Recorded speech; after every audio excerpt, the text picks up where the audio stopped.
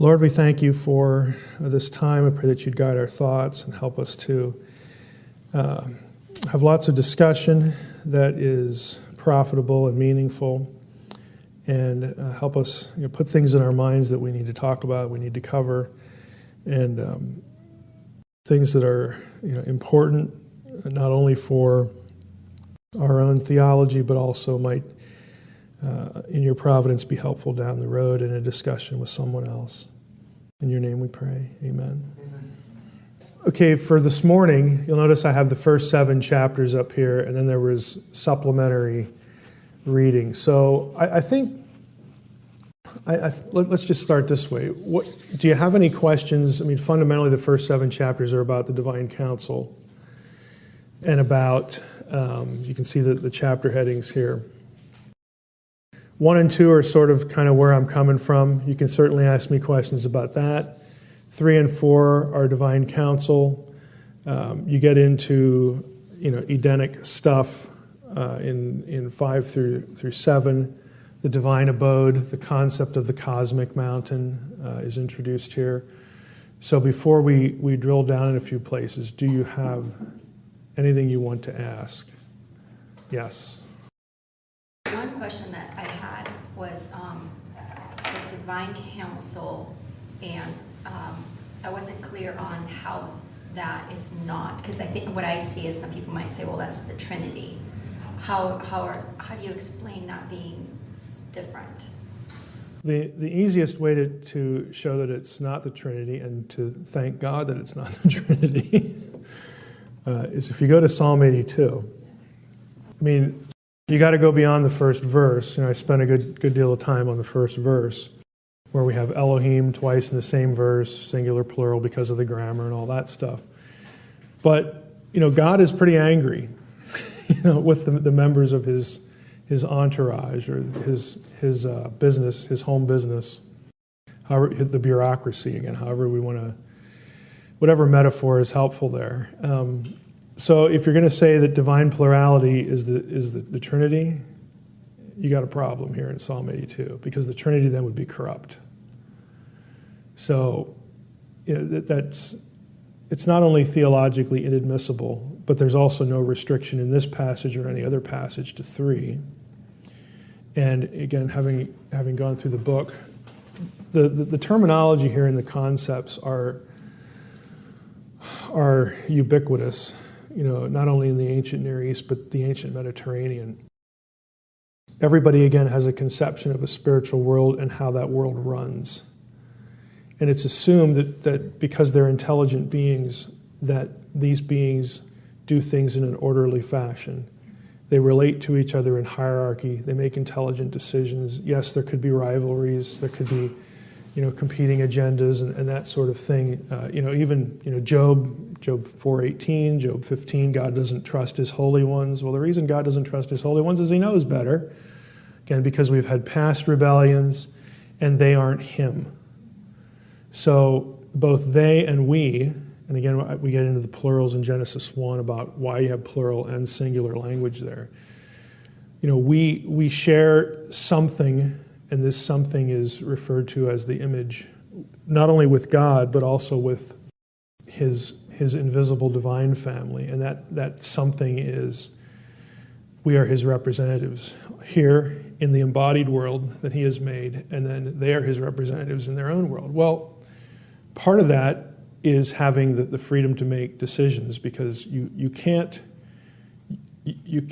not have, to sound like Augustine here, you cannot not have free will and image God.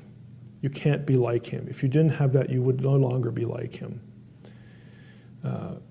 because he's not a robot. He's not an automaton. Now, we don't have perfect freedom. We don't have exhaustive freedom, but most importantly of all, we do not have his character.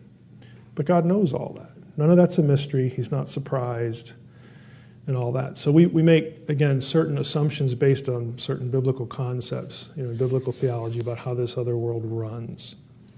And that is very familiar to anyone living in that environment, really prior to the modern world. I mean, everybody sort of has this conception. And, to funnel all that, into the Trinity is not only unnecessary, but in certain passages it'll really produce bad theology. So that's the easy way. Now, having said that, again, since you've read the book, you know that I do believe that there is a Godhead taught, conveyed is probably a better word, in the Old Testament. But I just don't get it. I don't import it into passages like Genesis 1:26 and pretend that's the Trinity, or in some other passage. I think it's easy to demonstrate a two-ness, an invisible Yahweh that's in the heavens, and then a visible Yahweh that can be simultaneously on earth, embodied, typically appearing as a man in the Old Testament. That's really easy to show. It's a little more difficult. Once you know what you're looking at there, then some of that language gets applied to the Spirit. And that's actually where Trinitarianism comes from. We can talk a little bit more about that. Trinitarianism does not depend on things like, well, the New Testament writer uses a masculine pronoun here of the Spirit.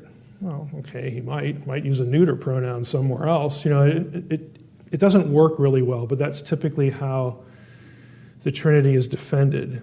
And I think largely because we're kind of unaware, you know, of the framework. And this is one place I do want to drill down, because I get this issue a lot, this question a lot.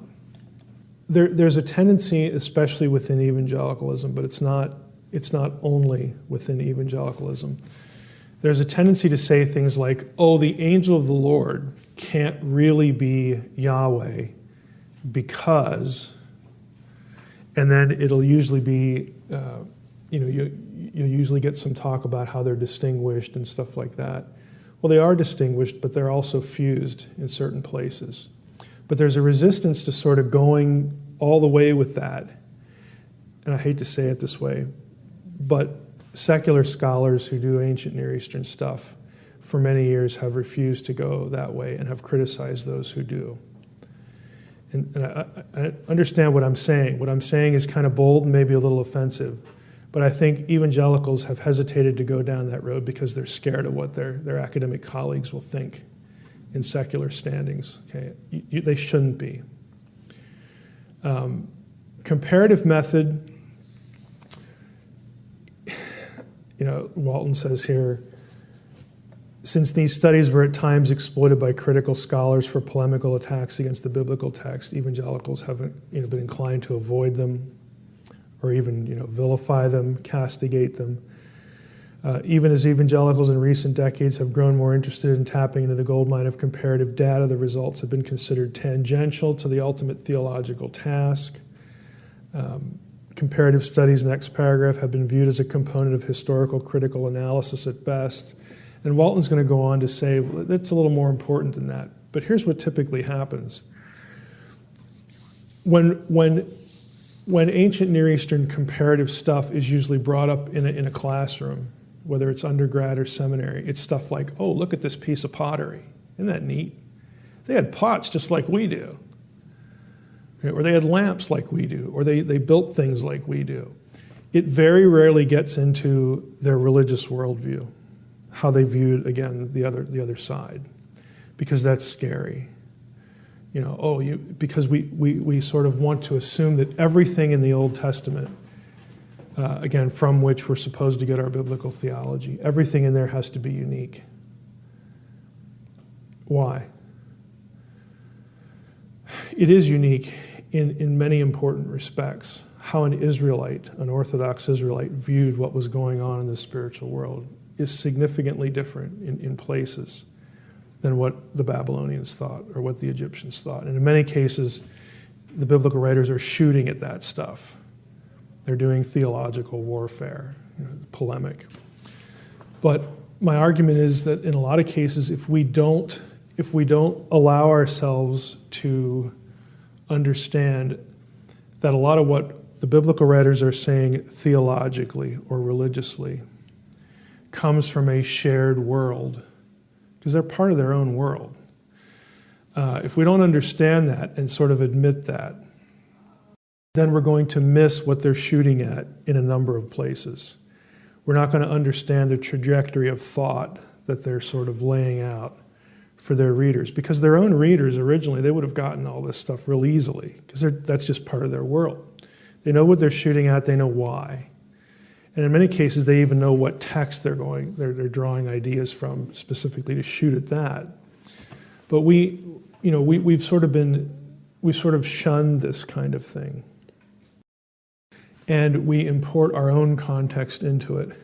So instead of going to Genesis 1:26 and saying, God is speaking to his council, we already know they're there because of Job 38, and he's announcing to them, hey, this is what we're going to do, this is a great idea, I want to create humanity, in our likeness, as our image, and then when he actually does it, then it transfers to singular language, because God is the only creator.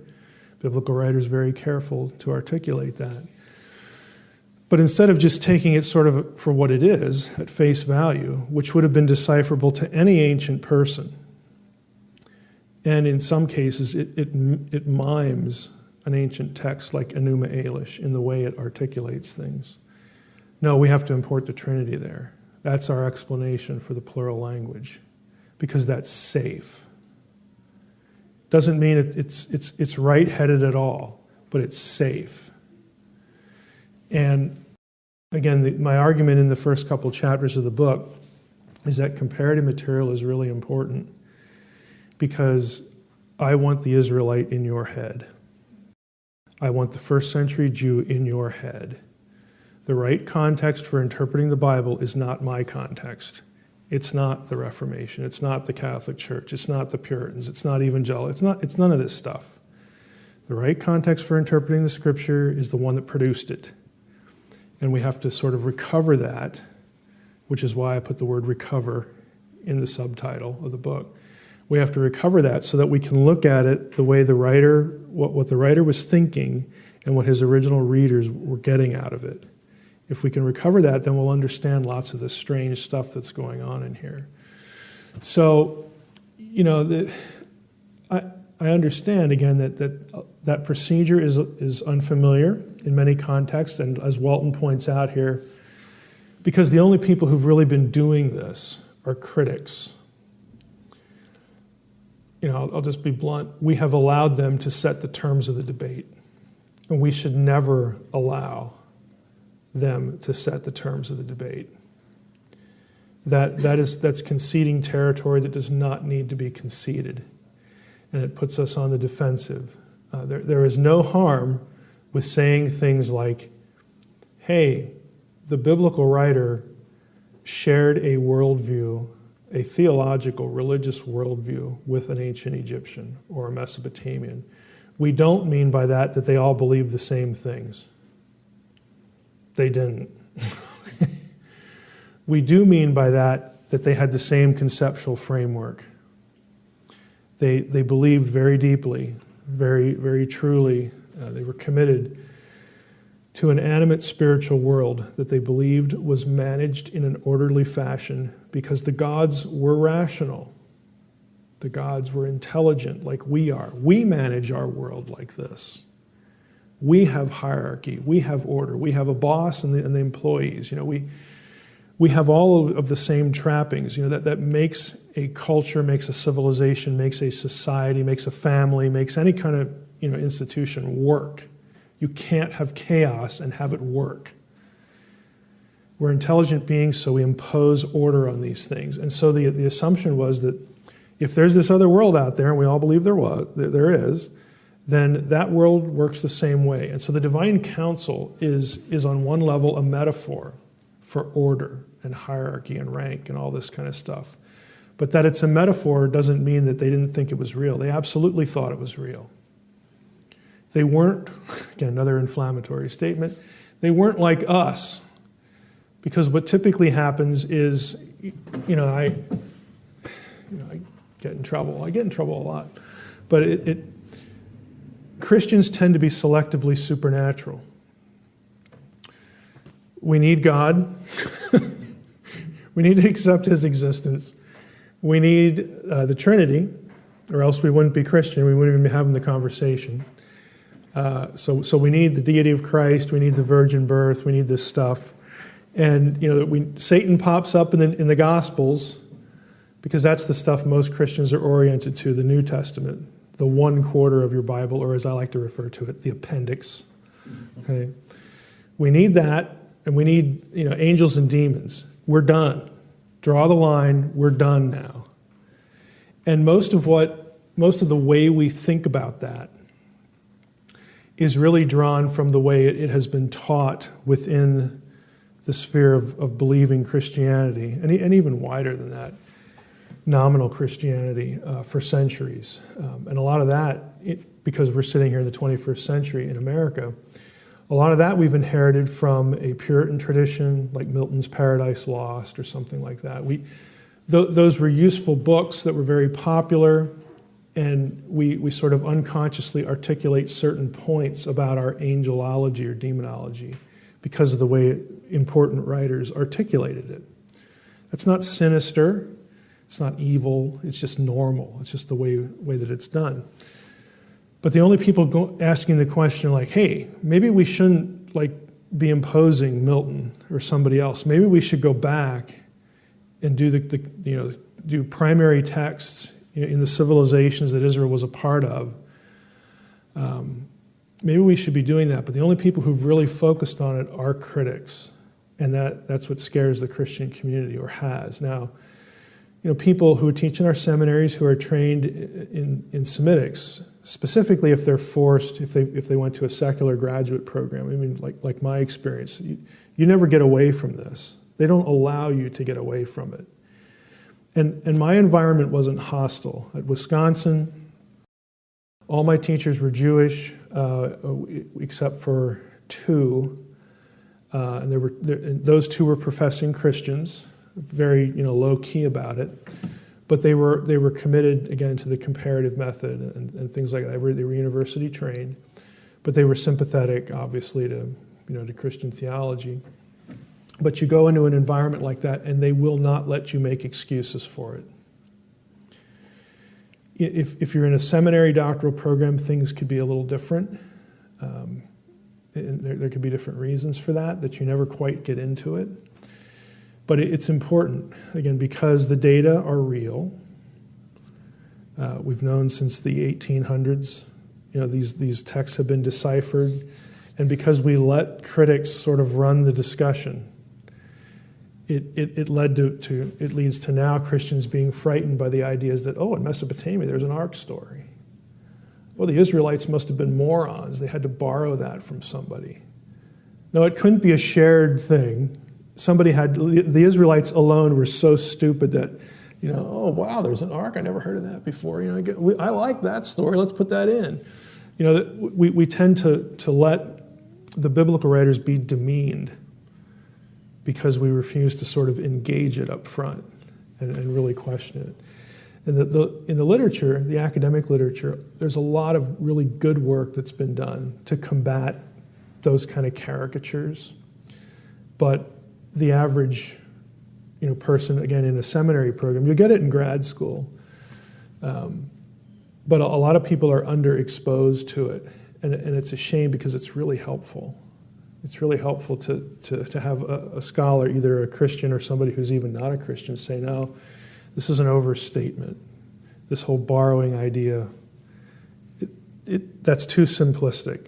We need to rethink this, and here's how to do it. And so what I'm trying to do here is expose people to the fact that this material exists, and also help guide you towards some things that will help you parse it a little better and not fear it. There's no reason to fear it. Think about it theologically. This is God's choice. God chose to prompt the people to write Scripture that He did. And they lived at a certain time, at a certain place, in a certain environment. They had a certain, again, frame of knowledge. They had a certain, knowledge content about the world. It wasn't a mistake.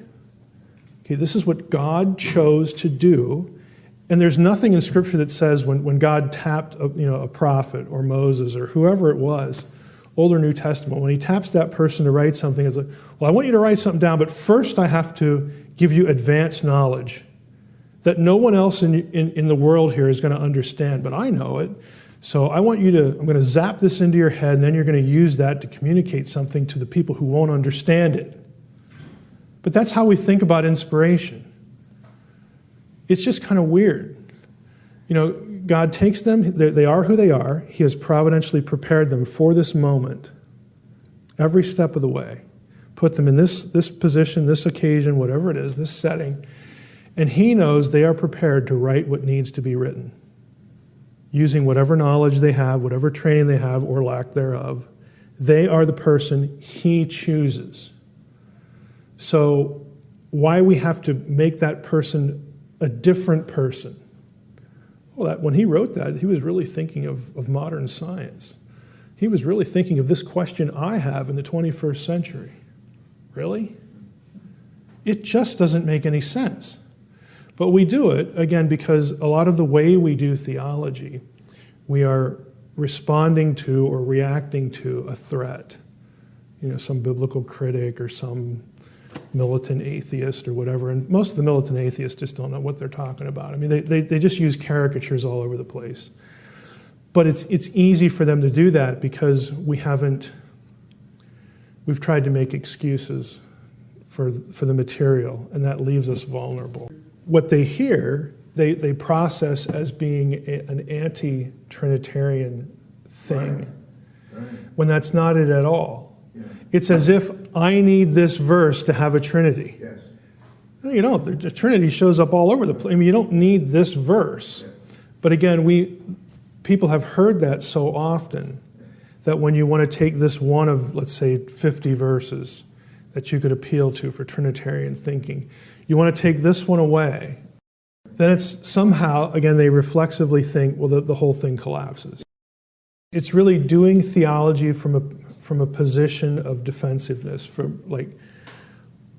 You're always sort of in the mode that I'm being attacked. And I understand that because, again, we have, let's face it, we live in a hostile world. The world has long been hostile. We tend to think this is like post-Darwin or something. No, it's like post-cross. Okay, people have been hostile to the claims of Christianity since there was Christianity. But a lot of people, fortunately, did not live in a defensive mode when they're articulating theology. But that's why people do. But I have found, and it doesn't always work, but sometimes it works. But I have found that if you can show people sometimes that there's a problem, or at least there's a toehold, let's just go back to Genesis 1:26. So let's just assume it's the Trinity. So what we have there is God announcing a decision to two members of his Godhead that should have already known what he was thinking. I mean, if it's the Trinity, why wouldn't they know? Why does he have to announce it? That leaves the door open to, well, maybe those other two members are kind of less than he is. Maybe they don't know everything he does. I mean, if I were hostile to the Christian idea of a Trinity, I could easily use that to call the doctrine into question. In other words, I could use the verse that you think is defending your idea pretty easily to questioning the equality of these, Godhead persons, okay? If all the members of the Trinity are equally God, which of course Christian theology has to affirm and does affirm, then they all should have had the thought simultaneously. Sure. What do you need the announcement for? Sure. But if it's being announced to beings that are lesser, yes. Okay, and they're being drawn into the discussion, and Genesis 1:26 is really, I think other passages show it better, but the pattern is God will decree something, and then the beings of his entourage or his council will in some way be drawn into what God intends to do. And they might have direct participation or not. I mean, 1 Kings 22 is sort of the classic text for this, where God has decreed. The text is really clear. It is time for Ahab to die. So God, Micaiah says, I saw the Lord seated on his throne, the heavenly hosts standing around him. And the heavenly hosts are identified as spirits. Okay, it's not just, that's just language for the stars, or it's just idols or something. No, they're spirits. You either believe there's a spiritual world or you don't. And the biblical writers certainly did, so if you don't, that puts you in, between a rock and a hard place. So they're identified as spirits, and then they have a meeting. Well, the spirits begin to discuss, with each other. Well, how do we do this? And one of them steps forward and says, Mike's paraphrase, I got an idea. Pat me on the head. I got an idea. I'll go down and be a lying spirit in the mouth of his prophets, in the mouth of Ahab's prophets. That'll get him to go up to remote Gilead, and there he'll die. And God says, that'll work. In other words, it's not that God needs ideas. If one of the spirits would have stepped forward and said something stupid, God would have said, oh, come on, just go back to bed. It's just not going to work. Okay, God knows what's going to work. He's not surprised by any of this, but he allows participation. And now it's up to that spirit to carry out the decree. It's already decreed. God will get this done. Daniel, why is the decree of Nebuchadnezzar's insanity in Daniel chapter 4, why is it called the decree of the Most High? That's the one we remember and the one we preach, okay? But it's also called the decree of the watchers, plural. Well, whose decree is it? The answer is yes. Okay, Daniel 7, divine council meeting. The court sat, and then the fate of the four beasts is decided.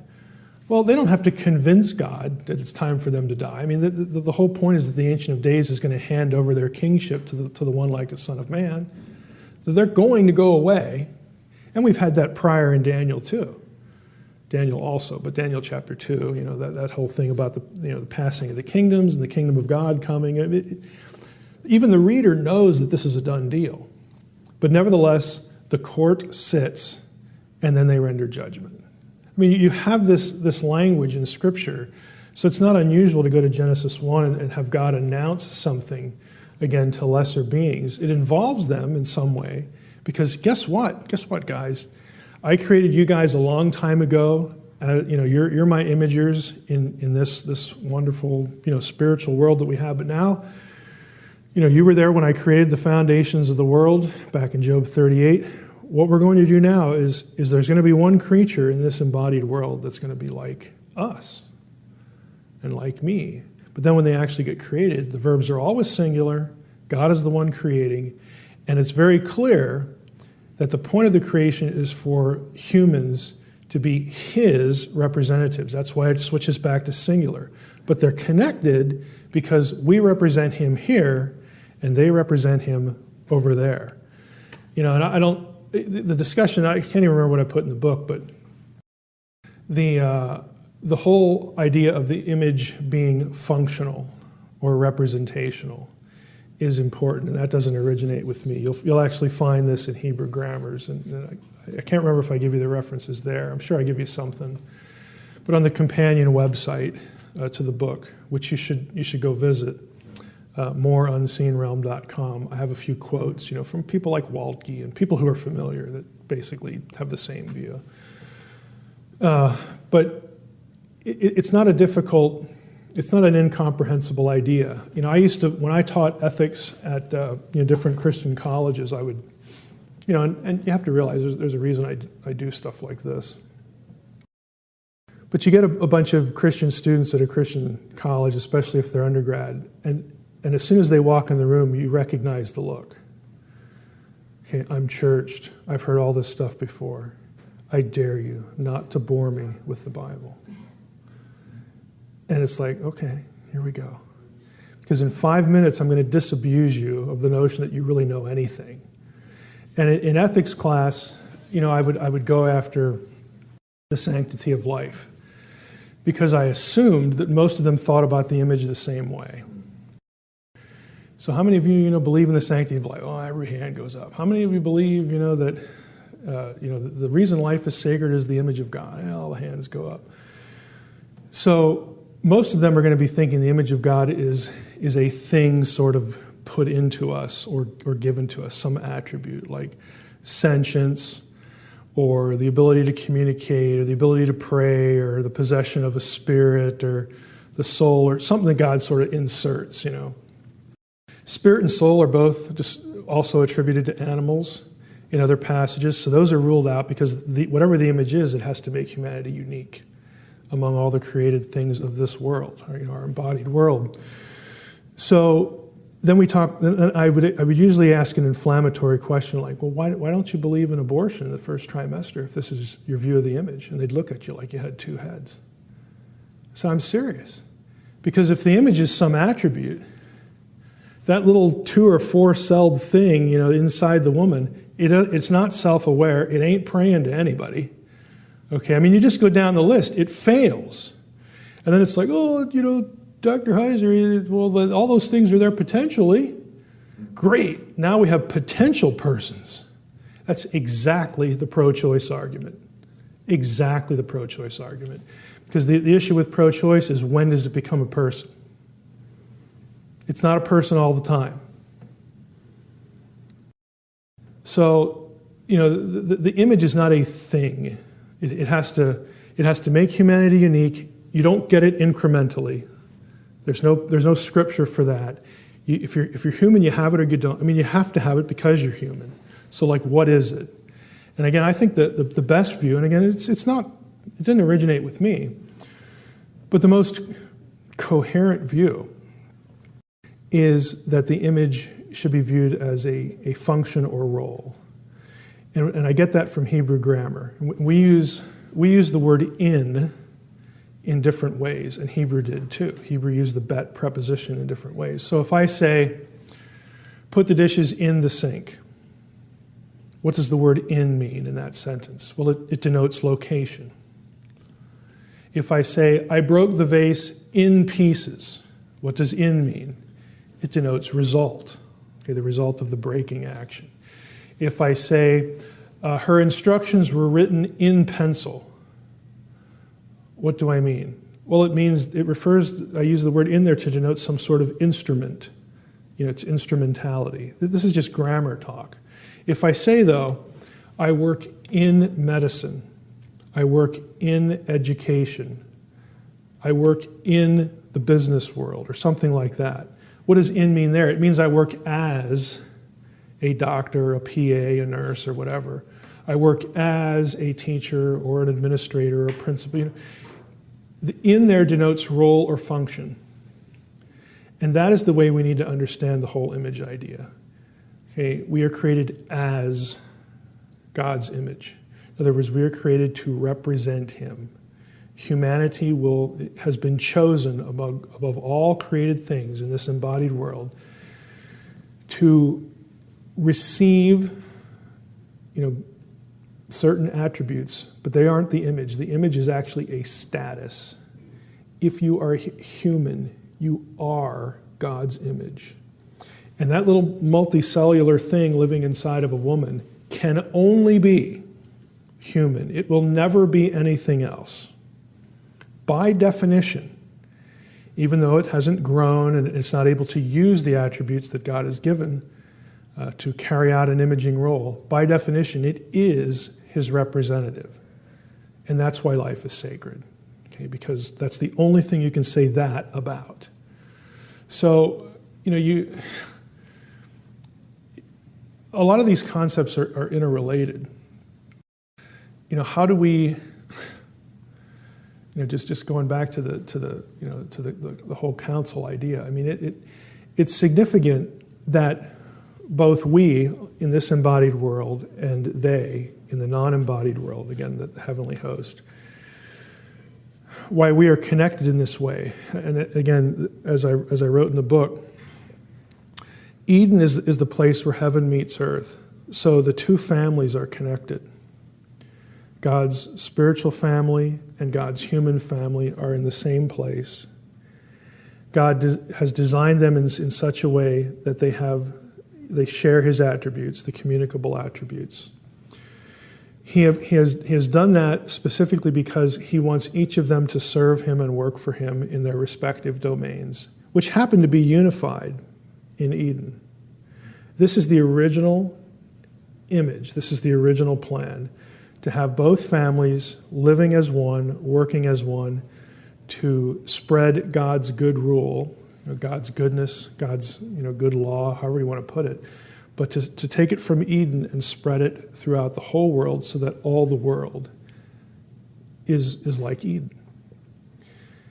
And of course that gets all messed up. But that is why you get this, in biblical history, you get this repeated effort to kickstart, to go back, to the kingdom of God, to kickstart the kingdom of God again. And it always has to be run through humans, because that's the original plan. You can't alter the plan, because then you could charge God with saying, well, I guess that wasn't a good idea. Or if it had been a good idea, why did it fail? Why didn't you do something? All this kind of talk that you can sort of lay at God's feet. Ultimately, this is why you have to have incarnation. I don't really get into this in the book, but if you think about it, God not only involves humans from the get-go in the way he wants not only earth, but the way he wants the heavenly sphere, again, to be united to earth. He wants to be with his people. He wants to be with the embodied creation he has.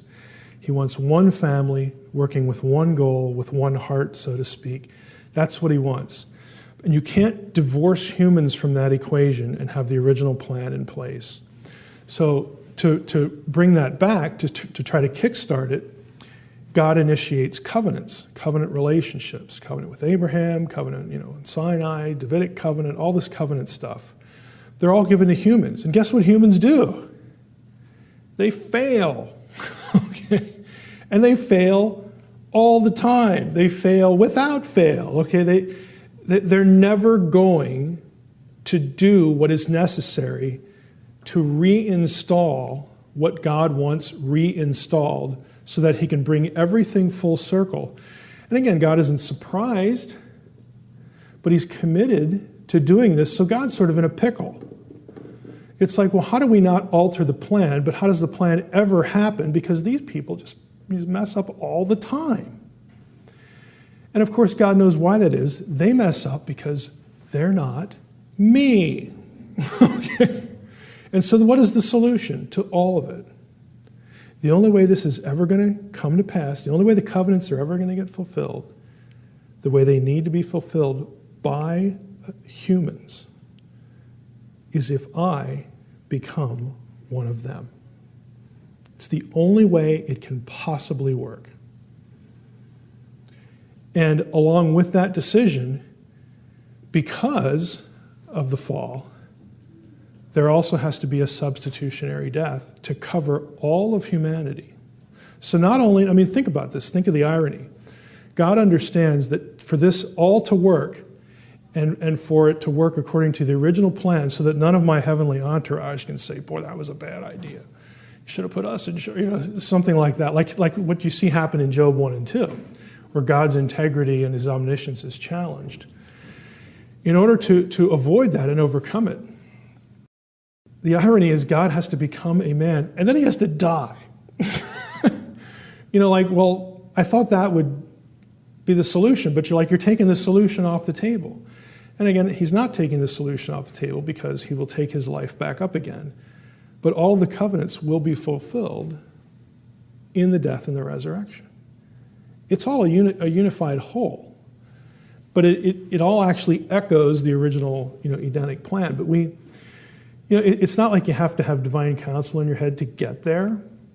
But if you can see where it makes more sense to have God speaking to the council about a human being than God speaking to himself, without this going on over here. And again, it helps you avoid certain theological traps along the way.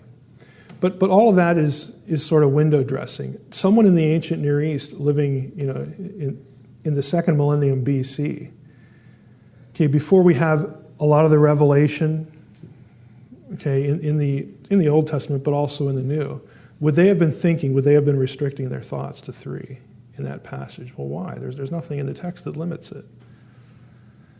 It's just not necessary. It doesn't harm anything. It's just not necessary. But since your experience is common, and I've had the experience too, where people are like, well, if I don't have the Trinity in Genesis 1:26, then you're taking the whole doctrine away from me. Boy, I mean, I never say this, but it's like, you really don't know your Bible very well, do you? You know, you don't have to have that. I have here my article and then the little article on the Satan. Did you read both of those or either of those? I mean, they build on what's in the book. In the book, the position that I hold is that I think the language there is a triple entendre, which means you certainly could have, you know, the appearance of a snake, but it's not really a snake. In other words, it's not a member of the animal kingdom. It's by definition a divine being. And everybody sort of knows that anyway. Think about this. Everybody knows that the serpent in the garden, again, because of what's said in the New Testament, everybody knows that wasn't really a snake. It was really, you know, Satan or something like that. You know, like Lucifer is what people usually use, you know, drawn from the Vulgate in Isaiah 14. But they know it's a divine rebel. Okay, let's just use loose terminology here. Satan is fine, because that's what Revelation 12 has. But they know this, but yet when you tell them, okay, well then it wasn't really like just a member of the animal kingdom, then they sort of freak out. Well, I'm sort of just affirming what it is you know it's more than a snake anyway, so why do you care what it necessarily looked like or what it was on? Are we doing zoology now? I mean, why do you necessarily care? I mean, Nakash, it depends on how you read the intent of the form. It's hanakash in Hebrew. The simplest reading is noun with definite article, means serpent. That's the simplest reading. And, you know, there's nothing wrong with it. If you take it as a verbal root with the definite article, then you have a participle. Okay, the one who dispenses divine knowledge, you know, for the one who divines. Okay, it's a verb that means to practice divination, or again to dispense divine knowledge. Well, he certainly does that, you know, because that's how he tricks Eve. So that fits. So maybe that's how we should translate it. If you take the root adjectively, then it refers to appearance, something shiny. With definite article, it would be the shining one, which is a phrase, not necessarily the same lemma, but it's a phrase used elsewhere in the Old Testament for divine beings. It's sort of a stock description of divine beings. So my view is that when an ancient Israelite, when an ancient reader would have read that, you know, for sure they could read that and think serpent, but they probably would have thought of the other two as well, because they know the language. There's a play on words here. So, don't just pick one, is what I'm trying. Don't just pick one. Consider all three, that all three ideas are being communicated, and all three of them tell you it's not just an animal. And again, that's very consistent with what we see in the New Testament, but it's like when you just say that, people, you know, tend to again, sort of freak out, like you're fiddling with the story. And I'm not fiddling with the story, because an original reader would have been tracking on all three of these ideas. And if you read the story, all three of those ideas, the divinity, again, tripping up Eve with dispensing divine knowledge that distorts, again, what God had told her, and then a serpentine appearance. Yeah, you can have all three. Doesn't matter. What you shouldn't do is you shouldn't cut the other ones off and come up with theories that, you know, like for young earth creationism or something. Well, originally snakes had limbs and they walked around and talked. You know, that just isn't the point. No ancient reader would have been like thinking, boy, I'm glad that he used Hanakash there and the Nakash spoke, because that's going to become handy, you know, to answer this guy named Darwin who's going to live a few millennia after this. You know, again, I just don't know. I mean, I know why we do this to Scripture, because the Scripture needs to be something that is sort of living, you know, in the sense that it applies to the discussions we have today. But the problem is that we assume that the original context is our own. And when someone points out that, well, they probably, that wouldn't have been really in their heads at all, then that person tends to become a villain, as though that person is trying to defend this other bad idea over here that is a threat, you know, to something legitimate like a creator. And that isn't the point at all. I don't know how we've trained people to just be so theologically defensive. I mean, I understand it on one level because it's Scripture. We want to protect it. I understand the impulse.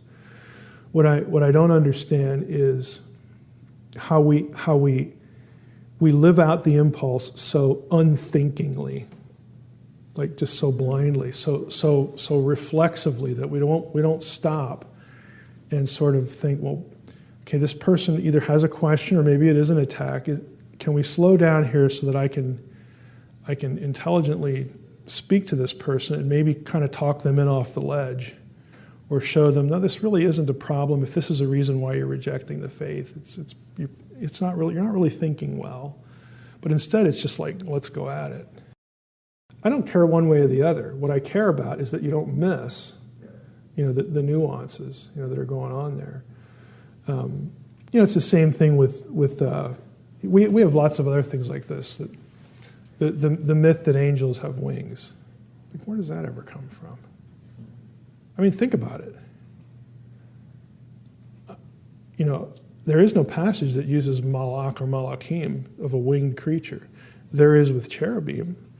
And so we tend to conflate the two. Malachim and cherubim are not the same. They were not the same to anyone in antiquity. But it's up there in heaven, and it ain't like a devil, and it ain't God, so let's put them all under one label.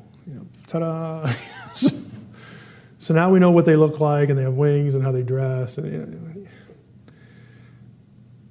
again, it's not a bad thing. It's not damaging. It's a little bit silly. But we have things like this, that we sort of reflexively go to. The article here about monotheism, polytheism, my article here.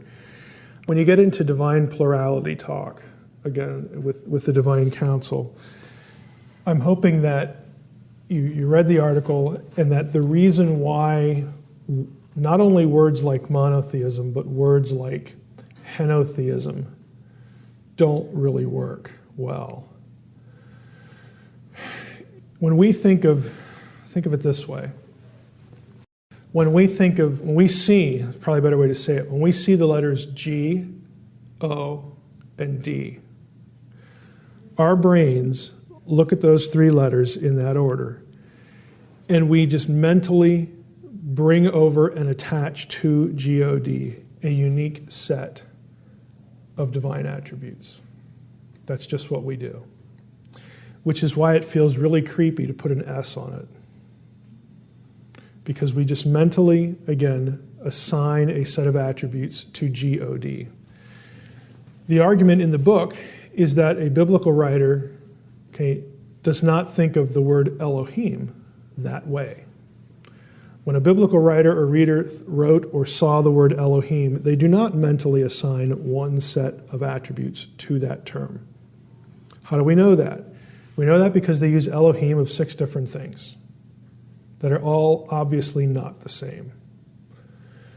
Again, I'm rehearsing book content here. But the point is that the thought of monotheism as we use it, that there's one unique God of Israel, that is consistent with what biblical writers do. They just don't communicate that with the term Elohim.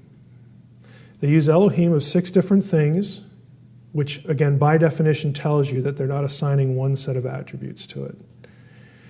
Angels, or at least one angel, there it is the same entity, depending on how you take certain references, but some say it's angels as well, plural.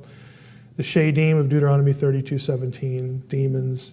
We get the gods of the nations. We get goddesses also called Elohim. We get the God of Israel called Elohim. We get the gods of the council in Psalm 82:1 called Elohim. But the kicker is the disembodied dead are called Elohim. Okay, no Orthodox Israelite would think my dead grandma is at the same ontological level as the God of Israel. No one is thinking that. But they're both called Elohim. Yeah. So what? Now, if I referred to my dead grandma as a god, because of what we think of when we see God, we think, this guy's crazy, he's a polytheist or whatever. Again, that's because of the way we think about God. It's not the way a biblical writer thought about Elohim. And Elohim is a word you would use to describe a resident of the spirit world, the world that what's in that world is by nature disembodied. That's all it is. In that realm, Yahweh is an Elohim among lots of other Elohim, but he is unique. Yahweh is an Elohim, but no other Elohim is Yahweh. And the biblical writers communicate that by the way they describe Yahweh. He's the only one that deserves to be worshipped. He's the only one who's the creator. He's the only one who's sovereign. He's the only one who's described as being all-powerful. All these different ways. And in fact, he creates all the other ones. So that's the way they communicate what we think of as monotheism. So in my journal article, the point I'm trying to make is that monotheism as a term is a bit inadequate because of the way we read it. It's a 17th century term, and we interpret it as saying no other gods exist. And that is contrary to what you actually see in the Hebrew Bible, because the gods are just spirit beings. But the conception of it, sort of the spirit, if you want to say spirit versus letter, the spirit of the term, that the God of Israel is unique, that is secure biblical theology. It just doesn't hang on that one word. So while monotheism is inadequate, and this is why I say you're better off describing what an Orthodox Israelite believed, as opposed to trying to put a 17th century word on it. You're better off just describing it. The same goes for henotheism, and I wanted you to read the article for that reason. That, it's not just, again, how do we understand the denial phrases, and I'll come back to that in a second. But many times you will see, like on the internet, again, people who are hostile to biblical theology, they will read either what I wrote or what somebody else wrote and say, well, this is henotheism. That is inadequate as well, because what henotheism presumes, henotheism is the idea that you have many gods and then there's one on the top. But what they don't tell you is that henotheism presumes that the one God on top could change. He could be displaced either by warfare or by popularity or unpopularity, some sort of cultural movement, whatever it is. The one at the top can change. He just won the election and he's been there for a while, but that could be different 100 years from now or next year. Okay, no biblical writer is going to be thinking like that. To a biblical writer, Yahweh is species unique. And part of that uniqueness is all power. It is all sovereignty, things like this. He is not going to be displaced. Even when they're in exile, okay? Even when they're in Babylon, this is the whole point of Ezekiel 1. I don't want to rabbit trail too far into that, but the theological messaging of Ezekiel 1, where the four faces of the cherubim, as Dan Block points out in his commentary, it's not a coincidence that the four faces of the cherubim are the four cardinal points of the Babylonian zodiac. That is not a mistake. The four corners of the earth, as it were. Well, Yahweh is seated on top of them on a throne. So the theological messaging is pretty clear. It is not Marduk of Babylon that controls heaven and earth, that controls time and history. Even though we're sitting here by the river Kivar and we just got kicked around, and Marduk, the Babylonians, are claiming to have defeated Yahweh. Ezekiel borrows that imagery that would have been associated with Marduk and puts Yahweh on the throne. It's unmistakable. It is Yahweh who controls time and history and circumstance, not Marduk. So even when they're displaced, a biblical writer is never going to think that Yahweh can lose his status or position. So henotheism is not a workable term, even though, again, you're going to see that. And I think there's apologetic value in understanding that. Monolatry, I talk about in the article. Monolatry is the exclusive worship of one deity. Well, Orthodox Israelites were certainly monolatrous, but that isn't all they were. They also assigned uniqueness to Yahweh. So all of our polytheism, again, polytheism assumes a sort of ontological sameness, at least with an inner core of gods. Or it assumes that there were olden gods behind the ones of the high pantheon, polytheistic systems. That isn't what a biblical writer thought either. If you assign attributes to a word like Elohim, well, then you get drawn into that territory. But that isn't what biblical writers do. Okay, they don't think, again, your departed dead aunt, or the gods of the nations, or Chemosh or Baal. They don't think that they're ontological equivalents to Yahweh. So none of our terms, monotheism, polytheism, henotheism, monolatry, none of them are adequate. So don't get drawn into this trap of, again, militant atheists love to do this, people who are hostile, again, to biblical theology. They love to do this. If you take Psalm 82 seriously, you must be one of these terms. No, I'm not any of these terms. None of them are adequate. I want to describe for you what an Israelite believed based upon what I see at different points in the text. I'm not going to base my argument on one term. But that's where they want you to go.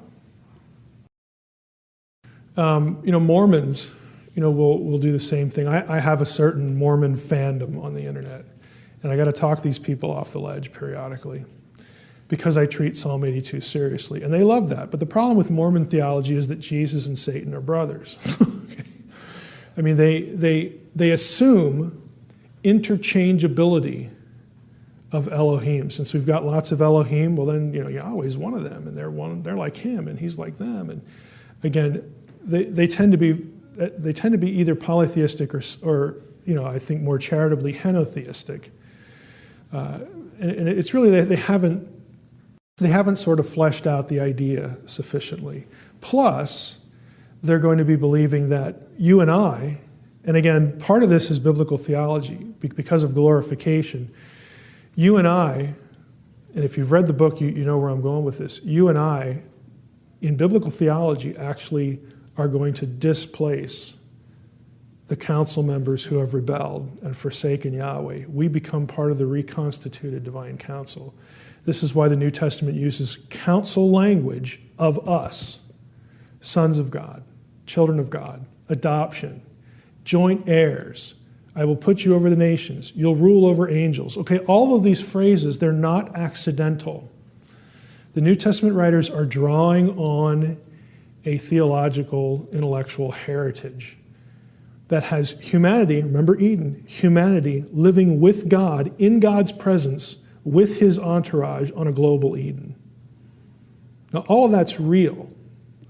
All of that is a biblical theology of glorification. But we teach glorification in church and, Sunday school and seminary classes and whatnot, but there's a lot of baggage that we miss to it. And a lot of the baggage is related to counsel. Well, Mormons will take this, and then they'll assume that we all become Yahwehs. We get our own planets, we get to populate, we get to repeat the cycle, that kind of thing. Scripture is very clear. We become like Jesus. We don't become Jesus. We don't become Yahweh. And the divine counsel idea, again, properly refracted through the Hebrew Bible. No Israelite writer is going to assume that any one of these other Elohim are ever going to be Yahweh. They, by definition, are inferior. They're all Elohim. But since we're not talking about attributes, they are not him. And we won't be him either. But Mormons, will tend, again, to take the divine plurality passages, and they know that they're out there. They'll tend to take these things and extrapolate again to the unnecessary. They'll grasp the obvious, but then they'll extrapolate to the unnecessary. And I might be, I don't know, maybe Craig Blomberg. Sam, you could probably tell us if Craig Blomberg has been published in a Mormon journal. But if he hasn't, I'm the only one. Well, he has. Okay. Mm-hmm. Because I have a critique of Mormonism's use of Psalm 82 published in a Mormon journal, and that was at their invitation. And they were perfectly nice about it. It was a great experience. And you never know quite, where they're at. But on Psalm 82, the guy who's sort of their, I know both of the guys who are sort of their go-to guys for this. We chat all the time at like SBL. But that's where they're at. And they will take that and go back to Eden, okay, back to Adam, and talk about Adam's, original divine, glorified state and all that kind of, well, yeah, we're going to be, he was like Yahweh. Yeah, I know he was like Yahweh. I know that's why, that doesn't mean he is Yahweh. So you get into these arguments, with them, but that's where they're at. So just be aware. Again, don't get sucked into, don't let the other guy frame the discussion. Okay? You should never let the other guy frame the discussion. But that's what people will do. They'll do it on a secular level to try to make your theology something that it's not, to caricature, again, Christian theology or biblical theology. Or they will try to make you some sort of, heretic, with it. It's easy to play the word games. Don't fall into the word games. So I wanted to be clear on that. Also with that, if you read that article, again, you know that when we're talking about the secular context, most of, the terminology is really hard here. I want to say most critical scholars, but then that makes evangelicals sound like they're not critical thinkers, so I hate that. Most non-confessional scholars. I don't like that one either, because then it makes it sound like evangelicals only do theology on the basis of their own theology. But you get the point. Most people who are not in the evangelical orbit and who are somewhere outside, meandering around here, most of them in the quote-unquote secular world believe wholeheartedly that Israelite religion, okay, and they'll include the biblical writers in this, Israelite religion evolved from polytheism to monotheism. That is almost universal in the literature. And it's because they make the same kind of mistakes that we've been talking about here.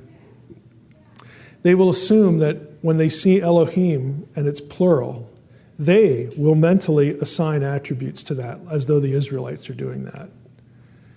And then they say, well, if it's plural, then that has to be polytheism. So for them, the very existence in the text of a divine council composed of other Elohim means polytheism. And you'll find that all over the place. And again, I explain why I object to that in the article. And this was actually part of my dissertation. I think basically the consensus view is nonsense. It doesn't make any sense. It's based on circular reasoning, because they don't assign attributes to the term. But you have this neat evolution where at one point in Israelite religion, so they say, Yahweh and El were distinct deities. In fact, if you go to Psalm 82, okay, they'll have Yahweh as an underling deity. And you might wonder, well, how in the world do they get that? Okay, you can look up some of the references in my footnotes and go read those articles, and you'll see how they get that. Deuteronomy 32, 8 and 9, when the Most High gave a portion, divided up the nations, gave the nations their inheritance, he divided them up according to the number of the sons of God. Okay, but Israel is Yahweh's portion, verse 9. So they take Deuteronomy 32, 8 and 9 and say, well, the Most High is the Most High, and Yahweh is just like a little underling deity. And the Most High assigns Yahweh Israel. So Yahweh and the Most High are different deities. So they'll take this kind of thing and argue for an original biblical writers, an original Orthodox Israelite polytheism. They'll say Orthodox Israelite religion was at one point polytheistic. Now there are all sorts of problems with the equation or the distinction of Yahweh and El. I'll try to put it in simplest terms again without getting into the guts of the article. But I have a couple articles on this, and the one I asked you to read was one of them. But it's very clear in the received text, in other words, the text as we have it, not the text as we imagine it existed before the one we have. You realize critics do that all the time.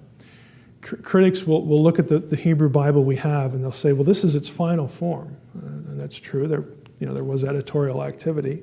Everybody knows that. Everybody admits that. But then they'll say, we know how to reconstruct what it was before. And that's when they start pulling passages out and putting them into a chronology and all this kind of stuff. And they'll do that, and then they'll create this polytheism to monotheism transition. And my question always is, how do you know you got that right?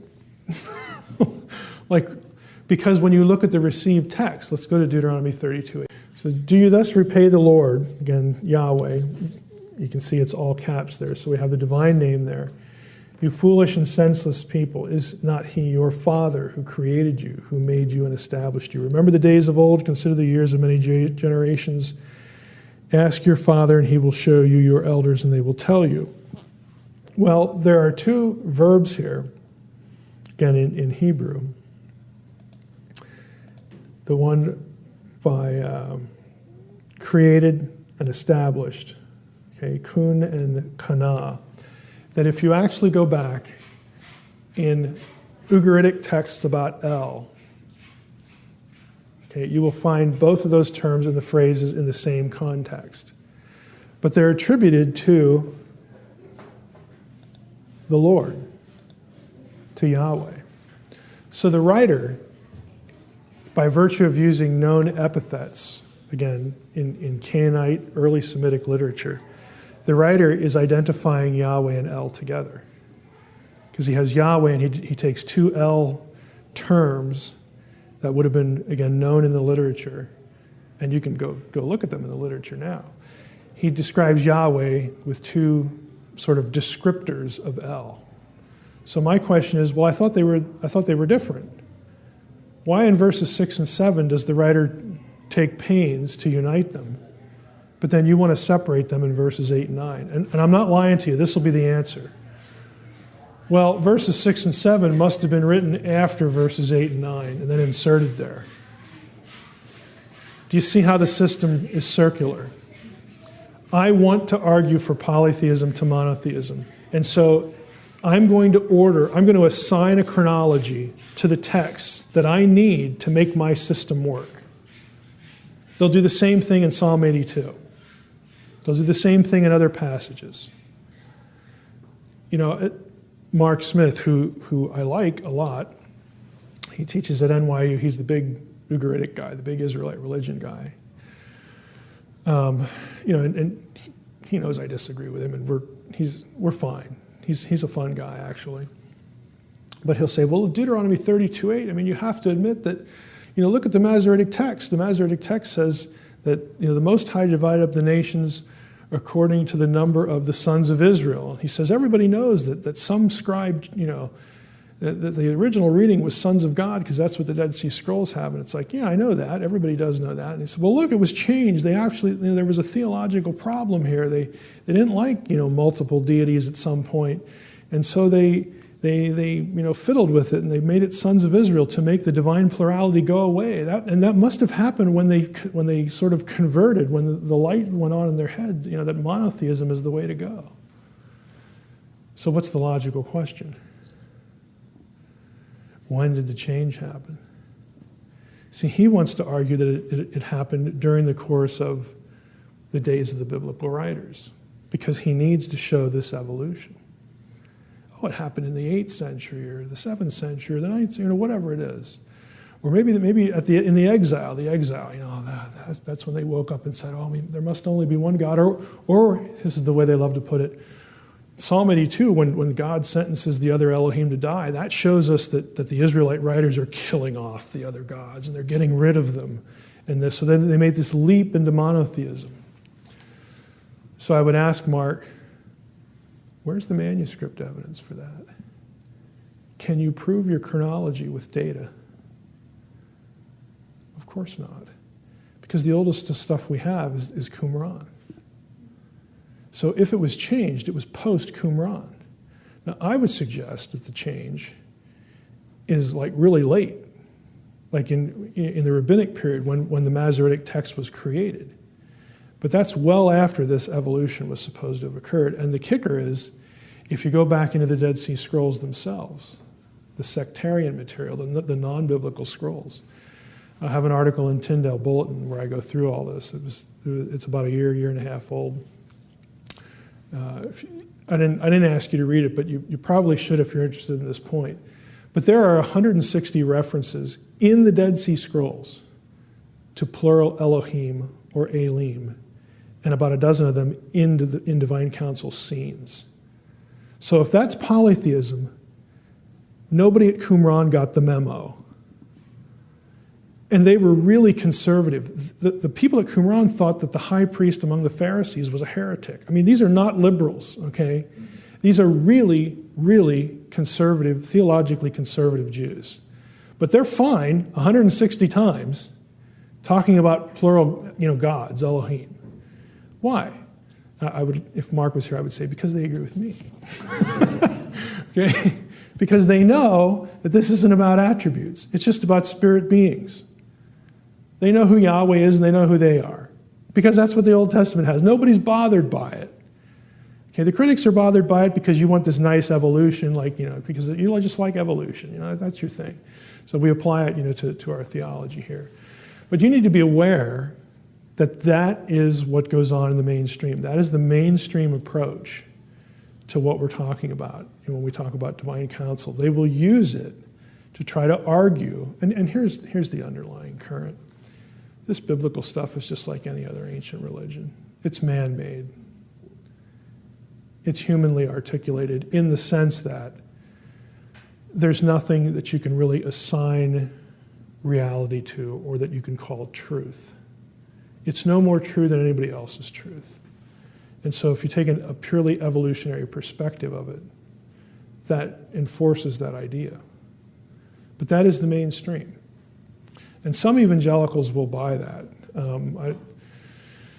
I'm not going to use any names because I'm not completely sure where they're at. But there are some evangelicals who will say, okay, it evolved from polytheism to monotheism, and the way they'll do that, they'll lump it under the progress of revelation, which is an easy thing to do. I mean, I could argue that, but I don't because I think the whole thing's nonsense.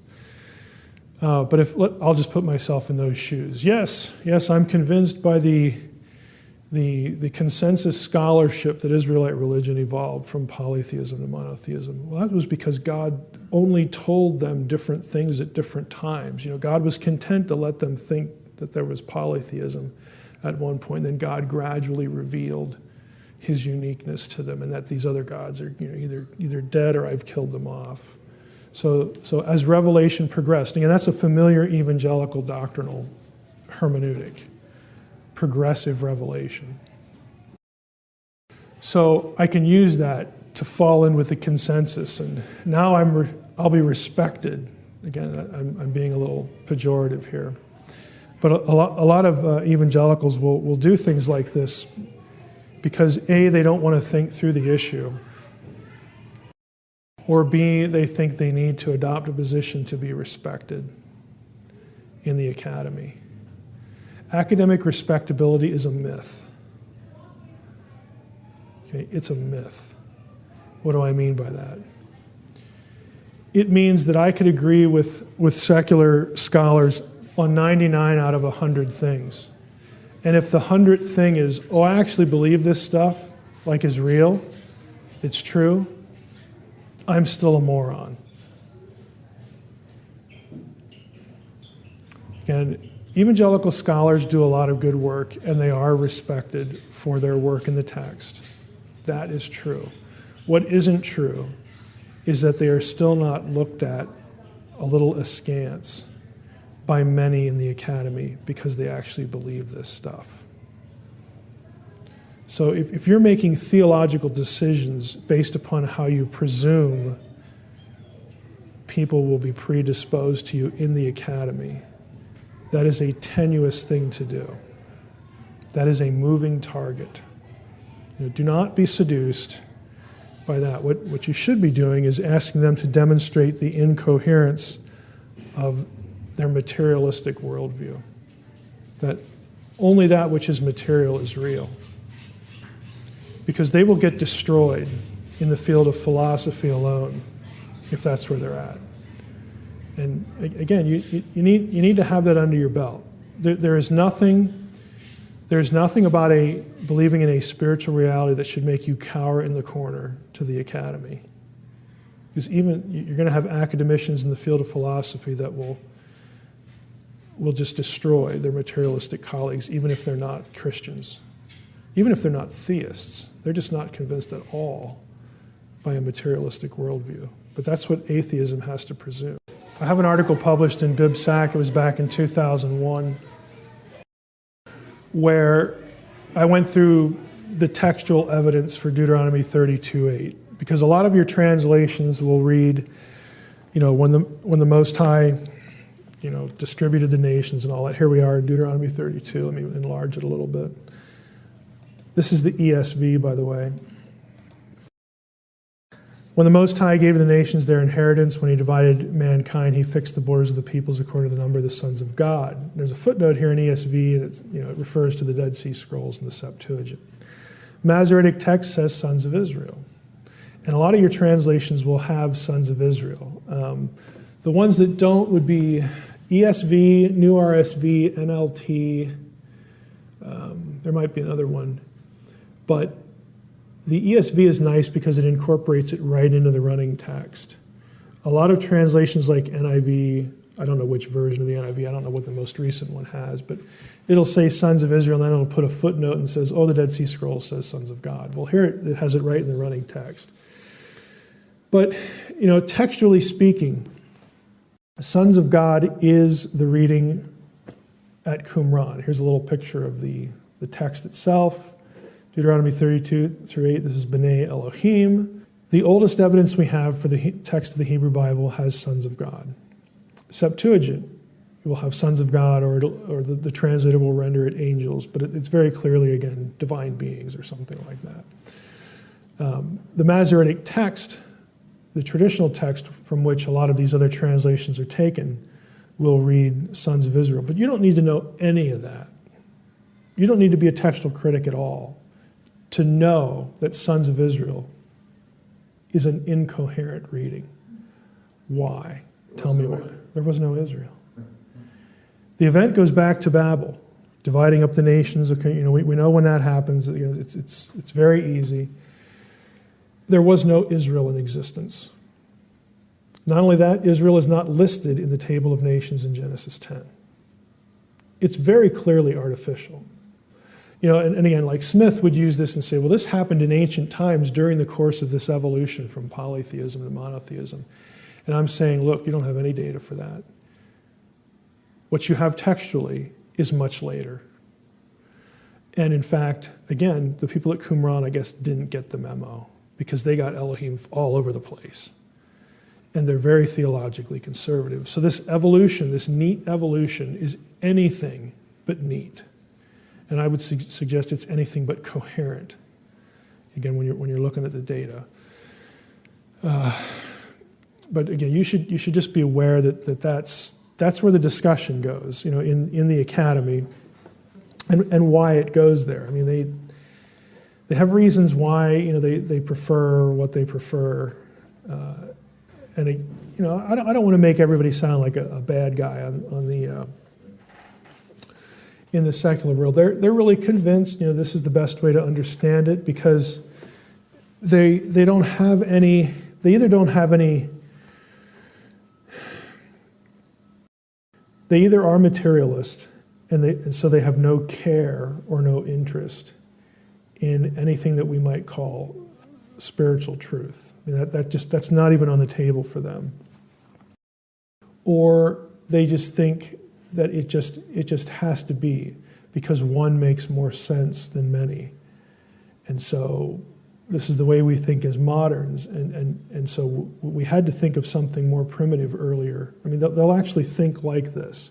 What it is in the old, when JEDP, the higher criticism in the 19th century sort of kicked into high gear. I mean, it was around before that. But it got married to an evolution. People began applying Darwin to religious beliefs. And they took Darwin's idea of biological evolution and they imposed it on religious ideas. And they basically, I hate to put it this way, but I'm being honest, they created fantasy. They had a certain conception about people in the ancient world must not have been as enlightened as we are. They must have been a little dumber. And so they assigned certain intellectual capabilities, intellectual ideas to primitives. And one of the things they assigned to primitives, again, people in antiquity, is a pure polytheism. And so that since Israelites were people, and they had to be primitives as well, they must have evolved religiously just like everybody else. And that got sort of systematized and codified along with the JEDP and other higher critical approaches to the Bible by Julius Wellhausen. You've heard of Julius Wellhausen along with JEDP. That was Wellhausen's major contribution, because there was source criticism before Wellhausen, but he married it to this evolutionary paradigm, evolving from primitive to religion to more enlightened religion. And since Israelites were people too, they had to do the same thing. So it's really as simple as that. And to those who adopt it, even if they have some sort of religious commitment, whether it's nominal or whether it's genuine, I mean, who knows, in many cases. But that's why they think that way. They can't let the Bible have superior status over what seems to be completely normal in the natural world. So it just gets carried out, in the religious sphere, just like that. We could talk about the. Let's go back up here to John 10. Again, this is a favorite of mine. This is not in the book. Let's go to John 10. In verse 34, Jesus quotes Psalm 82. Okay, verse 6. Let's go back up to the preceding, catch a little bit of the immediate context. Of course, Jesus is in another one of these face-offs, with the Jews, the Jewish leadership. And he has said in verse 30, I and the Father are one. Now, their reaction in verse 31 is pretty telling. The Jews picked up stones again to stone him. So when they hear him say, I and the Father are one, they interpret that in some way, for some reason, as being a blasphemous thing to say. This is what you do to blasphemers.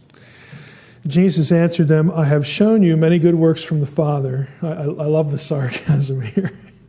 For which of them are you going to stone me? And the Jews answered him, it is not for a good work that we are going to stone you, but for blasphemy, because you, being a man, make yourself God. So again, it's really clear that what he has just said, he's drawn some equation between him and God, him and the Father here. Jesus answered them and says, is it not written in your law, I said, you are gods? There's the quote from Psalm 82:6. If he called them gods to whom the word of God came, and Scripture cannot be broken, do you say of him whom the Father consecrated and sent into the world, you are blaspheming because I said, I am the Son of God? If I am not doing the works of my Father, then don't believe me. But if I do them, even though you do not believe me, believe the works, that you may know and understand that the Father is in me. That's a very, again, telling statement. And I am in the Father. Of course, they seek to arrest him and he gets away. Now, I have yet, maybe Sam knows one, I have yet to come across a commentary on the Gospel of John that takes Jesus' quotation of Psalm 82 here, that takes Psalm 82 as describing a council of other Elohim. In other words, most commentators will go from John back to Psalm 82, and then they'll say something like, or they might give different views, but they'll land somewhere that has the Elohim of Psalm 82 being people, being Jewish elders, or the Israelite people themselves. And I think that view is just nonsensical, even though, again, I have yet to find a commentary that lands, that's the key word, that lands anywhere else. You will find commentaries that go through different views, but I think it's because of the lack of exposure in New Testament scholarship to the divine council stuff in general. And the problem I have with it is I don't see how it enforces Jesus' claim to deity here. Because in effect, it reduces Jesus to saying, hey, look, I can call myself a son of God because you guys are all sons of God too. So don't throw rocks at me. I mean, we're in the same boat here.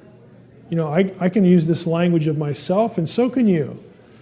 So again, how does that reinforce a claim to deity in verse 30, and then after, especially when he says, the Father is in me? Somehow, Jesus is thinking there's something going on in Psalm 82 that is consistent with what he's saying before and after. And if he's just saying, hey, I'm just like you, I don't see how that works at all. Now, the reason they get it, they go those directions, is if you go back to 34, is it not written in your law, I said you are gods? Again, there's the quotation from Psalm 82:6. And if you go back to Psalm 82:6, just to get that in our heads, I said, again, the speaker, who's the one speaking in verses 2 through 5? Well, it's the Lord of the council, okay, because he's charging them with corruption, and now he's going to throw down the sentence. I said, you are gods. Word there's Elohim. Turn on our interlinear. You're Elohim, you're sons of the Most High. B'nai Elyon, all of you. Nevertheless, you're going to die like men. So again, it's very clear he's talking about divine beings being sentenced with mortality for their corruption. And basically everyone in Semitics will take this and go back to Deuteronomy 32 and say, these are the gods of the nations who have ruled the nations corruptly, and God is going to sentence them, which is why the psalm ends in verse 8 with the psalmist declaring, God, rise up and take the nations. Take them back, okay? But most New Testament scholars don't have this framework in mind at all. Instead, they opt for the Jewish tradition that, well, the Elohim there are just people. They're us. And they say, well, how do you get that? They say, well, look at verse 35. If he called them gods to whom the word of God came. You get two views of this. One says they're sort of gods by default. Because remember back when Jethro suggested to Moses that he needed to appoint judges and helpers, help him govern Israel, and he did that. And, Israel as a nation corporately is called the Son of God in one place. And so, those judges must be sort of, Elohim, sons of God or whatever, gods. And it's just sort of an expression used because they rule over the people. That's one view. Even though if you go to Exodus 18, we'll just go there. If you go to Exodus 18, you can see that Elohim is adequately and sensibly translated capital G-O-D, except for one place. God's right here. The Lord is greater than all gods. So there's a contrast between the Lord and the other gods. All the other places you could perfectly well just translate it capital G-O-D. At no point in Exodus 18 are the judges that are appointed ever referred to as Elohim. So that view has a problem. And again, I discuss it in some of what you did have to read. The other view, going back to Psalm 82, or actually just stick with John 10, this idea of to whom the word of God came. Rabbis, rabbinic interpreters, assumed that this referred to the giving of the law at Sinai. The word of God is coming to the Israelites at Sinai. So in the giving of the law, they're saying this is a reference to the event of the law giving on Sinai. And so the gods of Psalm 82 must be all the Israelites, must be the Jews, the Israelites. They're just referred to as gods here. The big problem with that is we know where the quote comes from, Psalm 82. Sinai is never mentioned there, and neither is the law. So again, this is a very artificial interpretation that, again, I have yet to find a New Testament commentary on John that doesn't land there at some, eventually, even if they give you the other views. What I think is going on here is that Jesus does know what's going on in Psalm 82. And he defends his claim earlier, and of course, what's said afterwards. He and, of course, John, the writer, knows what's going on. I think his point is this. hey guys, doesn't your own scripture say that there are other non-human sons of God? Doesn't it say that? He quotes Psalm 82, because if they go back to Psalm 82, that's where they're going to find them. Sons of the Most High. There are other divine beings who are referred to as sons of God and also referred to as Elohim in verse 1. He doesn't quote verse 1, he only quotes verse 6. So there's precedent for me using a term like Son of God and not just saying I'm using it because I'm a Jew. There's precedent for him saying that look at what he would be doing there. Here I am standing in front of you. I'm embodied. I'm a person. I grew up in Nazareth. You all know who I am. And I'm claiming to be not just a human son of God, but a divine one. That's item number one. And I think when then he says afterwards, I mean, he's already said, I and the Father are one. So he's asking them to do the math. If there are other divine sons of God, but yet I can say that, but I've also said one other thing. I've said that I and the Father are one. And now I'm going to tell you that the Father is in me. Where's that going to take their mind? That's going to take their mind back to the name Theology. Remember the angel, the embodied angel, where God tells Moses, I'm going to send an angel on your way. And you better listen to him because he won't pardon your transgressions. Why? What makes him different? My name is in him. And the name is another way of referring to Yahweh's presence. So in the book, this is why I show you, I asked the question, who delivered Israel from Egypt? Because the angel with the name is said to do it.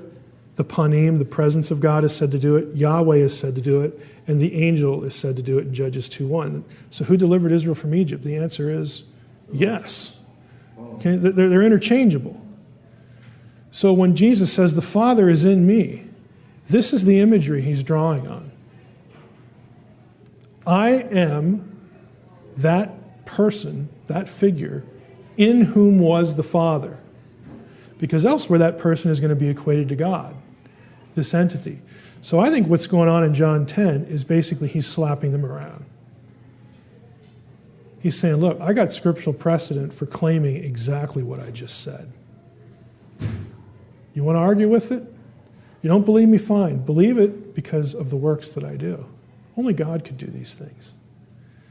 So I don't see how the normative view, and you'll see it everywhere in evangelicalism. Again, I've never run a commentary that lands anywhere else.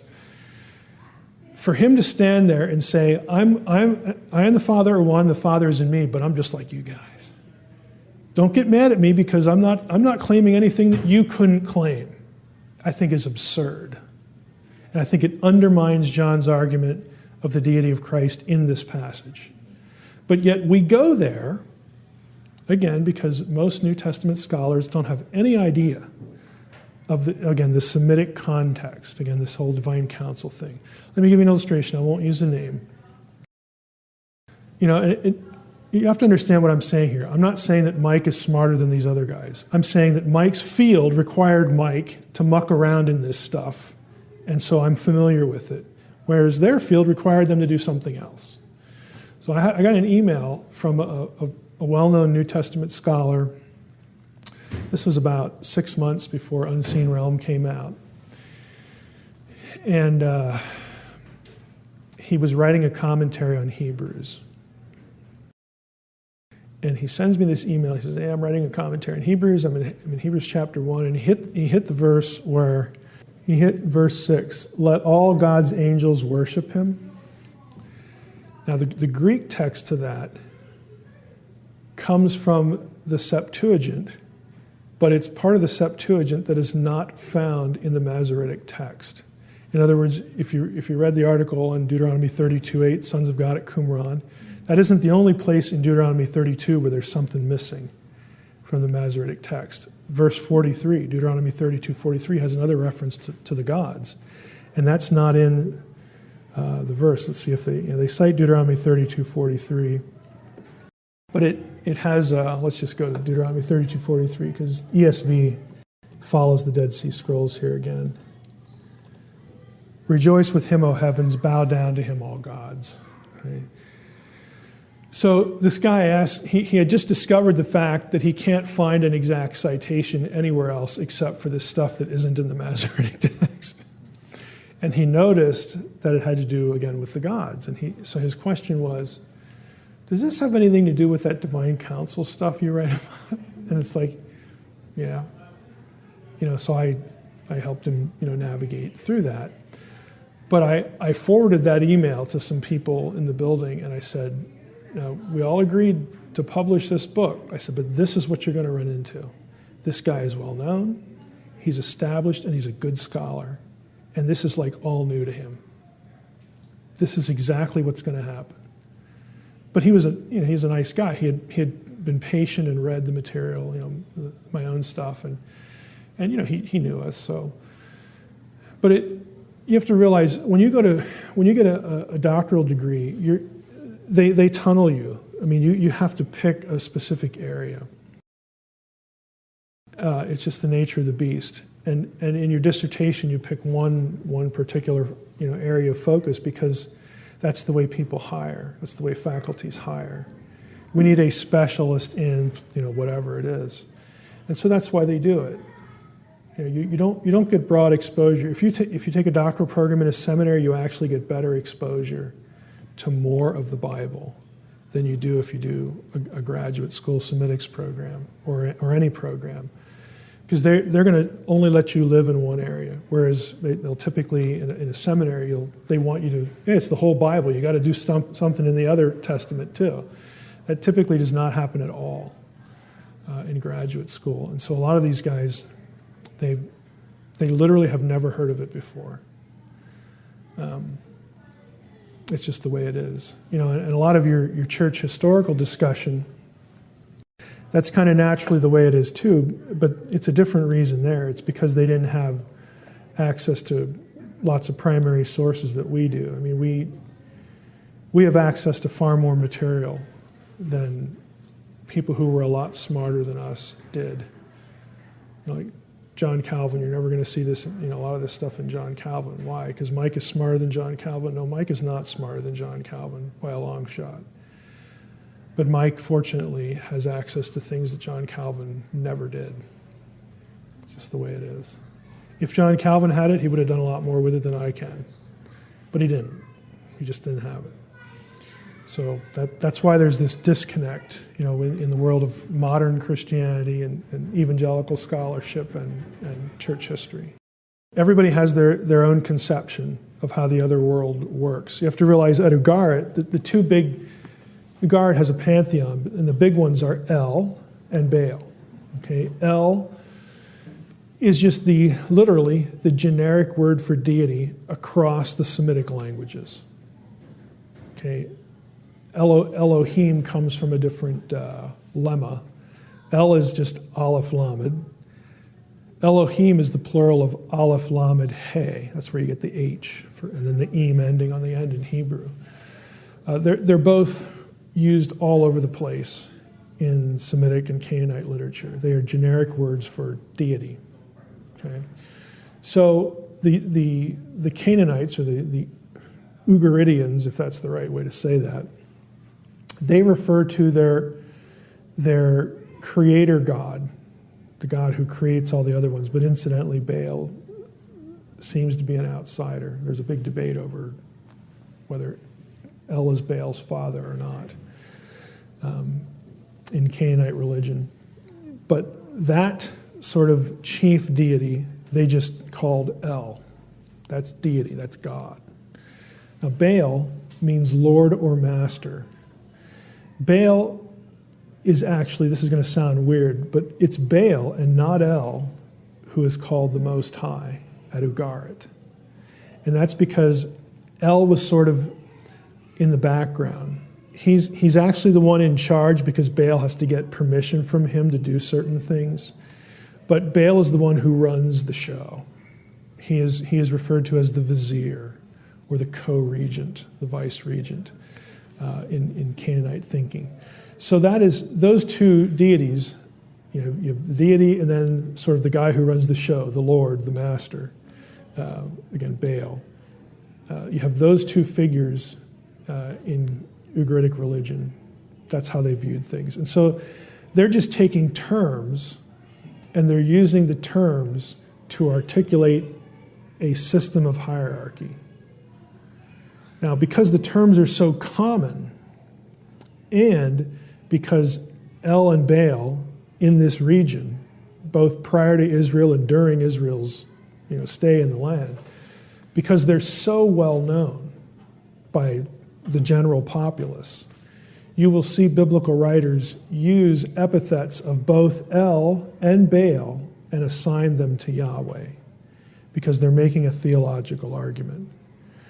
Okay, it is not El who's the high sovereign in the background who created everything. That's not El. It's Yahweh of Israel. And they'll say, they'll combine the names Yahweh El, again, to make the point. They'll also do it with Baal. The most well-known one of these is Baal is the one who rides the clouds, and I have this in the book.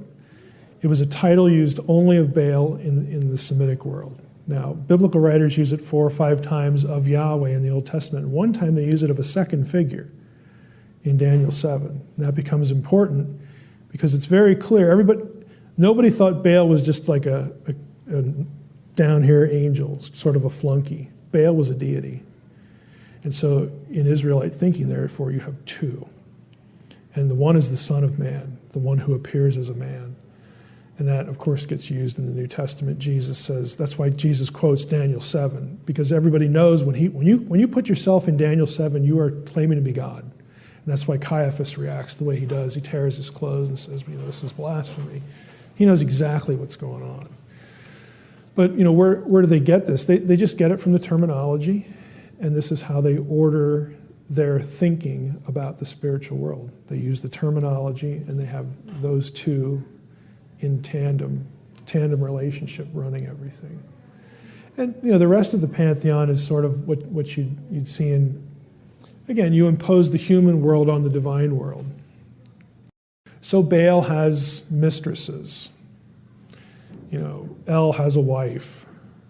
That sort of thing. The queen mother and all that sort of stuff. It's very common, in truly polytheistic systems. At Ugarit, El is threatened, in his position. There is a fight. That's what the Baal cycle's about, a fight for the co-regency. Baal has to fight for his position against 2 other deities who want to claim that position. So it's the kind of system that you see quite a bit in all parts, of the ancient world. There's no struggle like this in the Israelite system because everything's Yahweh. And this was probably the trickiest part of my own dissertation was I argued in the dissertation, this is not in the book, but I argued that what we see in Scripture, mainstream scholarship recognizes that El and Baal epithets are assigned to Yahweh, because that's just really obvious. Again, if you're doing your work in Hebrew and Semitics, what seems to be less detected or less talked about is the fact that El and Baal epithets are also used of a second figure. It's not just Daniel 7. There is a second figure in Israelite thinking. So you actually have the Canaanite system, the two-ness, El and Baal, king and co-king, vice-regent. That's sort of, in the Israelite world, that's retained, but both slots are occupied by Yahweh figures. Israelite religion, the biblical writers cannot tolerate a second separate deity. So they fill both slots with Yahweh figures. There's the invisible Yahweh and then the visible one, the angel, the captain of the Lord's host. All the things, like the captain of the Lord's host, Baal is the warrior. In Canaanite religion. There are direct parallels on both levels to both deities over here. Except in the Israelite system, Yahweh gets the credit for all of it, even though he's 2 persons, but one being. Again, this is the beginning. These are the antecedents to a Godhead. And once you know what you're looking for with the two, how the two are articulated and described in the Hebrew Bible, which again is why Judaism used to teach two powers in heaven. Again, you've read the book, you're familiar with that. Judaism used to teach this until the 2nd century AD, when coincidentally Christianity came along. I guess we can't teach that anymore. Siegel's book is all about that. And Siegel rejected it because he was a good Jew. But his book is, hey, we used to teach this, and here's why we stopped.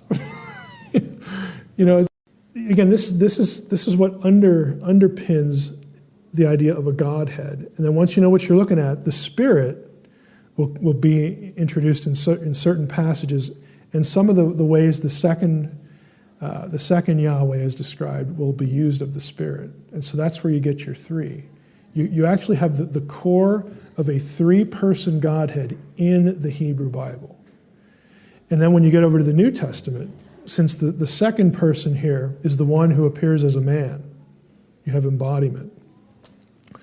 Well, the way this one's talked about with having the name, being the angel who delivered the people from Egypt, the cloud rider is number 2. All of these ways that number 2 gets described, and he's the one who appears as a man, all of those things get used by New Testament writers and pinned to Jesus. So as the angel or the second Yahweh was Yahweh but wasn't, it's the same way that Christians talk about Jesus. Jesus is but isn't God. He is God, and he's the same essence, same person, but he's not the Father. So he is but isn't. Okay, that comes over to the New Testament, and then you get the top two. Jesus is but isn't God, and then the Spirit. 5 times in the New Testament, the Spirit is described as the Spirit of Jesus, the Spirit of number 2, or the Spirit of Christ, or Paul will say the Lord, who is the Spirit. So what that means is, just as Jesus is but isn't the Father, he is but isn't God, so the Spirit is but isn't Jesus. That is where you get your Trinitarian theology. You don't get it from pronouns and all this kind of stuff. That's sort of like icing on the cake. But this is why they're thinking 3 in 1, because they're thinking 3 in 1 over here. Benjamin Sommer, who's a Jew, he's a Jewish, he teaches at Jewish Theological Seminary. So like, how Jewish do you have to be to teach there? His book, The Bodies of God, is really important because, and again, it's not that I agree with everything he says, but what he does in the book, and he'll actually say this point blank in the book, that the idea of a Christian Trinity is very reconcilable with what you read in the Hebrew Bible. He will say things like that. Because what he does in the book is he goes back not just in the Hebrew Bible, but into the broader ancient Near Eastern world. And the metaphor he uses is he talks about bodies of God. And that is you have gods, whether they're in ancient Near Eastern texts or in the Hebrew Bible. You have gods appearing as men, and you also have gods appearing, and he uses modalistic language, gods appearing in more than one form simultaneously in different scenes. So his argument is that this notion that Christians have about God being multiple persons that can exist simultaneously and even appear in the same scenes is not new. You will find this in the Hebrew Bible, and you will find it in ancient Near Eastern literature. So now that's important. Again, I don't want to get too much into it because we'll discuss it tomorrow, but I'll give you a heads up here. That kind of stuff is really important because of what people like Bart Ehrman do. Okay, the connection here, Ehrman is a New Testament scholar. He doesn't do Semitic stuff, and that's his problem, or one of them. Because he'll come across, and he's not the only one, obviously, and he'll talk about how the idea of the deity of Christ, or the whole concept of a Trinity, is a Christian invention. And not even a Christian invention, but it was invented late in the history of the early church. He'll have Jesus just being this normal human guy, and then his followers later on go back and change New Testament texts to assign Jesus deity, and this is where this Trinitarian thinking comes from. Hey, Bart, you're at least 800 years too late. Okay, this is not new. This is not an innovation. So for you to do what you do, again, to undermine really the faith of lots of people. For you to do what you do and say this is an innovation or new is just nonsense. It is uninformed scholarship. That's exactly what it is. And a book like Summers is really important to showing that, this would have been familiar to people living at this time. This would not be the first place they'd ever seen this or heard it. What was different, and again, there's lots of speculation. Tomorrow, I guess it is tomorrow, I'll go through some Second Temple texts because there was rampant speculation in between the Testaments about who the second power was. And the candidates were either a glorified human, somebody like Abraham or Moses. Abraham was the friend of God and Moses was just Moses. He was great. Or Adam or somebody like that. Or it was some special angel. Now, what made Christianity unique was that the Christians come along and say, hey, we have a candidate too. It's kind of like the Iowa caucus here. It's like, we got an idea. We believe that the second power was Jesus of Nazareth. And what's kind of unfortunate is that you guys just killed him. And that was offensive. I mean, you can see it's fine within Judaism to speculate who the second Yahweh figure is. Everybody's doing that. That doesn't offend anyone. When you say it was this guy that you just put on a cross and killed him, that was a little too much. That was offensive. So, but again, to claim that this is all late, like Ehrman and others do, they're basically they have to interpret what's going on out of context to get there. So that's why I wanted you to read Summers' material. It's one of the best things out there for that point. Even though you're going to read it and some of what he says will make you feel a little uncomfortable, but realize he's a Jew. He has a little bit to defend there, but it's really valuable. So we wanted to say something about the Satan issue.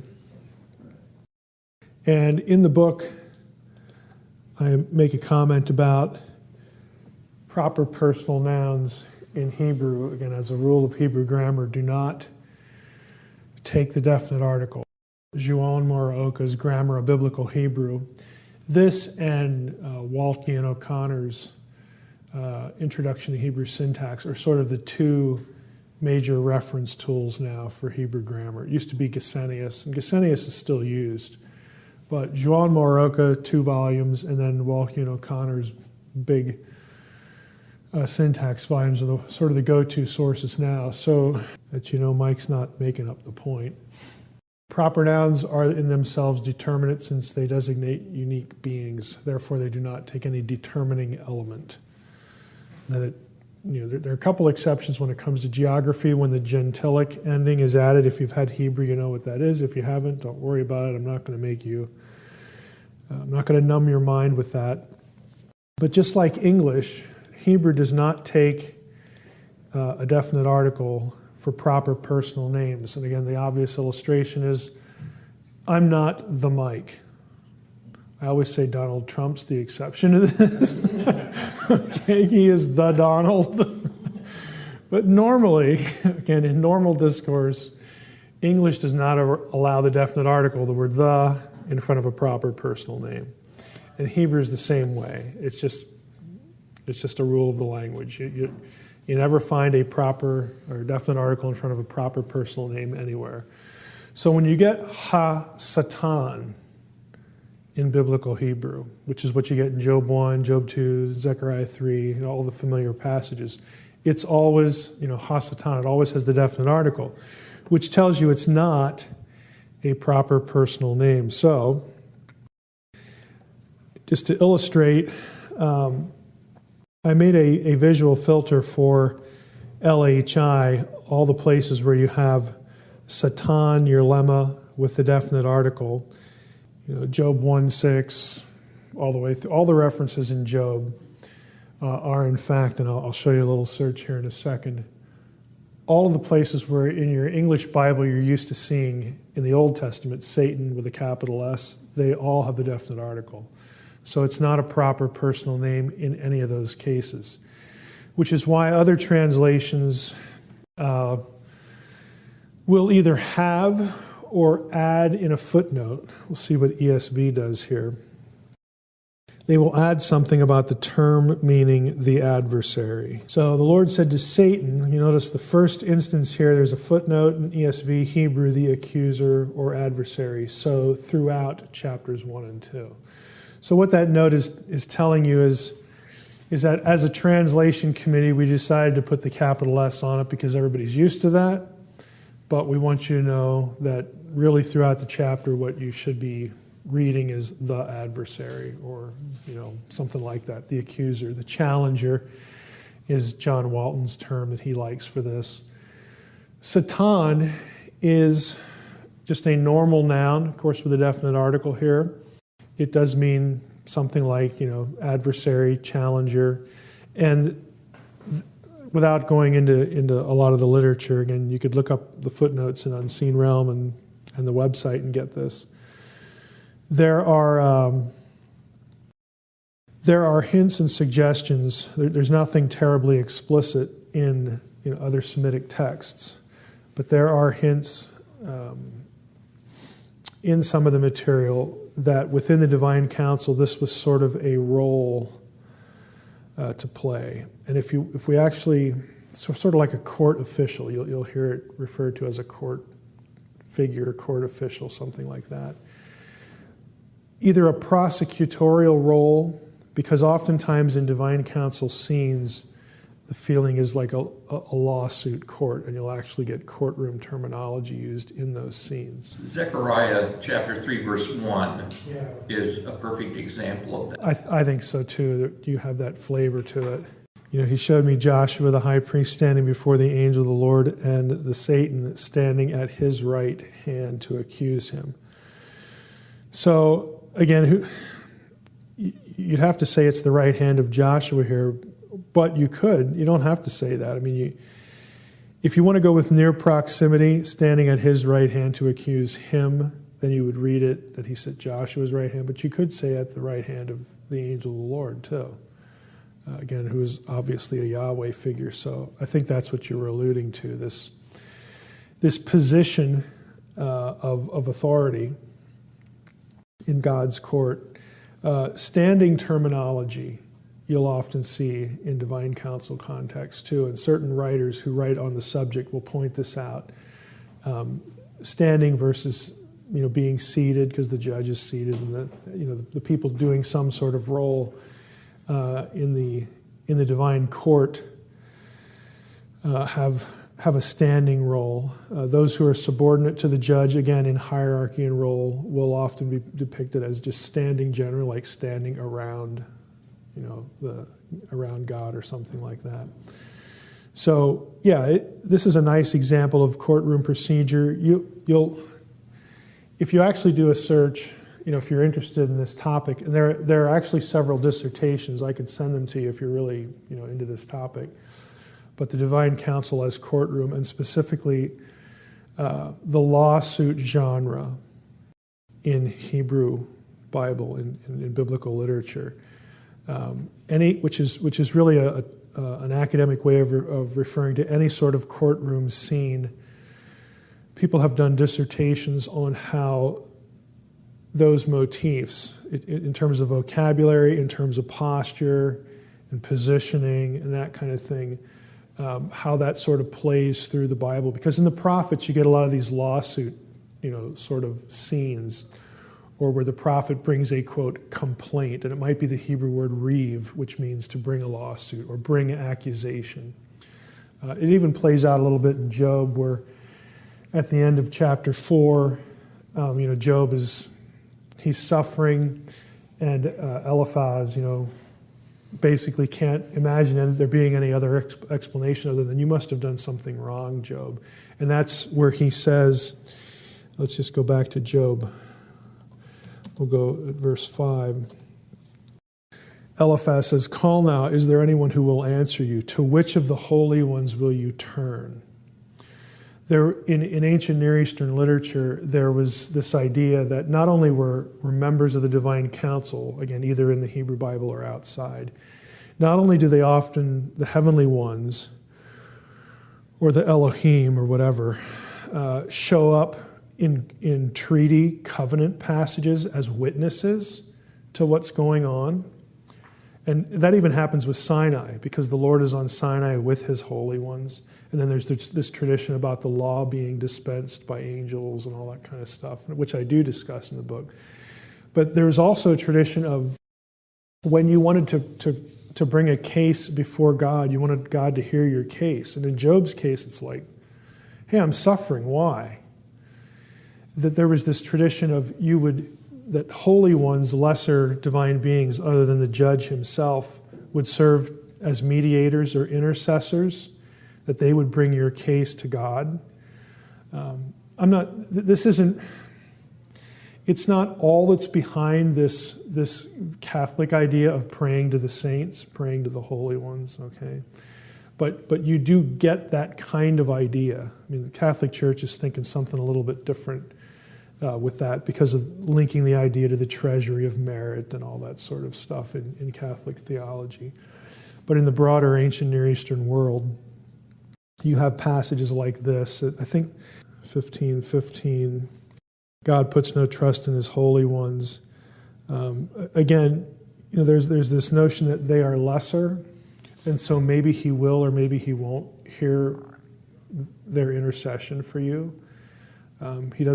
He's not necessarily inclined to just believe everything they say or trust them completely. Let me see if I can pluck out of my head where this other... Oh yeah, Job 33:23.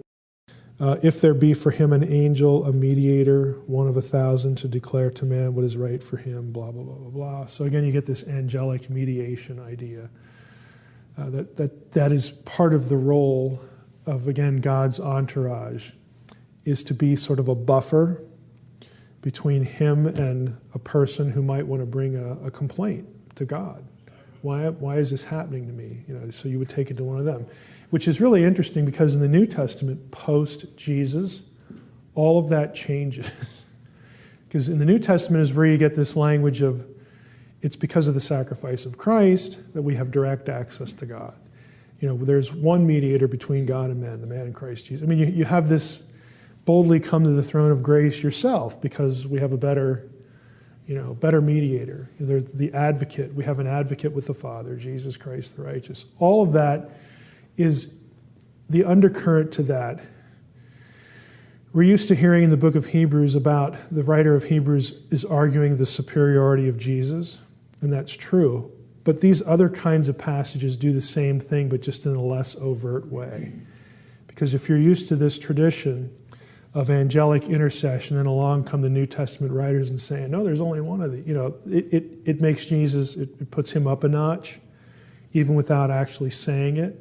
But if you're familiar again with the worldview, the message would have been pretty clear that Christ is superior, to anyone, any other Elohim in Old Testament language. I mean, it actually links him to Yahweh in sort of a backdoor kind of way, because there is no other intercession. Go ahead. Do we know how big the council was? You're never given specific numbers, like in Second Temple literature, and even in biblical literature, it'll use things like myriads upon myriads. It'll use big terms like host of heaven, all that sort of stuff. So basically all that means is a lot. It's pretty big. And some of it depends on how you define council as well. Now, what you have, and I sketched this out in the book a little bit, you can think of the council sort of as a pyramidal structure, because it's lonely at the top. You have Yahweh, and again, I believe that the Hebrew Bible does give us evidence of a Godhead. So you have Yahweh and the Godhead, Yahweh and other beings who are identified with or as him, specifically number 2, the visible Yahweh. Sons of God is actually, it's important, and I discuss this a little bit in the book when I talk about the divine entourage, specifically with the ancient Near Eastern parallel of Pharaoh's household. Sons of God was a rank term. It's not an ontological term because all of these are Elohim, but it's a rank term. And you would pick family members to be your inner circle. They would get the important jobs. And Pharaoh, which in Egyptian is per-a'a, it means great house. It refers to the king and his immediate inner circle, which were typically family members, someone linked to him by blood or by marriage. Those were the ones that formed the inner elite circle that got the important jobs. And then underneath you have the malachim. Again, malach is the Hebrew word for messenger. We translate it angel, and it's the Greek equivalent of that is angelos, from which we get angel. Angel is just a job description. It describes an Elohim that takes a message to somebody. And that's the way they're depicted, in both testaments, really. You have throne guardians. Again, cheruvim comes from the Akkadian karuv, or karibu.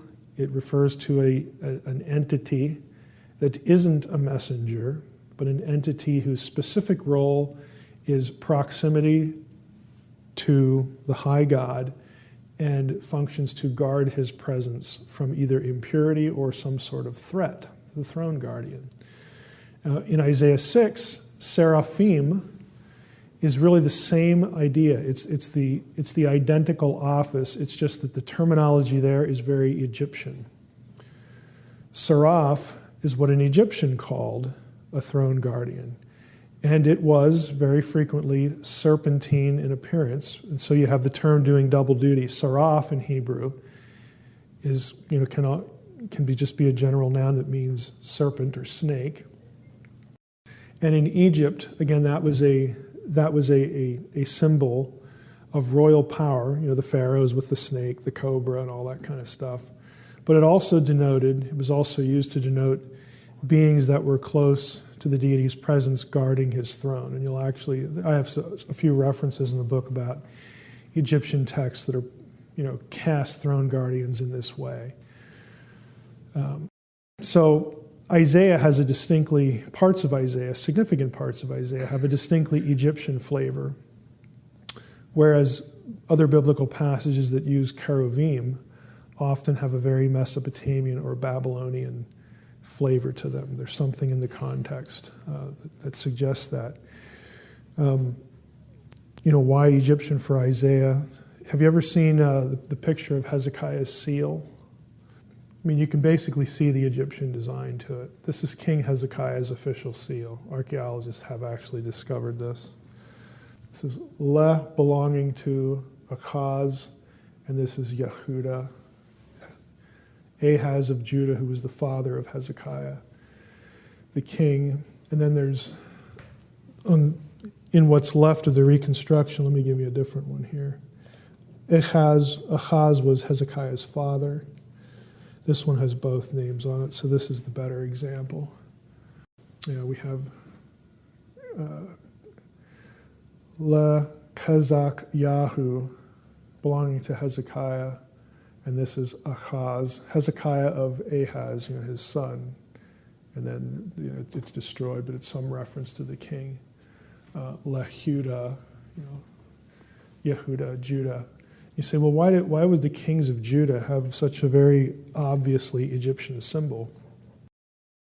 And I think the simplest answer is they just kind of thought it was cool. There's no record either in Egyptian terms or biblical terms that Hezekiah and Ahaz were like secret Egyptophiles or something like that. But there was a sort of an underling relationship and an alliance with Egypt, a positive relationship with Egypt that, of course, becomes part of the politics of the day to protect them from their mutual enemies like the Assyrians and things like that. And they took on the trappings of royal power. So part of that was Egyptian iconography. It would remind visitors, if one practical reason you would do it. Anyone who visited your court and actually saw that kind of iconography would know that you were aligned with a really, really big friend, namely the Pharaoh of Egypt. I mean, you were partners with a bigger power because you're just Judah. You're just two tribes that are just kind of winging it down in the south there. But we have powerful friends. We're in alliance with them. It'd be like an American, or some sort of American protectorate overseas that would use, our insignia. Visitors know that, okay, I'm in the Republic of Bango Bango or whatever it is. But I notice they have an American eagle and American flag right there, and that, okay, we know who you're buddies with. We get it. If we pick on you, we might have to contend with them.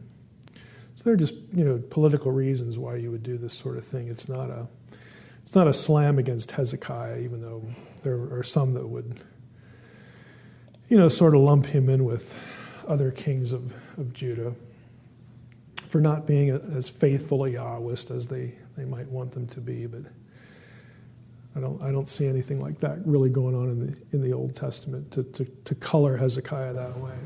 Is there a council today? There would be, if you believe that there is rank and hierarchy in the unseen world, the answer would be yes. Again, this is all a biblical metaphor to assign order to the spiritual world. It's done by people who embrace the reality of that world. I mean, Paul, if you recall from the book, Paul imbibes pretty significantly in what I call the Deuteronomy 32 worldview. Again, that in the Old Testament, Israel was Yahweh's domain. Israel, the land of Israel, was Yahweh's turf. He had given it to his children, that he had supernaturally raised up through Abraham and Sarah. He disinherits or divorces all the other peoples of the earth and assigns them to lesser gods. They in turn rebel at some point. We're not told when, but we are told they seduce the Israelites into worshiping themselves. They become corrupt. They do not administer the nations according to the laws of Yahweh, the good rule of Yahweh. We know from the covenant with Abraham that even though the nations were disinherited, at Babel, the very next chapter, God calls Abraham and says, I'm going to start over, which is why Deuteronomy 32:9 says Israel is Yahweh's portion. Even though at the time of Babel, Israel didn't exist. It exists right afterwards because that's when he calls Abraham. But the sense is, again, that we have this situation, this cosmic geographical situation, where every place else other than Israel is owned or under dominion of a hostile power. Well, Paul, if you recall from the book, Paul does use the word demon a few times. And I think most notably in 1 Corinthians 10, 21 and 22, when he talks about avoiding fellowship with demons. In chapter 10 of 1 Corinthians, Paul, in several places, quotes Deuteronomy 32. And he's quoting Deuteronomy 32:17 there, which is the one that calls the Shadim, another word for territorial guardian. He calls them Elohim. That usually gets translated demons in our translations. And in things like the Septuagint, you're going to see that.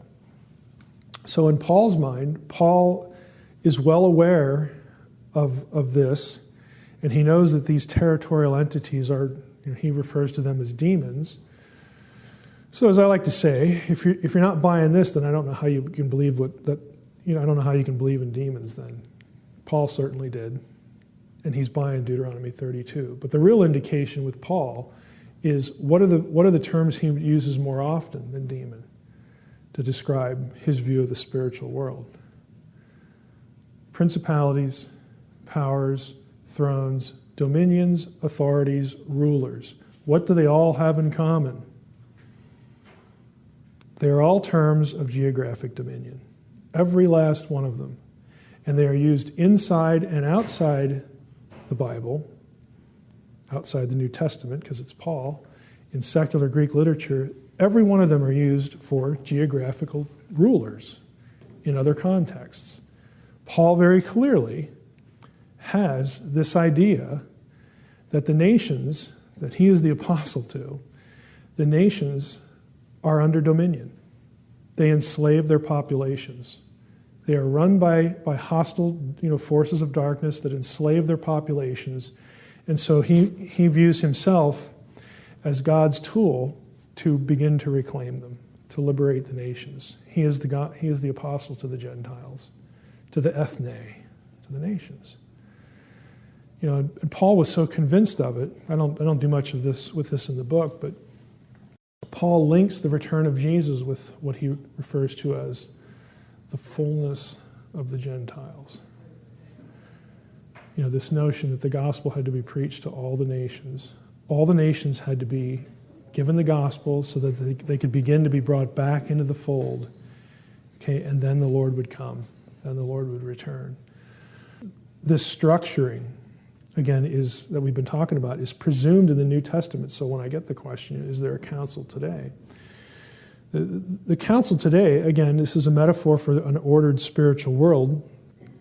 I think of the council as those divine beings who are loyal to God, loyal to Christ, who are not in rebellion. Those who are in rebellion are these other terms. They have chosen to rebel against his authority. They are no longer working for God. They are now opposing God. So, you know, it depends how you use the word counsel. What do you include? And again, I think the idea of counsel, just broadly speaking, are those beings who are in God's service. And then there are others who are in rebellion. You actually have 3 different rebellions in the Old Testament. I don't know if you've picked up on this. But typical Christian theology tends to conflate 2 of them and forget about the other one. We sort of, if you ask, again, in the normal, you know, theological discourse of Christianity, why is the world the way it is in terms of evil and wickedness? People will almost reflexively say the fall. Okay, that's Genesis 3. That's the first of 3 rebellions. It's not the only one. The second one is Genesis 6, specifically Genesis 6, 1 through 4, which either gets dismissed or put on the shelf in some way. It doesn't play a role in why the world is the wicked place that it is, but in Second Temple Jewish theology, it was absolutely central. It was terribly important, and we're going to talk about that this afternoon, because guys like Irenaeus understood this. And so what they say about Genesis 6 and about the proliferation of evil draws directly on passages like Genesis 6 and the whole Second Temple tradition. The third one, of course, is Babel. That's the disinheritance of the nations. So in Genesis 3, you get a divine rebellion, you get a human rebellion, because Adam and Eve, Adam sins willingly, Eve is deceived. So it's divine and human rebellion. You could also say that for Genesis 6, even though it's stilted toward the divine, the transgression of heaven and earth. And then Genesis 11, you get a human rebellion, but ultimately, when God judges it by dividing up the nations according to the number of the sons of God, those sons of God also rebel. So it's, if you asked a Second Temple Jew, why is the world the way it is? Why is it so bad? Why do people hate the people of God? They would talk about all 3 of those things. Whereas we just tend to say, oh, it's because humanity fell. Again, we just neglect these other things. We try to fold them into each other or just put them on the shelf or whatever. It's why we tend to read certain passages the way we do. And if we look at Second Temple Jewish material, why they read the same passages a whole lot differently than we do. And we look at them like they're the ones with 2 heads. We're the one that's grown the other head, okay? They had a more immediate sense of the context, but we'll get into some of the specifics of that. I just want to show you one other thing here. This is a syntax search I ran for ha-satan. And if we run it, you'll notice here are all your references, again, that you would expect. Zechariah 3, Job 1, and Job 2, where we get capital S, Satan, but every one of them has the definite article. There are only a handful of passages that don't have the definite article. So you would think, well, if it doesn't have the definite article, then is that a sure sign of a divine enemy? And if you ran that search, the answer is no. A lot of those instances are used of people to describe people who are getting in each other's way or getting in God's way, or they're rebelling in some sense. One of them is attributed specifically to the angel of the Lord, okay, in Numbers 22, the Balaam incident with the donkey. The angel of the Lord himself is called a Satan. Why? Because he's evil? No. The term has nothing to do with what happens in Genesis 3. The term is about he's getting in the way. He's opposing someone. God sends the angel to get in Balaam's way. That's why he's called Satan. That's what it means. He's an adversarial. There's an adversarial relationship. It's also why, if you're familiar with, in 1 Chronicles 21, and I think it's 1 Samuel 24, you have these two passages that describe the same event when David sins by taking the census.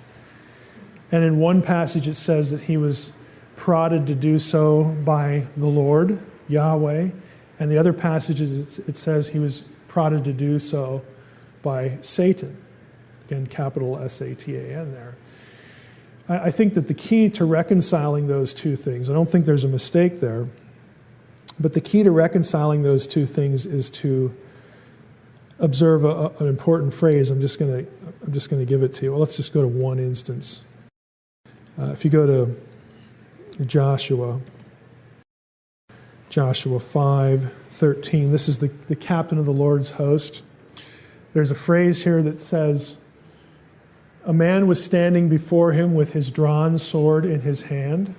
That phrase in Hebrew, bikarbo, okay, with the sword again in his hand beyond. If you search for that specific phrase, it occurs only two other places. It occurs in Numbers 22 with the angel of the Lord, and it occurs in the Chronicles passage. What I'm getting at it here is I think the reason why we have an apparent contradiction between the Lord and the Satan, and then the Satan is described with the drawn sword in his hand as he passes judgment after David decides, what the penalty is going to be, is because it's actually the angel of the Lord. He's described the same way. And so if that's the case, there is no contradiction, because Yahweh and that angel are one and the same. They're six of one and half a dozen of another. It's the visible Yahweh and the invisible Yahweh. There is no contradiction. But again, you're only going to get there if you're thinking about, again, the two Yahwehs thing going on. And since we typically don't, we have to invent other ways to handle the quote-unquote contradiction. I don't think there's a contradiction at all there. What I argue for in the book is that there are clear linkages between Genesis 3, the serpent there, the fall account, Isaiah 14, that is the so-called Lucifer passage, even though Lucifer is a Latin word. Lucifer, I hope you realize, comes from the Latin Vulgate. There is no Hebrew word for Lucifer. Okay? There's a Hebrew word Hallel, which means the shining one. Hallel ben Shakar, the shining one, the son of the dawn, in Isaiah 14, 12 to 15 is the verse reference. That's where the term Lucifer comes from, because that's the way the Vulgate translated Hallel in that particular verse. So you have Genesis 3, Isaiah 14, and Ezekiel 28. I have a chart in here, again, about the parallels between these passages and some others. And so this is how basically it appears in the book. Between those three chapters, there are a number of divine counsel motifs, terms. This is page 86, at least that's the way it's listed in the digital form here. But what I'm trying to show in this passage is that we ought to be reading these three passages together. Now I realize, and I detail this at length in the book and at length on the website, Isaiah 14 and Ezekiel 28 respectively have nothing specifically to do with Genesis 3. I'm not saying that there is Satan in either passage, because Satan doesn't show up in either passage. The word is not used. Evangelicals have been resistant to linking these three passages for that reason. Satan doesn't show up, and they don't want to look stupid to their academic colleagues by saying that the Hebrew Bible teaches that the serpent of Genesis 3 is this guy in Isaiah 14 or this guy in Ezekiel 28. And then people will laugh at them for saying that, and they'll point out, well, Satan never shows up in any of these passages. In fact, the serpent in Genesis 3 is never identified with the word Satan anywhere in the Hebrew Bible, you silly evangelical. Okay, all of that's true. What I am saying, though, is that this oracle against the king of Babylon in Isaiah 14, and this oracle against the prince of Tyre, the king of Tyre in Ezekiel 28, behind those diatribes against those respective kings, I'm contending that the writer is using the story of an ancient divine rebellion to illustrate the hubris and the pride of these respective kings. And if you recognize that the backstory is this story of divine rebellion, then that begins to sound a lot like Genesis 3, because Genesis 3 tells the story of a divine being who rebelled against Yahweh's authority. That's all I'm saying, but that is actually a minority view within evangelicalism. I know that sounds maybe kind of crazy, but it's true. You go look it up in the commentaries, like Dan Block's commentary in Ezekiel, he will resist this with all his might. And he's not the only one. And Dan's a good guy, don't get me wrong. We just have this point of disagreement. The majority view is that this is going to sound really, really weird, but people land here because, again, they don't want to sound stupid.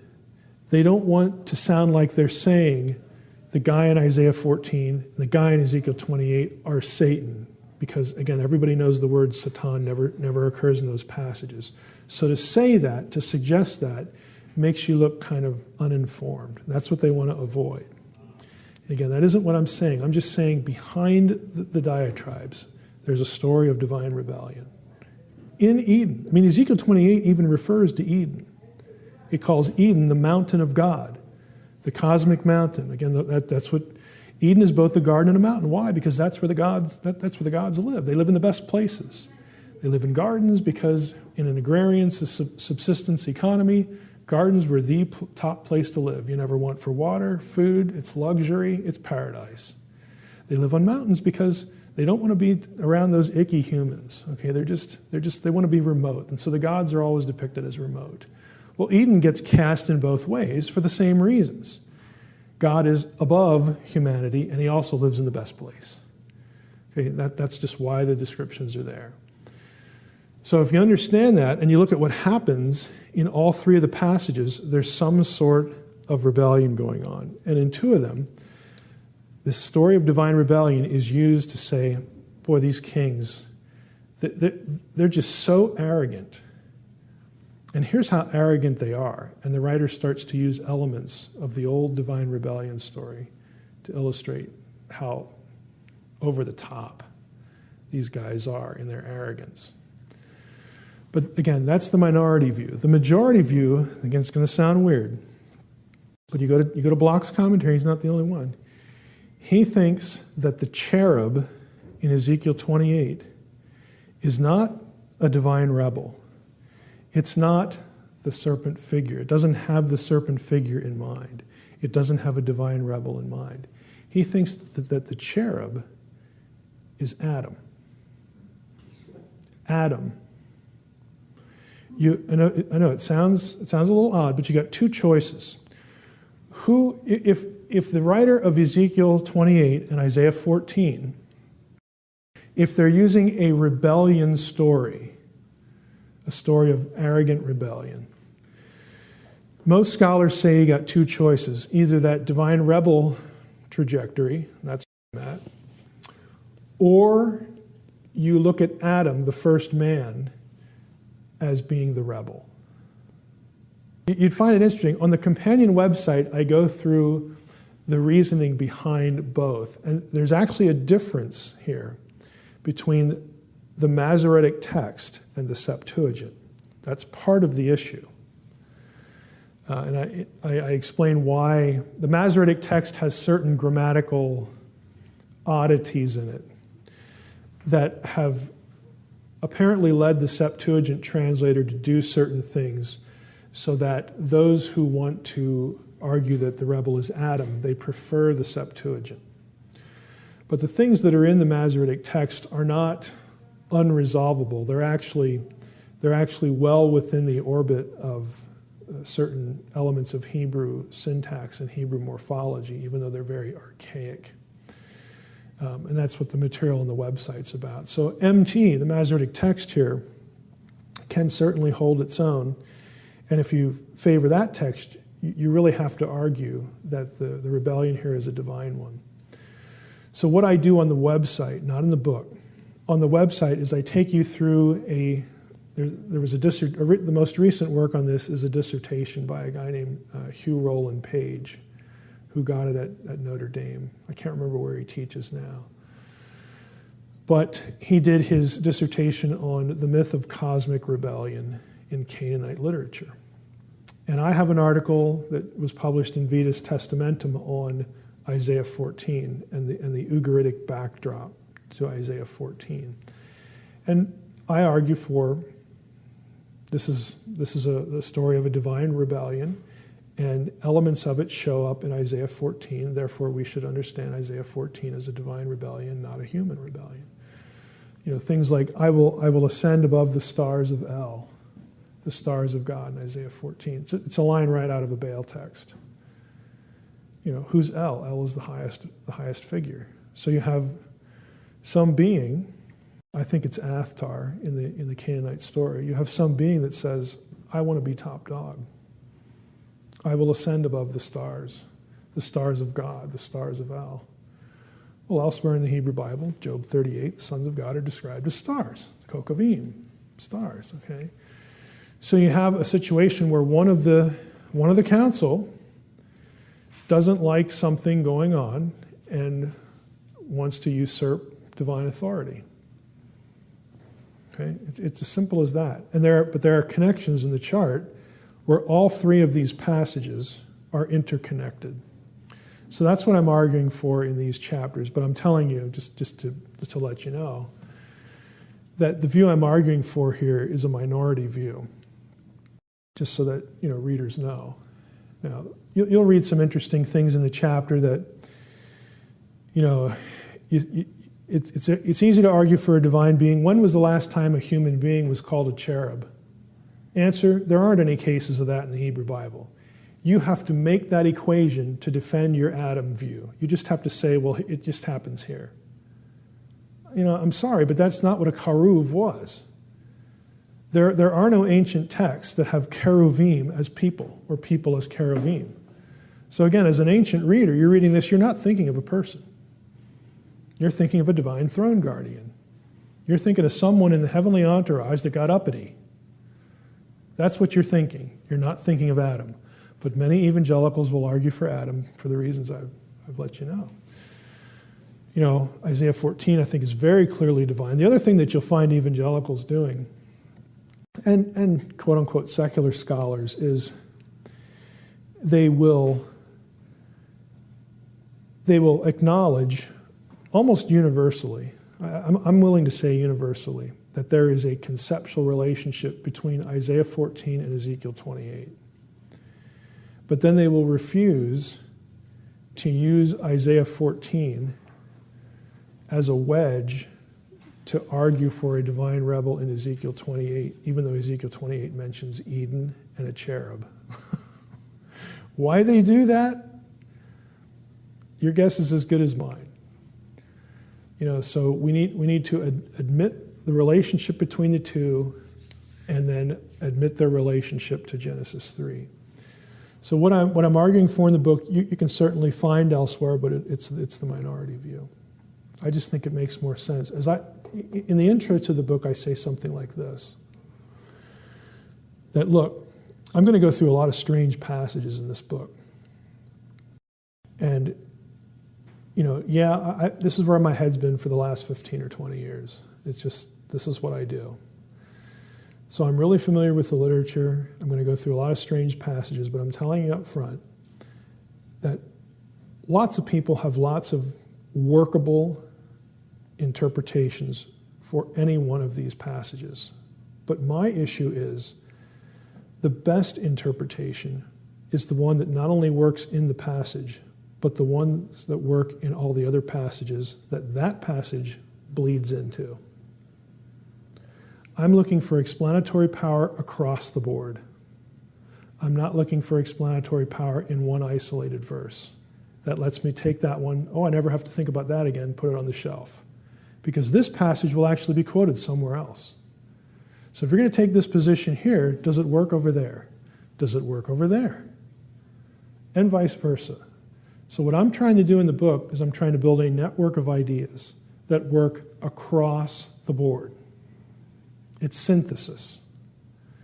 And so that's why I land in certain places, because I don't like outliers. I don't like interpretations that allow me to address something here and then build a wall between this verse and this other thing that uses this verse, and then come up with something totally different over here. That's cheating. Okay? That's just what it is. And I just don't like to do that. So I'm looking for, again, trying to view both testaments, have the Israelite in my head, the first century Jew in my head, and with an eye toward a supernatural worldview. And what are the explanations that sort of make it all fit together? Okay, and I'm not going to claim I have a theory of everything. I think I could say I have a theory of most things. I'm still working on lots of it. It's a work in progress. But I will approach the outliers the same way. If I'm working on book 2, and it's like, well, this interpretation works good here, and you know what? It actually works better in these other 3 things where I thought it would work, one way before. But now I see the bigger picture even better. I'll just tell people that. It's a work in progress. But what I don't want to do is cheat. I just have a real problem with that. So I wanted to at least make you aware of that and some of the issues that are involved. If you want to know about the difference between the texts, Masoretic text, Septuagint, all of that, by all means, go up and read the website. I want to spend some time on Genesis 6 because it's pretty significant. Now, this is, again, one of the more controversial elements of the book, because this is kind of a crazy passage. But this is a passage that everybody, Jew or Christian, everybody up until the 4th century AD took at face value. And that is, again, Genesis 6, 1 through 4, the sons of God saw the daughters of men. They took them wives of all that they chose. They bear weird children, offspring, the Nephilim, all that kind of stuff. There were Nephilim on the earth in those days, and also afterward, Genesis 6, 4, when the sons of God came into the daughters of men, and had children by them. Everybody in the ancient world, again, through the early church, within the Jewish community, took this at face value until the time of a guy named Julius Africanus, whose life overlapped a little bit with Augustine. They were the ones who developed what has now become the dominant view in the evangelical church, and that is called the Sethite view. That the sons of God are the godly line of Seth. They're just people. They're not divine beings. And the daughters of men represent the wicked line of Cain. And the intermarriage here that's going on that displeased God so much is an intermarriage between Seth's line and Cain's line. And that's all there is to it. There's nothing divine going on here. Move along, citizen. There is nothing to see here. Now, Augustine had his own axe to grind. If you know anything about Augustine, and the reason why most churches take this view is really Augustine's stature, because it was picked up and perpetuated, for posterity.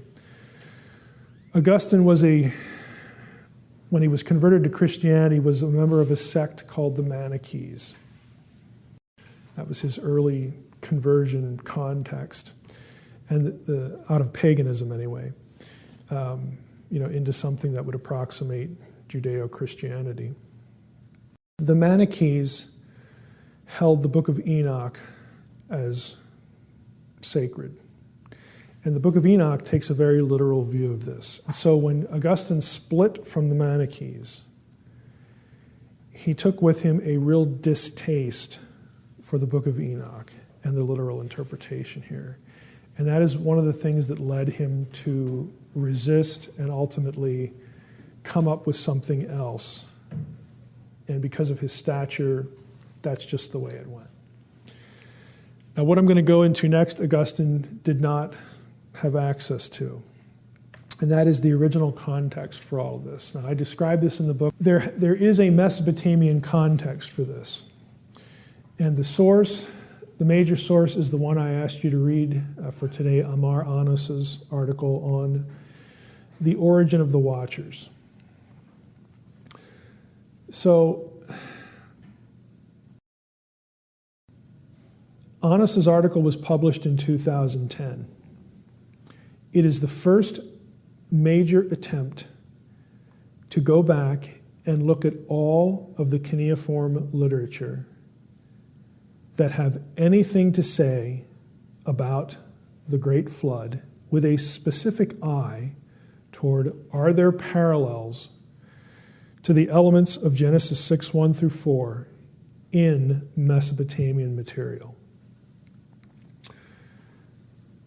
And he found a lot of them that you will never see anywhere else. You will never see them published anywhere else except for that article, because it's recent. Now, what that means in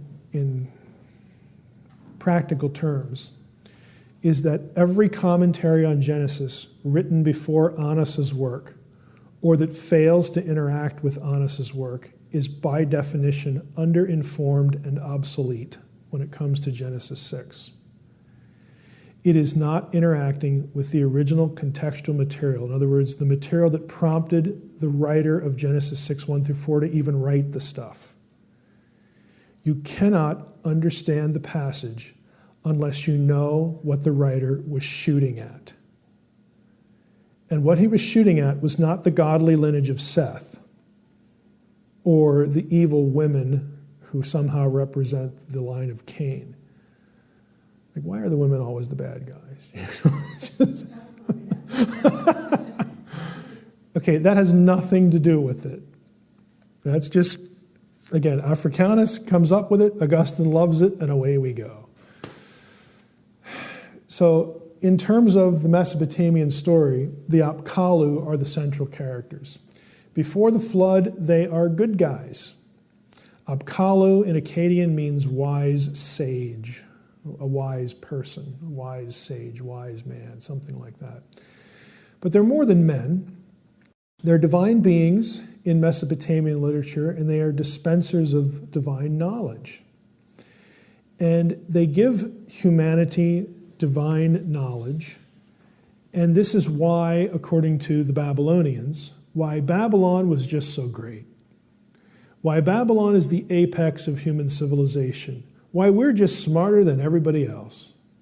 We're so great because of the Apkallu.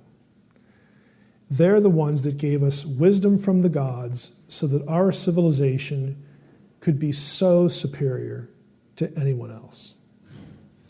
Now, if you're familiar with the Mesopotamian epics, not all the gods felt this way about humanity. A lot of them just really came to be disgusted by humans.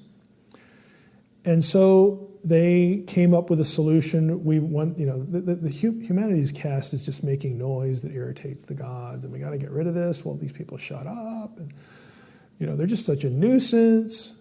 So what they decide to do is send a flood. Okay? Going to wipe out humanity. Well, the Apkallu hear about this, and the Apkallu are in part a target because they're the ones that made humanity so, so big and so numerous and so great and all this stuff. They're the ones that gave them civilization. So the Apkallu think to themselves, well, boy, we don't want this to happen. What are we going to do? We want the knowledge that we gave humanity to survive the flood because we like humans. So they come up with their own plan, and their plan is to go down to earth and mate with human women and have children and do what they can so that some of them, at least some of them, survive the flood and their knowledge survives with them. So that on the other side of the flood, humanity can restart civilization and they'll have this divine knowledge with them, and that'll just be wonderful. It's a way to foil the plan of the other gods. And so in the Mesopotamian story, that's what they do. After the flood, because some of the Apkallu perish in the flood, and some of their offspring, of course, are going to perish in the flood. Not all of them make it. They are viewed negatively because they transgress the will of the great gods. They were interlopers here. They should not have done this.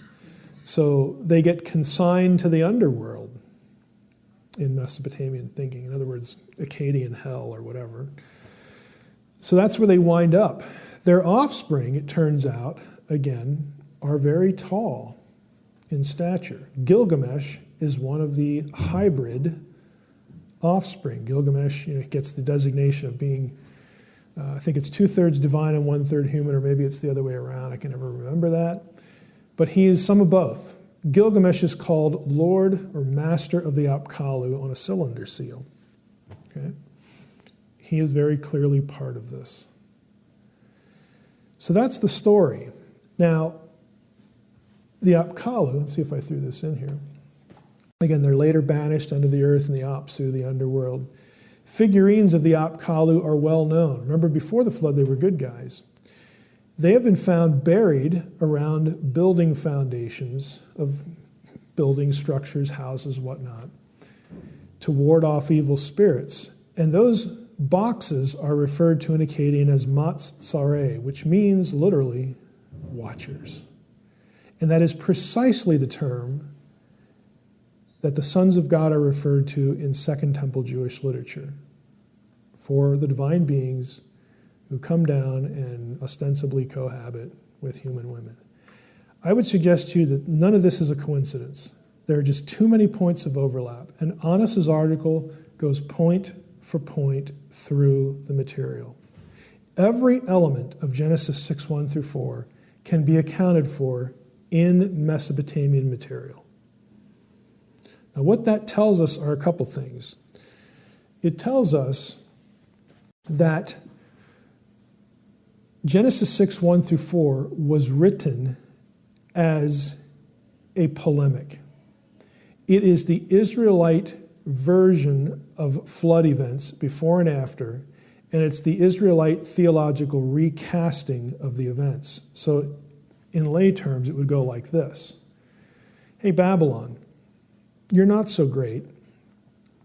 In fact, this thing that you think made you great, this dispensing of divine knowledge, both before and after the flood, you might think it made you great, but what the effect really was, this was an attack on Yahweh of Israel and upon us, his people. Because the beings produced from this act turn out to be the very threat, the giant clans of the wars of conquest under Joshua and Moses. They turn out to be the people that basically, if we don't eliminate, they will exterminate us. And guess what? We're still here. So the God of heaven, the true God, beat the gods that were behind all of this. It was not a good thing. We were not exterminated. We are still here. And we just want our people to know, and anyone else who reads, what we're producing, that these were not good guys. They are not friendly. They were not kindly disposed toward humankind. This was all about trying to eliminate us and trying to oppose Yahweh's plan to people the earth in his own way and in his own time and in his own will. That's why Genesis 6:1-4 is there. Now, again, you can make up lots of explanations for it, but any explanation besides a supernatural one simply cannot account for the original context of the 4 verses. Which is why I said any commentary written before 2010 or that does not account for and interact with Onas's material, because he has point-for-point parallels of everything in that article. But any commentary, any article that does not interact with that material doesn't have a prayer of understanding the passage in its original context. And so if I was in a bad mood, I would say it this way. Don't talk to me about interpreting the Bible in context. If you're going to go with the Sethite view, I don't even want to hear it, because you aren't doing that. You simply are not doing it, because we now know what the context of these 4 verses was. And it's very clear that in the biblical writer's mind, he is dealing with a transgression of heaven and earth. That is why these verses are there. So, you want to like some other view, go ahead. Just don't talk to me about interpreting in context anymore. You're not doing it. Now, again, that's a little bit of a punch in the nose, but I'm saying it that way to press home that point, because we do talk about interpreting the Bible in context, and it did have a context, and so we ought to, if we want to know what the writer was trying to say, what he was trying to get his readers to think, what he wanted them to think while they read it, we can't just dismiss the context. And as I'll show you as we proceed, this actually bleeds into places that you would never expect it to. They are responsible for the proliferation of evil. They are not responsible for sin in Second Temple theology, because you have divine and human transgressions before this. You have that back in Eden. In Second Temple Jewish literature, no one ever thinks of Genesis 3, the fall of Adam, as the reason for the expansion of wickedness across the world. They look at it as the first transgression. In other words, now we have an irruption of evil in God's world, and so God has to deal with that, and humanity becomes estranged from God, and the thoughts you're used to thinking. But they never assign the reason for, quote-unquote, universal guilt or universal depravity. They never assign it to Genesis 3, ever. Nobody does. Now, catch this. Where in the Hebrew Bible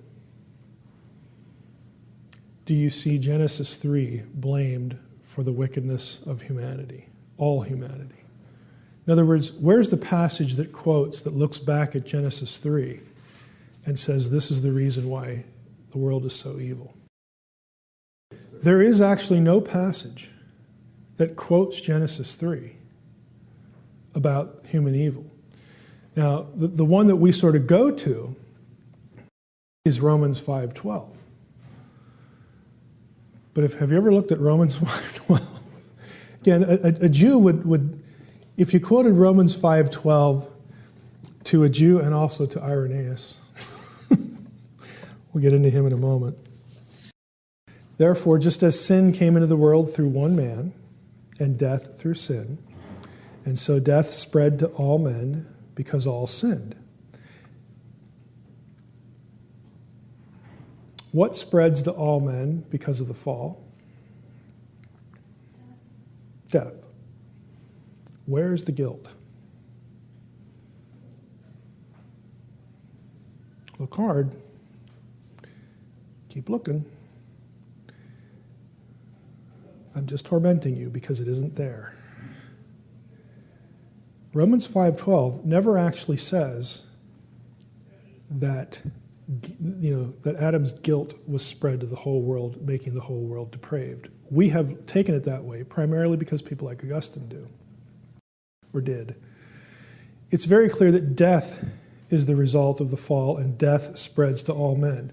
Because all sinned, again, that's the difficult part of this.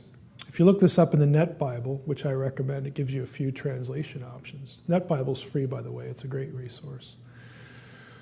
It's a scholar. It comes with thousands of notes about the translation. That's what makes it great. One of the options is you could translate this so that all sin, or all have sinned. In other words, because of what happened in the garden, humanity becomes mortal. Now, humanity always had contingent immortality. In other words, only God has non-contingent immortality. But when Adam and Eve get expelled from the garden, they get expelled from the presence of God, they will die. They are no longer in Eden. They are going to pay a price for their sin. They will die, and every human being after them, because they're all divorced from the presence of God. They're going to die. You see, the presence of God is where life is. It's a very simple concept. And we actually think this because we go to heaven and we live forever. Where God is, there is life. Very simple. Well, if you're divorced from that, you're going to die. It's just the way it is. So that's what spreads. And the reason people sin, and people will sin, and people cannot not sin, people will always sin, is because we are not in God's presence. And we are, secondly, not God. We're both imperfect and we have a really crummy environment. So that spells universal sin. So you're a sinner and I'm a sinner. Everyone's a sinner because of what we do, not because of what somebody else did. That is the Second Temple view of how sin works. But as far as speeding up the sin, speeding up the depravity, contributing to the depravity, that they lay at the feet of the watchers. Every tradition. Now, if you go back to, I have this thing about Irenaeus here. Again, this leaks through in a few church fathers a glimpse of the importance of Genesis 6 in early church thinkers, with Schultz's article, The Origin of Sin in Irenaeus and Jewish Pseudepigraphical Literature. Of course, the Book of Enoch is part of the Pseudepigrapha. So this article is about how Irenaeus was quite aware of Second Temple Judaism's explanation for the proliferation of evil, i.e. the Watchers. Irenaeus is, of course, before Augustine. He takes Genesis 6 at face value. Again, this is a transgression of heaven and earth. He's very well versed in Second Temple Judaism, and he attributes he doesn't say Genesis 6 is the initial sin, but he attributes the depravity of humanity universally back to Genesis 6, just like Second Temple Jews did. So it's a very nice article for showing how here we have a church father who was pretty well versed in how the Jewish community of his day understood this material. And Irenaeus is kind of interesting. He actually, maybe the third day we'll get to this, but Irenaeus actually links this to the Antichrist, for instance. He does some really interesting things. I don't know if I follow him there, but he's a really interesting thinker. And he has his head in this material more so than most of us do. I just like him because he's interesting. And I may not agree with everything he does. The sources below here, Miriam Brands, this is her dissertation. But she goes through all the material, the source of sin and its nature as portrayed in Second Temple literature. This is what early Christians thought. Early Christians accepted the story at face value. It's not why sin entered the world, but it's why depravity just took such a great hold of everything. Honest's article, again, I can send you. The one you had to read, this one is actually different. Honest, I can give you two Honest articles. The Honest one I had you read for today was on the origin of the Watchers. That's the title of it. This one is the antediluvian origin of evil in the Mesopotamian Jewish traditions. He compares the two. So it's another article about, again, the role of the Watchers in both traditions about the proliferation of evil. Now, isn't it interesting Isn't it interesting that Second Temple Jewish literature, books like Enoch and Jubilees and the Dead Sea Scrolls and all this stuff, they're the ones who use the term watchers for the offenders of Genesis 6, which tells you point blank that they understood the Mesopotamian context, because that's what the Apkallu are called. They're not getting that from anywhere else. They're not getting it from the Hebrew Bible. They get it because they're familiar with the original context of this. And so in Second Temple Judaism, because they're familiar with the backstory, they tend to read Genesis 6 in line with the backstory. They follow the elements of the backstory, which is why they come out where they do. And it's also, again, I would suggest to you that I think it is significant that not only is there no passage in the Old Testament that blames Adam for the way everything is. Romans 5:12 doesn't even do that. It blames Adam for mortality, but it stops short of, sort of the way we typically interpret it. Now, within Christian tradition, both in Reformed and some Baptist traditions, there are different interpretations of Romans 5:12. I hate to tell you this, but not everyone within Orthodox Christianity has looked at that verse the same way. What we're used to in terms of like the discussion between seminal headship and federal headship and all that stuff, what we're used to in sort of most of the evangelical orbit, that's just one reading. There are other readings of that verse that actually align better, I think, with the more ancient material. But regardless of what view you take, and I should throw in Eastern Orthodoxy too. Eastern Orthodox do not take Romans 5:12 the way a typical Protestant Reformed kind of context would. But regardless of that, what all the views, I think to be biblically faithful, what all the views need to avoid is you need to avoid any sense that there is some spark of human goodness that wards off depravity and contributes to salvation, because that would be Pelagianism. Okay, that isn't what Irenaeus is talking about. That's not what other interpreters are talking about.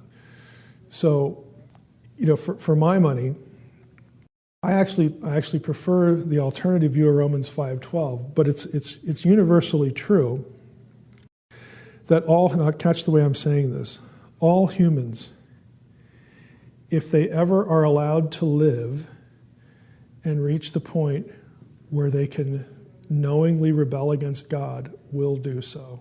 There will be no exceptions. The only exception was Jesus. And the reason Jesus didn't was he also happened to be God. Everyone else is guilty of sin. There are no exceptions, and no one can merit salvation in any way. Now, you can affirm those things and have a different reading of Romans 5:12. It's just that in my experience, I've found that you need to be clear on those points and still be faithful to the gospel. What I'll call the consensus view actually has a couple of problems with the way Romans 5:12 is read. Because if you believe Romans 5:12 is about the guilt, that what Adam did means that every human being who lived after Adam is not just a sinner or not just will inevitably, invariably sin. If you believe that they actually are guilty before God at the moment of conception, you have two problems. One is, what do you do with Jesus? Okay, Jesus is very clearly in his genealogy linked back to Adam explicitly. Jesus is fully man. He is a descendant of Adam. You say, well, Jesus isn't affected by this because of the virgin birth. Jesus had a mother. Okay. He traveled through Mary's birth canal. Okay. He was conceived in Mary's womb. He traveled through the birth canal. He is born of a woman. That woman is a sinner. That woman is a descendant of Adam like every other human. So why isn't Jesus guilty before God? And you can't escape this by saying, well, God just kind of looked at Mary and like did a jump shot into her womb, and just plopped the little human thing in there, and away we go. Romans chapter 1 says that Jesus was born.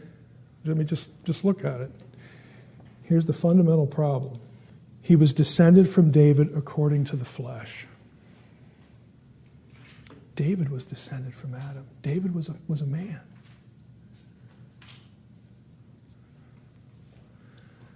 It just doesn't help you. Either Paul was wrong here, or maybe we really need to rethink what's going on here. Now, on the other hand, if Romans 5:12 just means that the result of Adam's sin is that you're mortal, all humans are mortal, then Jesus can be a direct lineal descendant of Adam. If it's not about guilt but mortality, hey, guess what? Jesus could die, and he did. There is no problem. Now, Catholics saw this problem very clearly. This is why they came up with the idea of Mary's not only perpetual virginity, but Mary's sinlessness. They have to get Mary off the hook. Because if they can get Mary off the hook, this is not a problem.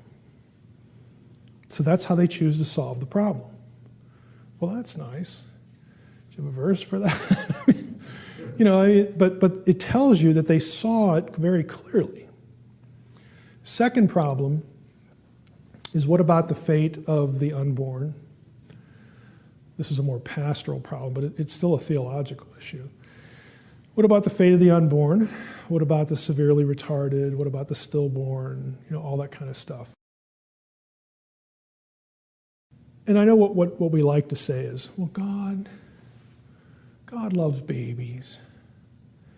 And so God looks at them, even though they're guilty, we wouldn't say this, but they're guilty of sin because of what Adam did. God makes an exception. Really? You got a verse for that? Or, yep, they're in hell.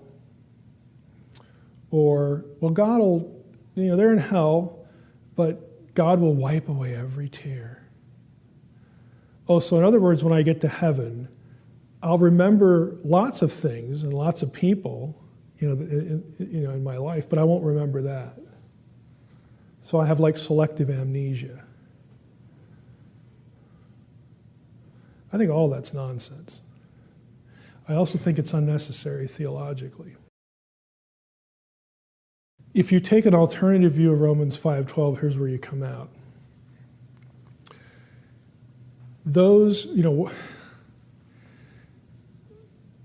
have this category, the aborted, the unborn, the stillborn, the same set of categories.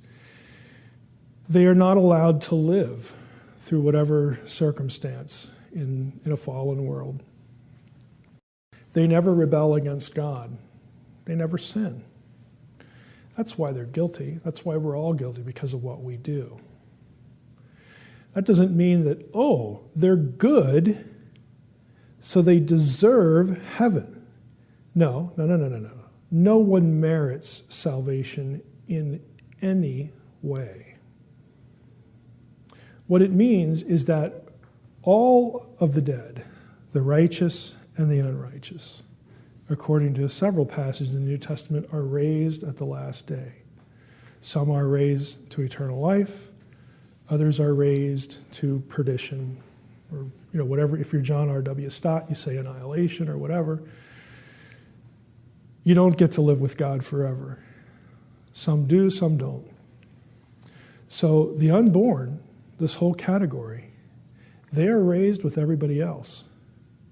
They do not go to perdition because they have never incurred guilt. By default, then, they are with the Lord.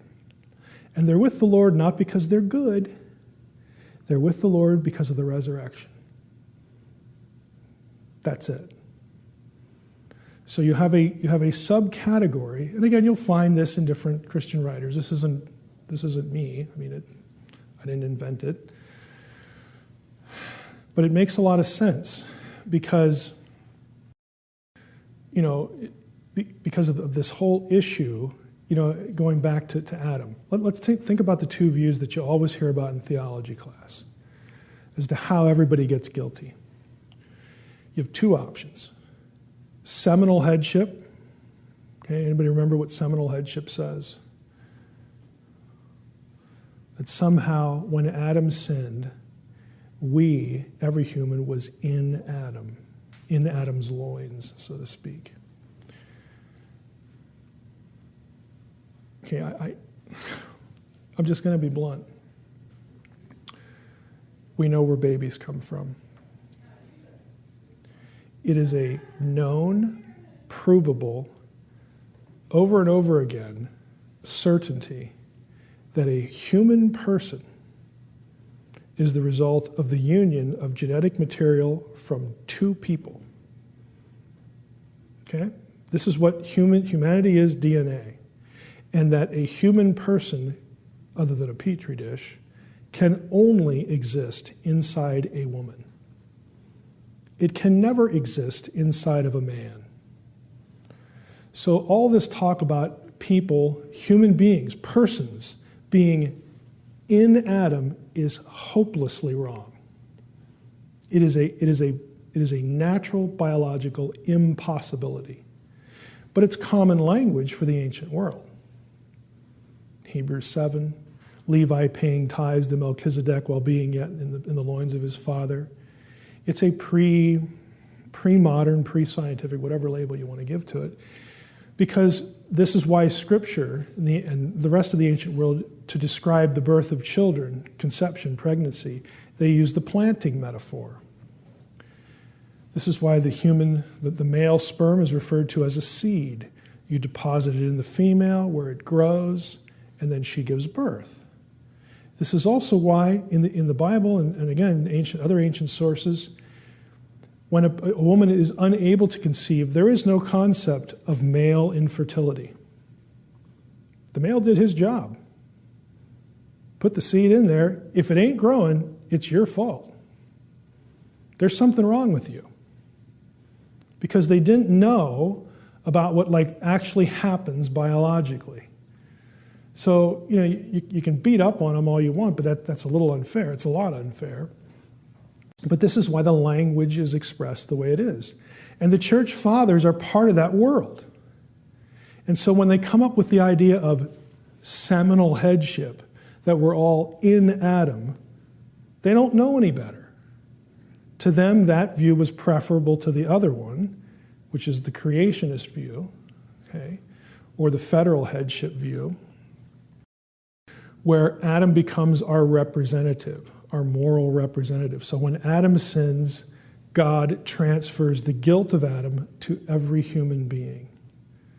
Okay, so those are your two major options, seminal headship versus federal headship. And federal headship is based almost, I would say entirely on Romans 5:12, that Adam becomes the moral representative. Now, it gets you into problems when you keep reading in Romans 5. The most obvious question is, well, why then later in Romans 5, when it talks about if the universal damnation is the result of Adam doing what he did, then why isn't universal salvation the result of what Jesus did? Why aren't we universalists? And the answer is, well, we don't want to be that. Because of lots of other verses that talk about condemnation and the need for the gospel. I mean, in my view, I know why people argue for universalism. I just don't buy it. I don't think it's coherent. And since I don't, federal headship then becomes a problem, for me. I don't know if we have any universalists here, but I get why people say that. I just don't think it's really well defended. But the whole thing about Romans 5 and what's going on with why the human world is the way it is and the universal guilt and all this kind of stuff. See, all these things are intertwined, and they do attach themselves back to this, okay, back to the whole Genesis 6. In that, if we had a first century Jew in here, he would probably look at us and say, man, those church fathers are crazy. This is just so much simpler.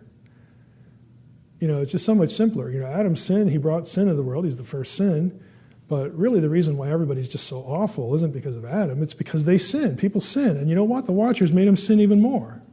That's what he would say. And again, you get a guy like Irenaeus that says that.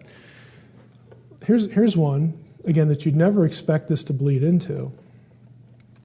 Fallen angels, bastard spirits, and the birth of God's Son. An Enochic ideology, which means origin of evil in Galatians 3 and 4. Now you think, what in the world is, what is this guy thinking? Okay, here's what he argues. He says that Paul subordinates the law to Christ. That's pretty obvious. The law was provisional in God's plan. Again, pretty obvious. For Paul, believers who return to the law are in danger of rejecting Christ. No kidding. He says it is this negative view of the law that is important. Subordinating the law to anything in God's plan seemed shocking. At least, that's the way we typically cast Jews, because Jews are just so fixated on the Mosaic law. And Stewart's like, well, kind of dissing the law wasn't that new in Judaism, because, these are direct quotes, subordination of Mosaic law is not entirely unknown in Second Temple Judaism. In a rather unique parallel, subordination of Mosaic law also appears in 1st Enoch. In fact, there are a number of striking parallels between 1st Enoch, particularly the Book of the Watchers, which is the first 36 chapters, Jubilees, and Paul's argument in Galatians 3 and 4. Among them, both 1st Enoch and Galatians subordinate the Torah as the pinnacle of revelation in similar ways. They deny that the Torah is the culmination of God's revelation. There's a shared emphasis on the cosmic significance of transgressions in each text, and all three works are concerned with angels and their relationship to the structure of the cosmos. Tracing these parallels indicates that Paul's argument about the role of the law in Galatians 3 and 4 is influenced by an Enochic ideology of evil.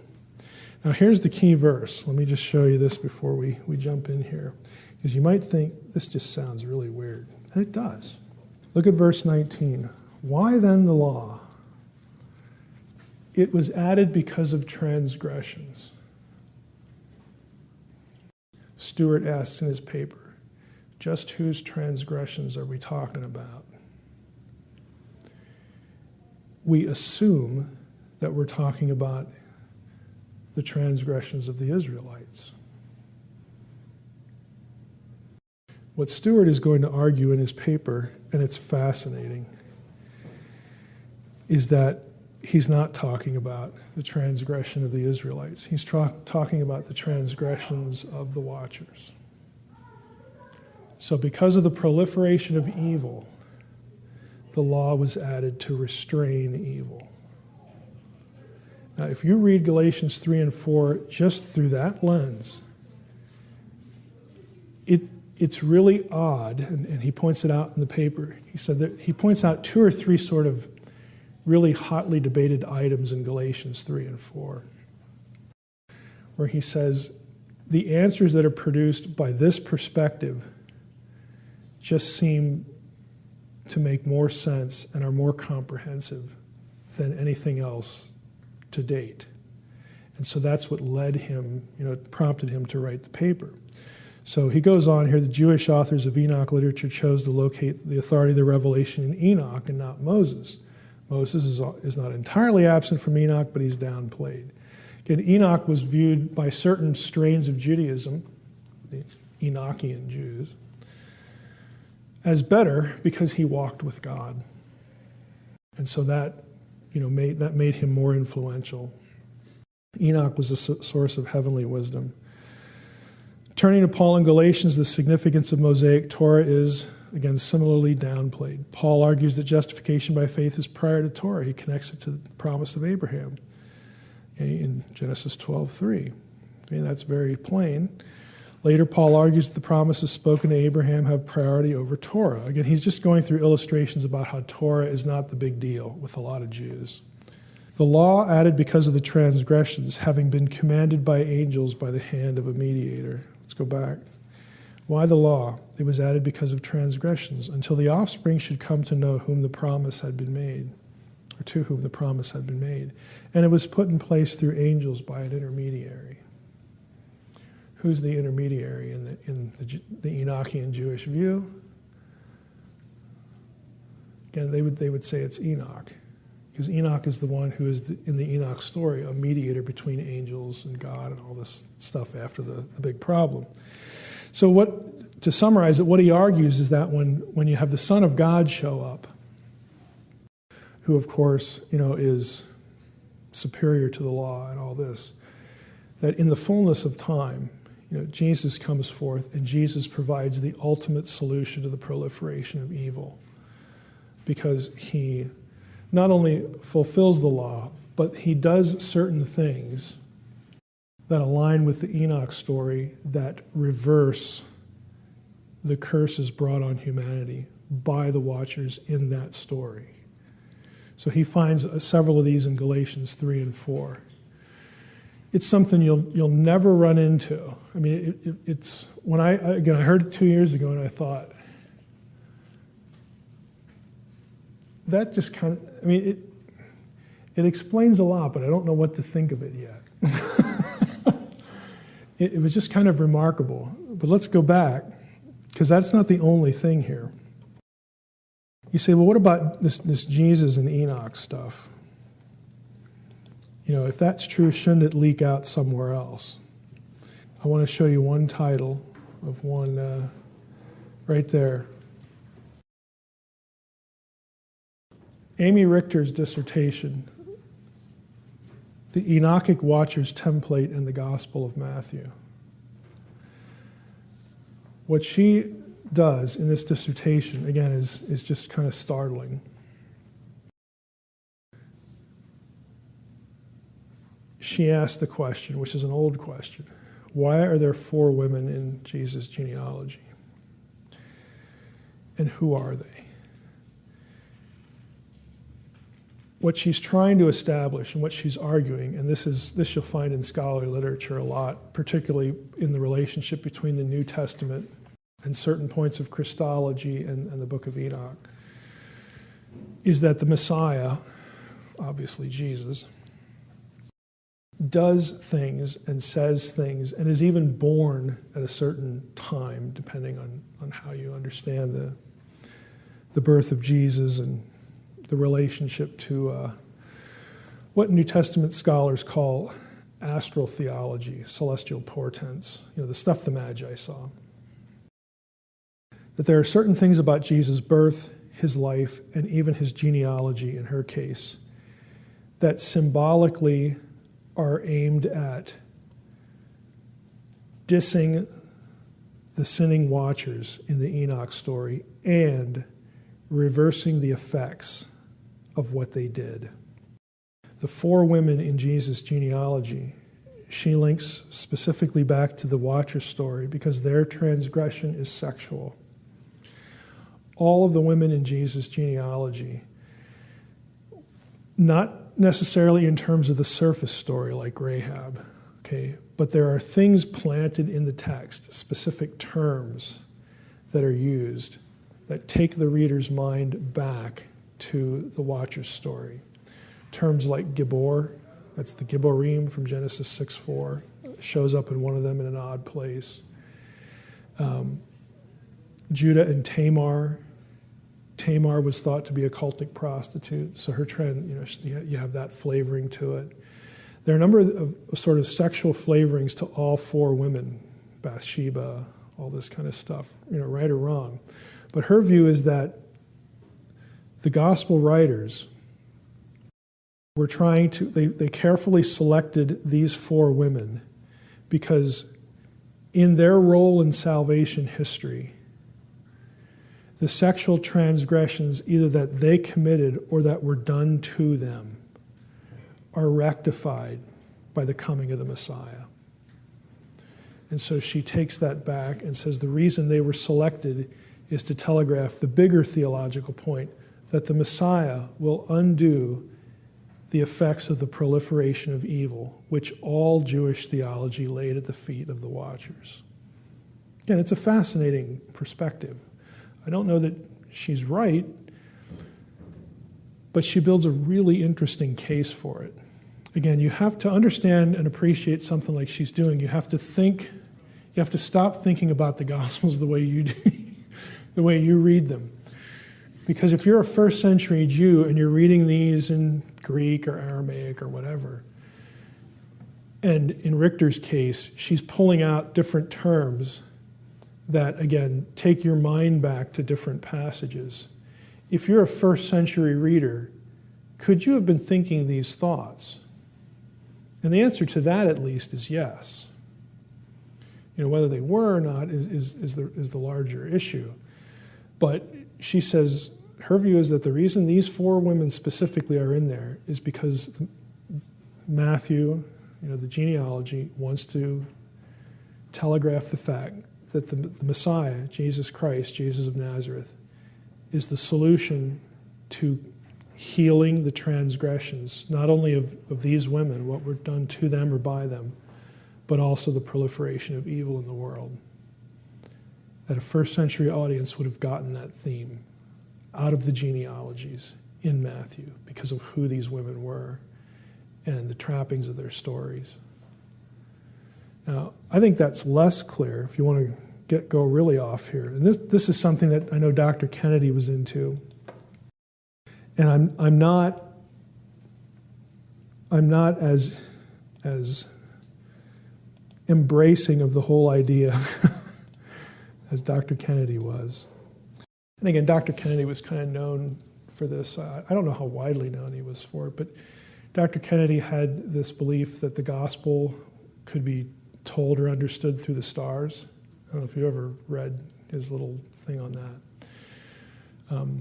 I don't believe that you can get the Romans road through celestial portents and what New Testament scholars call astral theology or astral genre, astral prophetic genre.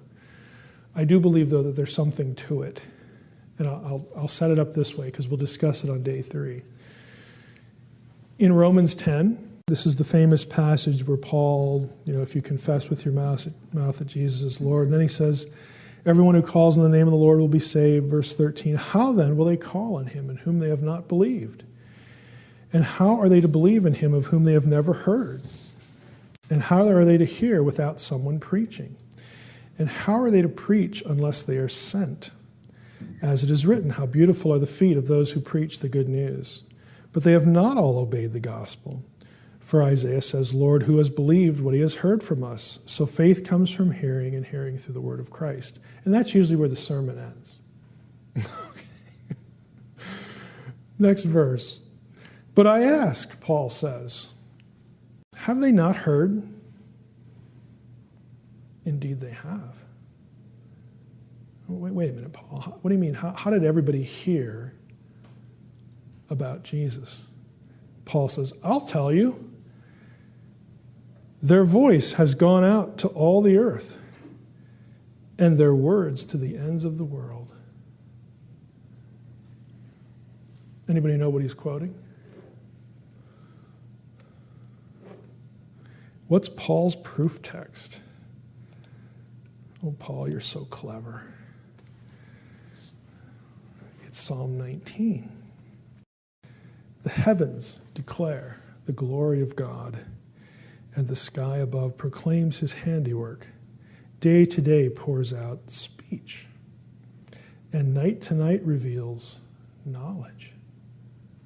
What, the celestial sky is supposed to tell us something? There is no speech, nor are there words whose voice is not heard. Their voice goes out through all the earth, and their words to the end of the world. Now that follows the Septuagint. In the Masoretic text, the word is line. Their measuring line goes out through all the earth. Now, if we stick with the Septuagint, he's referring to the celestial heavens, the night sky or whatever, tells us stuff. But MT, the Masoretic text, is actually more specific. Anyone want to hazard a guess as to what their line would be? That is the imaginary line called the ecliptic, which marks the path of these zodiac constellations through the night sky. Now, I can't prove it, but I think that what the Magi saw speaks of this passage and is given to us in Revelation 12. And if that's the case, you can pinpoint the birth of Jesus to within an 80-minute window. And the day is kind of freaky. The day was highly significant, both to the ancients and now in our culture to us for a specific reason. But I won't tell you what that is until day 3, until Wednesday. But again, this is, Paul is not doing modern astrology. He's not reading horoscopes. And neither were Jews who built zodiac mosaics in their synagogue. Okay, we have these pictures. We have mosaics of this. I'll show you one on Wednesday. There's actually, 7 or 8 of these.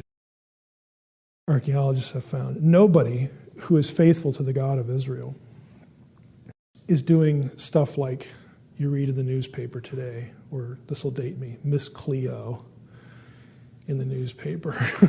This is not what we're talking about. It's not what Bullinger talked about. Bullinger was a big proponent of the gospel and the stars. Dr. Kennedy, had some things to say about it. A guy named Seiss had another thing to. I don't take it that far. I don't think you can get the plan of salvation through this. I do think you can get the birth of a divine king that everyone on the planet could have known. That much I think you can get. And we can get a birth date for that is highly significant in Jewish calendar, in Jewish theology, and also to the Greco-Roman world. Because of, again, if Revelation 12 is taken at face value, I think that's what the Magi saw. Again, I can't prove it. I can't prove that's what Paul was thinking. But he does quote Psalm 19. That is his proof text. Which in and of itself is kind of odd. But their belief was this. It was real simple. Who made the stars? God, the God of Israel. Why did he make them? For signs and for seasons. It's Genesis 1. They mark time. And the supposition was, again, in the ancient world, the belief was that the stars were either divine beings. Why? Because they move. Living things move. Okay, it's what they must be. They're not us. They're gods. So. Or that celestial objects were sort of under the power of divine beings. I mean, you can get discussions about certain celestial objects being associated with angels and demons and all this kind of stuff. Again, because that was the assumption. They have to be propelled by something. Again, they don't know modern astronomy. They don't know celestial mechanics. They don't know any of this stuff. They know how to watch it and plot it and use math and geometry. They know all that stuff. In the ancient cultures across the globe were really good at that. Really good. Astonishingly good. But for the Israelite, the thought crossed their mind that, well, maybe since these beings or these objects are under God's command, maybe occasionally we could look at them and we sort of get a hint that God is up to something. That God intends to telegraph that he is about to act in some significant way. So maybe we should pay attention to that and try to figure that out. Again, they're not like, hey, how much money will I make? Should I marry that girl? Should I take this job? They're not doing nonsense. Now, for the early church and Judaism, they had a very negative view of pagan astrology. For one very specific reason, well, two. One was the God of Israel didn't get credit for the stuff. But the second was they were offended by the notion that celestial objects dictated individual destiny. Only God dictates individual destiny. And that is precisely modern horoscope stuff. And it should be offensive because let's just use the word, it's pagan. That's what it is. But that is not what they're doing here. They're doing something different, motivated by in an entirely different way. We're talking about Genesis 6.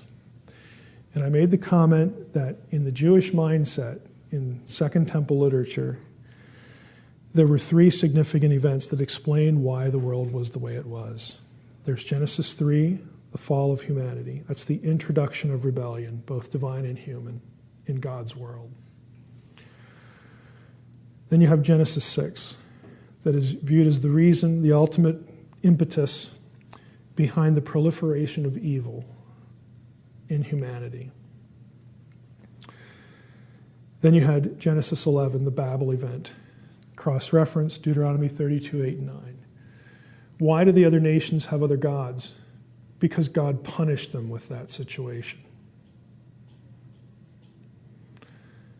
And God decided to divide up the nations and distribute them among the sons of God.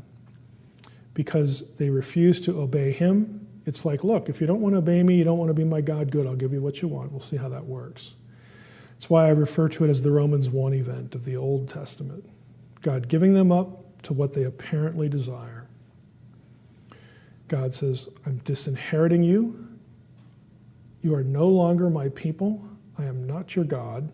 We have no direct relationship. I'm putting you under the authority of lesser gods. But the door isn't entirely closed because Israel is Yahweh's portion. In the very next chapter after Babel, what does God do? He calls Abraham. And when he makes a covenant with Abraham, he says that it's through you that all of the other nations, the nations I just divorced, I just disinherited, all of those nations will still be blessed. You will somehow be the conduit through which our relationship is restored. And so these three things frame the entirety of the Israelite theological mindset. All three of them. Everything else in the Old Testament extends from it. This is why the rest of the Old Testament story is Israel against the nations and Yahweh against the gods, because that is just the way it is. The gods have become corrupt. They are in rebellion. They initially weren't. They were supposed to guide Israel, keep Israel, administer Israel, be placeholders, however you want to characterize it. Paul's speech in Acts 17, somehow he makes the reference to God setting the boundaries of the nations and all this, and the goal was, again, to somehow have that bring them to Christ. This was the plan, sort of the bird's eye view of the plan. And because those three things frame the Old Testament, Jews looked at all three of those things and assigned specific importance to them in different ways than we do. They read their Old Testament differently than we do. And some of the ways that we focused on Genesis 6 for a specific reason, because that's sort of the most strange to our ear, there are some ways, again, that Genesis 6 lurks in the theological backdrop of places in the New Testament you just wouldn't expect. Genealogies of Jesus. Day 3 we'll talk about the birth of Jesus. There are specific connections, believe it or not, back to Genesis 6. You have the whole Galatians 3 and 4 thing. Just whose transgressions are we talking about here? Why was the law given? To restrain evil. Who's evil? What are we trying to restrain? Again, there's a whole stream of Judaism that would have read Paul's words and thought, oh, you're talking about the Watchers. Okay, I get it. That's why Paul gave the law, because, man, what they did was just made everybody wicked. So God had to give the law to restrain evil. Sounds kind of normal when you just say it that way. But again, we don't think in these terms because we're not them. That's the point. Here's one more. And this one, if we had children in the audience, we just have to send them out for this one. But this is just fascinating. This is going to sound like crazy talk, as if the other stuff doesn't. But It just makes so much sense. I don't know how else to say it. Okay, this is the famous or infamous head covering passage. So what we're doing is places in the New Testament where this Genesis 6 supernaturalistic evil worldview leaks through into the New Testament. So this is the head covering passage. Now, what I'm going to show you is the result of an exchange of 3 scholarly articles between 2 people in the Journal of Biblical Literature. You can see this began in 2004 by a guy named Troy Martin. And then Mark Goodacre, who's a Greek professor at Duke, responded to it. Didn't buy Martin's argument for the first round. And then Martin responded to Goodacre. Now, I'm going to tell you right now, I think Martin is correct, and he builds a very detailed case for this. And when you see it, it's going to sound at one moment strange, and at the other instance, it's like, boy, that makes a lot of sense, even as strange as it is. If you just look at the article title, Paul's Argument from Nature for the Veil in 1 Corinthians 11, 13, 15, a testicle instead of a head covering. You're like, how bizarre is that? I mean, it's like you read that and it's like, I got to read that one because that is just so strange. Okay, so Martin's first article is where I want to focus here. This article interprets Paul's argument from nature in 1 Corinthians 11, 13 to 15 against the background of ancient physiology. The Greek and Roman medical texts provide useful information for interpreting not only Paul's letters, but also other New Testament texts. Now, Martin quotes Schüssler Fiorenza, who's a famous feminist scholar, and she kind of states this fairly well. She might overstate it a little bit. Skip down to the third line. Traditionally, exegetes have conjectured that Paul was insisting that the pneumatic women leaders, the women who were led by the Spirit, spiritual leaders, this is the way scholars talk, pneumatic. What are they, tires or something? Women leaders wear the veil according to Jewish custom, yet verse 15 maintains that women have their hair instead of a head covering. Head covering is parabolaiou, and thus militates against such an interpretation. In a very convoluted argument, which can no longer be unraveled completely, so she gives up, Paul adduces several points for this custom or hair fashion. But the key here is verse 15. But if a woman has long hair, it is her glory, for her hair is given to her for a covering. So that the question is, well, why would women wear head coverings if they already have their hair? I mean, it just doesn't make any sense. What is Paul talking about? So what Martin is going to do, and his background is in the medical field, he's going to go through Greco-Roman medical texts for this term, parabolaiou. And his argument is that this is about physiology, again, about ancient beliefs about how women become fertile and stay fertile and have babies and stuff like that. Martin sets it up. While many features of this argument, 1 Corinthians 11, require explanation, the argument from nature in verses 13 to 15 is particularly problematic. The rationale for the natural shame of a man with long hair is obscure. Especially problematic is the statement that a woman's long hair is given to her instead of a covering, anti-parabolaiou. As traditionally understood, the statement nullifies the previous argument that a woman should wear a covering since her long hair apparently serves that purpose. A satisfactory explanation of this argument from nature should resolve the apparent contradiction and enable this argument to support Paul's contention that women should wear the veil in public worship. So here we go. I'm going to go out to the article itself. Since parabolaiou is contrasted with hair, which is part of the body, the physiological semantic domain of parabolaion in 1 Corinthians 11:15b becomes particularly relevant. Euripides uses the term in reference to a body part. He casts Hercules as complaining, "After I received my bags of flesh, which are the outward signs of puberty, I received labors about which I shall undertake to say what is necessary. There you have the Greek. A dynamic translation of the first clause would be, after I received my testicles. There you have the plural of the same Greek term, parabolaia, which are the outward signs of puberty. So he has a couple of other examples here about the use of the term for genitalia and whatnot. Then down here, ancient medical conceptions confirm this association. Hippocratic authors hold that hair is hollow. Did you know that? Hair is hollow and grows primarily from either male or female reproductive fluid or semen flowing into it and congealing. And he quotes Hippocrates. Remember the Hippocratic Oath, the father of medicine? That's the guy, okay? This is what they're believing.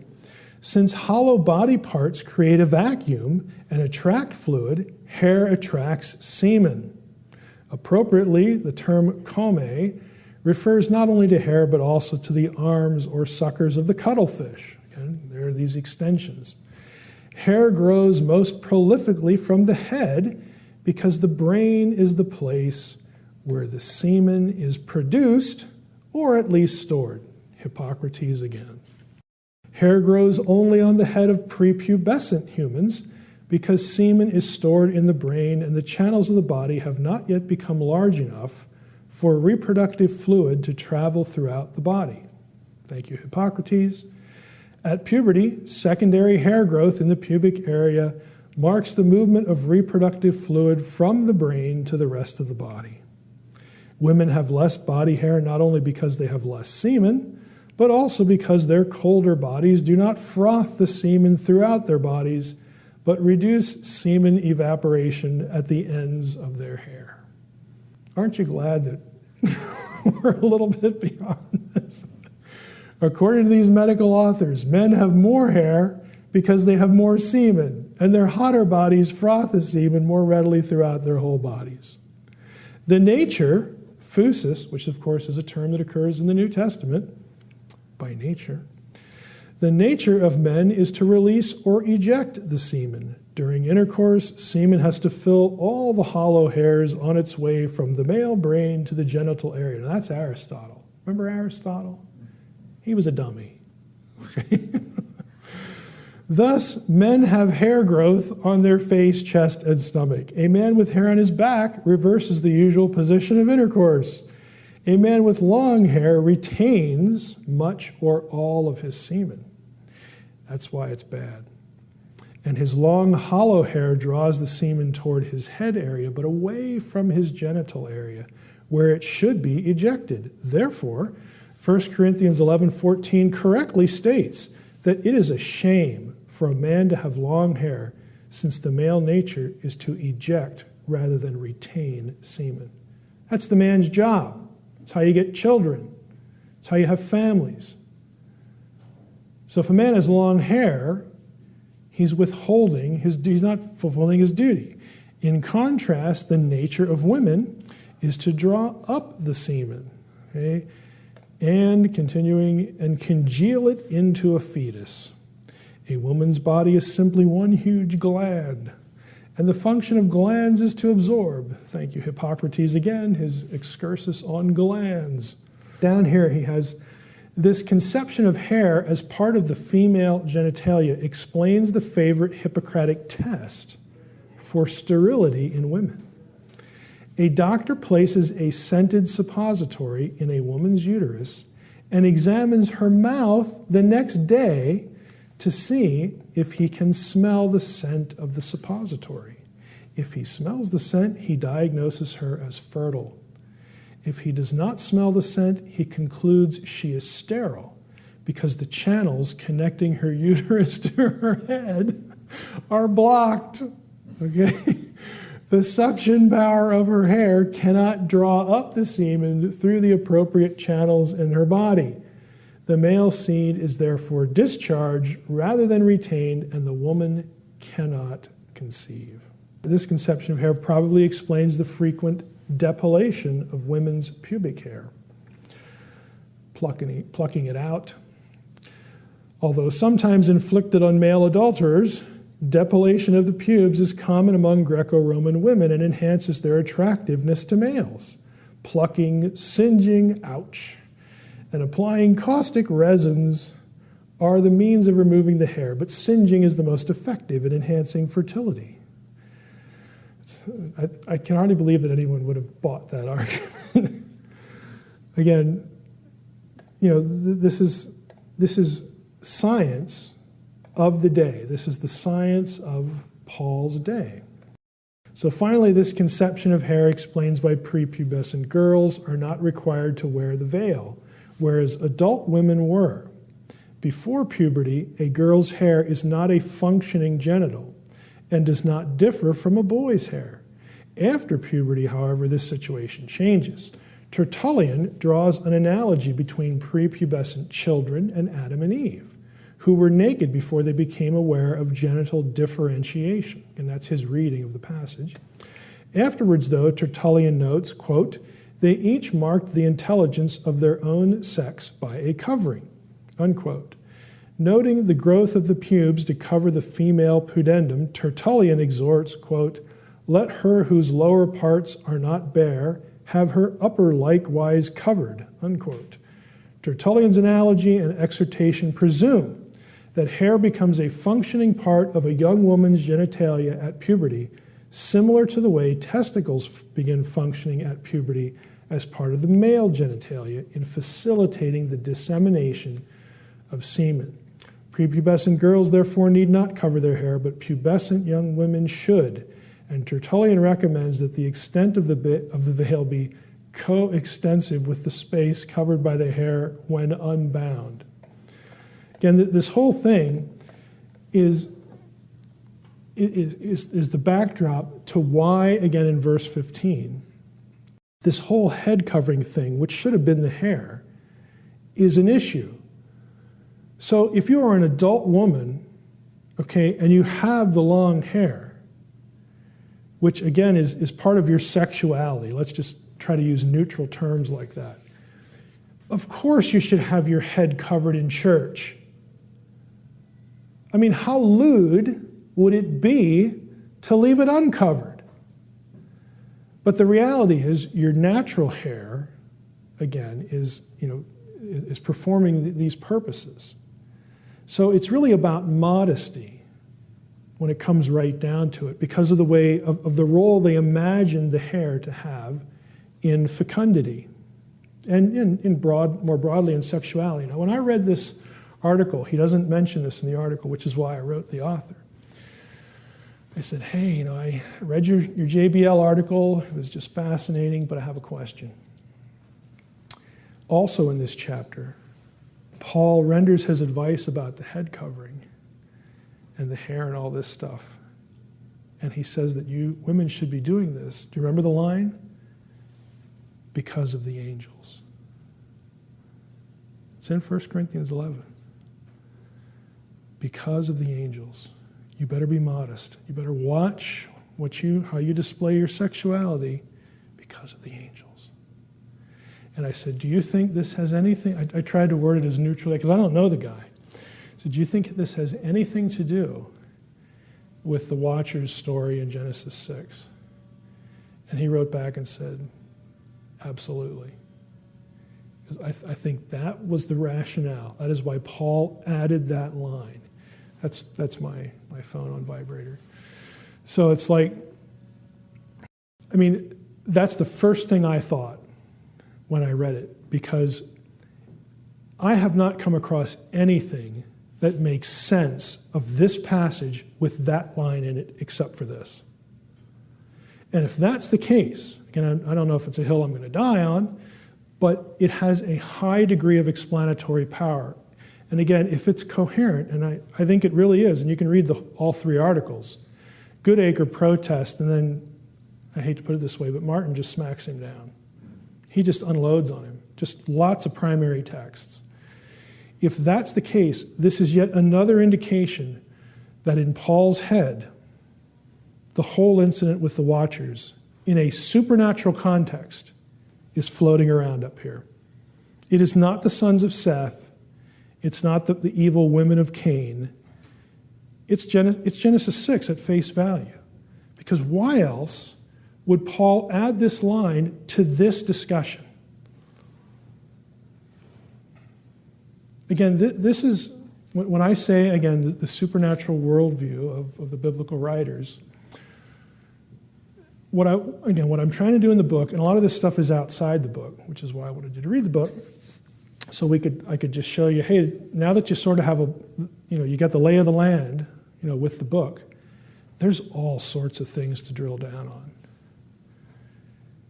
Because there's a lot that's floating around in the heads of the writers that is easy to gloss over or to misconstrue or to just sort of, want to avoid.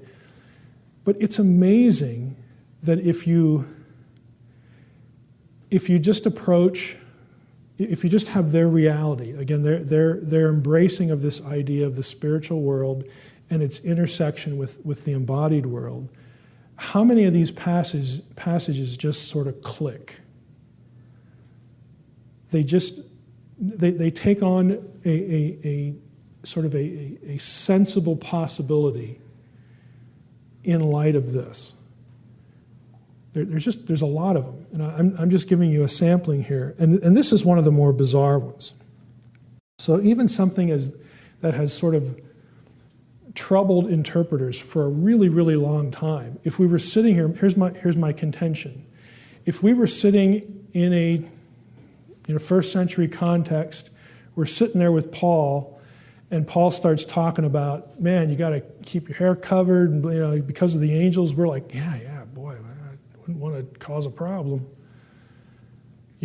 because we need to telegraph to the unseen powers that be, because they can't be trusted, because we know they've transgressed before, that we are faithful to our husbands. We are not going to solicit any sort of contact with the other side in this way or really any other way, but we want to be especially careful to telegraph the message of our modesty, and we're going to guard ourselves because of them. That's just what they were thinking.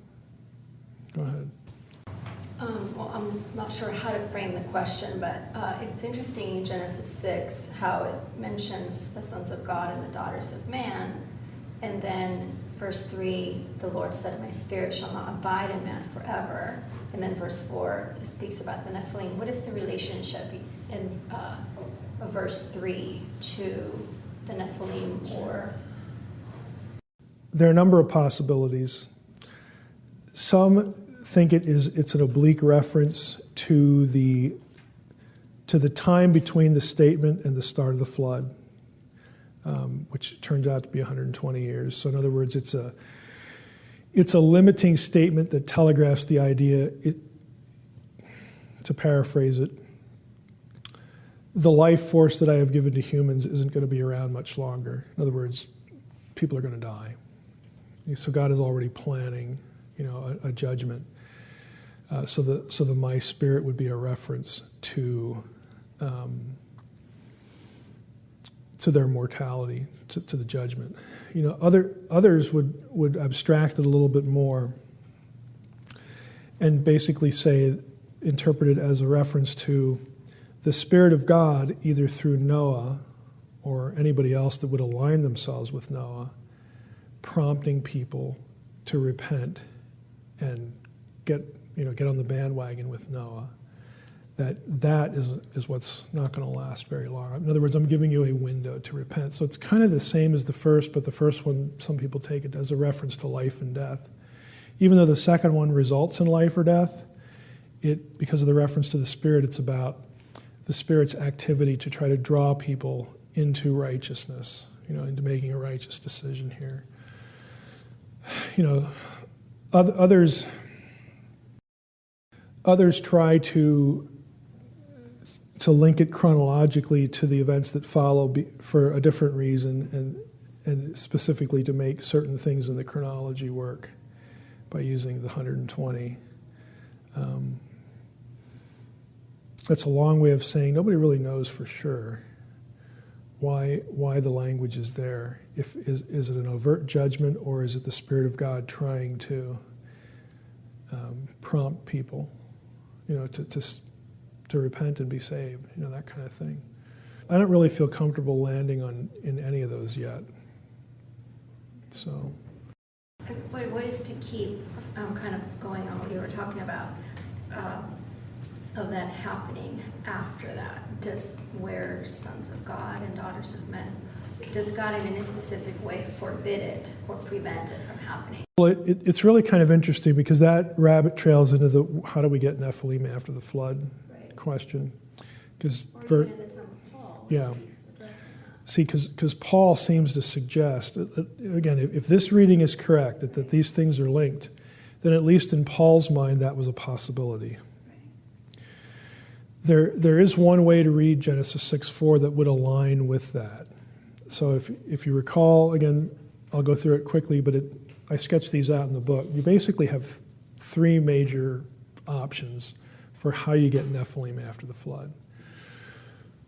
One is, and you can find most of these, at least inklings of all of them in ancient writings, but one option is that what the Watchers did was transmitted or carried in the women, in the wives of Noah's sons, that they essentially brought the seed with them.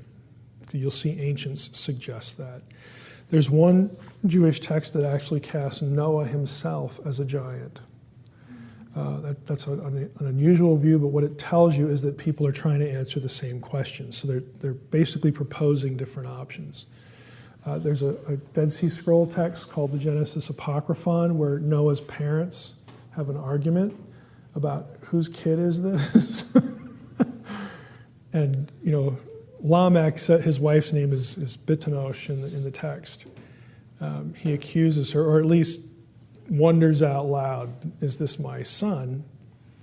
And she says, well, of course it is. Don't you remember the other night? And, like that settles the argument, And if you're interested in that one, again, this is for an adult audience.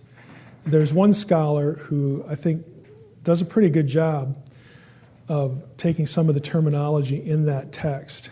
And part of Bitanosh's argument is her own orgasm during their sexual liaison, because the scholar argues that, again, in antiquity, that was thought to contribute to pregnancy. That if that happened, then, boy, for sure, we're gonna be pregnant now. So that's part of that text.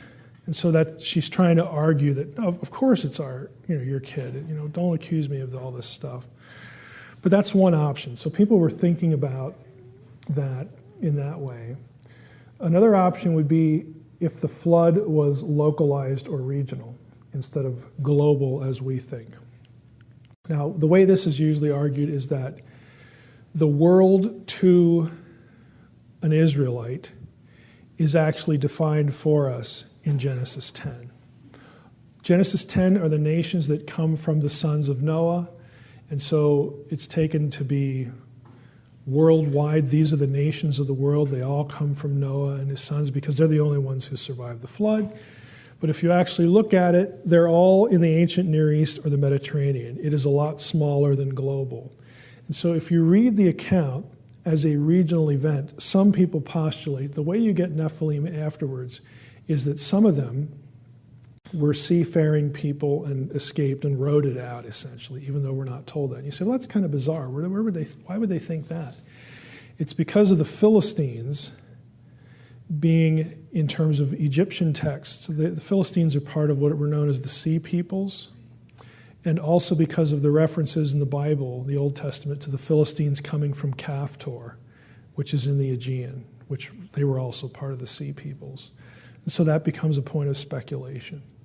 The third option, and this is the one that aligns with what Paul might have presumed, is that if you take Genesis 6:4, where it says there were Nephilim on the earth in those days and also after, and then typically the translation says when the sons of God went into the daughters of men.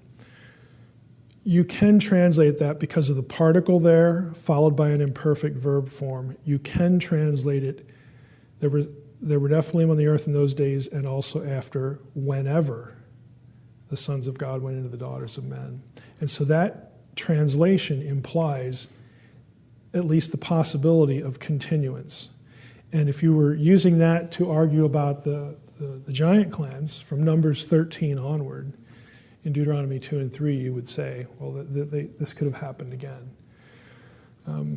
None of them are really great, but they all sort of show up in different places. And if Paul is thinking about that, I think it would indicate that Paul is at least open to the last one. Again, that's about all you can say. Some people would sort of just default to say, you know what, we don't have an answer for it because nobody really cared. In other words, the writer wasn't concerned to explain the later statement in Numbers 13:33 that the Anakim come from the Nephilim. Critics would say that is an after-the-fact comment that is inserted into the text to justify the elimination of the Anakim. Because as I argue in the book, again, my view of the conquest, and what we'll get into this tomorrow, is that the conquest is not a rampant, indiscriminate genocide, as lots of atheists like to sort of pin to us. Rather, there are a variety of verbs that are used to describe the conquest. Some of them involve killing, others do not. So you can't say that the conquest would have been viewed by God as successful if no one had died. Because whenever you see cherem, to devote to destruction, whenever you see the other verbs of destruction in the conquest narrative, they all occur in relation to conflicts, to battles at the same places. And those places are specifically in the hill country where the Anakim are said to have been seen. So what you needed to have happen at least in the conquest is the elimination of the Anakim, and then you could have driven everybody else out. But those particular people have to be eliminated. And again, critics would say that this is rationalized by the insertion of the comment that the Anakim come from the Nephilim. If you don't view that as some sort of agenda-driven insertion, if you believe that it was either there originally or added later for some other purpose, some explanatory purpose as opposed to some weak justification. But you could argue an editor or a writer wanted to make the point that they had to be eliminated because they were from this race. And when you get into Deuteronomy 2 and 3 with Og specifically, Og's bed mirrors to the cubit the sacred bed, the sacred marriage bed of Marduk in Babylon. And that immediately takes you back to the Mesopotamian context of the Apkallu. So they're telegraphing that what's going on here does have some link back to Genesis 6, and this either provides the reason, or if you want to be cynical, a weak-kneed rationale to the cherem that happens during the conquest. But what you can't deny is that it's targeted to the Anakim. And that's the part that people miss. And I think people sort of want to willingly miss it because they like to say the Christians worship a God that believes in indiscriminate, rampant genocide. And that is not the way it's portrayed in the conquest accounts.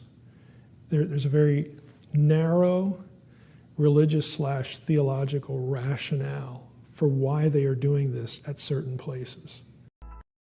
I get the question all the time, well, Mike, do you think the book of Enoch, is canonical? No. Here's what I think. A book does not have to be inspired to be useful. It's very evident, especially from Peter and Jude, and I would say Paul, given some of these things, and gospel writers in places. And on my blog, I actually posted, I can't remember who it was that collected these, but it's really a nice collection. It's very apparent that New Testament writers, they're not quoting 1 Enoch left and right. It gets quoted a couple times. But the content of the book is floating around in their heads in some in some important ways. And the most obvious, other than the direct quotation in Jude, is a passage like 2 Peter 2, where Peter refers to the angels that sinned. Okay, and by the way, there is no angelic sin in the Old Testament other than Genesis 6. You will look in vain for one. Well, what about the primeval rebellion of the angels, where a third of the angels and Satan, before creation? There is no verse in the Bible that says that. That is from Milton's Paradise Lost. That is not from the Bible. Now, people will look at Revelation 12, and that's the passage that does reference the third of the angels. But it's very clear in Revelation 12 that what's being described is in conjunction with the birth of the Messiah. Because the woman's pregnant, gives birth, Satan tries to devour it, the child is taken up. Again, the resurrection and ascension and all that kind of stuff. The child who is born shall rule the nations with a rod of iron. It quotes Psalm 2. It's very clear. It has nothing to do with before creation or a gap theory between verses 1 and 2 of Genesis 1. It has nothing to do with that. There's only one angelic sin, plural, and that's Genesis 6. And Peter explicitly refers to it. And not only that, but it says, he talks about the angels that sin, and then he uses the verb tartareo, which they're imprisoned, in a lot of English translations have in hell or in Hades or something. It's in Tartarus. What's Tartarus? This is the dead giveaway. Tartarus is the Greek term in the Greek version of the Titan story where the offending divine Titans wind up after the same sort of set of circumstances as Genesis 6. There's no way you can get that term and have the Sethite view in your head. I mean, it's totally incongruous. So he's obviously thinking of, again, the Enochic, the Watcher story and whatnot. And here's how I view this. It's completely pointless and unnecessary to worry about Enoch. So whenever I get the question about Enoch and the canon or whatever, I say, of course I don't believe First Enoch is canonical, but I also don't believe the question even matters. And here's why.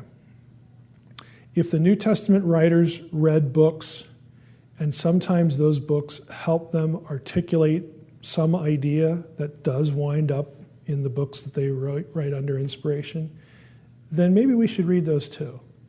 Because maybe if we read those books, we would pick up on some of the wavelengths that the New Testament writers are angling for.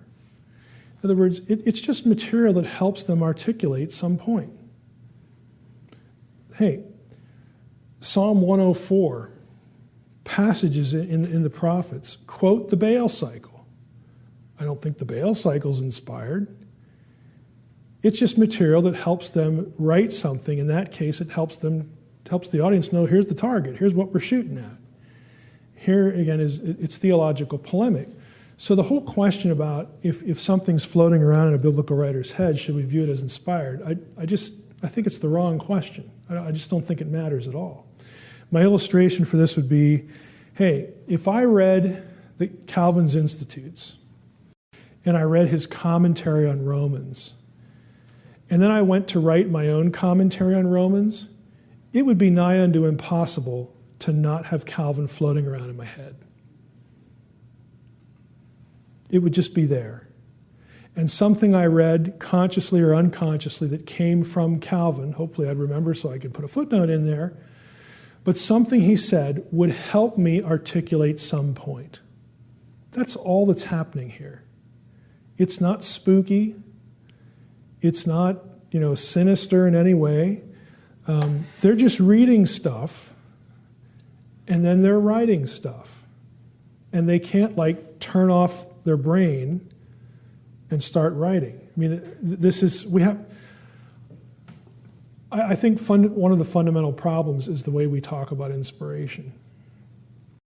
We have turned the doctrine of inspiration into an X-Files episode, okay, where the prophet gets up and starts making breakfast, and all of a sudden they go into a trance. Their mind just blanks. They have no control over their thoughts. Their arm starts flailing and waving. Quick, somebody give him a pen, stick it in there so he gets to write something, and then he snaps out of it, and he looks down at the table and says, wow, did I write that? Man, I can't wait to read it. Because God forbid we have human input and inspiration. Every word has to be from God, the God-breathed idea. We use this language to divorce the humanity out of the process. And I would suggest to you this: if you strip the humanity out of the doctrine of inspiration, you undermine the doctrine. Because when you do that, there are things in the text that are impossible to explain through brain downloading and automatic writing, the typical X-Files view. Now, I know why we do this. We do this because we want to try to articulate the idea that Scripture, the Bible, is something that its ultimate origin is God. I get that. But I think we should view inspiration the way we view canonicity. In other words, canonicity, the church fathers are really clear on this. We believe that the Spirit of God, who indwells each believer, that the Spirit of God will act providentially to ensure that the mass consensus of believers will correctly identify the books that the community needs to recognize as sacred and inspired. We believe the Spirit is capable of doing that and will do it and did it. If we viewed inspiration through the lens of providence, we don't need writers' minds to go blank. We don't need to put our faith in what I call the holy stapler. I'll explain that in a moment. We don't need this bizarre articulation of inspiration. What we need to believe is that every writer from birth on was providentially prepared by God for that moment when God would prompt them through circumstances, maybe a voice, maybe a vision, maybe a dream, who knows what. It could be something just they happen to be in the right place at the right time because of 100 events earlier. But God would providentially prepare that person for that place and time when he needed them to write that letter to that church. And they did it. When he needed that editorial hand to take the collection of the sermons of the prophet Ezekiel after he died and fashion it into a book. And he'll never be named. Okay, but every hand that touched every book did so and was in the right place at the right time because of the providence of God. Why do I say that? Well, look at the Synoptic Gospels. If you believe in the downloading theory of inspiration, well, not only do you have Matthew, Mark, and Luke disagree on what they include or exclude, but even when they agree, it's sometimes in different order. And even when it's not, the dialogue in those scenes is different, not only in English, but even in Greek. And even when the Greek lemmas are the same, they might be in a different verb tense. So if all this is downloaded, what does that reduce the Holy Spirit to? It reduces him to an imp, to a fiendish little playful, I'm going to play with their minds kind of imp. That, I downloaded the words to Matthew this way, and now I'm dealing with Mark today. I'm going to change the verb tenses, so that'll freak them out. They'll never figure out why I said it this way, and now I'm saying it this way. Two different downloads, almost the same, but not quite. Wait till I get to Luke. Boy, I'm going to really play games with them there. It's absurd. Again, the downloading thing just reduces it to absurdity. Look at the first 3 verses of Ezekiel. Here, I'll just put them up here. This is the kind of stuff that the download thing, and that's dictation, but it's also other views too.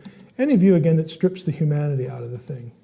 Look at this. First 3 verses of Ezekiel. What strikes you as odd? In the 30th year, in the 4th month, on the 5th day of the month, as I was among the exiles by the Kivar Canal, the heavens were opened, and I saw visions of God. On the 5th day of the month, it was the 5th year of the exile of King Jehoiakim, the word of the Lord came to Ezekiel the priest, the son of Buzi, in the land of the Chaldeans by the Kivar Canal, and the hand of the Lord was upon him there. What strikes you as odd? If Ezekiel is being downloaded, what doesn't work? Why do we switch from the first person to the third person? Okay, any of you a baseball fan? Oh, you need to be a big baseball fan. There's only one human being that I know that would consistently in an interview switch from the first person to the third person and just drive you nuts listening to it. Yep. Ricky Henderson. Ricky had a good day today. He stole 2 bases.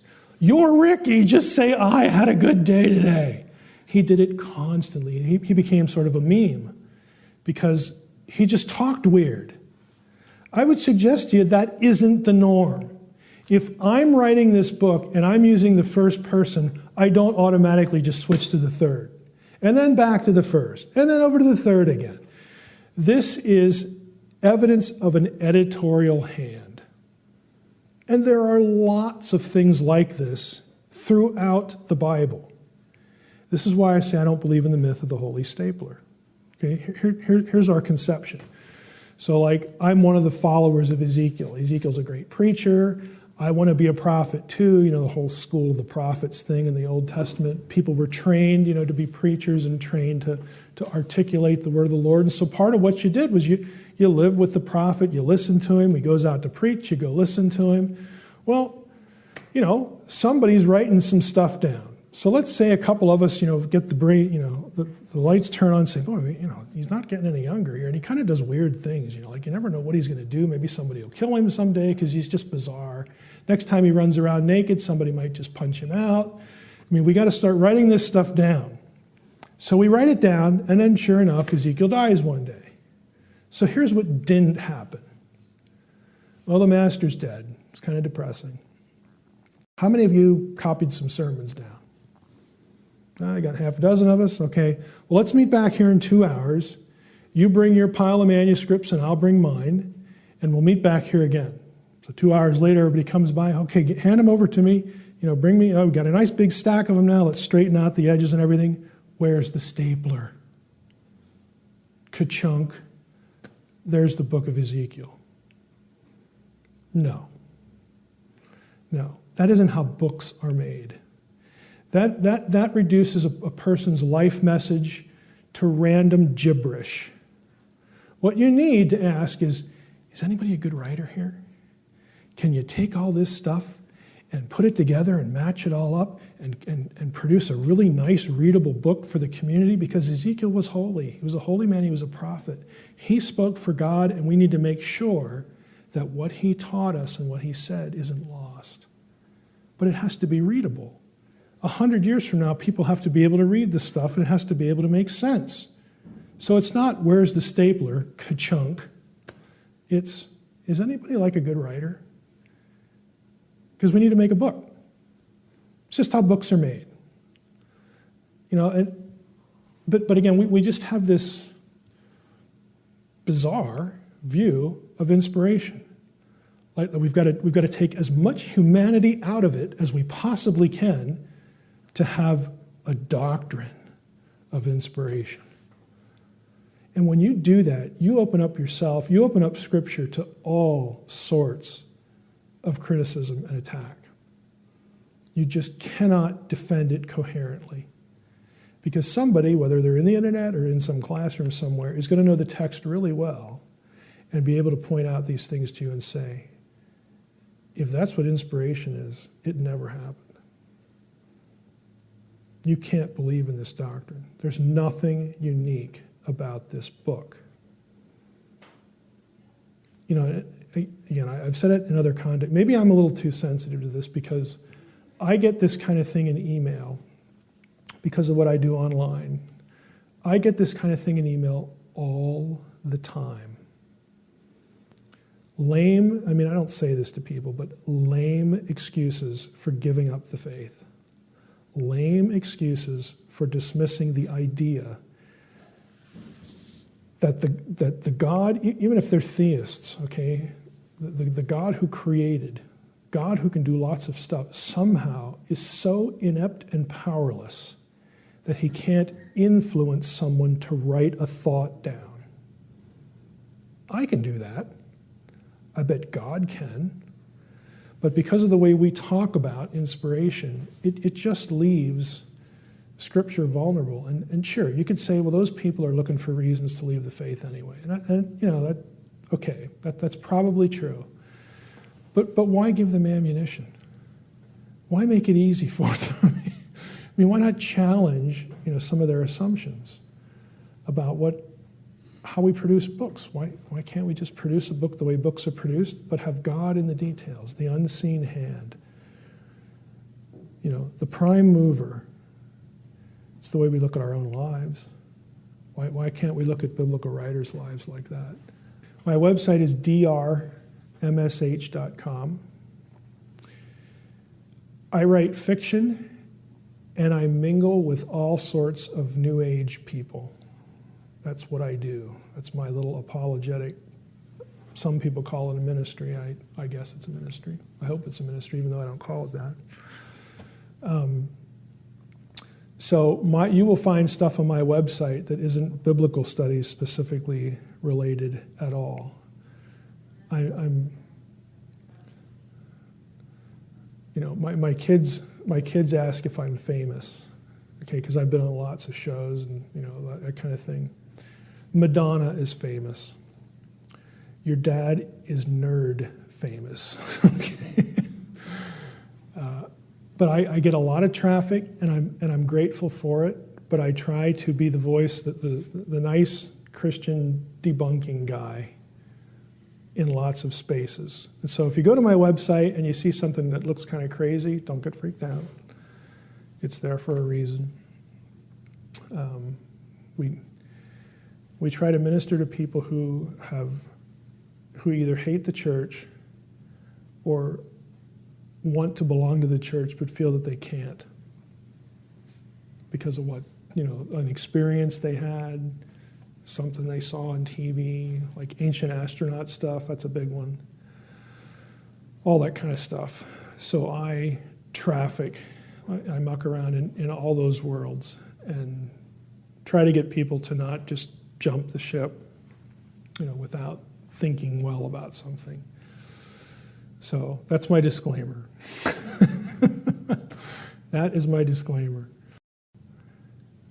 God knows all things real and possible. Do we believe that? Yes or no? I believe that. I'm not an open theist, even though open theists try to tell me I am, but I'm not. God is not surprised by things.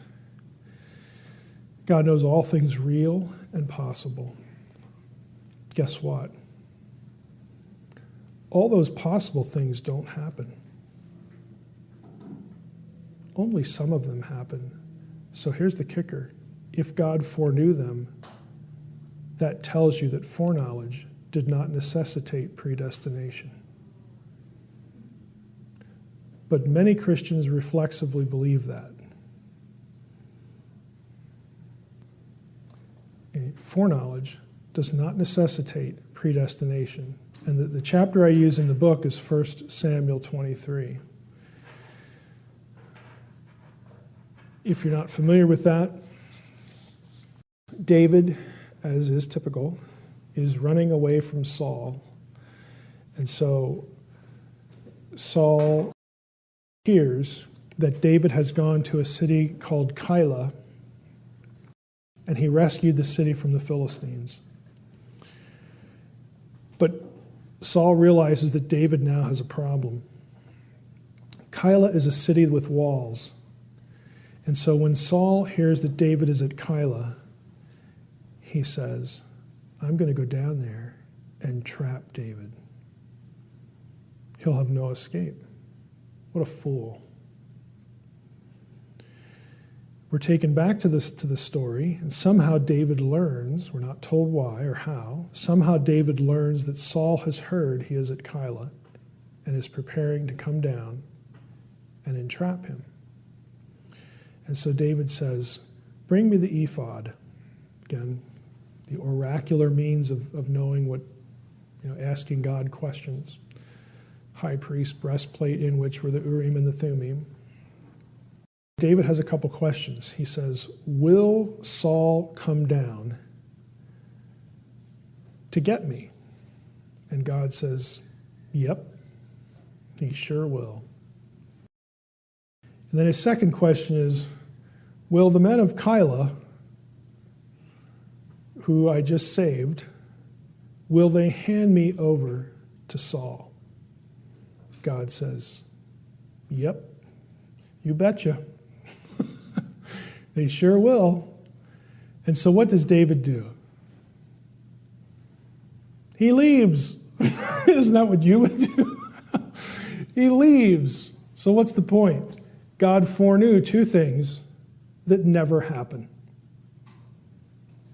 The fact that he foreknew them didn't require them to happen.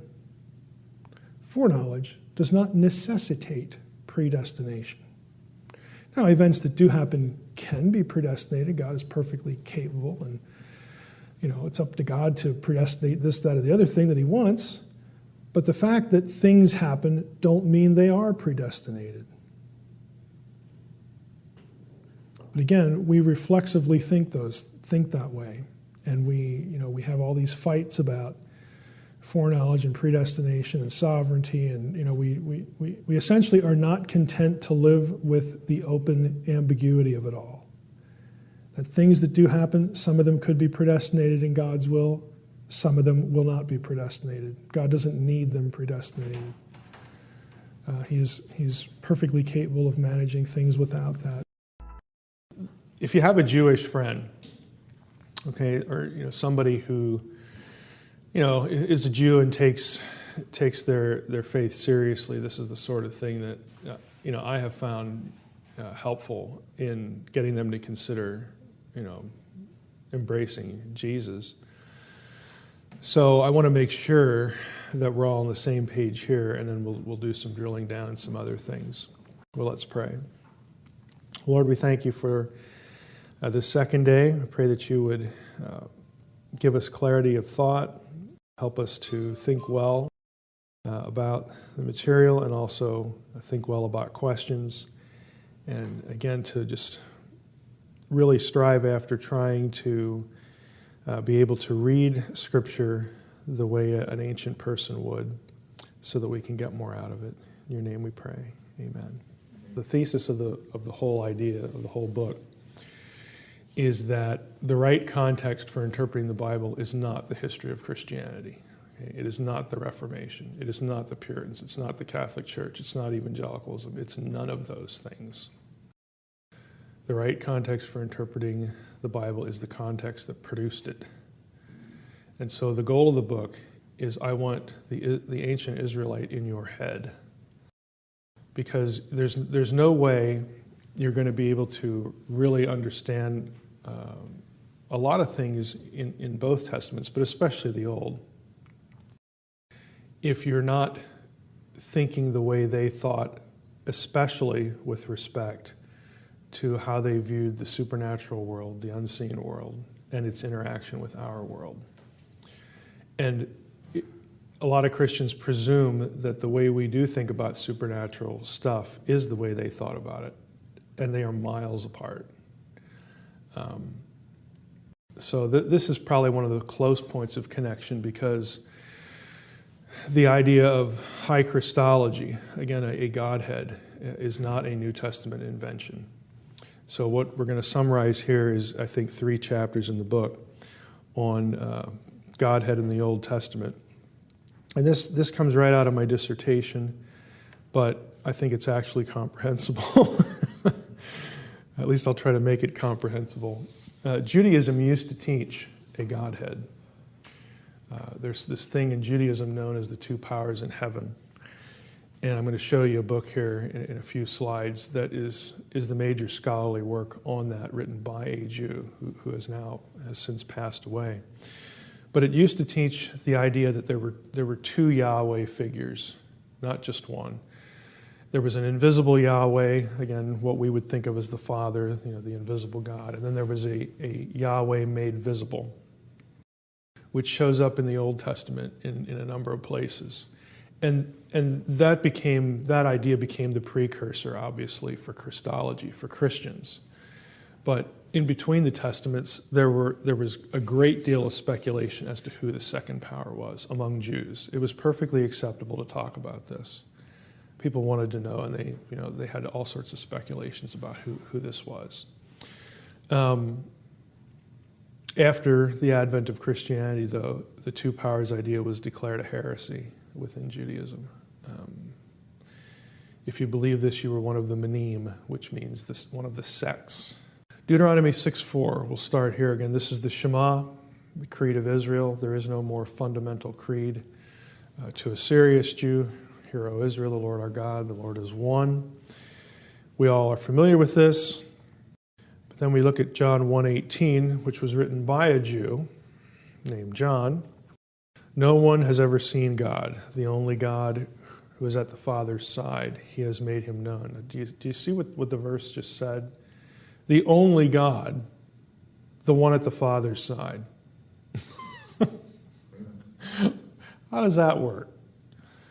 Okay, so, John 1, of course, is famous for in the beginning was the Word was God, the Word was with God, and then the Word became flesh in verse 14. So, John very obviously, the Word was God and the Word was with God, and then you get this verse in 1:18. John very obviously has at least a two-person Godhead in his head when he's writing John 1.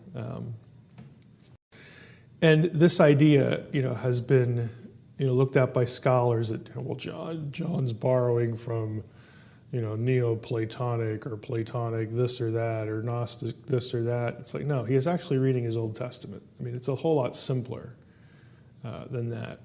And, the Targums, we'll mention a little bit later, have an influence here too.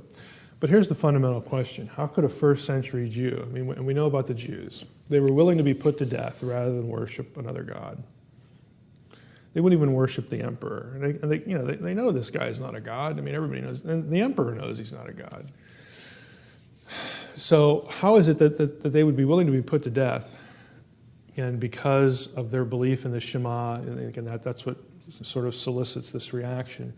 But yet, many Jews turned around and embraced Jesus as Messiah and worshipped him, prayed to him, treated him as God, spoke of him as God.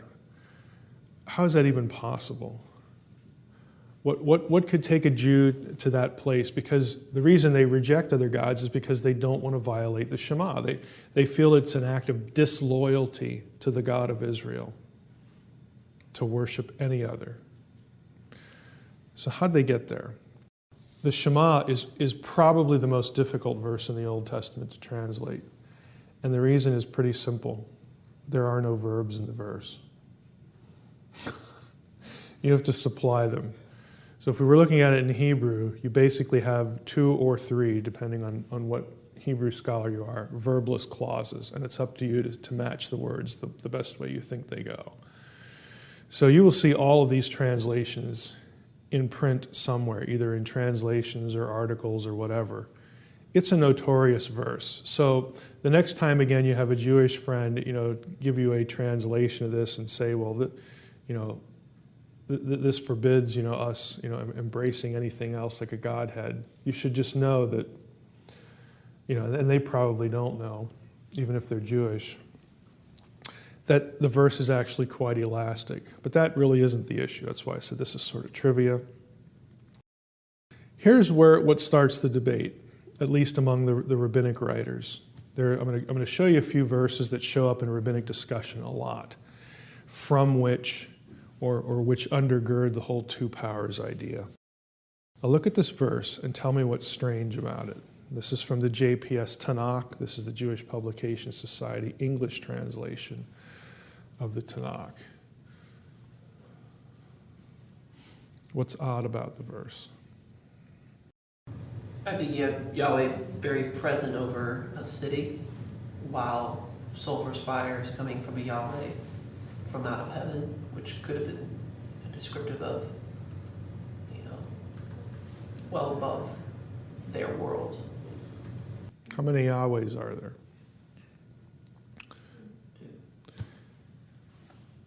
Yeah, you have Yahweh raining down fire from Yahweh. It's just odd.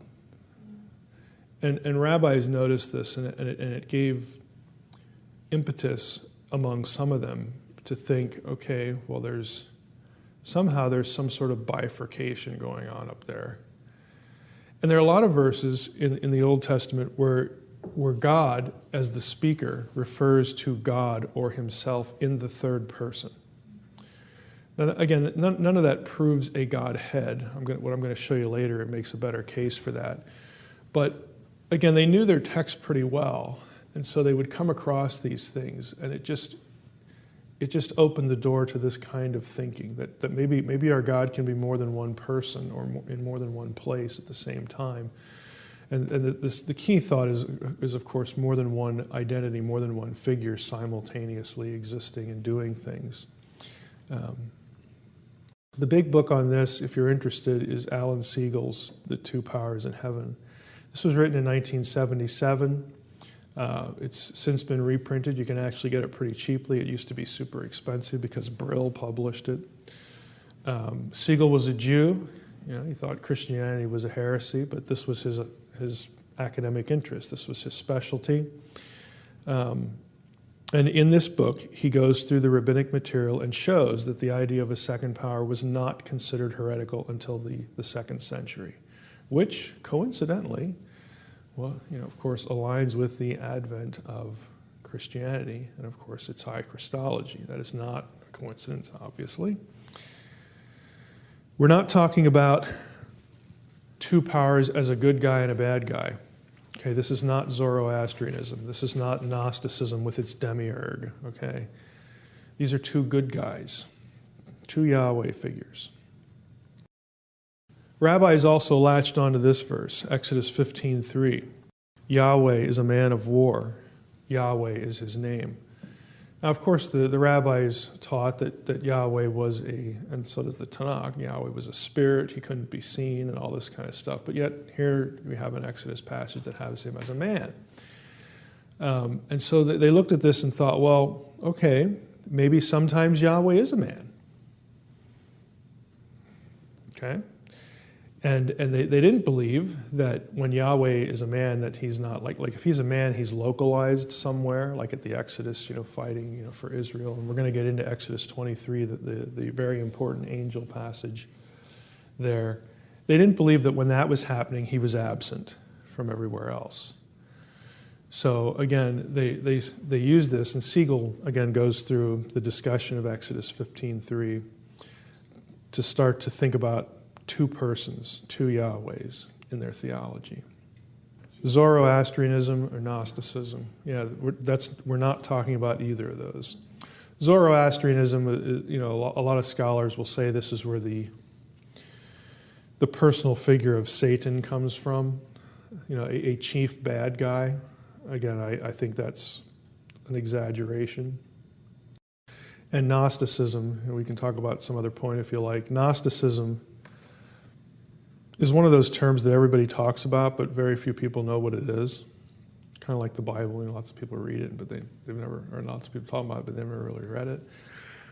In the Gnostic, just the really quick version. In Gnosticism, Gnostic literature, like at Nag Hammadi, the Gnostic Gospels, for the Gnostics, there is what they call the true God, which is a non-personal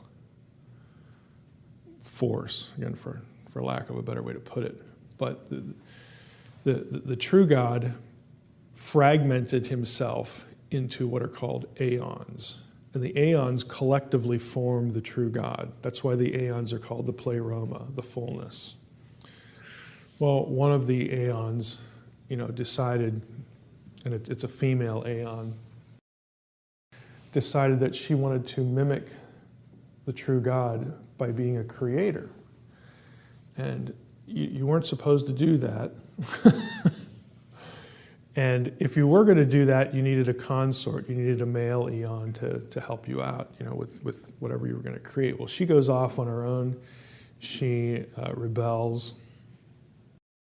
And she decides to create a divine figure. Well, she creates what Gnostics refer to as the demiurge. And it turns out very badly. It's a very tragic mistake. the demiurge is not a good guy.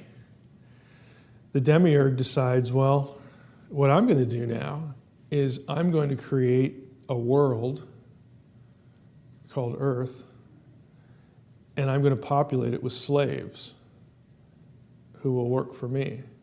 And I'm going to create henchmen to help me keep those slaves under control, and they're called the archons, which is a word that shows up in the New Testament. So you see what, to a Gnostic, the God of the Bible is the demiurge. He's evil. The hero in Gnosticism is the serpent, because the serpent is the one who tells the people. I mean, what happens is the demiurge creates Adam and Eve and people.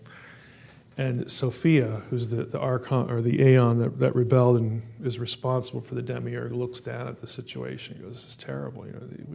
I have to do something. I can't let these poor creatures, basically these slug kind of hominid, misfits. This is a terrible life, to be slaves of this jerk. I made him, and I'm sorry." So what she does, catch the language, is she takes a little bit of her divinity, a little spark, as it's referred to, and puts it into the humans. And that spark is what awakens them. It makes them rational, makes them self-aware. And so salvation for them is coming to grips with and understanding that they are really divine, that there's divinity in them. The true God is in them, because the true God is in Sophia. And she puts a little spark of divinity. You'll actually see this in Ben-Hur, if you've ever seen Ben-Hur. They have Jesus saying that there is God in every man. Well, that's Gnosticism. It's not Christology. But this is where the idea comes from. And when you've probably heard the whole little spark of divinity thing in popular culture. It's Gnosticism. So that's salvation for a Gnostic is gnosis. It's knowing. It's becoming aware that you're really divine. It's Oprah. Okay?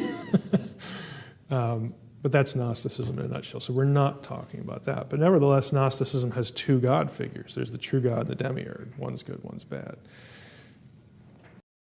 Daniel 7, okay, moving beyond Exodus 15, Daniel 7 was a really, really important passage. As I looked on, thrones were set in place, and the Ancient of Days took his seat. Again, we know who the Ancient of Days is. This is the God of Israel. And here's the rest of the passage. We get a description. His garments white as snow, hair of his head like lamb's wool. His throne was the tongues of flame, its wheels blazing fire. By the way, that language is taken right out of Ezekiel 1. So no, Ezekiel 1 is not describing a UFO. It's describing the throne of God. Lo and behold, a much simpler explanation. The court sat, okay? The court sat. It's a divine council meeting. And the books were opened, and one like a human being came with the clouds of heaven. So the rabbis looked at this, and since the one like a human being is the one that gets, in the rest of the chapter, everlasting dominion, glory, and kingship, and also is, part of the heavenly entourage, they thought, well, only God, really gets that stuff, or, only God's the ultimate sovereign, so maybe there's two here. And so they speculated, again, that we have two deity figures. We're going to come back to this passage, and because there's something in the passage, specifically the coming on the clouds motif, that pins this down. In the ancient world, everyone would have known what that meant, that this is not an angel. This is a God, okay, because of that description. But we'll come back to that. So Siegel actually says, and again, he's a Jew, not only does Daniel 7, 9 and following allow the interpretation that God changes aspects, so that would be modalism, okay, it may easily be describing two separate divine figures. So again, he launches off into a discussion about what the rabbis thought about Daniel 7. Very important passage. Let's go to the Old Testament, though, and look at sort of, where we really can get this stuff. Exodus 3. Everybody knows the passage, the burning bush. Okay, here's the question. Who's in the bush? Well, God's in the bush. Well, yeah, he is, but the angel is actually in the bush. So you see, verse 2, an angel of Yahweh appeared to him in a blazing fire out of a bush. Of course, Stephen in Acts 7 says that Moses saw the form of a man, form of an angel. So it's very consistent. But yet, the angel's in the bush when Yahweh saw that he had turned aside to look. So Yahweh is also in the scene. So who is the real God in the scene? And the answer is, well, yeah, kind of both of them. Because there's the angel talking and then there's God talking, and they're distinguished, but yet they're both there. So again, you get this two-ness feel to it. Exodus 23 is a big deal. This is where God, after the giving of the law, in Exodus 20, God says to Moses, I am sending an angel before you to guard you on the way and bring you to the place that I have made ready. So we're going to go to the promised land. I'm going to send an angel before you. Pay heed to him and obey him. Do not defy him, for he will not pardon your offenses, since, and here's the key phrase, my name is in him. You say, well, big deal. Well, this takes you into something called the name theology in the Old Testament. And this is still something that very serious Jews do or think. For instance, in my Hebrew program at Wisconsin, we had one professor, the other ones didn't care. But we had one professor that when we were reading text in class, when you got to the divine name, YHWH, you were not supposed to say Yahweh. He would sort of freak out at you in a friendly, non-abusive way. He would say, when you come to the name, you either say Adonai, which means Lord, separate word, but it's a good substitute. The other acceptable substitute was Hashem, the name. The name in biblical thinking is another way of referring to Yahweh himself, and I'll show you some verses for that. So if the name is in the angel, Yahweh is in the angel. The angel is Yahweh embodied, not incarnate, but embodied. Deuteronomy 12, lots of other places in Deuteronomy talk about, prospectively about the temple, the central sanctuary. And this is the place where God says, I will put my name. I will set my name. And we know that when the sanctuary is built, we have the big ceremony in 1 Kings 8, and God himself, the Spirit, the glory cloud, comes to inhabit this place. So again, establishing his name is taking up residence. It's not just ownership of the place. And I bring that up because we're going to talk about an evangelical professor who, pardon the pun, has sort of made a name denying the name theology and been criticized for it in publication. Psalm 20, may the Lord answer you in the day of trouble. May the name of the God of Jacob protect you.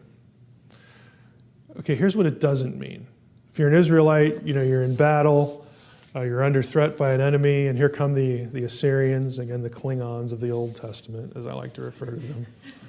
They were, man. They were bad dudes. Orcs, if you prefer. The Israelites didn't look at each other and say, oh, yeah, watch this, Assyrians, YHWH. We got 4 consonants. What have you got?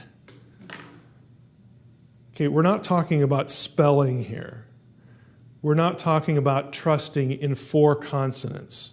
What are they going to do? Write them on the ground and say, there's the line in the sand right there. We're protected now. No, they're talking about God himself.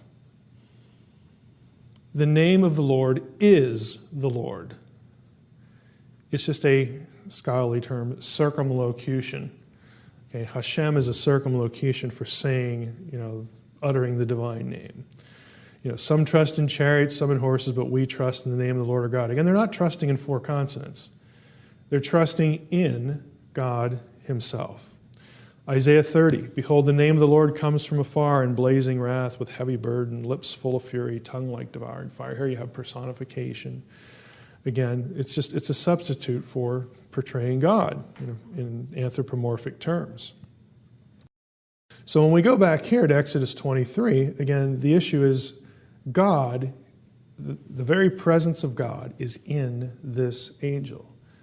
Okay? And yet God is still out there existing and ruling and reigning and doing what God does, while this angel, who is him in embodied form, is leading the people to the promised land.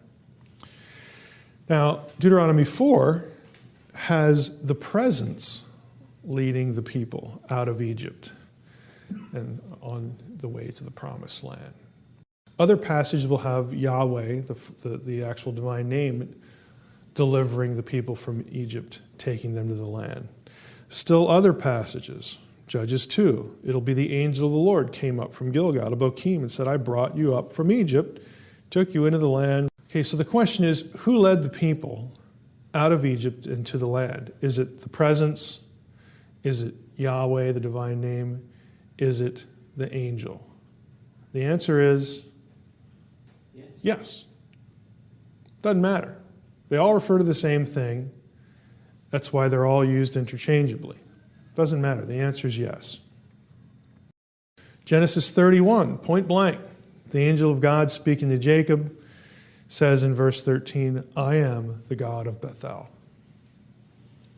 Okay? If you go back in Jacob's history, that's where he first encountered God, built an altar there, and here the angel shows up and says, I am the God of Bethel, where you anointed a pillar and made a vow to me. My favorite passage on this is Genesis 48. This one is just way cool. You can't get it in English, but there's a kicker here in Hebrew that's just really, really cool. Last time a Jehovah's Witness came to my door, I went to this passage. I was cranky that day. So I said, okay, God's not an angel, right? Oh, no. Jesus is the angel because he's created. Angels are created beings. God is different than an angel. Are you sure? Positive. Okay, So we go to Genesis 48. This is when Jacob blesses Joseph's children.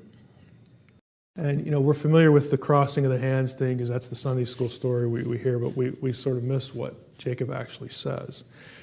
So Israel stretched out his right hand, he crosses his hands, and he blessed Joseph, again, through his sons, saying, there's 3 stanzas to his blessing.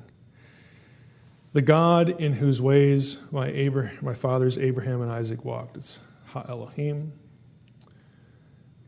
The God who has been my shepherd from my birth to this day.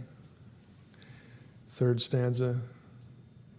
The angel who has redeemed me from all harm. And here's the kicker.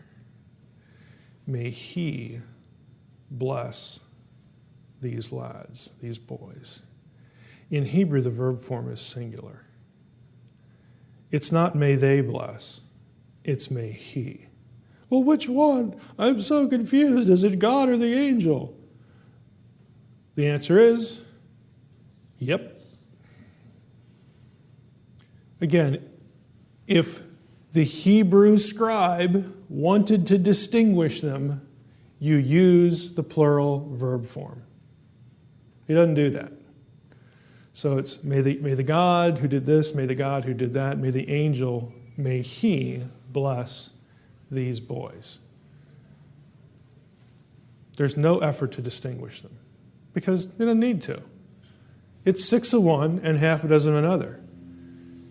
Okay, the angel just happens to be Yahweh embodied, and God, there's this invisible Yahweh too. There's 2 of them. There's 2, but yet they're the same essence. Again, this is exactly the way we talk about Jesus. Jesus is but isn't God. He's God, like in essence, but he's not the Father. Okay, for the Israelite, well, the angel is Yahweh, but he's not because Yahweh sends him, but he's still Yahweh because they're like identified in places, but they're distinguished in others. Again, it's Godhead thinking. It's a Godhead conception, okay, of what, how they think about, their God, the God of the Bible. So do they ever appear together? Okay, they're co-identified, distinguished. Judges 6 is interesting. The angel of Yahweh, okay, came and sat under the terebinth. So store that away in your mind. When the angel shows up, he's under the terebinth tree. Okay? at Ophrah, which belonged to Joash the Abiezrite. His son Gideon was beating out the wheat inside a winepress in order to keep it safe from the Midianites. The angel of Yahweh appeared to him. Again, so I would suggest to you that when things appear, you see them. The language of appearance means visual. So Gideon's talking to this guy. We found out later he doesn't quite know yet who he is. And he says to him, the angel says, Yahweh is with you. So Yahweh is referred to in the third person. Yahweh is with you, valiant warrior. Gideon says, oh yeah, right. Take a look around. Like, where have you been? Why are we in this mess? And Yahweh turned to him and said, oh, wait a minute, wait. Gideon said to him, please, my Lord, if Yahweh is with us, why has all this befallen us? Next verse, Yahweh turned to him. Now that is the language of anthropomorphism. Spirits don't turn because you can't see them, okay? So is this identifying Yahweh with the angel? Could be. I say could be because later on we're going to find them also distinguished. And we've already seen them distinguished. But here they're sort of like the same. So are they the same or yet they different? And again, the writer doesn't really care to clear it up. Go in this might of yours and save Israel from the hand of Midian. Do not I send you? Do not I send you? And he said to him, please, Lord, how can I save Israel? Behold, my clan is the weakest. You know, we get the excuses here. Yahweh said to him, again, Yahweh is still the speaker, but I will be with you, and you shall strike the Midianites as one man. And he, again, Gideon, said to him, again, the angel of Yahweh, I have these in brackets because we only get pronouns here. So we don't really know who the speaker, who's speaking to who, and all that stuff. So verse 17, there's ambiguity. But Gideon finally says, hey, please don't leave until I come to you and bring out my present and set it before you. And he, again, whoever he is, either the angel or Yahweh, because we can't tell. Because are they being separated now, or were they distinguished or fused together back earlier? We don't really know. But whoever it is says, okay, I'll stick around. So Gideon goes out and he makes his little present. Gideon brought the stuff under the terebinth. Okay, so that's where we saw the angel at the beginning.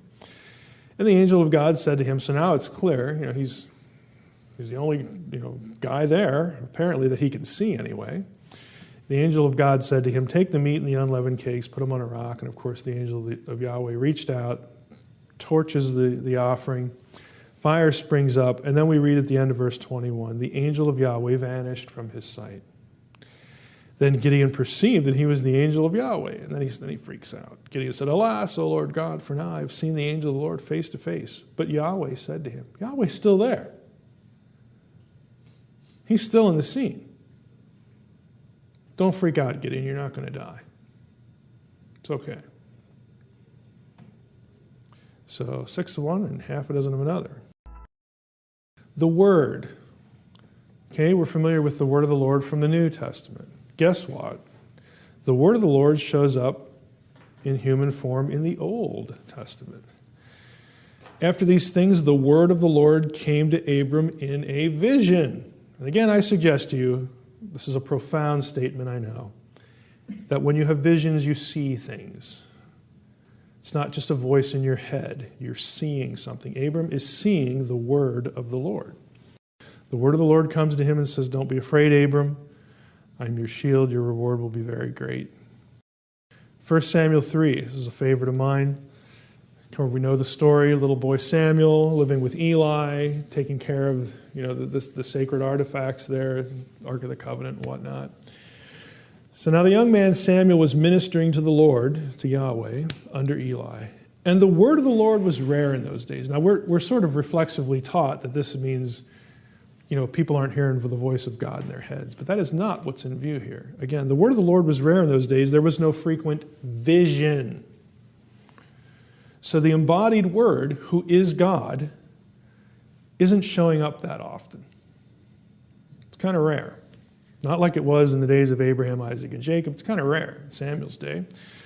Verse 7, now Samuel had not yet experienced the Lord. The word of the Lord had not yet been revealed to him. He hadn't shown up yet. And we know the story. The Lord called Samuel again the third time. And again, I've abbreviated the verse references, but again, you know the story. Samuel's trying to go to sleep.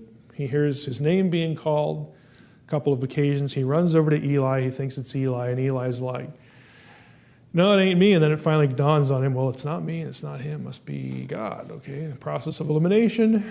So, he tells Samuel, okay, if it happens again, here's what you do. Say, speak, Lord, your servant, hears. Your servant is listening. So sure enough, the Lord called Samuel again the third time, and the Lord, divine name Yahweh, came and stood. Invisible spirits would not be described as standing because you can't see them. This is clear anthropomorphic language. This is clear visible language. So the Lord comes and stands, calling as at the other time, so it's the same guy, same one. Samuel, Samuel, Samuel said, speak, for your servant hears. And then we know the story. He gets bad news about Eli and doesn't want to talk to Eli. Okay. At the end of the chapter, we read this. Samuel grew, and Yahweh was with him, and let none of his words fall to the ground. And all Israel from Dan to Beersheba knew that Samuel was established as a prophet of the Lord. Why?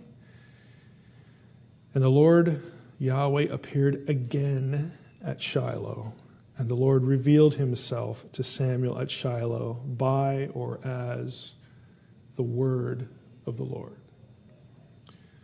Again, John, when he writes John 1:1, is not like, oh boy, did I do well in Plato class? Am I going to remember my Platonic philosophy so I can get this right? No, he's a Jew, and he knows his Old Testament. It's not that hard. Jeremiah 1. The word of the Lord came to me, saying, okay, this is Jeremiah's call.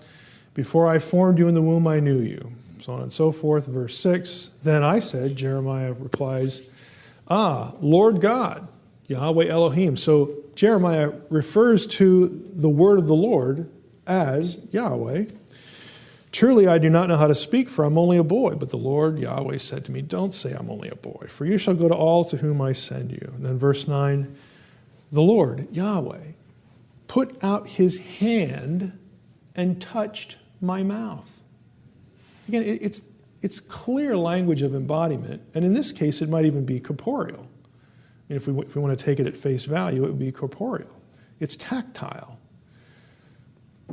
It's Yahweh in a body. Genesis 18 would be another one, Yahweh in a body. This is not new stuff. So again, on the New Testament side of things, this is not new stuff. Now this one is a little more obtuse. The cloud rider, he who rides the clouds, or he who comes with the clouds. This epithet, it was a well-known epithet or motif of Baal in the Old Testament. Now, everybody knew in the Syro-Palestinian Canaanite world, everybody knew who Baal was. Baal worship was ubiquitous. No one thought Baal was like just this, low-level kind of tell me what to do, angel kind of guy, right? Baal was deity. Baal was a god. And everybody knew it. And not only that, but it's Baal at Ugarit, even though El is above him. He has to ask El permission to do things. It's Baal who is referred to as the Most High in the Ugaritic literature, because Baal runs everything. He is the boss of the divine world in Canaanite thinking. So he's not an underling. And this is a familiar, the passage here is from the Baal cycle, and you'll see this description of Baal used a number of times in Ugaritic and Canaanite literature. Now that's important because there are a handful of references in the Old Testament where biblical writers will use this description and attribute it to Yahweh. And they only attribute it to Yahweh, except for one place. Okay, we'll get back to that. Now, what the logic, when the biblical writers do this kind of stuff, and they do this a lot, it happens in both testaments. Baal was a storm god. Baal was the god of who gave rain. Baal was really important because it's Baal. It's Baal who gives us rain so our crops can grow and our animals can eat and live, and so we can eat, so we can survive. Isn't Baal a good guy? Isn't he wonderful? Because of Baal we live. So when the biblical writers essentially borrow this thing about Baal running around in the clouds, because of course that's where rain comes from, and Baal's just such a wonderful guy. He rules the heavens and he keeps us alive. He's just, we just owe him everything. When the biblical writers take this description and attribute it to Yahweh, basically what they're saying is, no, you dunderheads, okay?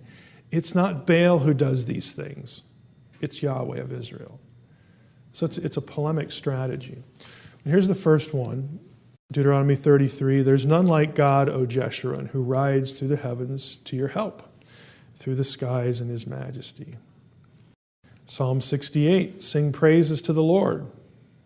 Selah, to him who rides in the heavens. Again, very familiar language to anyone living at the time. Psalm 104, bless the Lord, O my soul. O Lord, Yahweh, my God, you are very great. Verse 3, he makes the clouds his chariot. And anybody in antiquity living in this part of the world is going to know where the language comes from. Isaiah 19, an oracle concerning Egypt. The Lord is riding on a swift cloud. Basically, the boss is showing up and the idols of Egypt are in trouble. Again, they're trembling.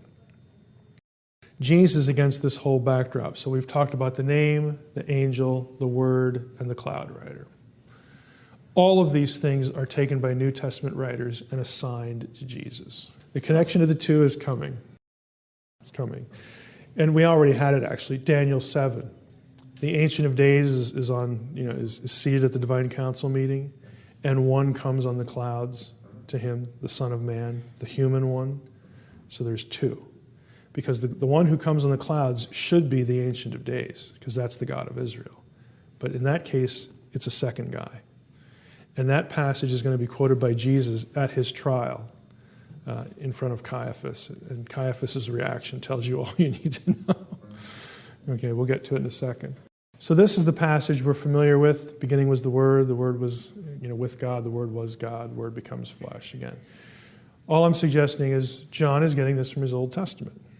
That's why he can say no one has ever seen God, the only God who's at the Father's side. Again, for John, very obviously, Jesus is at that level. There are two, of course, we get into three in both Testaments a little bit later. The angel. So who delivered the people from Egypt and took them to the promised land? The Old Testament says it was Yahweh, the panim, the presence, the angel, in whom is the name, in whom resides Yahweh. Jude says it's Jesus. Jesus saved a people out of the land of Egypt. Again, it's just applying all that stuff, bringing Jesus right into the picture. And again, I'm just showing you a handful of references here. Over and over again, especially Paul will quote Old Testament passages that have Yahweh in them as the divine actor, and he'll substitute Jesus. Again, it's deliberate telegraphing all over the place. John 17, Jesus' high priestly prayer. I have manifested your name to the people whom you gave me out of the world. Yours they were, and you gave them to me, and they have kept your word. While I was with them, I kept them in or by your name. I made known to them your name, and will continue to make it known. Now, here's what the passage doesn't mean. Jesus did not show up. I mean, can you imagine this? Here's Jesus out, getting ready for the Sermon on the Mount or getting ready for some other thing. He says, well, I'm here. I'm sent from God. You saw me baptized by John, the dove and all this kind of stuff. So, I'm here. I'm the Son of God. And here's why I'm here. I want you to know something. Everybody pay attention. The name of God is Yahweh. Thank you. Okay, I'm done now. My work is done. Okay, he's not coming to tell them what God's name is. They have the Old Testament, and it's in there thousands of times. So when Jesus says, I have manifested your name, he's not saying, I taught everybody what God's name was. Okay, they already know that. When Jesus says, I manifested your name, I made known to them your name, it goes back to the thought of, look, if you want to know who God is and what God is like, look at me. That's who I am. I have kept them, Father, in the power of your name. What? When the disciples got in trouble, Jesus ran over there and said, YHWH. No, keeping them in the power of the name is keeping them in the power of God, because the power of God resides in him. He is God incarnate. He is God in flesh. He is the name. The name was given to him, like it was given to the angel. Again, to a Jew reading this, they know about the name theology, and they know they know the backstory. So the language is going to be familiar. Rider in the clouds, again, the Son of Man from Daniel 7. We have the Ancient of Days. One like a Son of Man comes to the Ancient of Days, and the one who comes to the Ancient of Days, the Son of Man, is coming upon the clouds. That is an epithet used only of Baal in antiquity. It's used in the Hebrew Bible only of Yahweh of Israel, except here. In Daniel 7, it is used of a second figure. And that figure just happens to be in human form. And Jesus, in Matthew 26, he's on trial in front of Caiaphas. And Caiaphas is frustrated. The high priest stood up and said, "Have you no answer to make? What is it that these men testify against you?" But Jesus remained silent. The high priest said to him, "I adjure you, come on, by the living God, tell us if you are the Christ, the Son of God." Jesus said to him, "You've said so, but let me put it this way. But I tell you, from now on, you will see the Son of Man seated at the right hand of power and coming on the clouds of heaven." So now we read that and it's, Jesus is clever, right? Being a little cryptic. He wants to just confuse Caiaphas more. He wants to sort of befuddle him and sort of tweak him. No. This is a smackdown. You want to know who I am? I'll tell you. And he quotes Daniel 7. And Caiaphas' reaction tells you all you need to know. Then the high priest tore his robes and said, "He has uttered blasphemy." Caiaphas knows instantly what the point is. Jesus is looking him square in the eye and saying, "I'm the guy in Daniel 7. Do you want to know who I am? That's who I am." And to Caiaphas, it's like, thank you. We don't need any more witnesses. This is blasphemy. It's a death penalty offense. So this is very direct. It's hard to get more in your face than this. It is not a throwaway line. He's not trying to be clever. Well, that's 2. What about 3?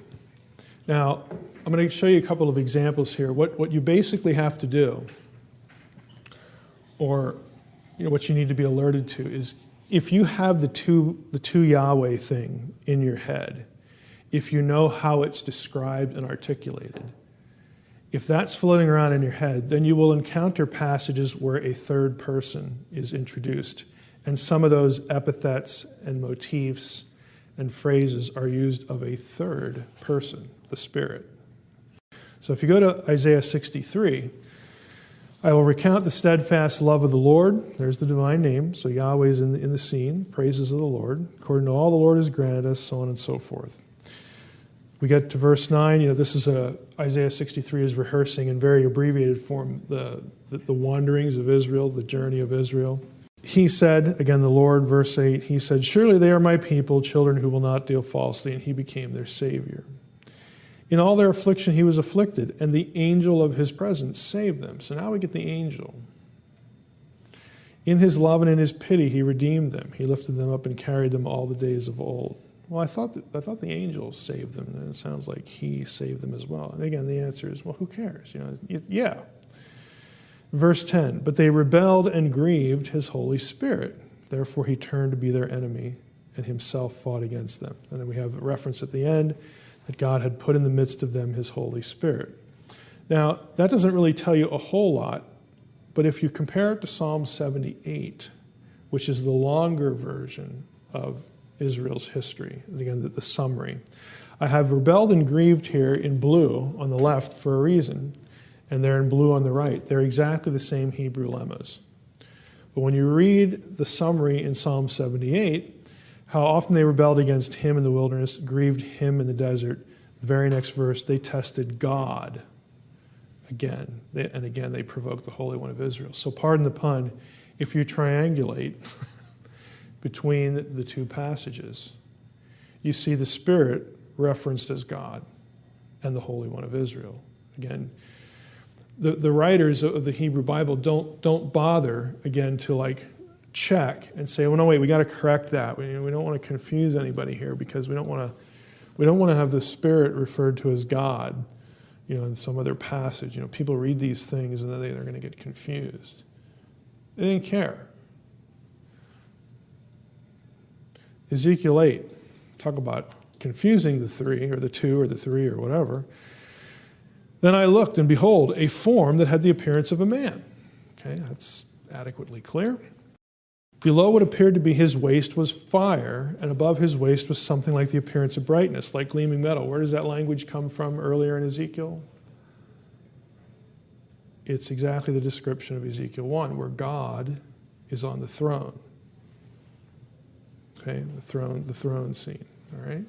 So in Ezekiel 1, you have this anthropomorphic form, the likeness of a man. Here you have the appearance of a man. And we know from Ezekiel 1 that this man is God, because who else would be on the throne? Okay. Verse 3, he put out the form of a hand. The only he we're talking about is the one sitting on the throne. He put out the form of a hand and took me by a lock of my head, and the Spirit lifted me up. No, wait a minute. Is that saying that, like the Spirit hold it. I thought, how could the Spirit lift him up if it's the guy, God as man, who grabbed the lock of the hair? Wouldn't he be the one lifting him up? Because he grabbed the hair. Why else would he grab the hair? Like, I'm going to grab the hair and then something else is going to lift you up? Like your hair's like a button or something. I touch your hair and you're going to fly up there. You read this, and it's confusing. And my view is that they don't really care to be very careful in these kinds of descriptions because they don't need to distinguish these things. So who's the one lifting him up? Is it the angelified man or the anthropomorphic God or whatever, or is it the Spirit? And you keep reading. The Spirit lifted me up between heaven and earth, brought me in visions of God to Jerusalem. So they're in Jerusalem. Verse 4, the glory of the God of Israel was there. Okay, well, how can the glory be there and the glory? Never mind. Like the vision that I saw in the valley, then he said to me, well, who's he? Is he the Spirit? Is he, is he God in human form? The one that was on the throne? We don't know. Son of man, lift up your eyes now toward the north. So I lifted up my eyes toward the north, and he had to start having a conversation. Verse 6, he said to me, Son of man, do you see what they're doing? The great abominations that the house of Israel are committing here to drive me far from my sanctuary. Well, it sounds like God, but that would mean God was with him, but yet the glory of God was the place they were going. And at the beginning of the chapter, we had, I guess, God in human form. Doesn't really call him the angel, but the angel was God in human form. And then we have the Spirit, and we don't know who's picking it. In other words, you go through the whole passage, and it's like, who's doing what? Are there two or are there three? There certainly isn't one. So what do you do with that? Again, the point is there are passages like this that throw the Spirit into the mix, and you don't really know what exactly is going on, but here's what you do know. The Spirit isn't being separated from the two. The Spirit is included in what's going on. Go ahead. For a concept that is so foundationally, overwhelmingly important, why did God make it so hard for us to get this? I don't think it is hard. That's just me. It feels hard only because it's not just stated in one place. What I'm suggesting to you is that an ancient person would have gotten it much easier than we did because they're I hate to just be so flippant, but they don't have TV. Okay, this is what they have. They're close readers, especially if you're in a among the priestly class or the scribes or something like that. The average person is going to have to depend on what their priests teach them, what their parents teach, just like it is today. Yeah. But for the guys who were literate, have any of you had a Hebrew class yet?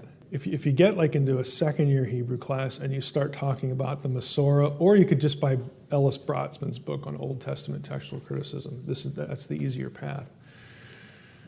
But the Masorah, again, these are scribal Masoretic notes in the margins of your Hebrew Bible. Some of that little gibberish on the columns and the sides and underneath. Here's why I'm bringing it up.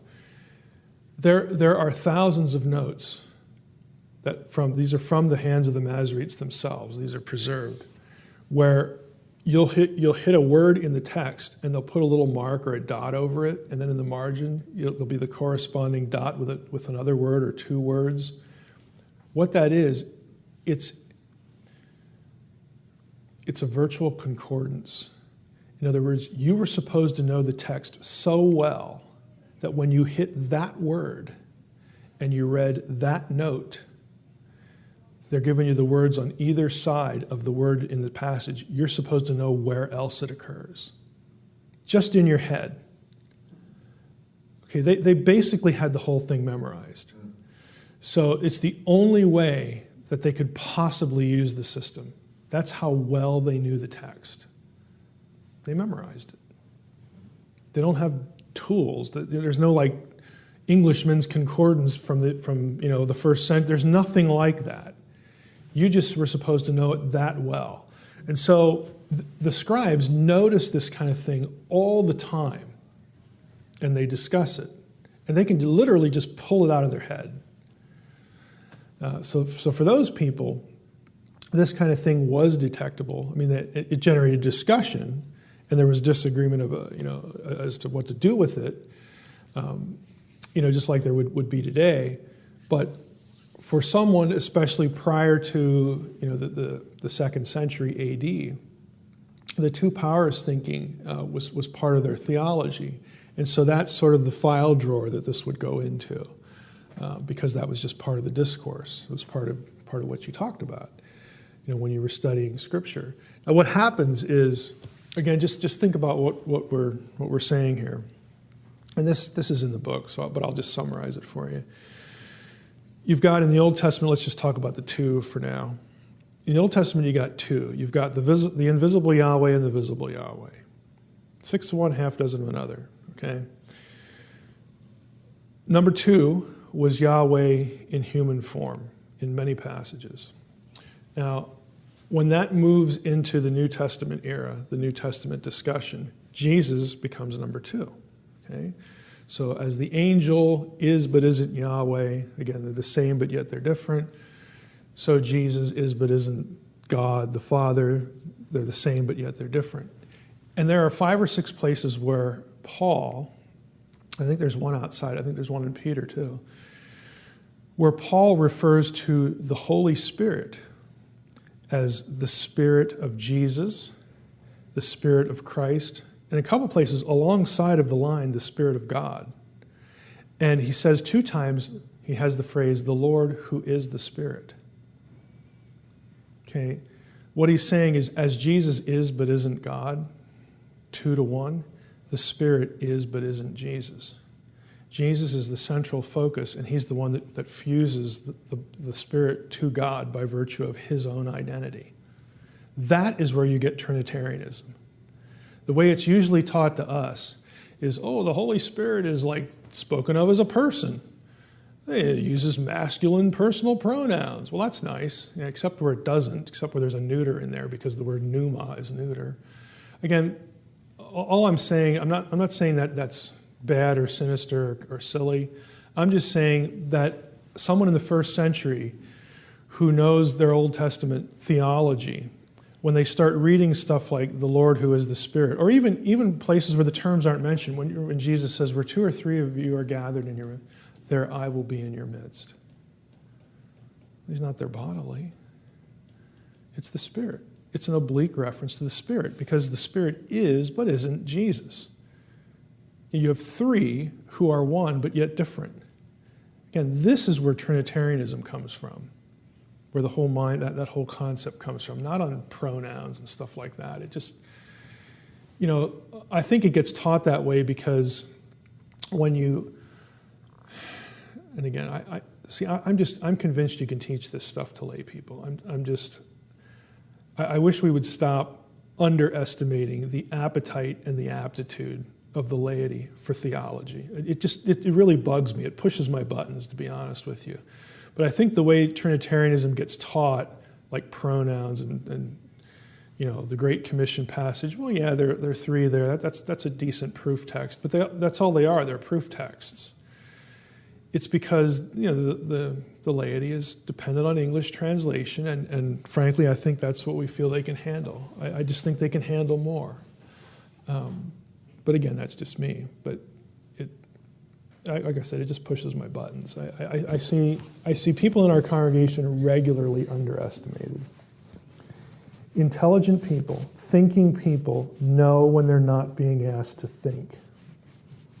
They just do. And we should be willing to stretch them a little bit. Because the ones who really want to think, they'll love it. They'll keep coming back. You said, thinking like a first century Jew, or having that, being in the position of the author writing on certain passages. I know Athanasius referenced in his defense, when they mentioned the Spirit, it wasn't a Spirit, but it was the Spirit. So obviously when they're writing in Hebrew, so I don't know if they have articles or not, but I'm sure there would have been a difference had he said, and a Spirit of God came down. He's obviously choosing to not say that. It's difficult to know how much. Hebrew's like any other language. When you get into syntax, how much nuancing should you attribute to a syntactical feature is the question. You can, so you can certainly make good arguments like that. But I suppose as Judaism being a monotheistic religion, they obviously saw different parts of God as well. I mean, they're not going to be modalists. Although if you read Benjamin Summers' book, The Body of God, he sort of likes to use modalistic language. He's a Jew. He teaches at Jewish Theological Seminary. And he says point blank in his book, The Bodies of God, that concepts like Christian Trinitarianism are perfectly discernible in the Hebrew Bible. There's no contradiction there. But again, he prefers to articulate it in a modalistic sense, so take that for what it's worth. I don't think that we have modalism, so the Spirit here. Hebrew does have a definite article, and you have ha-ruach a lot, in other passages. So it's hard to know. You don't need the definite article in Hebrew for definiteness. It's kind of like Greek's the same way, but it's the norm, But you don't have to have it for definiteness. Ultimately, even for syntactical features, you have the real issue is context, and the article could be used, for something different. Like, for instance, Elohim, in most, not most, but I'm willing to bet over half, I guess that would be most, over half the times you have Elohim used contextually of the God of Israel, it doesn't have the article. There are clear places where it uses the article for a very specific reason, like to point out uniqueness. We talked about divine plurality in the Old Testament and the divine council, which the early chapters of the book introduce. And there for the biblical writer, there were many Elohim, there were many gods that were real. It's just that when we see the word G-O-D, we mentally assign a specific set of attributes to those letters. That's why it feels creepy to put an S on it. But for the Israelite, when they saw and used the word Elohim, they did not use, the term was not associated with a specific set of attributes. It was generic. So Yahweh is an Elohim, but no other Elohim is Yahweh. That was Israelite theology. They articulated his uniqueness in different ways, but not with the term Elohim. And one of the ways they do it, like in Deuteronomy 4:35, that you might know that the Lord is God. Here we have Ha Elohim. The Lord is definite article Elohim. But hundreds and hundreds of times you don't have the article on Elohim when you have the God of Israel. Here, we're talking about Yahweh's uniqueness because there's no other besides him. And elsewhere in this chapter and in chapter 32, there's an affirmation that other gods exist and are subservient to the God of Israel. So using the article here, the writer wants you to know that Yahweh is the God. Okay, he's the phrase I like to use, he's species unique. So they'll use grammar sometimes to telegraph that. In most cases, they'll say things about Yahweh that they will not say of any other Elohim, like, omnipotence, he's almighty, he's omnipresent, he's omniscient. You get these sort of descriptors, he's the creator, and those things are never said of any other entity in the spiritual world. So they get to the same theology. It's just we have the same theology that they do, that Yahweh is unique. But they don't get there by using a term, which is why a modern term like monotheism, which comes from the 17th century, isn't adequate to describe what a biblical writer would believe, because they use Elohim of half a dozen different things, and they're not ontologically equal. So again, someone who's living back then would know that sort of intuitively, because it's their language. They would just know what's going on. But for us, when you go to Psalm 82 and Yahweh is standing in the divine council, or Elohim stands in the divine council, among the Elohim he passes judgment. Critics will look at that and say, well, that's polytheism. Well, for an Israelite, no, it really wasn't, because they're not assigning a set of attributes to the word. They're just spirit beings. And the God of Israel happens to be different, than all the other ones. What's happening, you have this two powers theology that, again, it's clear from rabbinic material that Jewish thinkers and writers, rabbis, scholars, whatever, are looking back at their Old Testament and they're discerning this sort of two-ness that goes on. And that became a thing that was perfectly legitimate and, I imagine, fun to debate as to, well, how do we understand the second power? Because the second power is identified with Yahweh, but also distinguished. So who is the second power? And some were very, very blunt. They actually would, there's basically two general categories. Some thought the second power was a glorified human that was special to Yahweh, that he essentially made divine or made almost like him, and then that's the second power. Others said, no, it's a specific angel. And some in that category actually attribute the divine name to a particular angel. They call him Yahoel. So you have Yah and El assigned to an angel. So you have a spectrum of opinion and speculation. And of course, when the Christians come along, it's like, call on us. Oh, we know it's Jesus of Nazareth. And of course, that was offensive because they had just put him to death. Again, there was a lot of speculation. I'm just going to take you through some of the Second Temple texts. Some of these are pseudepigrapha. Most of them are pseudepigrapha. Some of them are apocrypha. And by the way, pseudepigrapha does not mean false writings. So please, don't. You're going to see that in popular theology books. Pseudepigrapha actually means, the reason why the term was coined is that someone would write a book and would not use their own name. They would not claim their own authorship on a book.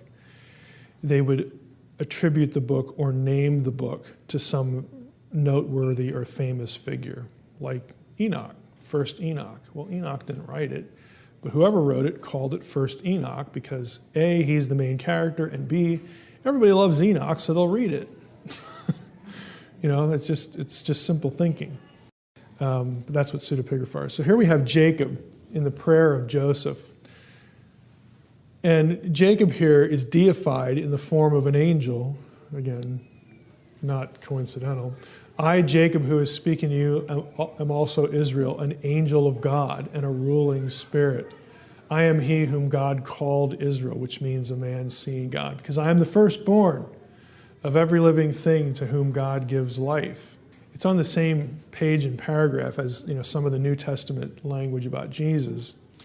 I, Israel, the archangel of the power of the Lord and the chief captain among the sons of God.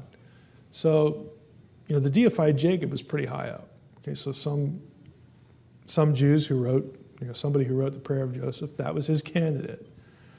He was the second power. Adam, in 2nd Enoch, we have Adam identified as one of God's chief angels over creation. On the earth I assigned him to be a second angel, honored and great and glorious. I assigned him to be a king, to reign on the earth and to have my wisdom. So basically, Adam becomes a divine figure tasked with taking care of earth. It's sort of an uber Michael role. Remember Michael in Daniel 10, he's Israel. In Daniel 12, he's Israel's, chief angel. Well, here we get Adam like the chief angel of everything. So he, for some, Adam was the guy. Again, Adam shows up in the life of Adam and Eve, where Michael commands Satan to worship Adam, the image of God. Again, so it's, Michael is commanding Satan to worship Adam, because Adam is the express, this whole idea, this image of God as far as, being the number 2 guy. Testament of Abraham. Abraham is shown a man seated on a golden throne who has a terrifying appearance like the masters. And again, it turns out to be Adam in the text. So Adam was one of the candidates. Enoch himself was a candidate for this among some Jews. Thus it happened after this that my spirit, this is Enoch talking in 1st Enoch, my spirit passed out of sight and ascended into the heavens, and I saw the sons of the holy angels walking upon the flame of fire. Their garments were white, so on and so forth. Then I fell on my face before the Lord of spirits, and I saw countless angels, with them the Ancient of Days. So there's, again, drawing the language of Daniel 7. An angel came to me and greeted me and said to me, you, son of man, so now Enoch's the son of man, who art born in righteousness and upon whom righteousness has dwelt. The righteousness of the Ancient of Days will not forsake you. So in verse 11, I fell on my face, my whole body mollified, my spirit transformed. So he becomes the Son of Man in this passage, the one who comes in the clouds. 2nd Enoch, the Lord says, Enoch, don't be frightened, stand up, stand in front of my face forever. So he's sort of the figure of the angel of the presence idea. Go and extract Enoch from his earthly clothing, anoint him with my delightful oil, put him into clothes of my glory. And I looked at myself, says Enoch, I had become like one of his glorious ones. So again, we get a glorification scene. Moses, this is kind of interesting. On Sinai's peak, I, Moses is the speaker, saw what seemed a throne so great in size it touched the clouds of heaven. I made approach and stood before the throne. He handed over the scepter. God hands the scepter to Moses. And he bade me mount the throne and gave me the crown. Then he himself withdrew from off the throne. Okay. That's pretty high status. God says, hey, I feel like taking a vacation. Moses, why don't you have a seat here? You can handle it. Angels, of course. I mean, these are Jews writing. I mean, that's the astonishing part of it. These are Jewish texts. Michael, again, status as chief intercessor in Daniel. Testament of Dan says, and now fear the Lord, my children, be on guard against Satan and his spirits. Draw near to God and to the angel who intercedes for you, because he is the mediator between God and men. Okay, we're talking about Michael. Yahoel is the angel I mentioned before in the Apocalypse of Abraham. Abraham is commanded to worship God, a long series of names: the Eternal One, Mighty One, Holy El, God, Autocrat, Self-originated, Incorruptible, Immaculate, blah, blah, blah, so on and so forth. And then verse 13, Eli, Okay, my God, eternal, mighty one, holy, Sabaoth, that's the word for hosts, most glorious, El, Yah-El. So we have Yah-El there, identified, with God, but then Yah-El here, you have God speaking to Yah-El. Okay? They, the angels, came to God, or Yah-El is the eternal king here, in this one. Eternal king, command that fragrant incenses from paradise be given to Adam. So Yah-El is a God figure. And here we have, I heard the voice of the Holy One speaking, go, Yah-El of the same name, through the mediation of my ineffable name. This is the one where they're separated. So in some passages, Yah-El is God. In other passages, he's not God. He's an angel, but he has the divine name. He bears the divine name. So again, just a survey of speculation here. He said to me, Abraham, friend of God, who has loved you, let human trembling not unfold you. Lo, I am sent to strengthen you and bless you in the name of God. So God's referred to in the third person. I am Yah-El. Okay. And with me, Michael blesses you forever. So Yah-El is also distinct from Michael in this text. So this is a different character. Philo's Logos. I'm sure you've heard of the Logos in New Testament classes. A few places. Philo, again, very famous Jewish writer. God sustained the universe to rest firm and sure upon the mighty Logos, who is my viceroy. So in Philo, this is pre-New Testament. Philo is viewed as God's co-ruler, his co-regent. The Logos is that power of his, that power of God's, by which he made and ordered all things. And that sounds very New Testament. 1 Corinthians 8, for instance, Jesus, the agent of creation, all that sort of stuff. Philo on the Logos again. While God is indeed one, his highest and chief powers are two, even goodness and sovereignty. And in the midst between the two, there's a third which unites them, the Logos, for it is through the Logos that God is both ruler and good. So God rules through the Logos. Philo also refers to the Logos as God, and you'll notice he actually calls him, again, Philo's a Jew, he actually calls the Logos the second God. I mean, just point blank. This is first century, right, BC, right, very close to Jesus' time. And here we have a Jew who talks about the Logos being the deuteros theos, the second God. Philo also refers to there being two gods, a synonym for the two powers. Again, Siegel talks a lot about Philo and the Logos. So this was part of Jewish theology before Jesus. Again, this is an open discussion. And so no Jew is going to recoil from the discussion. What offended Jews was, and the reason it became a heresy was pretty obvious. They were offended by the thought that the second power had become incarnate in Jesus of Nazareth, and they had just put him to death. That was just too much. That was just offensive. I mean, I can't think of any other way to say it. And so they declared it, we're not going to do this second power talk anymore because we know where it's going to go. And I don't want you to get the impression that this was sinister and evil. I mean, what would you do? I mean, they're trying to, in their mind, they're trying to protect their faith in the God of Israel. They're trying to circle the wagons and keep people in the fold. Not coincidentally, and we'll end with this, at the same time, right around 100 AD, three things happened that really changed the course of lots of other things. They declared this, the Jewish community declared the second power a heresy. They also decided to standardize the Hebrew text of the Old Testament. At Qumran, for instance, there's evidence of a number of versions of the Hebrew Bible. Samaritan Pentateuch, Septuagint, Masoretic text, and then there are, quote, unaffiliated texts that don't belong in the other three. So there was textual plurality at Qumran. They all hit the same wall. We should not give the Masoretic text, just because it's a traditional text, sacrosanct priority, because what we know is the Masoretic text. actually came about at about 100 AD. The Jewish community said, we're going to get rid of this textual plurality business. We're going to produce a text that we will have families of professional scribes. These are the people we know as the Masoretes. Copy this text in perpetuity for our community.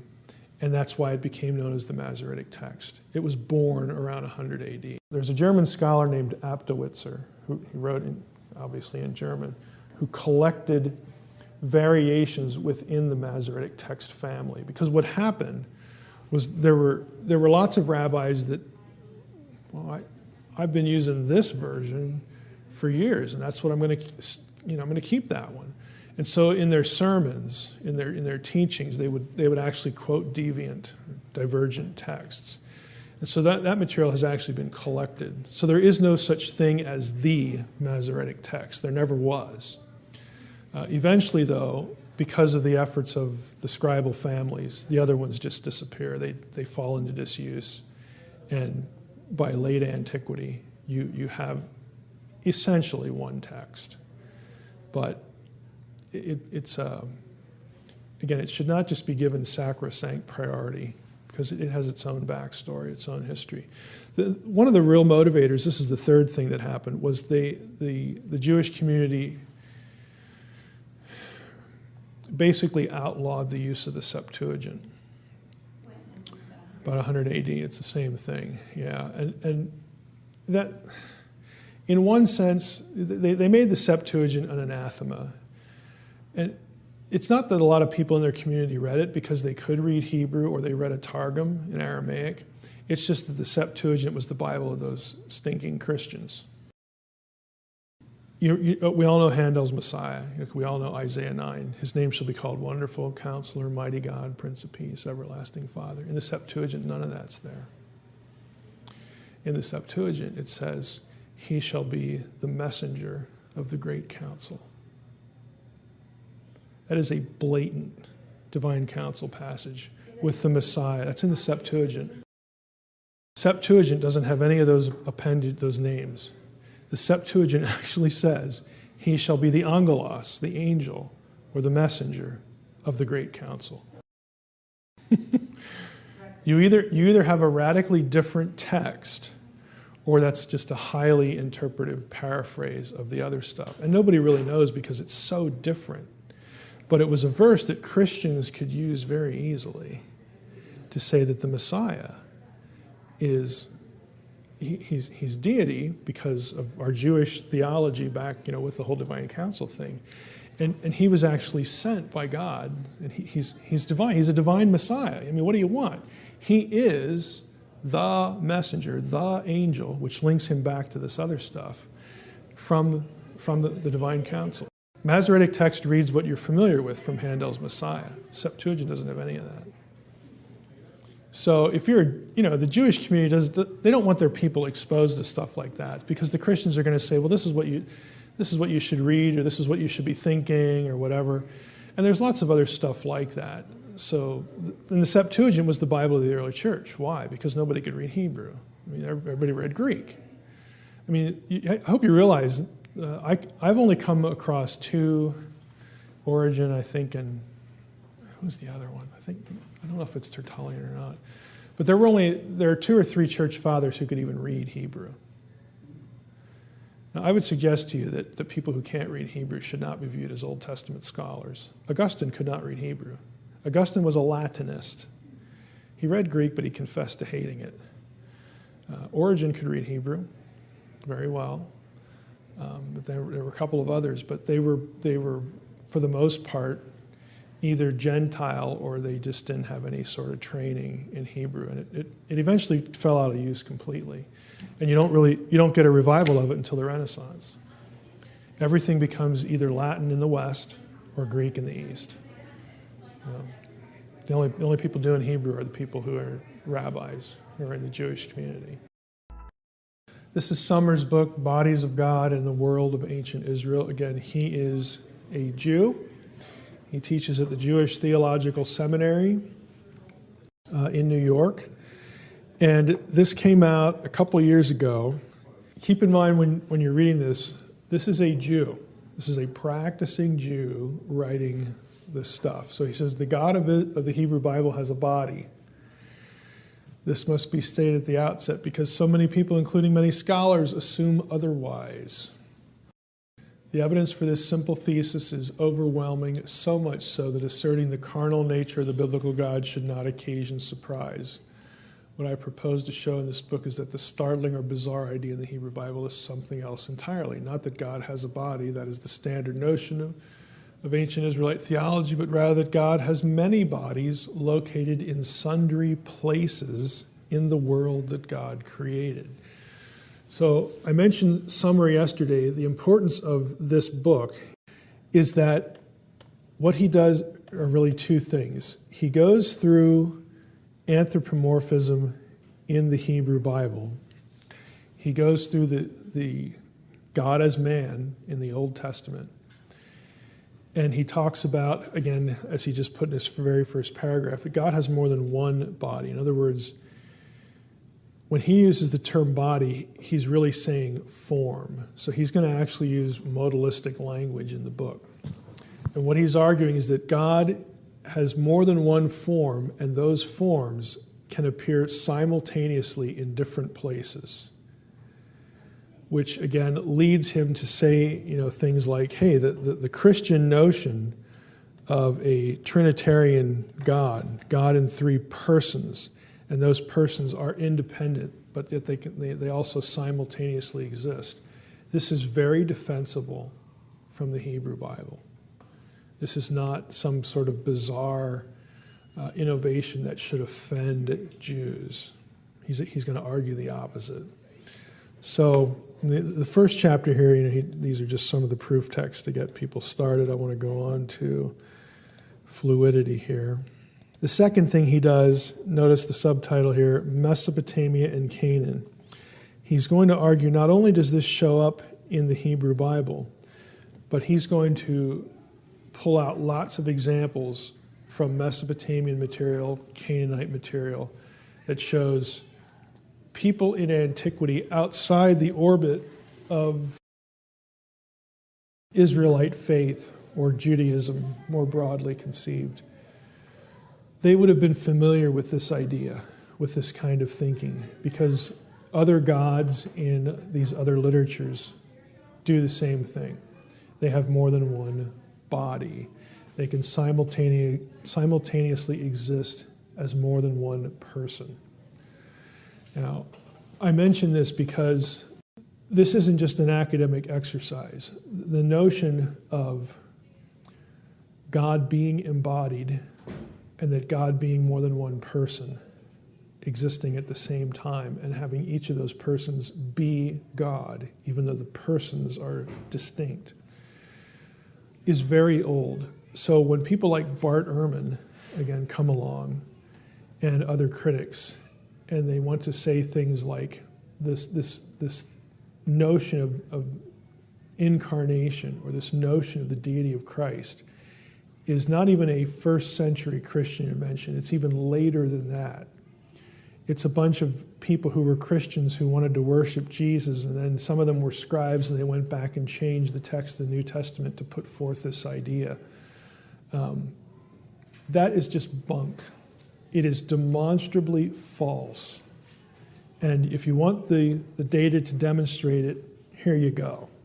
Okay, a book like Summers that people like Ehrman are either completely unaware of or don't want to interact with just undermine completely the notion of novelty and lateness when it comes to Trinitarian thinking and incarnation. So that's the value, again, for the book. But here on page 13, he introduces the concept that God's bodies have fluidity. And he says, first, I refer to a type of fluidity we might call fragmentation. Some divinities have a fluid self in the sense that there are several divinities with a single name who somehow are and are not the same deity. So that's another aspect of this. They are but aren't. They are the same, but yet they have their own distinct identity. And again, you have to look at his language and you have to look at his examples, and you have to sort of see the analogy with the way the way the New Testament describes and talks about Jesus, for instance. Jesus is the same as God, but yet he has his own distinct identity. He is but isn't. It's this is but isn't kind of thing that he says, you can go back and you can look at, a bunch of Mesopotamian texts. Here in his example here, these treaties include several Ishtars. Why? Well, it's because Ishtar can be more than one. Another example here, we have Ishtar of Arbela and Ishtar of Nineveh. Both of them act independently of Venus, yet their independent actions are completely parallel to each other in the example text he gives you. So they're both doing the same thing, they're both described the same way, but that they have different names and they're different entities, but yet they are somehow the same because they're doing the same thing in parallel to each other. Again, he uses the word avatar here in this passage.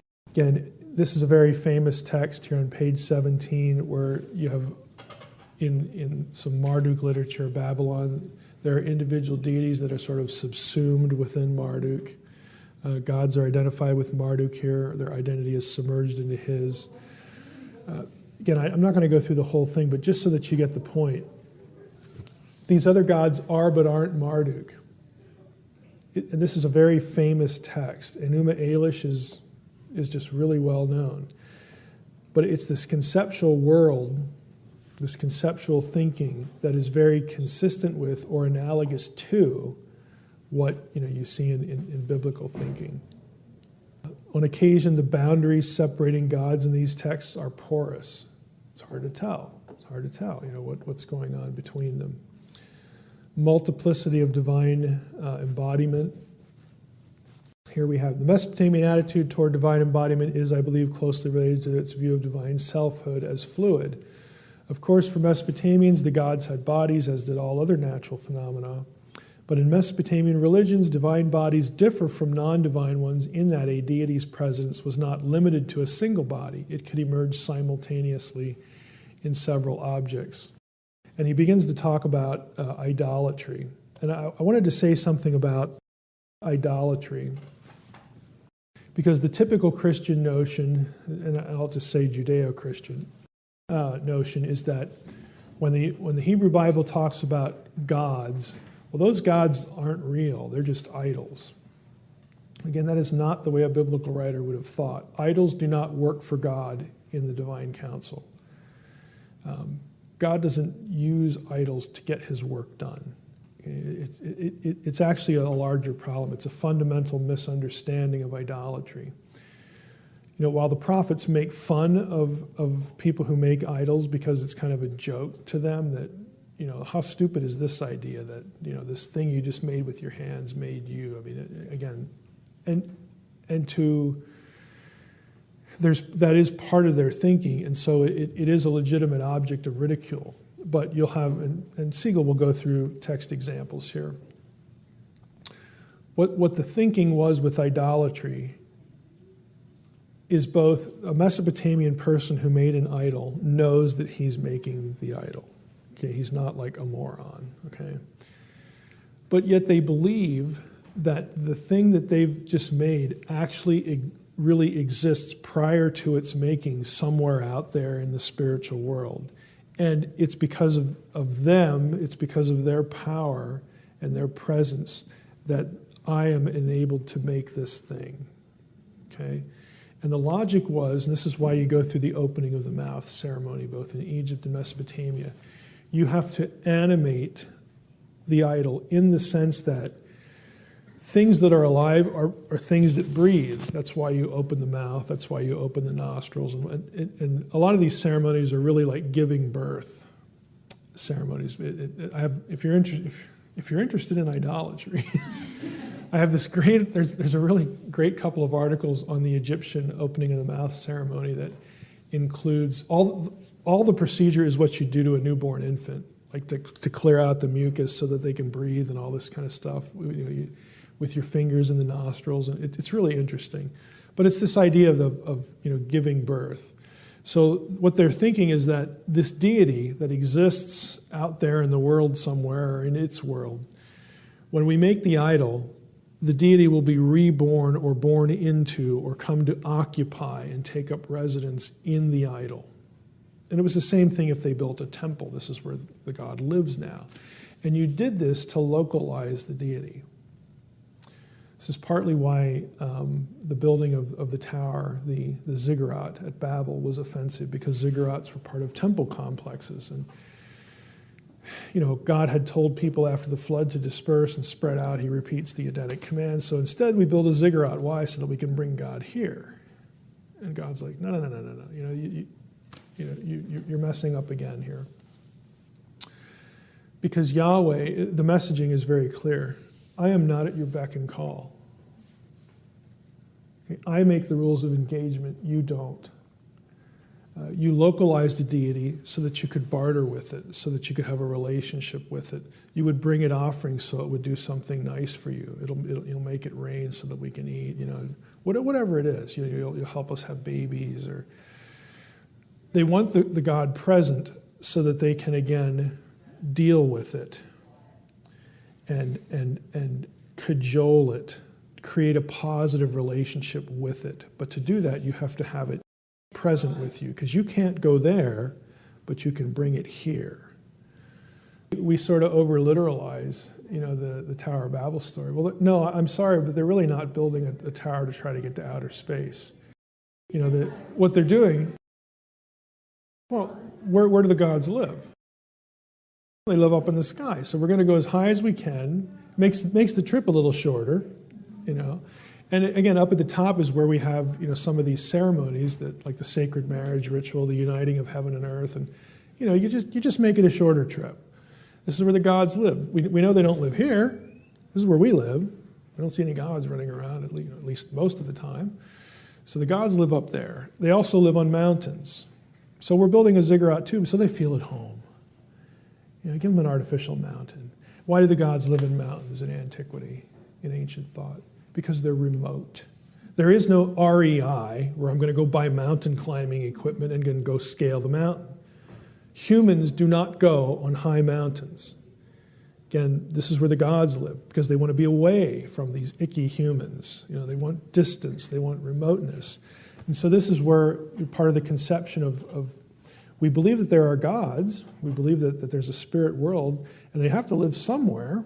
So where would they live? Well, they live in the most remote places, the places we can't get to, under the sea, the waters under the earth, the sky, the mountains, all these sorts of places.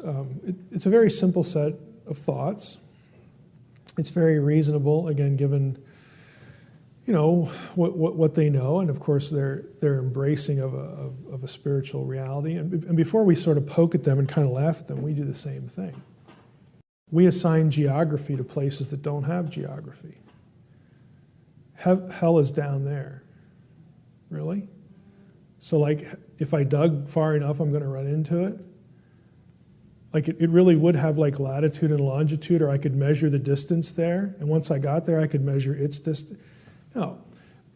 Our afterlife terminology is what it is because we are embodied beings. We cannot talk about the non-embodied world in any other way. We don't have the vocabulary for non-embodied existence. So we talk about heaven and hell as places, with structure and buildings and things like this. Again, these are all metaphors for that's where God lives. That's where our destiny is. We're going to be with him. And so we have to give that structure, we have to give it description that we can comprehend, because we cannot really comprehend what it is like to be limitless and not need a body, that sort of thing, or at least the kind of body we have now. It's just it reflects the limitations of human language.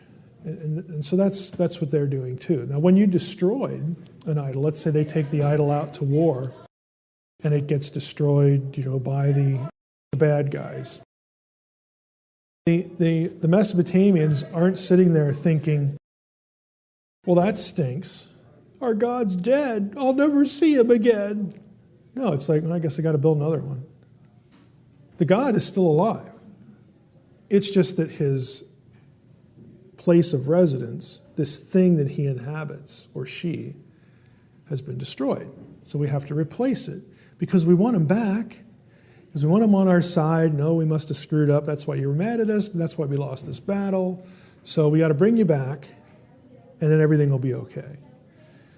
What I'm saying is that in the mind of the ancient person, including the biblical writer, the gods were real because they're just spirit beings. Spirit beings are just part of the biblical worldview. And one of the terms that's used of them is Elohim. There's lots of other terms. But they're real. They're not cartoon figures. Exodus 15:11. Who is like you, Yahweh, among the Elim, among the gods? Does not mean, O Yahweh, who is like you among the Justice League, among the Avengers, among the Disney Pantheon? Okay, there is no glory if you're comparing God to beings that you don't believe exist. I'm better than that because I do exist. But that's how we treat this language in the biblical text. They were not thinking that at all. Okay, God, you're greater than Spider-Man. Well, so am I because I'm real. I mean, it's just an empty platitude without it. So what I'm suggesting again is that biblical phrases like Yahweh is the God of gods means exactly what it says. It doesn't mean he's the God of idols. It doesn't mean he's the God of beings that don't exist. It means he is the God of all spirit beings, period. Exclamation point, I guess would be better. And it's reflected in the practices of idolatry. They did distinguish mentally, theologically, the entity from the object, even though there was also sort of an inextricably linked relationship as well. But like I said, when you didn't kill the God, they don't think that way. He's still real, and he's probably really ticked that we let his statue get destroyed, or he's angry and he brought that about, or something like that. This is also why it feeds into the Israelite resistance. The academic term for this is aniconism, A-N-I-C-O-N-I-S-M. The Israelite resistance to building a graven image for Yahweh. And yeah, there's a subtext here that I'm really not like anything else, even though God is like a man, because that's the way he chooses to appear. And we are his image. So there is a relationship. The actual point to it is when Yahweh says, you do not make an image of me, the point is, I will not be tamed. I will not be at your beck and call. You are not going to build this thing thinking that I'm going to show up now. You do not establish the rules of engagement. I do. You don't.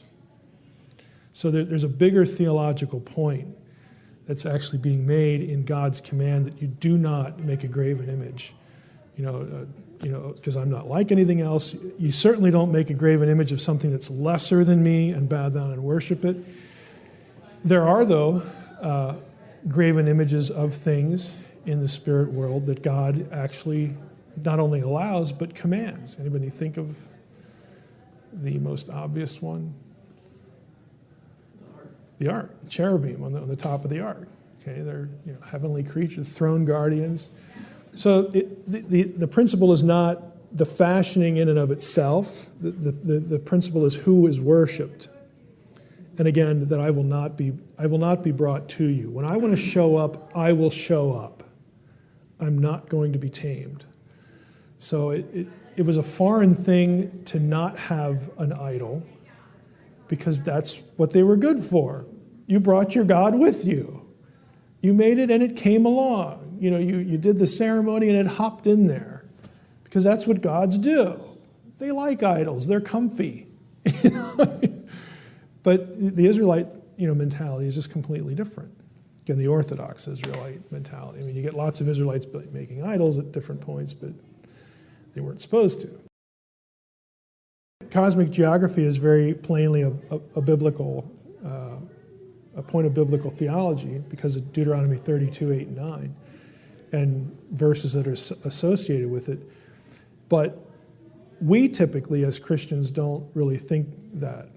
We don't think in those terms. And if we hear things like spiritual warfare, we think, oh, those nutty Pentecostals again, they're at it again, you know. So we sort of consign it to less sophisticated segments of the church. So again, before we give secularists or other moderns a poke in the eye, we should again extract the beam that is in our own. Because the idea of cosmic geography is a biblical one, but it just depends on if anybody assigns importance to it, takes it seriously or not. The princes over the nations, again, that's a big part of cosmic geography. And Paul borrows at least one edition of the Septuagint, the Theodotion edition of Daniel, uses terms for that chapter, in that chapter, that Paul uses for principalities and powers. There's a whole dissertation by Ron Johnson on, he's a friend of mine, he did his dissertation at Dallas on where Paul gets his concept of principalities and powers. And it's R-O-N-N. He spells his first name with two N's. But it's certainly worth a read. And he's not the only one who's, launched into that subject. But it's fairly recent. But it's very evident that Paul, again, this is his worldview, because it's hard to mistake when you use principalities, powers, thrones, authorities, rulers. They're all geographical dominion terms. Again, which that's not a mistake. It's not a coincidence. Paul believes that the nations have to be reclaimed, and he's the guy God has chosen to launch that process, at least in conjunction with Pentecost. Pentecost is really where it starts. I personally think the thing about no one ever sees God, I think the best way to, because even in Exodus 33, where Moses wants to see God, he's taken up there, and he's hidden away in the cleft of the rock, and then Yahweh passes in front of him, but Yahweh takes his hand, which Moses could obviously see, and he covers Moses, he passes by, and Moses is allowed to see his back parts. So again, he sees the embodied God, but what he doesn't see is the face, which is Hebrew panim, the presence. And my view of this is that what you can't see, what you are forbidden from seeing, because if you saw it, you'd die, is the panim, is the direct, unfiltered presence, the direct glory of God. See, God has a fundamental problem. He has two problems, actually. God wants to communicate with people, but it's like, hey, I'm not only invisible, but if I really expose my glory to them, they die. And that kind of defeats the whole premise of wanting a relationship, doesn't it? Because you're dead now. So the other problem is that you don't have any way, humans don't have any way of parsing, processing what God is, really. And so what God does to both protect you and to make himself parsable or processable is he comes to you in ways that you can process. Maybe that's a flame of fire, like the burning bush, or in most cases, it's as a man. Because that you can handle, that you understand now. You know this person shows up, we can have a conversation, and he's also veiling the presence and filtering it so that you don't die. So again, based upon what he does with Moses, and the fact that the text is clear that what Moses is forbidden from seeing is the panim, the face. You can translate the term either way. And I think, again, we have sort of a double entendre going on here. We don't see the face there. We don't see the direct presence. Now, the problem with that view, and I'll admit to it, and I don't know exactly how it works, or why Moses was forbidden. I think the case is still the direct glory.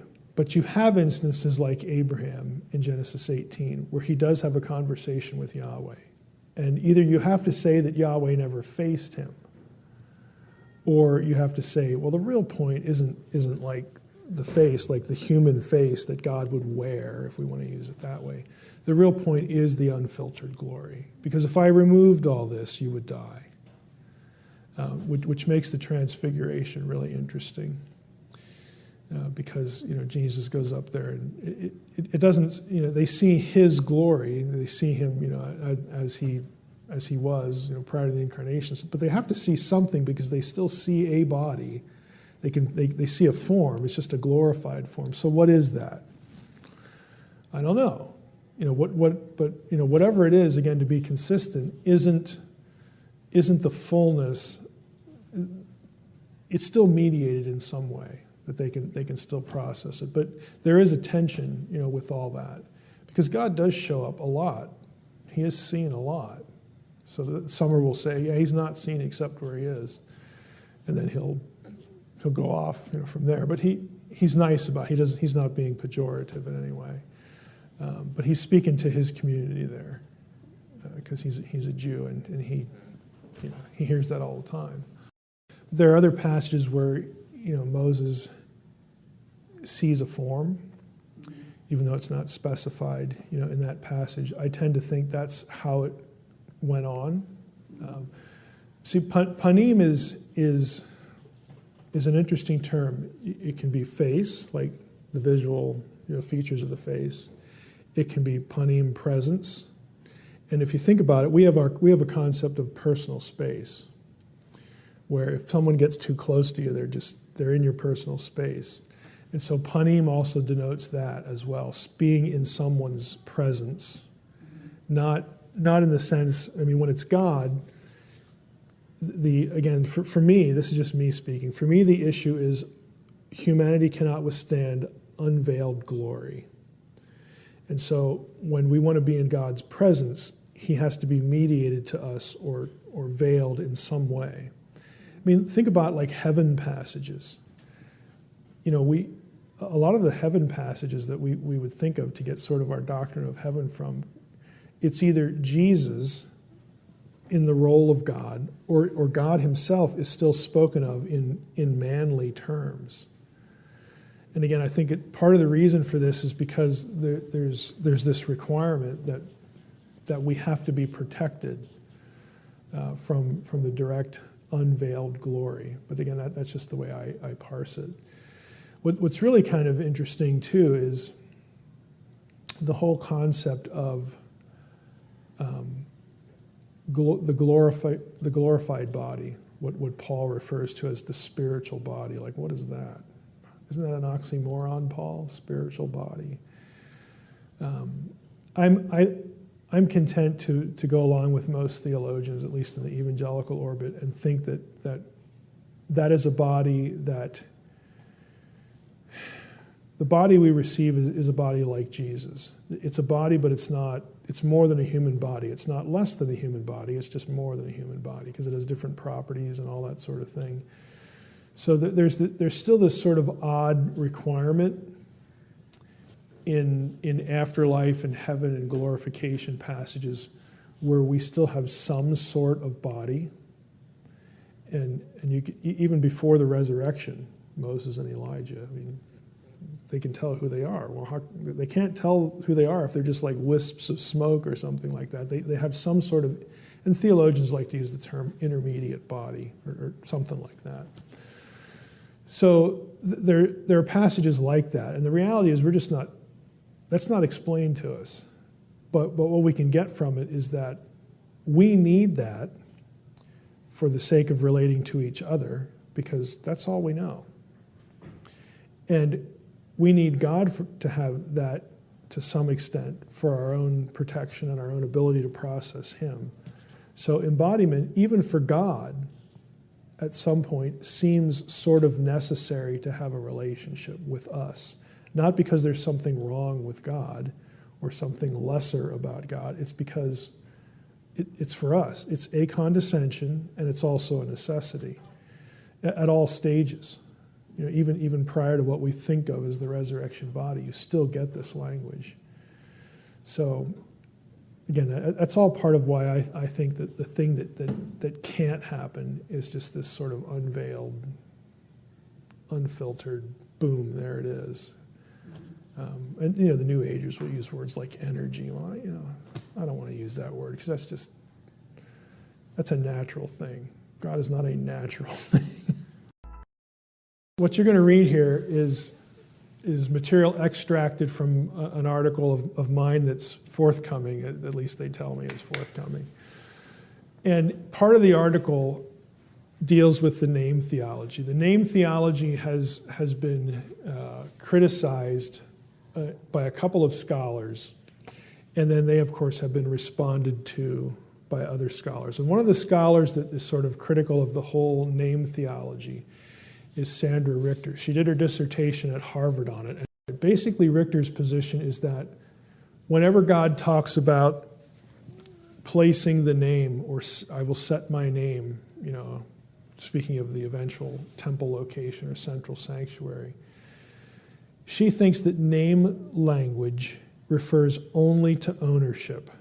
It does not refer to God's very presence in a place. Now, again, she has been quite criticized for that by other scholars who focus on the name theology, and one of those, very recently, is Michael Hundley, whose article I reference here. So he agrees with some of what Richter says, that some passages have been overstated, but he argues that, again, ultimately her position is just not workable. And toward making that case, Hundley offers 6 arguments that in one form or another assert that the name language in Deuteronomy, and DH stands for the Deuteronomistic history. We don't need to rabbit trail on what critics think that is.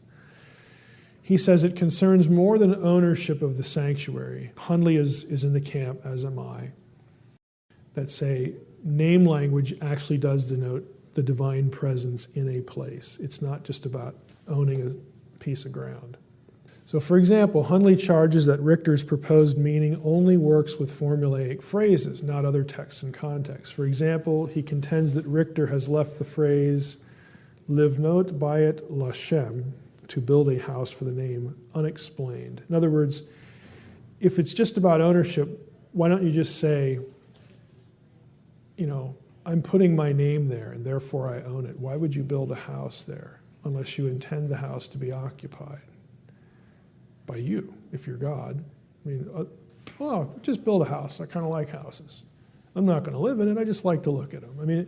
That's Hundley's point. It doesn't make much sense to do this, to build a temple, if you're not going to reside in it, or if you don't expect God to reside in it. So that's one of his criticisms. He goes to Psalm 74, verse 7. He says it explicitly refers to the temple as the dwelling place of God's name. Again, why would you call it a dwelling place? Mishkan, a tabernacle. That's the word for tabernacle, Mishkan. Mishkan Shemach, the place of your name, the tabernacle of your name. So in Jeremiah 7, he says the lemma shakan, which means to dwell, the noun is mishkan, tabernacle, occurs twice in the PL stem with the Israelites as the object, followed by a third PL form of the lemma referring to God's name, okay, which I have, again, established my name there. That's what the Hebrew means, which I have established or I have put my name there. So it refers to, again, God not just owning a piece of turf, but actually putting his presence in a place, in a house. So I don't want to belabor the point too much. I just want you to be aware that within the evangelical orbit, again, you have a scholar like Richter that would, if she were here, she would disagree with parts of the name theology. And again, I think Hundley thinks, lots of other scholars think that she's just wrong here. And a few of them have been brave enough to ask, why the resistance? And I think there are historical reasons for that, because most critical scholars don't want to go there.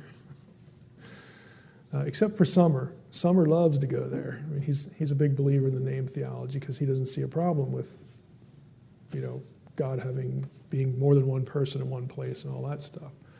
So ultimately, Hundley goes to Deuteronomy 4, 35 to 39. If you read the passage, it has been clearly demonstrated to you that the Lord alone is God.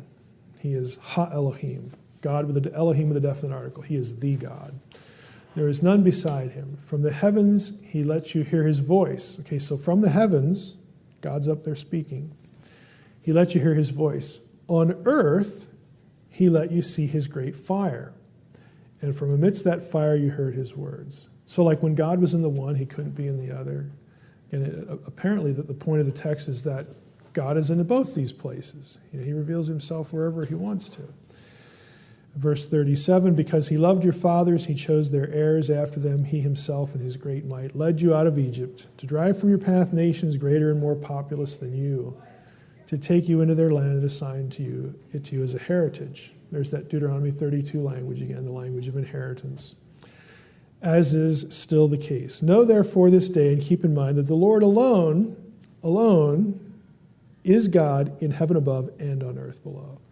So again, he's critical of her work at this point, but I mean she's not a hack, but she just doesn't want to go there for some reason. And you'd think, well, granted, we don't do our exegesis filtered through our theology. So you don't want to say, well, why you're a Christian, why are you hesitant to go here? So that's not what you'd want to say, but some have actually asked that, what's the problem? Again, I think there's just historical, critical things going on in her head that she doesn't want to go there. But lots of other scholars do. Now these references here, Hamori, Summer, of course and Herring, they're all referenced in the book. Hamori's book is called When Gods Were Men. And it's basically about divine embodiment. It's kind of a catchy or weird title, I guess, to get people to read the thing. But she focuses on the Ish Elohim passages, man of God, and God is man, when God is called an Ish and all that kind of stuff. Elohim and Ish together. And Herring's book is, again, about divine embodiment in the ancient world. Within the evangelical orbit, there is diversity of opinion here, but the things I'm arguing for here and in the book are by no means peripheral. In Scripture, we have a concept of a co-creator in the New Testament. So I'm going to start in the New Testament. Colossians 1 is one particular example where, we read, God has delivered us from the domain of darkness and transferred us to the kingdom of his beloved Son. So we're talking about Jesus here. Verse 15, he's the image of the invisible God, the firstborn of all creation. For by him all things were created in heaven and on earth, visible and invisible. So this is one example. You get one in 1 Corinthians 8. I don't know if I actually list anymore. There is 1 Corinthians 8. You have these passages where Jesus is cast as either a co-creator or the agent of creation. There's not much difference between the two ways of putting that. He becomes the instrument through which and by which the creation is performed. So these are very familiar New Testament concepts from Colossians 1, 1 Corinthians 8. But then you happen to be reading in the Old Testament one day, that 3/4 of your Bible that should not be neglected. I love to say that. And you come across Proverbs 8. Now, you notice here I have the first 2 verses and then I skip to verse 22. And that's because the first verse establishes that we're talking about wisdom in this chapter. This is a chapter that not only talks about wisdom, but wisdom it becomes a personified character, specifically as a woman, in this chapter. So does not wisdom call, does not understanding raise her voice, again spoken of in female terms in the third person. On the heights beside the way at the crossroads she takes her stand. And you read through the chapter, and again, all this stuff about wisdom, and in scholarly parlance, since she's personified, scholars will refer to her as Lady Wisdom. And then you get to verse 22. If you have Logos, you could actually flip between a few translations here just to see what they do with this. But the ESV has, the Lord possessed me at the beginning of his work, the first of his acts of old. Ages ago I was set up at the first, before the beginning of the earth. When there were no depths, I was brought forth. When there were no springs abounding with water. Before the mountains had been shaped, before the hills, I was brought forth. Before he had made the earth with its fields, or the first of the dust of the world. Okay, so we get this idea of wisdom being brought forth. And I'm going to go out to my software here, because I want to show you something in particular about this. So let's jump to Proverbs 8:22.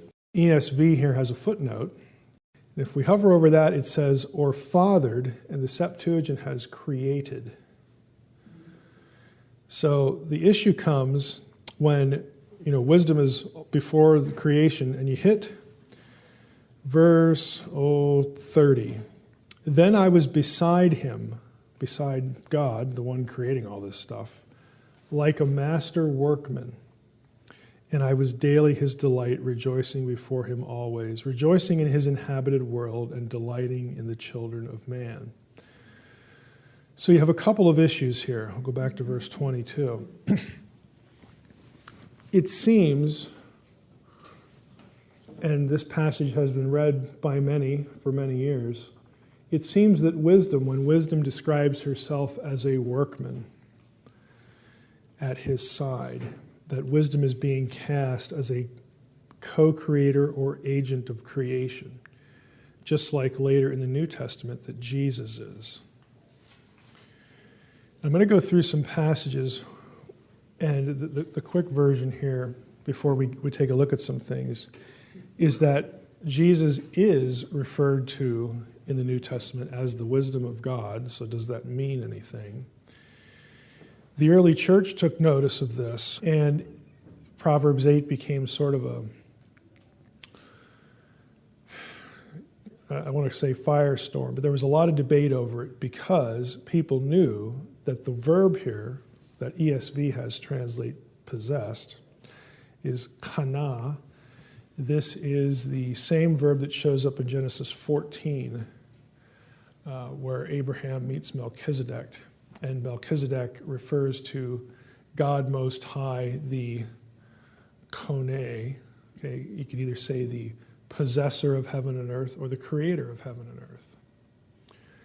Again, it could go either way. In wider Canaanite literature, kana, especially at Ugarit, and Ugarit, of course, who's the creator God there, is El, who is El Elyon in the Hebrew Bible. There it very clearly is used of creating. So the problem I hope you can already see is that if this passage is somehow linked to Jesus, was Jesus created? Was the co-creator, was the agent of creation created? Because then you got a theological problem. And again, this was noticed in the early church. And again, there was a big fight over it. I think Athanasius helped to settle this, but I'll get into why and how he argued his point, I think, coherently. But if you go down to verse 24, when there were no depths, I was brought forth. This is the lemma kiel, which is often used to describe childbearing. I'm just planting things in your head here. Is it correct to say that childbearing is the origin point for human life? In other words, how do we think about childbearing? Is the bringing forth, is that like the moment that the life begins? How do we look at that? How would they have looked at that? But all of these things were discussed because of the verbs in Proverbs 8, and ultimately because this language shows up referenced in the New Testament. And there was a whole wisdom tradition leading up to the New Testament that we also need to sort of get in our heads. This is the wisdom of Solomon, which is part of the Apocrypha, which was part of the Septuagint, which was the Bible of the early church. So, again, store that away. I will tell you what wisdom is and how she came to be, and I will hide no secrets from you, but I will trace her course from the beginning of creation and make knowledge of her clear. I will not pass by the truth. Another chapter in the same book. For wisdom, the fashioner of all things, taught me. Now, this tells you right away, this is a Jewish text. This tells you pretty clearly that whoever wrote this is thinking of Proverbs 8, thinking of wisdom as a co-creator. She's the one who fashions all things. For she is a breath of the power of God and a pure emanation of the glory of the Almighty. Therefore, nothing defiled gains entrance into her. For she is a reflection, this is an important term, apagasma, of eternal light, a spotless mirror of the working of God, and an image of his goodness. We're going to return to apagasma in a moment. Wisdom of Solomon, another chapter. O God of my ancestors and Lord of mercy, who have made all things by your word, and by your wisdom you have formed humankind. In other words, it's saying more than God was real smart. Okay, it's a reference back to, again, this wisdom creatrix or something like that. By your wisdom you have formed humankind to have dominion over the creatures you have made, and rule the world in holiness and righteousness, and pronounce judgment in uprightness of soul. Give me the wisdom that sits by your throne. Okay, now we have a two-ness going on. Okay, wisdom is sitting by God's throne. And do not reject me from among your servants. With you, addressing God, is wisdom. She who knows your works and was present when you made the world. It's a very clear allusion to Proverbs 8. She understands what is pleasing in your sight and what is right according to your commandments. Send her forth from the holy heavens, and from the throne of your glory send her, that she may labor at my side, that I may learn what is pleasing to you. Wisdom of Ben Sirach, also in the Apocrypha. By the way, this is the NRSV translation of the Apocrypha.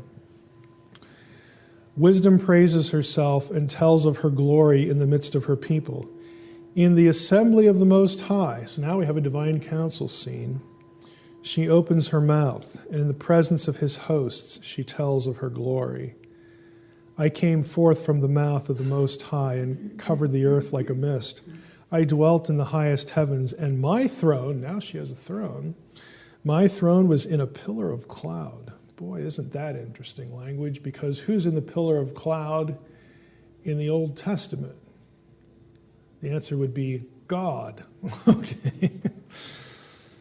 I compass the vault of heaven, and God is said to live, above the waters in the Old Testament. Again, Old Testament cosmology here.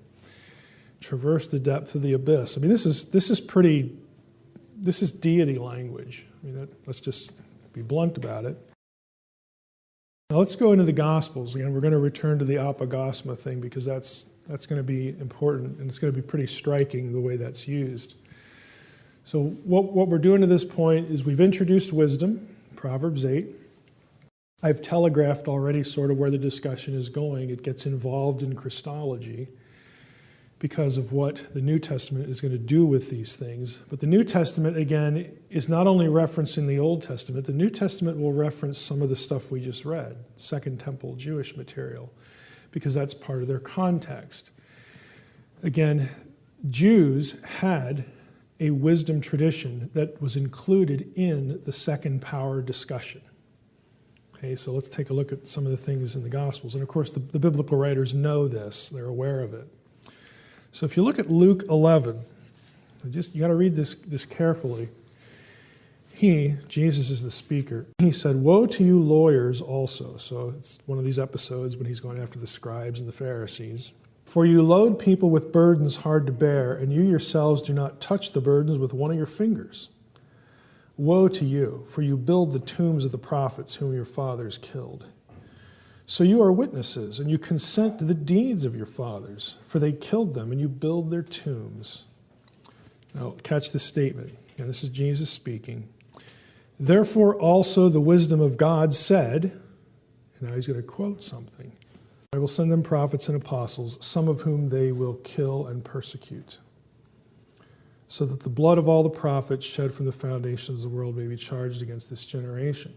Luke, in the mouth of Jesus, or from the mouth of Jesus, is drawing on a Second Temple tradition.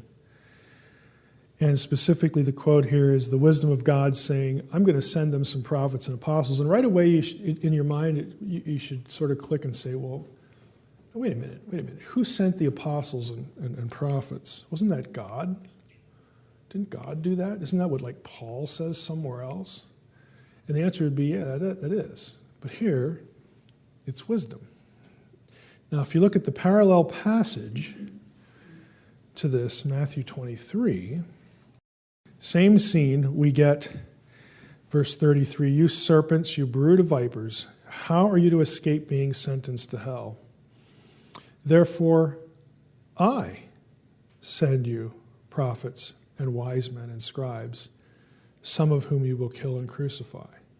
So in Matthew's version, Jesus is the sender. So look at what we got going on. We've got a tradition where wisdom is the sender. That's quoted in the gospel. We, of course, have other passages where God is the sender, epistles and elsewhere. And in the parallel gospel passage, we have Jesus saying, I am the sender. What the synoptics are doing here, at the very least, is they're linking Jesus to wisdom, at the very least. But again, if we're familiar with more of the literature than just these two passages, we also know that God is in the mix too. So what the synoptists are doing here is they're bringing, since Jesus is already in the two powers discussion, they're linking him to this wisdom figure by virtue of the change of the person here, within the same context, the same saying, and it's kind of hard to escape that they saw some relationship here, at the very least. Here's the one that's really striking, though. Now remember wisdom of Solomon? For she is a reflection, apogasma, of eternal light, a spotless mirror of the working of God and an image of his goodness. Does anybody recognize the passage below? Long ago, at many times and in many ways, God spoke to our fathers by the prophets. It's Hebrews 1. Yeah, long ago, at many times and in many ways, God spoke to our fathers by the prophets. But in these last days, he has spoken to us by his Son, whom he appointed the heir of all things, through whom also he created the world. There's your co-creator. He is the radiance. He is the apogasma. Now you say, well, big deal, Mike. It's just a word. That word occurs one time in the entire Septuagint and doesn't occur in contemporaneous Greek literature anywhere else. And that one time is Wisdom of Solomon 7:26. There's nowhere else that the writer of Hebrews could have drawn that term. It is really rare. But he does it. And when he does it, it's a very clear linkage between the Son, who is the co-creator, and wisdom, who is also the co-creator. So the question is, can you have two co-creators? Are they different or are they the same? And of course, that introduces a bunch of sub-questions. Why is it a woman? Everybody wants to, it's kind of a sexist question, but it's a common question. Why is it a woman? Again, we go back here, and then of course, well, if they thought of Jesus in wisdom terms, and they're thinking Proverbs 8, boy, what do we do with kana in verse 22? Should we translate it possessed, or are we cheating there? Is that a legitimate translation? Should we translate it create? If we translate it create, boy, that just sort of implodes our Christology. And again, this passage became, as I'm sure you can see now, a big deal in early Christological discussion. Before we get to the begotten versus not made stuff. So, first issue, this is the easier one. Why the feminine language? Anybody want to hazard a guess? Because God is an androgynous being. God is transgender. You know, I mean, this is the kind of stuff the internet's just a bad place. Not just English, but lots of other languages refer to ships as in female terms. In some cases, the issue, and in Hebrew, it's actually pretty easy to tell what's going on here. The issue isn't biological gender, it's grammatical gender. Okay, have any of you ever studied a foreign language, Greek, Hebrew, or anything like that? Okay, if you've studied an inflected language, okay, which is a language that uses endings and has to have grammatical gender and person and number, grammatical gender is arbitrary. Now, in some cases, yes, there's a logical biological correlation. The word for woman is going to be feminine, the word for man is going to be assigned the male grammatical gender. But it's very inconsistent. How is hammer, the word, is that male or female? German has das Mädchen, little girl, it's neuter.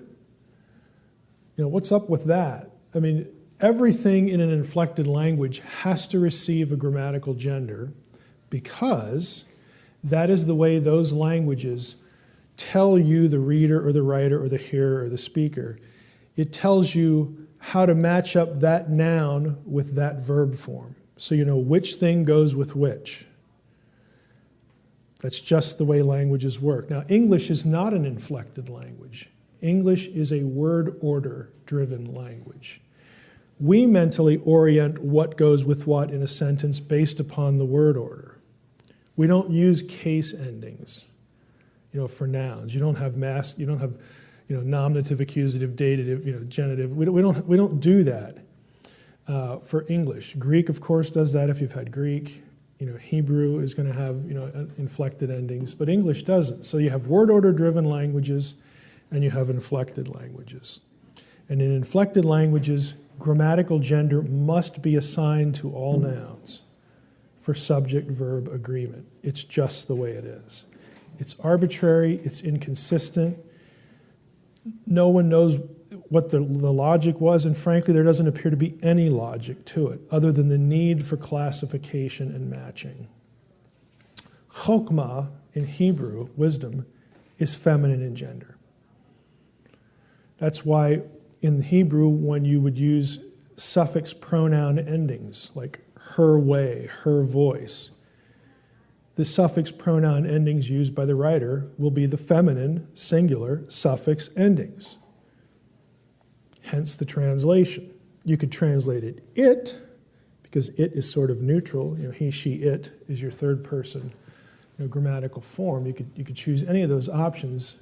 But again, if you want to align it with the noun, you're really down to two choices, feminine or neuter. And translators typically choose feminine because the imagery, the context tells you, because the lady wisdom is contrasted with lady folly in Proverbs, and beware the strange woman, heed the voice of wisdom. So there's the bad woman and the good woman, and the context fits, which is why it gets translated the way it does. So the point is not that Jesus was really a woman or Jesus was androgynous.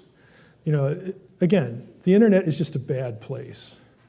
But this is the kind of thing that you're going to read, as though, if you read that, you've just met someone who doesn't understand grammatical gender and language. That's what it telegraphs. I'm ignorant. Listen to me. So that's the easy part. The more difficult part, of course, is the discussion about the verbs. So kana, let's just run a little search here. Naturally shows up in some interesting places. Now, if you look here at what ESV does, some of these places where kana occurs. Again, here's blessed be Abram by God Most High, possessor of heaven and earth. Again, ESV has been criticized by many for not, choosing creator here. Let's just click out, go through some options because of the Ugaritic. There are very explicit Ugaritic parallels here where the context is definitely creation. But, you have, let's just pick one. I haven't looked these up. Let's see what the Tanakh does with it. The Lord created me. The Tanakh is the Jewish Publication Society. So they don't have to defend Christoph. No, That's what you'd say if you think the whole thing is cheating. But they don't anyway. New American Standard, what do they do? The Lord possessed me. Let's see, NIV 1984, brought forth. Let's see, NLT, formed me. Again, that's kind of a little, trying to find a place in between the other two options. KJV, possessed me. I mean, you get the idea. I mean, there's a variance here into what certain translations do with this. But if you look through, again, a lot of these are acquisition. They're context, and these are legitimate translations. Buying or acquiring is really common. Obtained, get, acquire, that sort of thing. If you looked it up in a lexicon, again, you're going to get a little more variance. Your options are sort of, acquire is probably a majority use for kana. Create is in the picture because of cognate parallels. Possess is an English word choice that sort of builds off the idea of getting something. And then you have bring forth, which is really based on, let's just go out to Proverbs 8 again. You have other parallel verbs to be set up, brought forth, okay, brought forth down here. There's keel there, keel, same lemma here, but these are all descriptors of wisdom. Set up is nasak, again, that's sort of like to erect or raise or something like that. But you have you have a number of lemmas used to describe wisdom, and so kana is often something like bring forth, you'll see. But possessed, get, acquire is sort of the dominant use. Now here's an interesting one. The word translated gotten here. Now Adam knew Eve, his wife, and she conceived and bore Cain, saying, I have gotten, I have acquired, I have created. Can you say that here? I have possessed a man. And I hope you know the saga of this verse. A man, and then with the help of, is not in the Hebrew text at all. It's literally et Adonai or et Yahweh. So naturally, of course, again, if you go out to the internet, you'll read that this verse proves that Yahweh and Eve had sexual relations and produced, Cain. Or, maybe it was somebody else. Maybe they changed it to Yahweh. Maybe it was somebody worse that had sexual relations with Eve and produced the evil Cain. I mean, you'll actually read that Cain is the offspring of the serpent and Eve. And they'll go to passages like this. Again, just doing my part to introduce you to the world of the internet that you should stay away from. This is what I get in email all the time. If you think about, let's just take Genesis 4:1. Could you translate that create? We'll go back to Proverbs 8, but I just want to see what you think here. Could you say, I have created a man with the Lord? Let's just try to be literal. Could you do that? Are you sure? Let's just say Eve said that. What might be going through her head? That she has created a man with the Lord. Okay. Because she didn't know what happened, how it happened. That's one thing you could say. But could you? Look at the first part of the verse. Eve knows she slept with her husband. Yeah. Okay. But she didn't know that produces an offspring. Well, she might not know how it produces, but if she had, she had two sons. Okay, this is her first, so you could say something like, "Wow, that was a different experience." Slept with my husband and we did this particular thing, and wow, I had a kid later on. Like she's just discovering this. If that's the case, when God told them to be fruitful and multiply, did Eve go, "What? Why do I do that?" Do you know what he's talking about, Adam? I follow what you're saying, but you have to wonder about that. Where did women think children came from? I mean, they know what it means to have sex with men, and of course they know that children result from that. But can you think of any biblical precedent for, I have now produced or created a child with the help of or with the Lord? Maybe they saw it more as a miraculous thing every time it happened. I mean, they presented these kids to the temple. Is there precedent for that? I think you're on the right track. Again, I'm not arguing for a reading that I like or prefer, but I'm just, you'll see this, again, you'll see it not only on the internet, you'll see this in academic discourse as well. There are instances where women get pregnant and they immediately assume that God helped, God did something, because they were barren before, and I've been barren all these years, and all of a sudden I prayed for a son and now I'm pregnant. So God must have intervened somehow. So maybe she's thinking of that. I mean, it's hard to know, because this is her first child and all that kind of stuff. But either way, you have to read something into it because it's kind of ambiguous. But there are those who would say that since this is procreation, this is why I'm bringing it up. Since this is procreation, we have kana used in a passage about procreation. How does that affect our understanding of Proverbs 8? Because if you go back to Proverbs 8, we have these other lemmas, the keel specifically used twice, that are used in other texts to bring forth children, okay, to beget, to use the King James language, to beget children. Now, here's the larger question. There's actually two. Does it make any sense for God to either acquire wisdom or to create wisdom? Do either of them make sense? Which one makes more sense or less sense? How would you approach that? You got to think here. You got to think like Athanasius.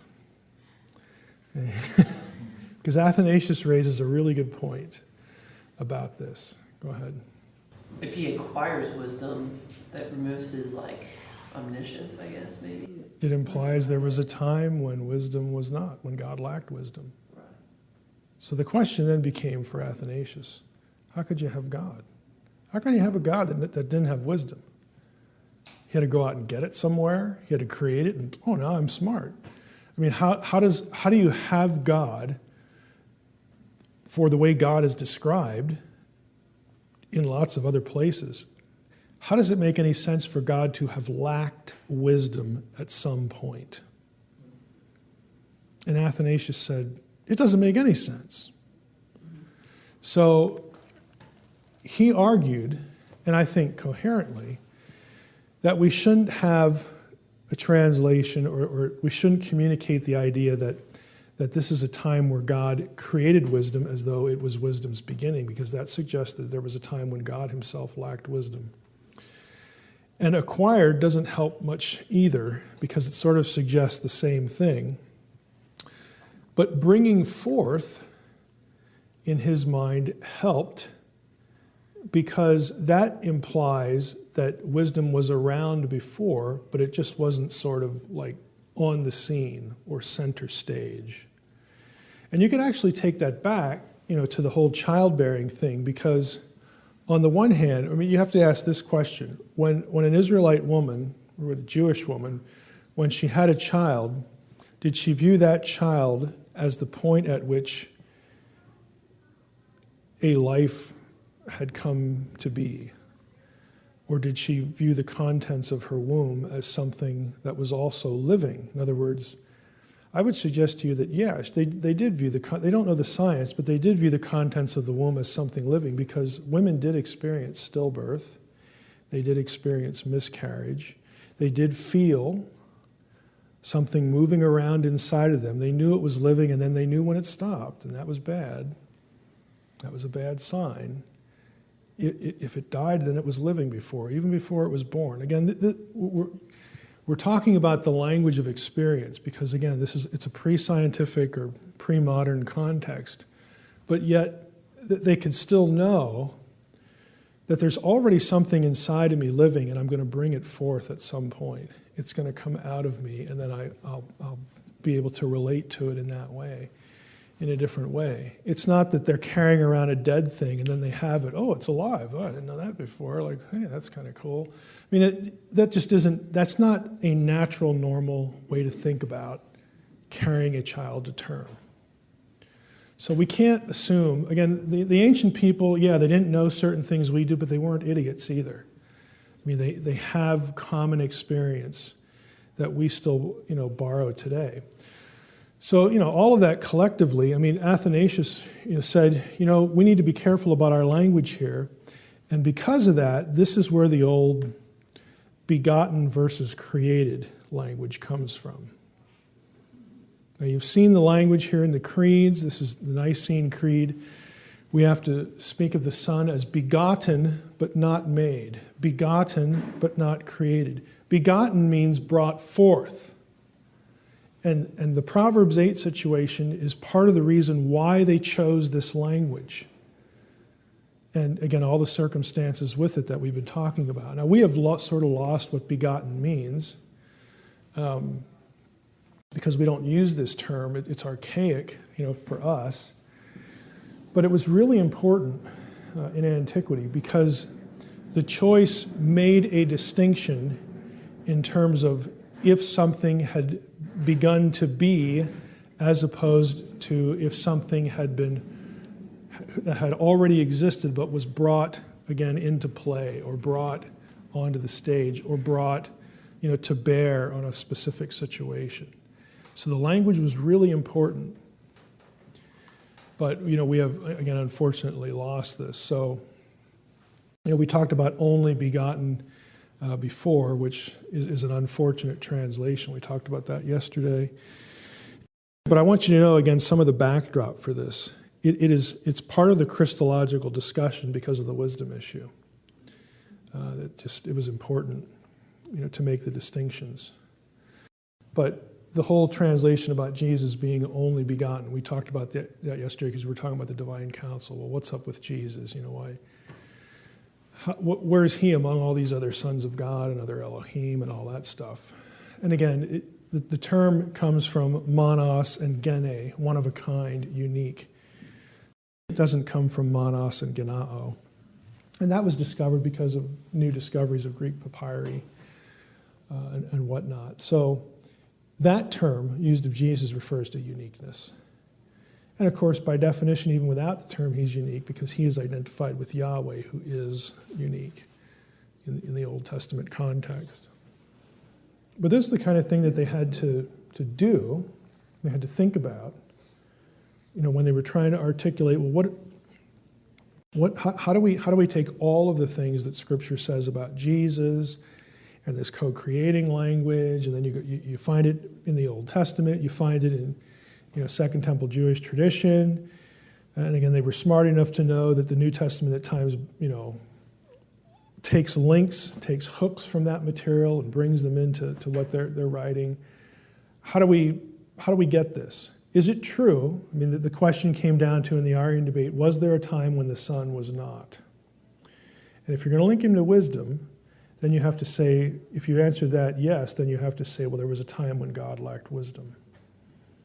And that just doesn't seem to make much sense because it is part of God, but yet distinct from God.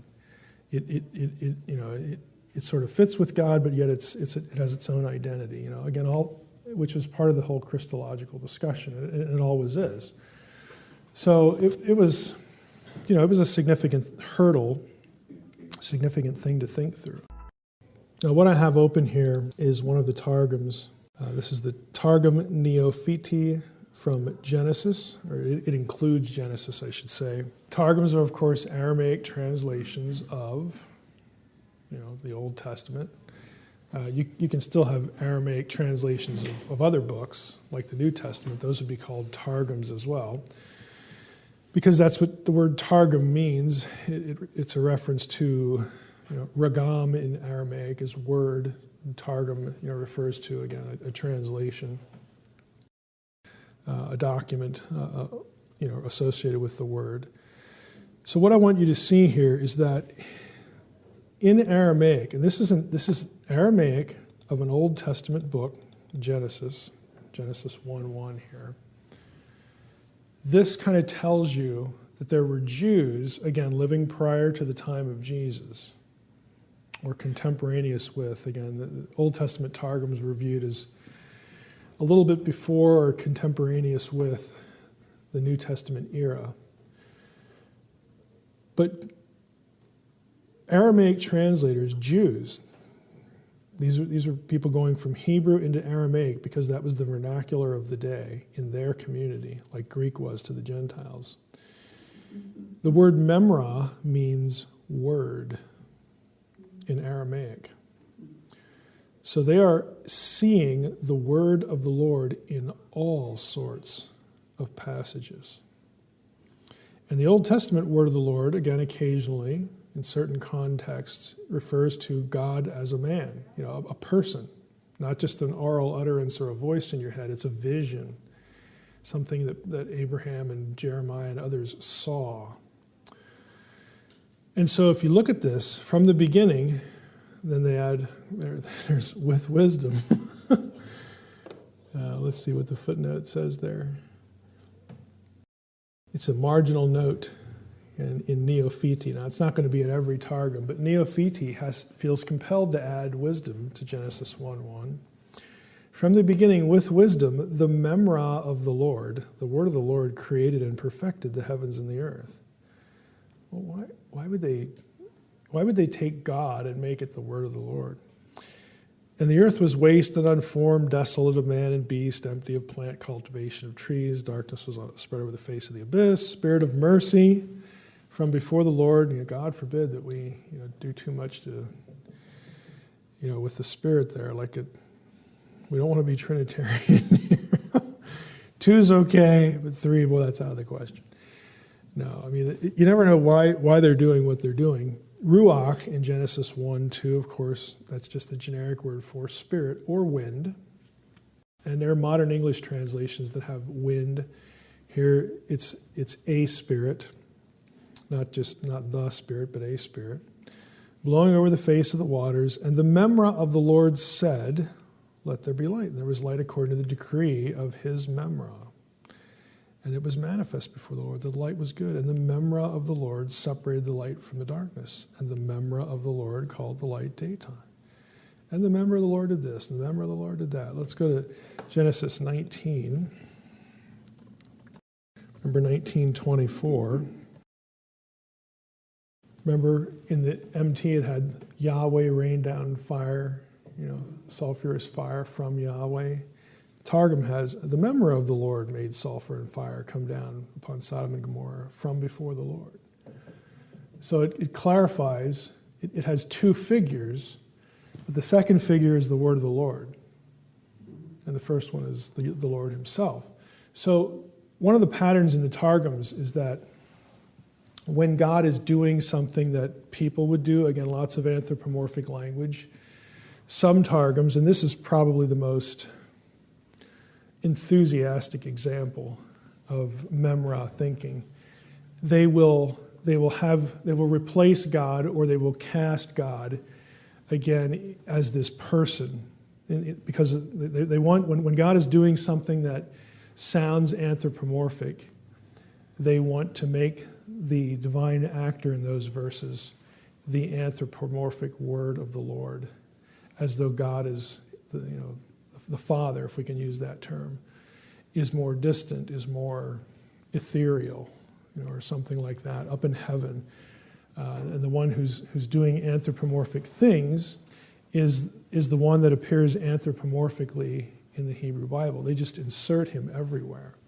Now, if you're interested in, again, I'm just showing you examples of how Jews were thinking about God leading up to the New Testament. And again, you have all these two-ness categories. Old Testament, we threw wisdom into the mix here. Now we've got the Memra.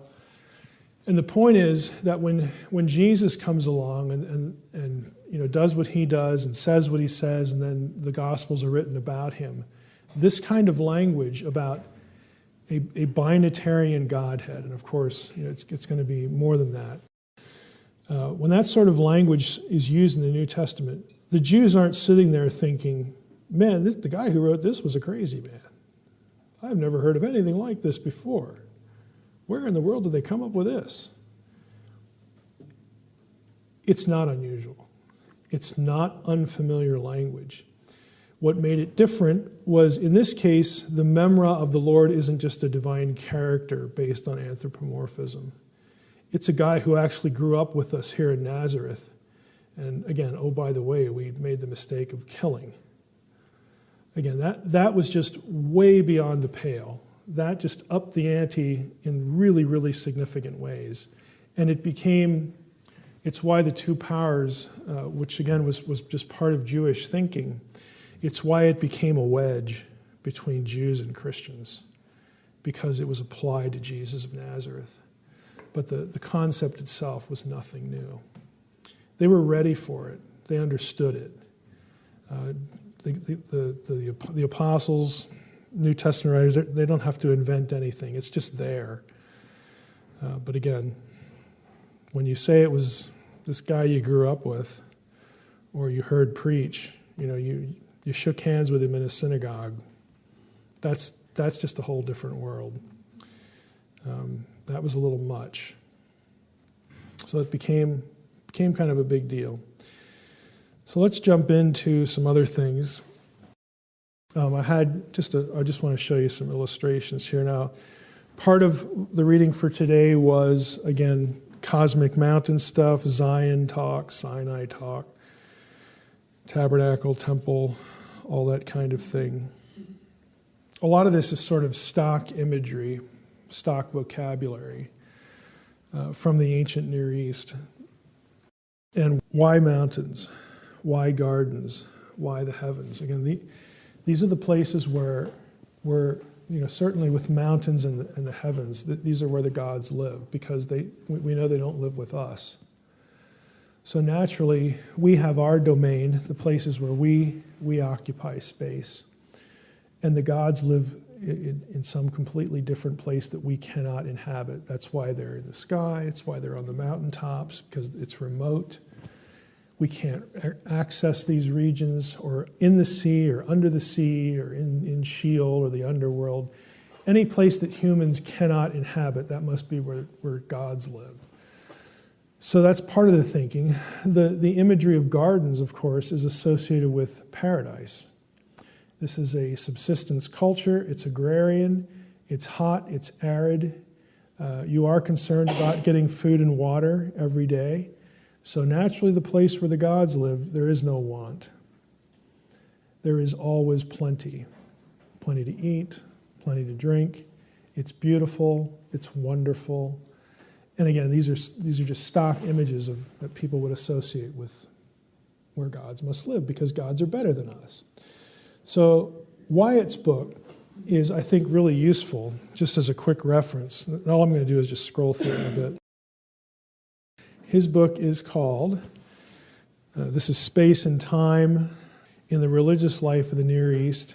And you'll notice in the table of contents, we have mountain, cosmic mountain, sacred space, temple at the center of the world, again, cosmic geographical stuff. And what he does in this book is, it's not really much of a narrative, but he goes through sort of theme by theme or topic by topic, and he extracts passages from ancient Near Eastern literature that describe these things, so you can see where the imagery comes from. The mountain, Mount Safon in Syria has 2 peaks. There you go. The important feature of sacred mountains is their implicit, sometimes explicit identification as an omphalos. Omphalos is the Greek term for navel. The Bible uses this expression too, sort of the navel of the earth, or the center of the earth. In other words, each religion sort of had these sacred sites, and then they would commemorate the idea in certain structures that basically everything, this is the center of the world, everything revolves around this, which is why Jerusalem is called the navel of the earth in a couple places. Because in God's mind, that is the most important city. Everything in heaven and earth and in what I'm doing here, salvation, history, and my plan revolves around this place. So you get this idea of this cosmic mountain thing playing out in different cities. And if I think about it, in terms of religion, the cosmic mountain is the place where God or the gods live, and where God or the gods is or are. That's where the divine council is. And the divine council participates in decision-making. The power in heaven, or powers in heaven, depending on what system you're talking about, what the decisions they make, the decrees they hand out, affect all of life on earth. So it is ground zero. It is the place where the business of the world and even the business of the cosmos is done.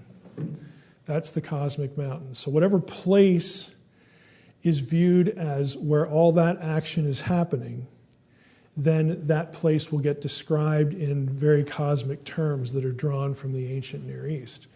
This is why in biblical theology, the cosmic mountain, so as it is, changes. The first one is Eden. That's why Eden is called a mountain in Ezekiel 28. It's also a lush garden. If you've read the book, again, the description of Eden aligns very well to the paradise garden of El, all that kind of stuff. Again, this is the best place. This is the most important place there is in life. It's right here. And then it moves from Eden, and you eventually get Sinai described in these terms. Even though Sinai is a lot uglier, it's still a mountain. You're not allowed to touch it or walk on it unless you have God's permission. This is God's home. This is where he rules from. Then you have, what's the next one? What? Zion. Before Zion, there's Moriah is associated with it. How else is Jerusalem, Mount Zion described? What's there? There's the temple. Temple is there. But what about the tabernacle? Where was the tabernacle? Some people think it was inside the temple. Right. At one point, I kind of think that too. But at one point, where was the tabernacle? It wandered around. In other words, God took the mountain with him. So again, you're right that Zion has all the earmarks of this. It's a mountain, even though it's not a real big one, but it's a mountain. It's got the divine presence there with the temple. Okay, Jerusalem again is described in garden terms. Again, all the references are in the book.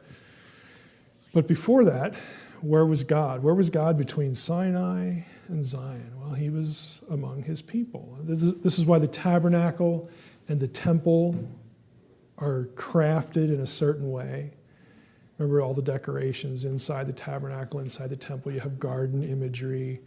You have the colors of the sky above, and all this kind of stuff. You're recreating the trappings of Eden, again, a paradise world, because this is where God lives. It just happens to be, in this case, it's mobile. Okay?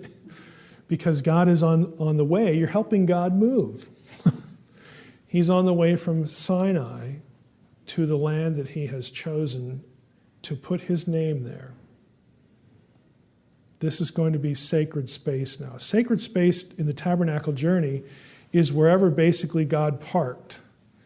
Okay, that becomes, the tabernacle complex becomes sacred space. And in some sense, the whole camp is sacred space. Like on the Day of Atonement with the goat for Azazel that goes out, carries the sins outside the camp. You can't have the sins there remain inside the community. So in some sense, the whole community is God's dwelling place.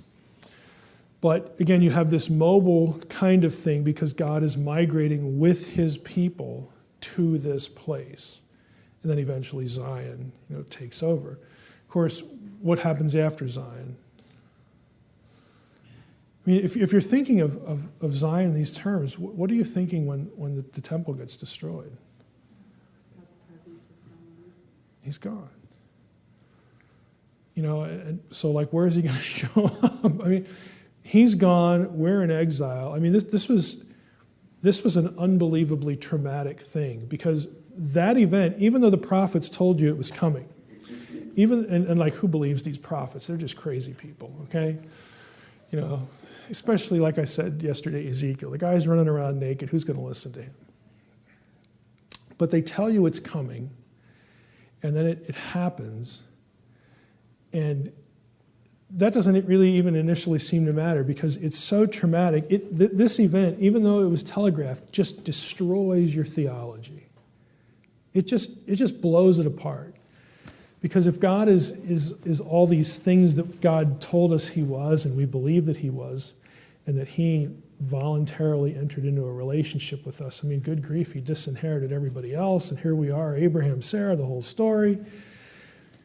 And now look at us. We're sitting here by the river Kavar, you know, having basically, literally and theologically, having had our butts kicked here. And now it's like, what are we doing here? You know, like, what else is there? And so then, the prophets have to, the message changes to, yeah, you got that right. This is where we're at. But it's not always where we're going to be.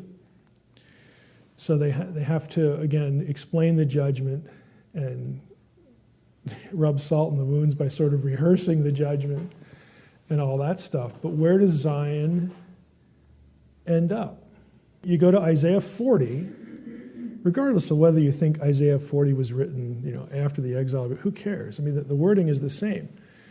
You have the plural verbs in the beginning, comfort, comfort ye, okay, all that stuff. And it's God speaking again in plurals to a group. Just like chapter 6, Isaiah's original commissioning, now we have chapter 40, the exile is over. Again, we have a divine council meeting. The council is in session. In other words, God is acting. God is now going to act like he said he would. And that's where you get this whole language about, the messenger, sent before the way of the Lord and all this kind of stuff. And that gets applied to John the Baptist in the New Testament. He becomes the messenger, the harbinger to the coming of the Messiah. And again, the implications are clear. The Messiah is there to put a final end to the exile and to, the New Testament language. We begin to talk about how Jesus sort of was the temple. He was the presence of God there with us. And after Jesus, the presence of God comes at Pentecost. Remember the Spirit, the Lord who is the Spirit of Jesus, and all this stuff comes to inhabit us. So if he was, the spiritual place where the place where the presence of God had returned, and now we are the body of Christ. I mean, again, none of these are accidental terms. We are the heavenly household. Okay. Again, the terminology is never accidental. So we are, Paul's very explicit, you, either singular, plural, are the temple of God. I mean, what else could he say? I mean, how much clearer can he transmit the idea that as the cosmic mountain used to be a place, and why was it the cosmic mountain? Because that's where God lived. Where does God live now? Yeah, we're not denying that God lives in heaven, but God lives in you. You are now all those things. And not only is there some mobility there and something totally new, but guess what? It grows. Okay, it spreads. Everywhere the gospel is transmitted and takes hold, the kingdom of God, the presence of God through Christians, slowly, inexorably starts to consume turf all over the world. It's, I hate to use the term, but it's like a virus, okay? It's a good virus, but that's the feeling you get. So that when you get to the end, when the world is a global Eden, there is no temple. That's what it says in the book of Revelation. We don't need a temple. The whole world's a temple. The whole world is the cosmic mountain now, which is why the whole thing is cast as Eden. We are back to the beginning, but it's just on a much grander scale. In fact, it is the scale that was originally intended. So again, all of these, it's just a network of ideas, and you sort of just follow the threads, through different passages, and it morphs and develops and spreads, and it takes right turns and left turns and whatnot. But this idea, again, of cosmic mountain, just don't let the terminology, sound too academic or too spooky. It's just, this is where God lives and works. This is the home, as in family, and it's the home office. This is where God lives, and this is the place from which he does his work. And that is you. That is us. Now, that's all it is. But again, to the ancient mind, where God lived and worked, because he is so other, it's always cast as these places that are distant from us, that are not accessible to us. And even when God is close, like in the tabernacle, this is the whole logic of sacred space. You had to bring sacrifices, not necessarily, or actually very rarely, does any sacrifice concern atonement in the sense of rectifying a moral wrong. That's actually really rare. And some would say it never occurs. I think that's a bit overstated, but the blood for sacrifices is never applied to an individual human, except for a priest, to consecrate them for service within sacred space. It's never applied to the person who brings the offering. Again, we have retrofitted the sacrificial system to how we think about atonement with Jesus, when it actually should be the other way around. There are things that the sacrifices mean that are true of Jesus and that are actually better with Jesus. I mean, even the whole burnt offering. Why do you bring a whole burnt offering? It has nothing to do with sin. It's the first offering you bring because that's the housewarming gift, okay? You bring a gift when you want to spend time with God. That's the whole burnt offering. Everything, everything is consumed, and it's the quote meal for God. He enjoys the smell and all that stuff. But the priests don't participate in it. Blood's never applied to you. It's just saying, I want to go to God's house, and I'm going to bring him a present because I want the response to be good. It shows you that even when there's nothing wrong with you, to go visit God is a frightening thing. I mean, he has to grant access.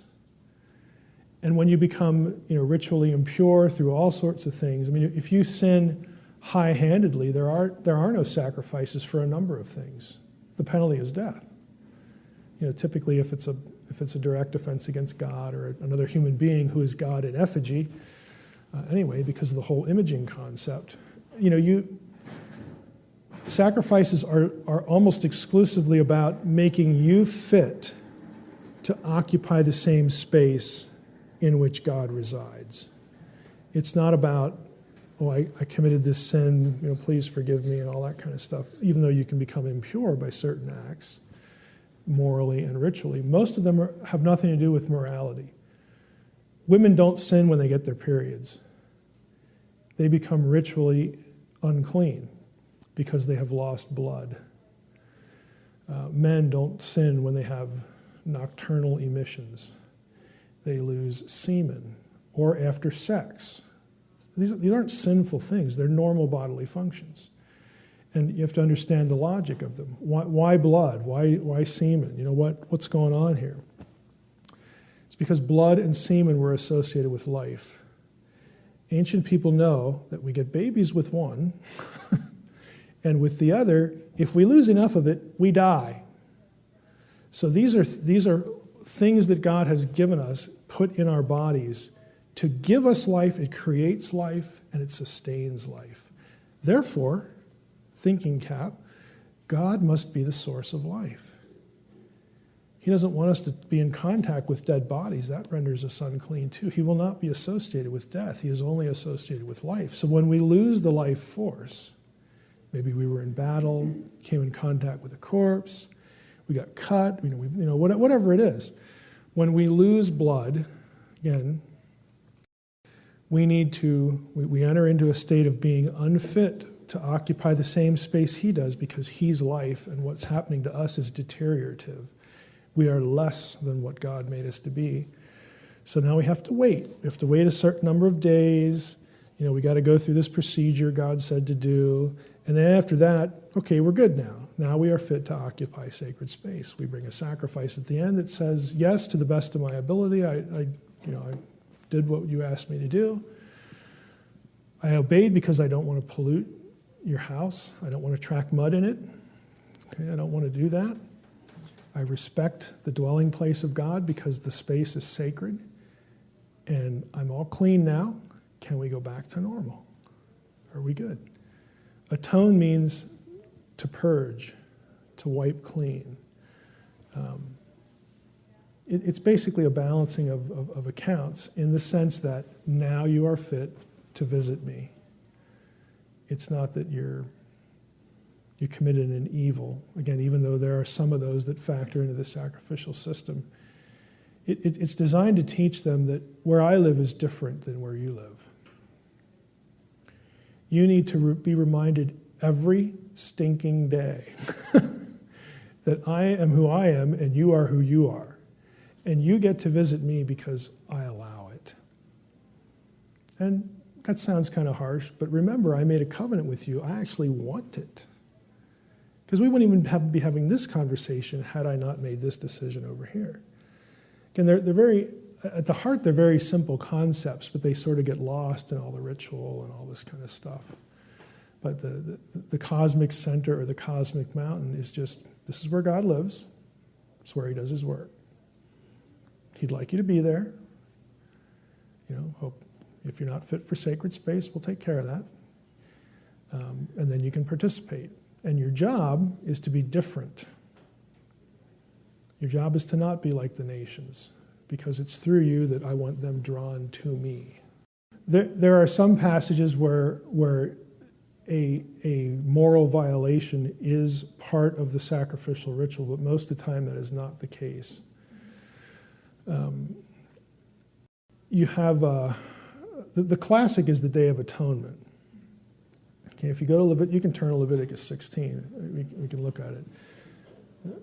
But if you look at what happens in Leviticus 16, I mean, this is the day, and this is how I like to put it. What Leviticus 16 actually is it's hitting the reset button on everything.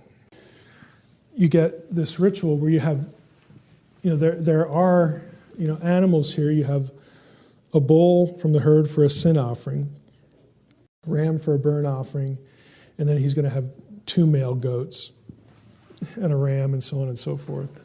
Now, part of the problem is the way things get translated. Sin offering, because you're not going to find a sin offering where the blood is ever applied to the bringer. So the sin offering cannot be said to wash the offerer from sin, because the blood is never applied to the bringer. Even in this ritual, the Day of Atonement, where is the blood applied? It's applied to the tabernacle. It's applied to sacred objects within the tabernacle space. It's applied to the mercy seat. It's applied, there in front of the veil. It sanctifies the holy place and the holy objects and the people doing the officiating, like the high priest. It sanctifies them. It makes them fit for the ritual itself. It purges all these things and the place and the person from any sort of uncleanness. Okay, so the offerer in a normal sin offering, he doesn't get the sin applied to him. The only time you ever see it applied to anyone is with a high priest, because the high priest now is going to penetrate the most sacred space. So he has to be purged from any sort of impurity. But the offerer himself in a normal sin offering isn't. What the sin offering actually is, it's a purification offering. And that's really the better way to translate it. The guilt offering is always associated with when this one will be involved with some sin, like if I steal something from you. If I'm caught, then I'm in trouble because there was no contrition. If I confess and I'm contrite, then I can bring a guilt offering. It is to make up. It is to have me own my contrition, own the fact that I did this, and repair my relationship with God. But then along with that, I also have to make reparations with the person I wronged, if that's possible. So guilt offering is really about restoring the relationship, possibly between me and God, but definitely between me and a person I have wronged. But it's only available if I'm contrite. Burnt offering, again, has nothing to do with sin. Atonement itself, and you'd have to have a little bit of Hebrew here, but it used to be thought that the lemma kafar, it's in the PL, kippur, meant to cover or something like that. If you can read a good commentary on Leviticus like Milgram's or Levine's, the term is actually associated with an Akkadian term. It's the same term, where the point is not covering something, but wiping something clean or away, like purging. And so when you bring an atonement, even if when the priest makes an atonement for you, even though the blood is never applied to you, what it signifies is that the impurity, the problem that resulted in you having to bring a sacrifice in the first place, you're okay now. God will see you. So it may or may not involve any kind of moral violation. I'd say 80 to 90% of the sacrifices have nothing to do with moral violations. If you actually read through the Mosaic Law, there are certain offenses that were punishable by death.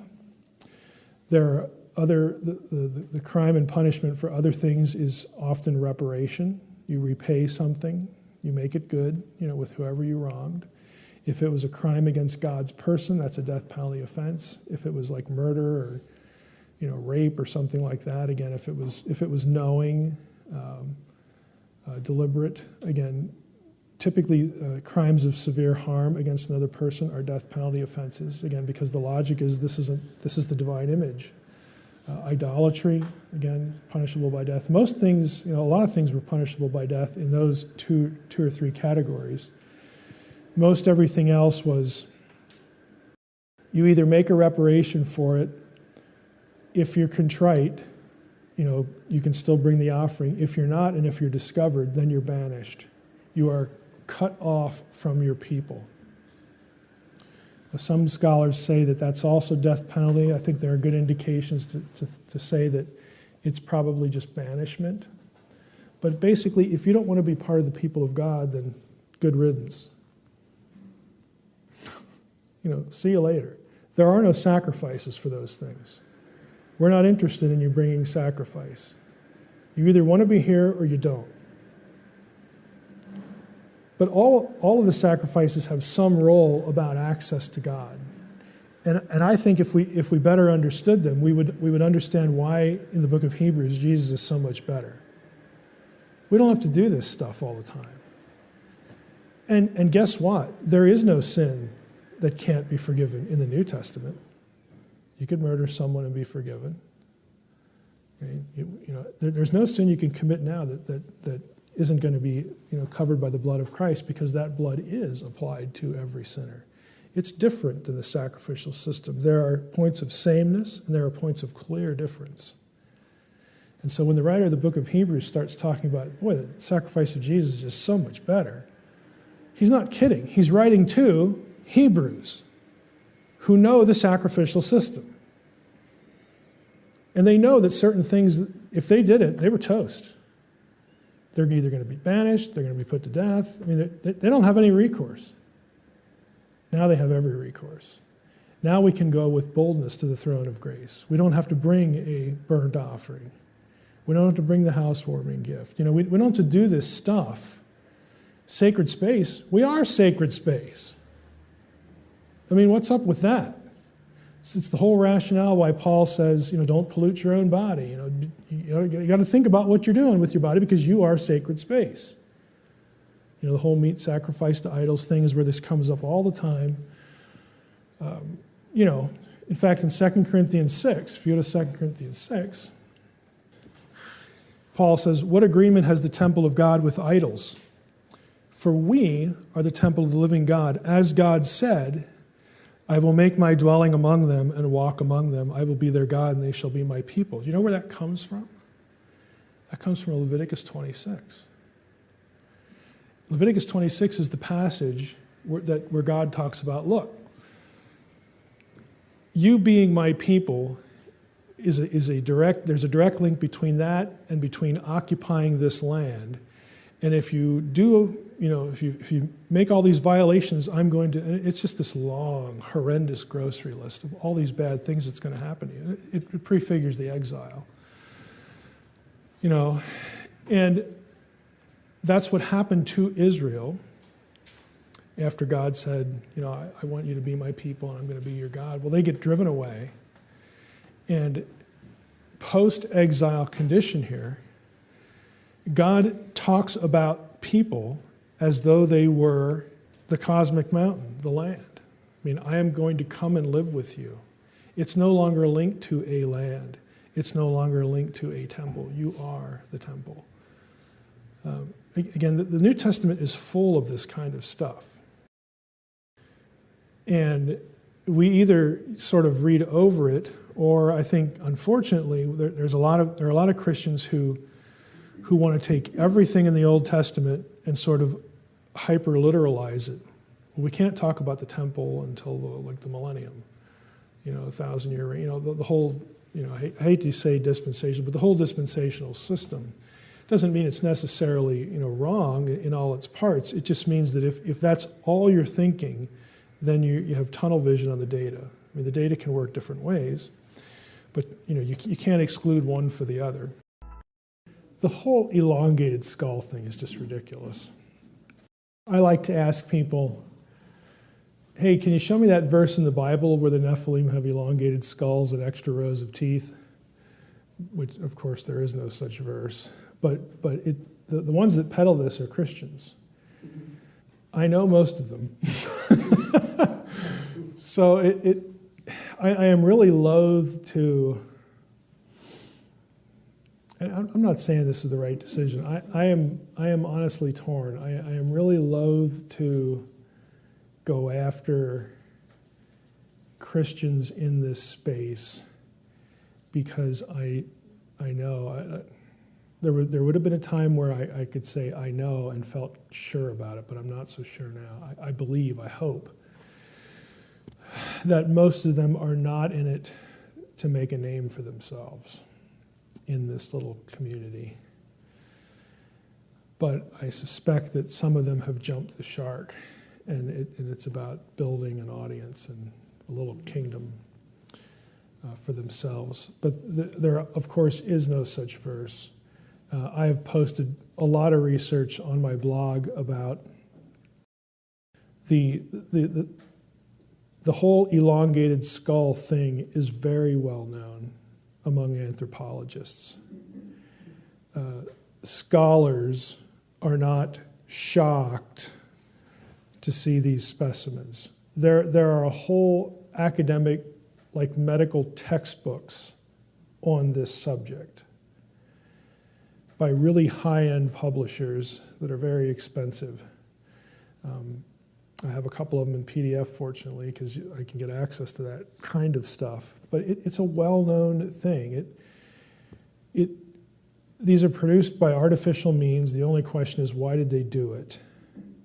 And you'll read stuff online like, even on we X-rayed them and we can't find the parietal joining places and stuff like this. This is not human. And look, I post medical journals articles from medical journals where people in the field tell you that even under X-ray magnification, you can't detect these sorts of things. You have to use other techniques. They are certainly human. And they're certainly created either by artificial means. In some cases, there are deformities going on, but the deformities are actually rare. The point is, this is much ado about nothing. And it's part of a little cottage industry. There's a famous one. It's not an elongated specimen. It's something that its founder, who is now deceased, I shouldn't say its founder, it's the guy who wound up with the thing, called the Star Child skull. and supposedly he had it submitted to DNA analysis. And he did, but unfortunately for him, he actually published the results. And people who are geneticists have commented on the reports. And again, there is no evidence of anything other than human DNA here, which of course they'll try to backpedal off of it. It's just this whole wacky world that Christians occupy space in. And they do it, the best of them do it because they want to try to salvage people's faith when people run into these things, or they see them on TV, or they hear claims on the History Channel, or whatever it is. And so I'm really loath to beat on these people because they actually do perform a service, but I just have to wonder about some of them. I'm not going to give you any names, but I don't know if I'm doing the right thing anymore.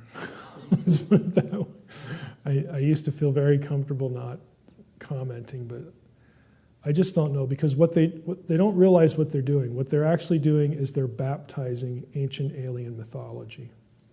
They are baptizing, and ancient alien mythology is nothing more than an occult worldview. You can all of the stuff in ancient astronaut talk. You can literally, this is no exaggeration, you can literally trace all of it back to horror and fantasy literature of the 17th and 18th centuries and the spiritualism movement and theosophy. All of it. It is essentially the Gnostic myth redesigned for a 21st century technological audience. And when you have Christians baptizing this stuff, it does bother me. But they're not promoting Gnosticism. They're completely unaware of its roots. To them, it's like we're saving the Bible. We get to literalize all these things, and we're saving the Bible. You know, the Bible has to speak to these things, and I understand that, but that can lead to very dark places. That's how we get, for lack of a better term, biblical racism. You know, haven't you ever wondered how in the world people in the American South, like the Ku Klux Klan, could form their group and identify with Christianity because of it? That was part of it. That wasn't just like window dressing or shtick. I mean, you know, and granted, they were idiots and they were immoral and they did horrible things, but there were people who really thought that the races were genuinely not Adamic. They were subhuman. They were less than human, and it justified doing all sorts of things to blacks and to others. And the only reason that you got there was because of the fallout from the late 15th century onward, the age of discovery. I mean, think about this. Here you are, you're in Western Europe. That's the world you know. You don't know about what's across the Atlantic. You know about what's in Europe. You begin to explore. You have the seafaring ability. You know about the biblical world because the Bible tells you about that. But eventually you start to go to places like ancient India. You hit China. Eventually you cross the Atlantic. And guess what you find there? It's not so bad to find people in India and China because you could, well, you know, you kind of get there by boats, and you know the Phoenicians were really great sailors and they could migrate here, but you have no idea what's on the other side of the world. And when you start finding people there, okay, that troubled people because the obvious question is, how did they get there? Because the Bible doesn't know about North America, South America, Central America, New Zealand, Australia. It doesn't know about any of these places. We know that because of Genesis 10. So how do these places get there? How do these people get there? I mean, you have all these questions. So that's 15th century on, all these new discoveries. And then you get decipherment of Mesopotamian material in the 1800s. You get decipherment of Egyptian material. You get decipherment of Ugaritic material in the early 1920s. You get decipherment of Sanskrit. It's a literary language of ancient India in the 1800s. And all of these texts have alternate chronologies. They have alternate histories of the human race. They describe civilizations that are much older than the biblical world describes. And people have no idea what to do. And then Darwin comes along. And then the science of geology comes along. I mean, it is like the perfect storm. The 15th through the 19th centuries, if you really dislike Scripture and the whole Judeo-Christian worldview, this was a great time to be alive. Because there is so much contrarian information that is real. You can actually go handle that text. You can go meet that native. Okay? It's real. It's not made up. And so people who were invested in the sacred status of the Bible, they have a decision to make. We either scrap the whole thing, or we got to find this stuff in the Bible somewhere. And this is the era where you get the craziest Bible interpretations you can imagine about race. We'll just take that one issue. It divides you're either a monogenist, you believe in a single pair, one pair, monogenist, Adam and Eve, and then somehow you have to have Eve giving birth to children that aren't Adam's. How do we work that? Again, then the serpent all of a sudden becomes someone that Eve copulates with. It's not only a snake, but it's some kind of other thing or other person or other whatever it is. There's half a dozen different things about what this thing is, and of course it sleeps with Eve and gives birth to all these other races that aren't Adamic. And if they're not Adamic, they're not God's imager. Or you're a polygenist. Then you believe that there were pre-Adamic races or co-Adamic races. It's kind of 6 of one and half a dozen other. But all those other races, there were people around before Adam or alongside Adam. And they're the ones that produce these other races. And guess what? Those other races aren't Adamic. They're not the closest one to God. We are. Because our heritage is the Judeo-Christian heritage. And then you have all these weird migration theories, about how, the British Israelism, how the Europeans were really descendants of the holy people in Jerusalem and the new Israel. Now then America becomes the new Israel. This is the era of it's the Wild West of Bible interpretation. And all of that now is the playground for alternative history and ancient alien stuff. Because that's where they draw all their information. And it's this, so in an effort to keep the Bible, we're going to come up with the craziest kind of theological stuff that you can imagine. But then people, the average person, when the scholars put this stuff out there, then the average person, in their mind, it's like, well, if I reject this, that means rejecting the Bible. I don't want to reject the Bible. That would be terrible. This is when you get Jesus wasn't really a Jew. He was an Aryan. Okay, the Aryan Christ idea. And the Jews, of course, are the spawn of Satan. This is where all of it comes from.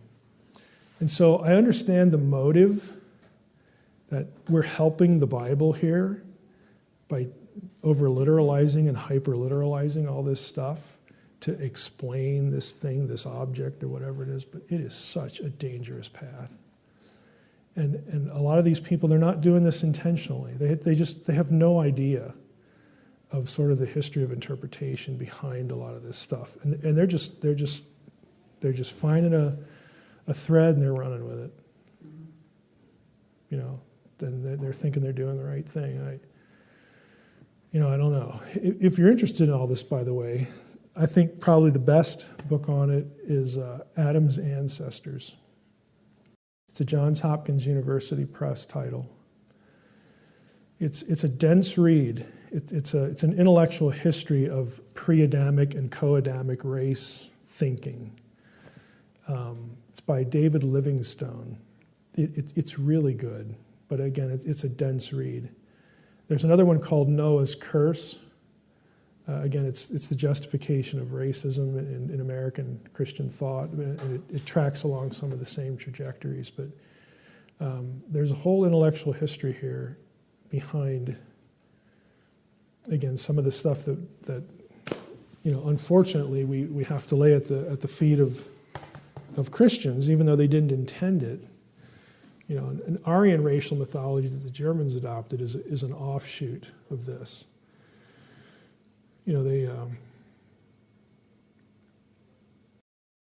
it was when Sanskrit was translated. One of the shocking thing about Sanskrit, this is a literary language of ancient India. Think about where India is. It's an Indo-European language, which means it's related to Latin, Greek, French, German, English. It has the same language structure. And that just took everybody by surprise, again, in the late 1700s, early 1800s. And it gave rise to, you had to answer the question, well, how is the language way down there? How is it related to the ones in Europe? And so you get different migration theories about how this could have happened, how to account for it. And some theories had Europeans migrating south and civilizing those primitive Indians down there. And those great civilizers became known as the Aryans. Aryan means great people. And so there was Aryan represented the high culture in ancient India as opposed to the indigenous primitive, culture. And so for a long time, Europeans, again, were arguing that the high culture of ancient India was really born with them. And that felt good because that meant we were superior.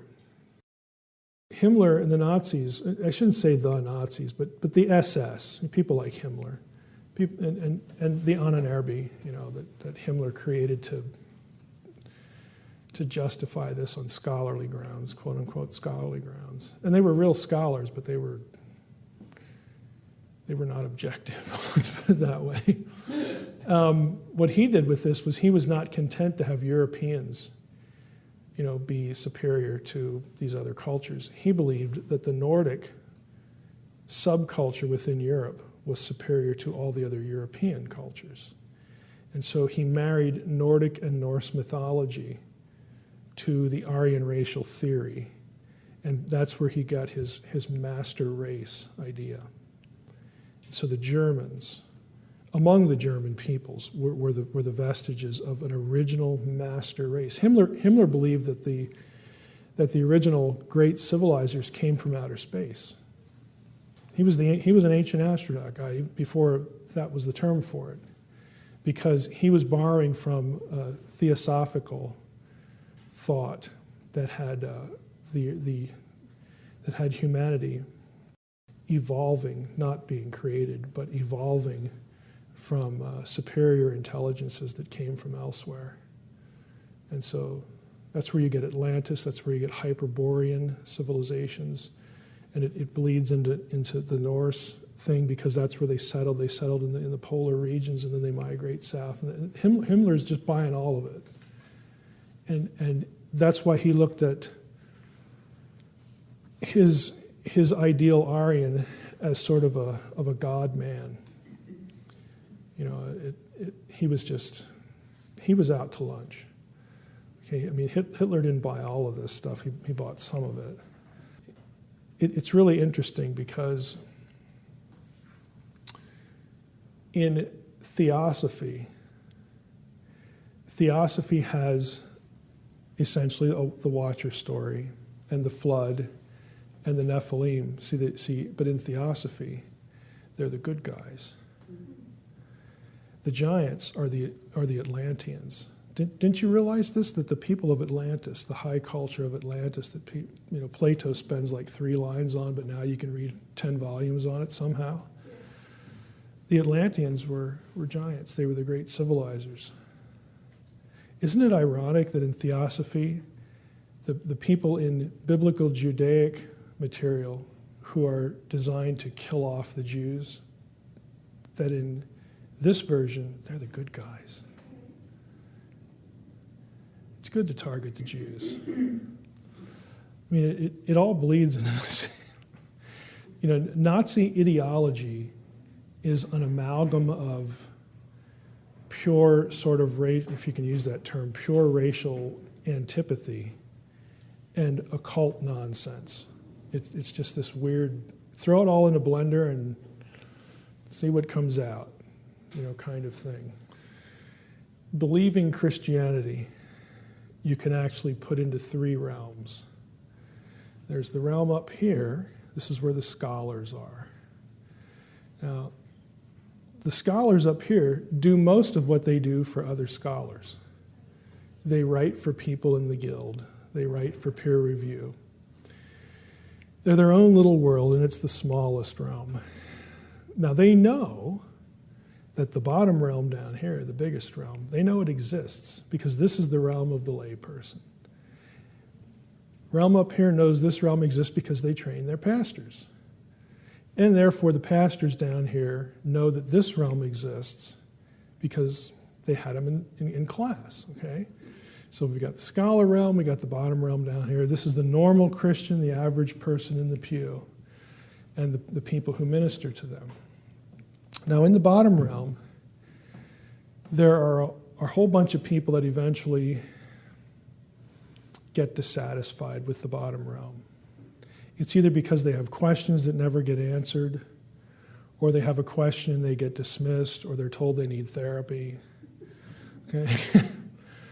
Whatever the reason, but a lot of Christians down here either literally leave the church or they sort of mentally leave the church, and they go in search of information. Now, mind you, the masses down here don't know that they can find good information up here. They don't know this realm exists, only their pastors do. The average person has no idea who these professors are. So what do? They go to Middle Earth, okay? And Middle Earth is the internet. Now, in Middle Earth, there are white hats and black hats. There is Gondor. He's a white hat in Middle Earth. But then there are Saurons, too. There are people who want to carve out their own little kingdoms, and it's about them. And they're just they're drifting into the darkness, to keep with the Lord of the Rings, analogy here.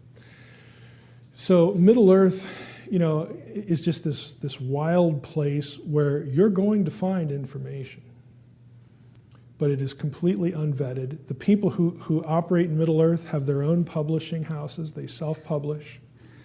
They have their own conference network. Some of them have their own schools. Okay, they typically do house church. They don't really have church. Okay, they are just on the periphery of everything.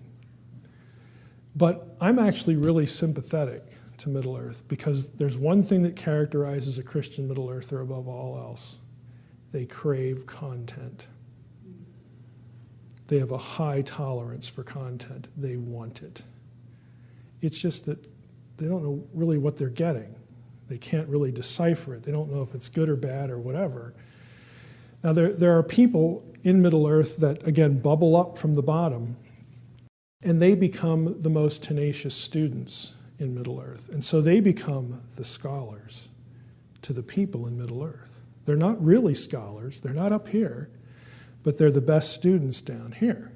Some of them are good guys. Some of them are not good guys. Anybody know who Chuck Missler is? Okay, Chuck Missler is to Middle Earth what Kay Arthur is to this realm. Okay, he has had a lifetime ministry of not connected with any church, any denomination, any school, nothing. But he is really responsible for a movement. I can only describe it as a movement of lay Bible study. He's a good guy. Again, he's not formally educated. It's easy to pick at his material, from a scholarly perspective. But he means well, and he's really tried to toe the line here. But for every Missler, there's 5 who are the anti-Missler. So this little orbit here, when they think of scholars, they think of these people in the middle. They're not thinking Darrell Bach and T. Wright. They don't even know who they are. Okay? So these are your little 3 realms. Now I am Gandalf. And here's why I'm Gandalf. I pop into all 3 worlds whenever I want, make a little trouble, and leave. Okay, so I've given Tom Horn this little thing, but it's actually really orienting. It's kind of silly, but basically any Christian you can find is going to fit in there somewhere. And again, I'm sympathetic to this middle realm because if people are not being fed in church, that's where they're going to go. They're either going to bag it and just basically vegetate and pretend to be engaged, or they're going to Middle Earth. And what they find there, who knows? So I try to spend a lot of time in Middle Earth, but Middle Earth is a huge place, and there are no rules.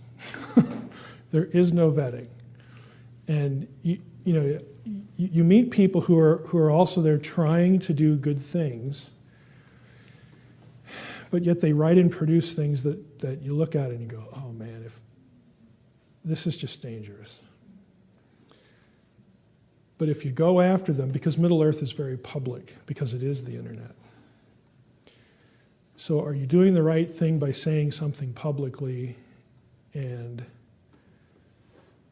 saying something derogatory about a person who really helped somebody else in their Christian life at some point? Is that counterproductive? Is it ungodly? I mean, I used to feel like I knew how to answer that question, but I just don't anymore. I don't know. Just don't know. If you get an email about going on an excavation for elongated skulls in Peru, burn it. Okay, I want to say something about the giant clans. Actually, a good segue there. Numbers 13, of course, is sort of an orienting passage here. And to me, it's not coincidental that the conquest narrative, again, some of this is going to be in the book, some of it's a little bit beyond the book, but it's not coincidental to me that the conquest narrative begins with a confrontation involving Anakim, and that's the way the conquest ends. In other words, that's what defines victory. So in Numbers 13, specifically 13, 32, and 33, when Moses sends in the 12 spies initially, and of course they go in, they come back, Joshua and Caleb say, oh, this is awesome. Let's go do this. And everybody agrees that, hey, the place is as wonderful as you've all heard. But of course, the 10 say, well, now it's time for the bad news. I mean, there's no way we can win this because we saw Anakim there. And the Anakim, according to Numbers 13, it says, are from the Nephilim. So they're faced with an extraordinary enemy. Again, I don't believe that, if you've read the book, you know this, I don't believe that the biblical giants, the giant clans, are any bigger than unusually tall people today. And there's only one in Scripture that's actually measured, and so that's what I base it on. Goliath, according to the Masoretic text, is 9 feet 6 inches tall. That's wonderful, but in the Dead Sea Scrolls, he isn't. In the Dead Sea Scrolls, he's 6 feet 6 inches tall, or 6'9", depending on how you take the cubit.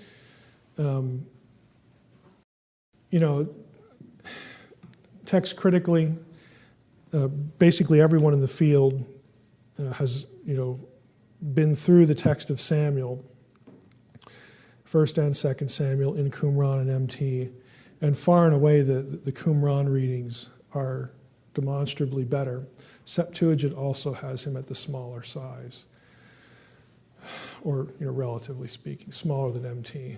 So that doesn't trouble me with Goliath, because Goliath would have been huge, again, by their standards. When the average size of a skeleton from the first millennium BC in Syria, Palestine, it has males around 5'3" tall, 5'4". If you get somebody who's 6.5 feet tall and you get a bunch of them together, you're not thinking your chances are good, especially if they're trained warriors. So to me, they have every reason to be frightened, again, humanly speaking, but of course Joshua and Caleb are like, well, hey, what, were you all asleep back at the Red Sea incident? I mean, it just, what's the problem here? But they fail, they don't believe, and this is the point. Their failure here is what launches them into 40 years of wandering. They come back, and of course they have to, I think, again, it's not coincidental that they have to go into the land and confront the people, again, the Anakim, who were the reason for their fear in the first place. Again, there are a number of reasons why they are the focus. And so, again, I think if you're approaching it from that perspective, and again, since they are linked to the Nephilim, and you go back to Genesis 6, and as we spent a good amount of time yesterday, and if you have not read the Honest article, that's just essential, because I'll make the comment again. Any commentary on Genesis who does not account for the Honest material, which was published in 2010, is by definition hopelessly obsolete and underinformed. It does not account for the original context of Genesis 6:1 through 4. It's just the way it is. I mean, you can't talk about interpreting the passage in its original context and not be aware of this stuff. So again, that rules out a number of options, but what I want to focus on here is in the book, I talk about the cherem, okay, the devote to destruction.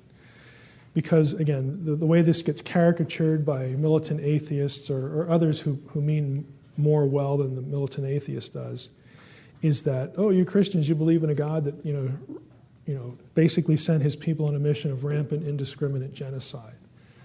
Okay, that is not the case. If you read through the biblical story where cherem is used, the devote to destruction, there are a number of lemmas that describe the conquest. Yes, there is cherem, which involves killing, okay, devote to destruction. There are a couple other, lemmas, shamad, avad, that sort of thing, that involve physical destruction and more often than not, killing. But there are other lemmas that describe the conquest as well. Drive out, expel, cast out, that sort of thing. So the conquest is not entirely about killing. And my point in the book is, the book only focuses on cherem. And I make the argument that when it comes to cherem, let's just put this up here. When it comes to cherem, when you actually see this term employed, it is employed, one or two times. There's sort of the launch of the conquest, which is already again set against the frame of, we are now going to enter the land. We're going to encounter the Anakim because that's why we turned tail and ran the first time. And everywhere we go, we're going to have to do this sort of killing. Why? Because the Anakim are scattered throughout the land. And how do I know that's the right way to look at it? Because every time in every specific battle when cherem is used, it is used in a place where the Anakim were identified. I don't think that's coincidental. And not only that, it's typically the hill country is how it's described. And the places where it happens are places in the hill country. But if you actually look up, again, you can read this later. If you look up, like here's cherem and the places where it occurs. Okay, I give you the chapter numbers here. Other lemmas that speak of life-taking, guess what? They are all used in conjunction with the lemma cherem in the same passages. So you can make the argument, and this is my argument, that the killing was focused on, there's no way to avoid, having other people killed. But when Joshua knew, when the Israelites knew that we are going into a place now where we know the Anakim are, they must be exterminated.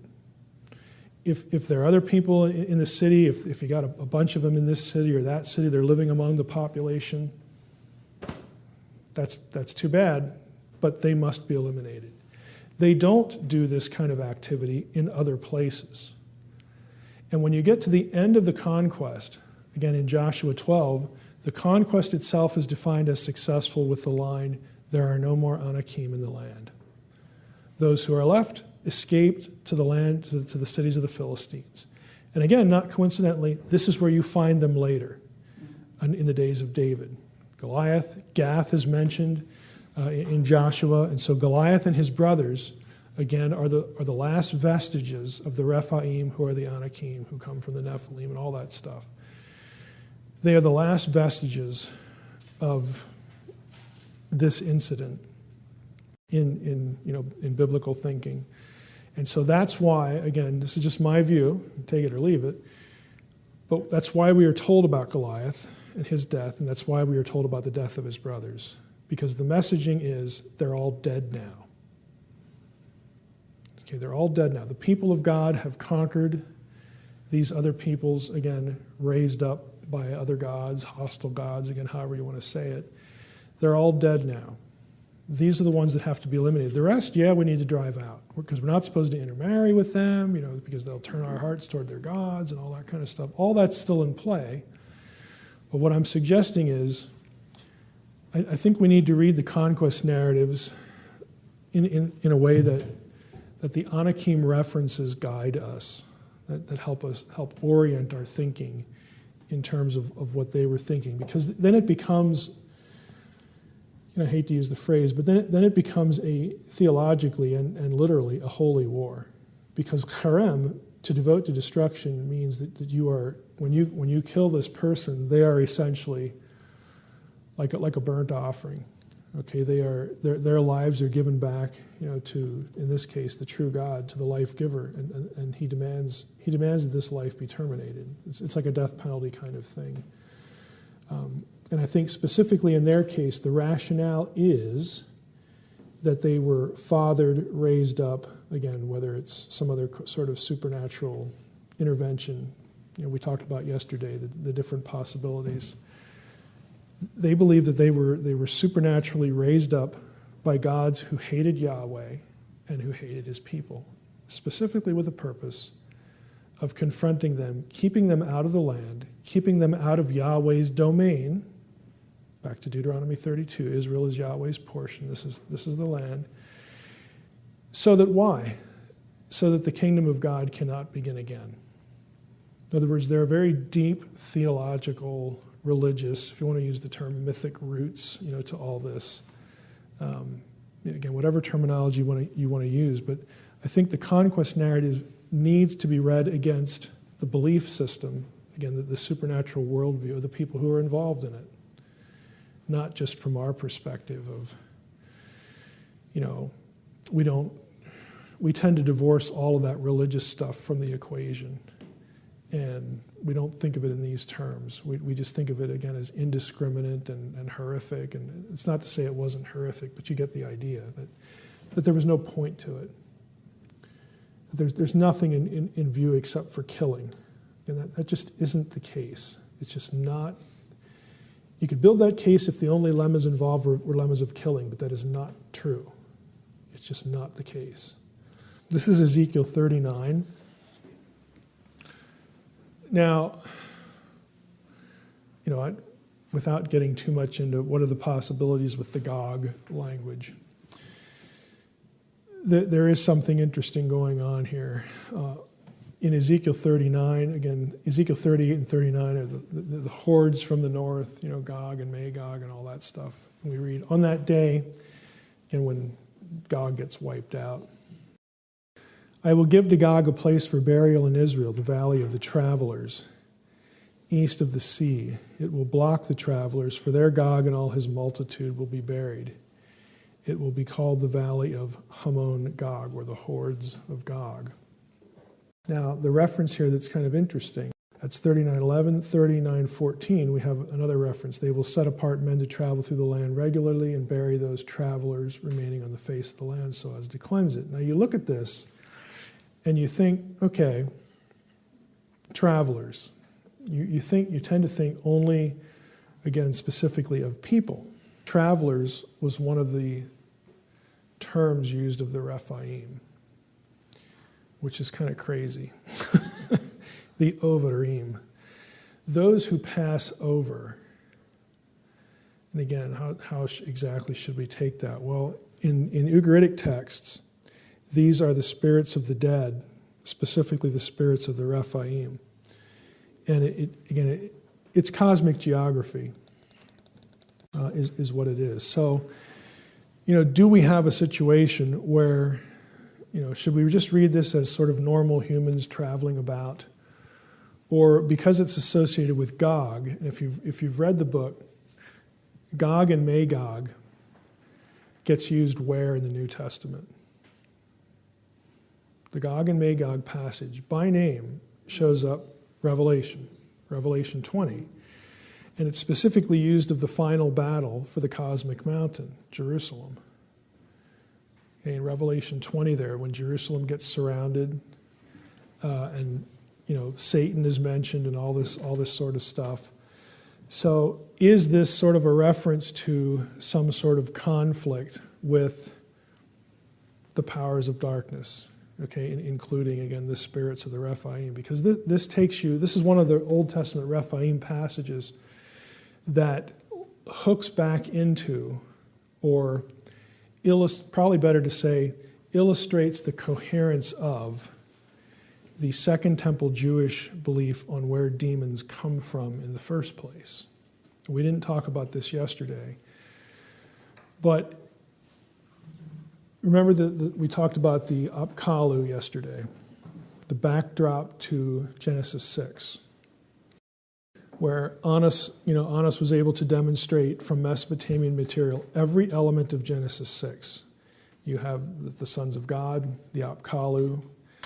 They, again, because they want to dispense divine knowledge and keep it after the flood, they cohabit with human women. After the flood, they are viewed not as good guys but bad guys. They are consigned to the underworld, Mesopotamian hell. Their offspring are giants. Gilgamesh is one of the lords of the Apkallu, the whole bit, every element of it. Well, when Enoch and other Second Temple literature refer to the villains here as watchers, remember where that came from in Mesopotamia? The Apkallu figurines, because before the flood they were good guys, so Mesopotamians would often bury little figurines of Apkallu under their house to protect the house from evil, because they were good guys then. And the term for those little figurines was matzare, which literally means in Akkadian, watcher. So the Enochian material, the Jews writing that material in between the Testaments, are very aware of the Mesopotamian backstory because they're using the terminology. Now, all that being said, when the Apkallu perished, either in the flood or after, and then in Ugaritic, when the Rephaim perished and they went to the underworld, that essentially means, and this is where the Second Temple Jewish idea comes from, that a demon, an inhabitant of hell, a citizen of hell, like we see in the Gospels, because in the Old Testament, Shadim are just territorial entities. They're only mentioned twice anyway. There's no possession or anything like that. But a demon in the New Testament sense, in the Second Temple sense, their point of origin was when a Nephilim or one of these giants or one of these Apkallu offspring died, its disembodied spirit was what we know as a demon. That is the universal tradition in Second Temple literature for where demons come from. We don't ever get that spelled out in the Bible, but what we do get are passages like this and passages in Ezekiel 32 and a couple other passages that locate the spirits of the Rephaim in the underworld. That's what we get. So there's a connection back to this concept that these big warriors, these important warriors, the Gibborim or whatever, again, the Rephaim, which of course are giants in Deuteronomy 2 and 3 and other passages, when they die, they wind up in hell. That's what you get in the Old Testament. The whole rationale, the whole picture of what that means in a bigger sense, you only get in Second Temple material. But it's all consistent with the Mesopotamian backdrop. So it's sort of a classic, again, it's just another glimpse into it. And if you're thinking that, when you read about Gog and Magog and you read about the Ovarim and you're an Israelite, and you know that Ovarim is another way of referring to the Rephaim, and you also know that Ezekiel, this is Ezekiel 39. Hey, back in Ezekiel 32, he actually mentioned the Rephaim and the Nephilim, it could be Nephilim in chapter 32, again, being residents in the underworld. You read this and you could, again, legitimately think, well, maybe the point here isn't so much a human-on-human battle. Maybe this describes something bigger, like really the battle between good and evil on both human and cosmic levels. Because that is how you see this passage used in Revelation 20. Because in Revelation 20, it's the Antichrist with all, those who are aligned with him surrounding Jerusalem and getting destroyed. Not coincidentally, with some of the same language that you read in Ezekiel 38 and 39, which might be why John quotes Ezekiel 38 and mentions Gog and Magog in Revelation 20. So it's Armageddon is the war for all the marbles. It is the attempted conquest of the cosmic mountain, which is Jerusalem. Since it's in the book of Revelation, of course, it naturally opens up lots of things to speculate about. Since the church is the people of God, should we look for a literal conflict over Jerusalem or not?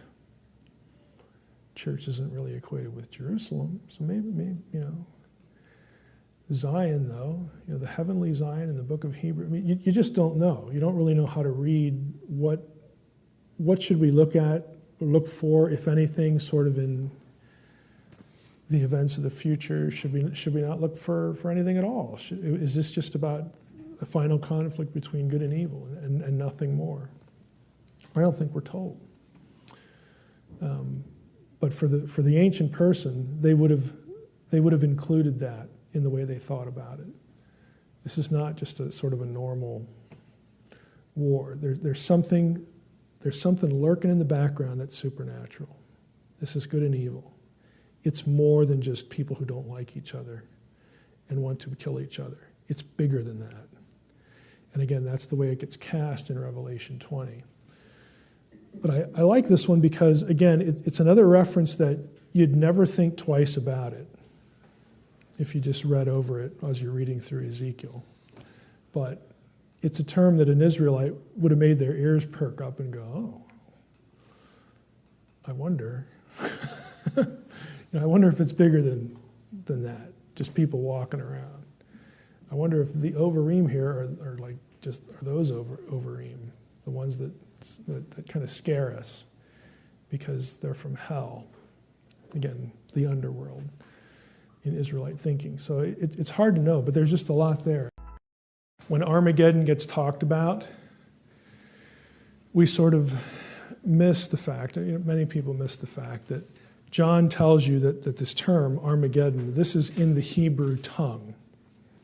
And so if you look at it in Greek, what turns out to be, I'll just put it in English, then I'll make it bigger here. Armageddon has a rough breathing mark for those of you who've had Greek. So it's pronounced har-mageddon, an H. And so har is the Hebrew word for mountain. Okay? Simple vocabulary. The assumption then is that MGD, okay, and the doubling, again, is a Greek feature. The N is something you put on place name nouns in Hebrew. But MGD, well, that must mean Megiddo, because Megiddo is M-E-G-G-I-D, or M-G-I-D-D-O. I always forget what the spelling there is. The problem is, Megiddo isn't a mountain. There is no mountain at Megiddo. It's just a plain. Anybody who's been to Jerusalem, you can see that. The only thing that's a little hilly there is the city itself, the Tel, that's been buried. There is no mountain here. So what you actually have, and Meredith Klein's article, I think, does a great job of showing this, is in Hebrew, there are actually two letters. This is Gimel, and this is Ayin. There are actually two letters in Hebrew that get the R sound. And in Greek, you would use a G for the G sound, whether it's this one or this one. The best example is Gomorrah, Sodom and Gomorrah. We spell it with a G. It actually begins with Gayan, not Gimel in Hebrew. So you get the G sound. Moed, if we put vowels in here for the word that makes sense. Anybody remember what Moed means from the book? It's the mountain of assembly. The Mount of Assembly. It's a term taken from Isaiah 14. I will ascend above the stars of El.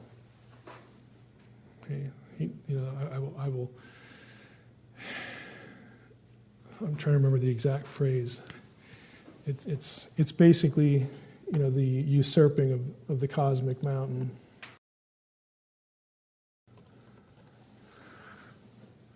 I will ascend to heaven above the stars of God. I will set my throne on high. I will sit on the Mount of Assembly. Again, this is the divine rebel basically saying, I'm going to usurp God's position. I want to be God. I want to rule from the cosmic mountain. I want to live in God's house. And I want to run the show. Which it's very obvious that this is going to be attributed to Satan. Okay, if this is what John's thinking, and I think it makes perfect sense, because this is a mountain. The Mount of Assembly is a mountain. It's, guess what? It's Zion. It's Jerusalem. Mount Zion. Which is why, when John's talking about Armageddon, and of course in chapter 20, he's going to quote the Gog and Magog thing, which again is associated with an attack on Jerusalem, it all comes together. Armageddon has nothing to do with Megiddo. It's a final conflict over Jerusalem. And Jerusalem is a special place because it is where God lives. It is the place of his counsel. It is Zion. It's the cosmic mountain. So this is a war for all the marbles.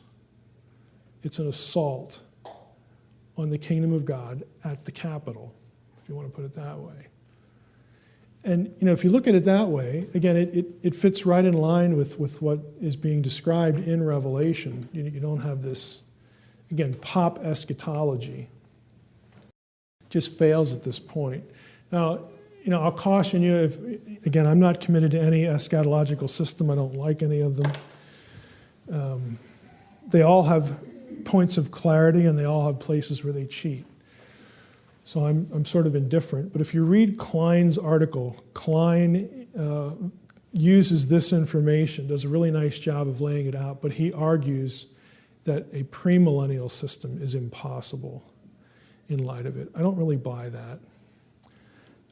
If you're an amillennialist, you'll fall in love with Klein's article because it'll validate that.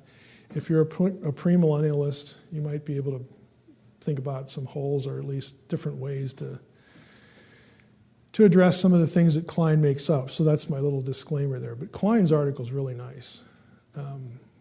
If you've never heard of Meredith Kline, he's always worth reading. Former prophet, Westminster West. Passed away a number of years ago. But he's one of the few evangelical scholars I know of that paid any attention to divine counsel stuff. And I don't always agree with him, but I have to appreciate him for that reason. He tracked on a lot of things that his colleagues did not. Meredith Kline. Again, it's an interesting article, and he tracks on a lot of cosmic mountain stuff in Revelation, and really zeroes in on Megiddo and Megiddo and all that kind of stuff. So, do you have any specific questions? Kind of going back to what you were talking about demons. Normally, what I understand is that they are supernatural beings who, under the leadership of Lucifer, fell. And then I know in Deuteronomy 32:17, it mentions that they sacrificed to demons that were no gods, to gods they have never known. So I'm just trying to see how that synthesizes with the explanation that you gave. We have different sets of bad guys. Again, the way our demonology is typically taught, we sort of have them all in one bunch. under Satan. You actually have different sets of rebels. You have the original rebel, okay, the Knox, the serpent, who was called Satan later on. You have the offending sons of God, who all traditions put in prison. They are imprisoned under the earth until, quote, the time of the end. That's where Peter has them. Again, Peter in 2 Peter 2, he refers to the angels that sinned who are in chains of gloomy darkness. Jude does the same thing. Again, this is hearkening back to this idea. It goes back to Genesis 6. There is no other angelic rebellion in the Old Testament other than that one, so it's not hard to figure out what he's tracking on. So that's one set of bad guys, but they're in jail, okay? Which means they are not the demons that run around the earth and seek embodiment and just harass people. Those guys are, again, you get glimpses of it in the Old Testament, Second Temple tradition, you get a lot of it. The spirits of dead Nephilim or dead giant clan, descendants of Nephilim, they are the demons. And Enoch specifically says, he has God destroying some of them, and then he says others, are allowed to remain for whatever reason we're not told. But again, it's Enoch, so however you want to take that. He has them consigned or assigned. Consigned would be a better word, even though there's this sort of feeling that they work for the original bad guy, because they all live in hell together, and that's his house. So they're guests in his house, so they do what he wants. But they are assigned to harass humanity. And they also seek embodiment, which is something you do see in the Gospels. You get possession. It's the first time you get possession ideas. You don't get that in the Old Testament at all. Demonic possession, this seeking embodiment idea. You get little glimpses of quote-unquote exorcism, maybe. There's one passage upon which is erected the whole tradition that Solomon was an exorcist. And that's actually what underlies the belief. When Jesus shows up and he starts casting out demons, people are like, well, no kidding, the Messiah is supposed to do this. Now we know that you're the Messiah.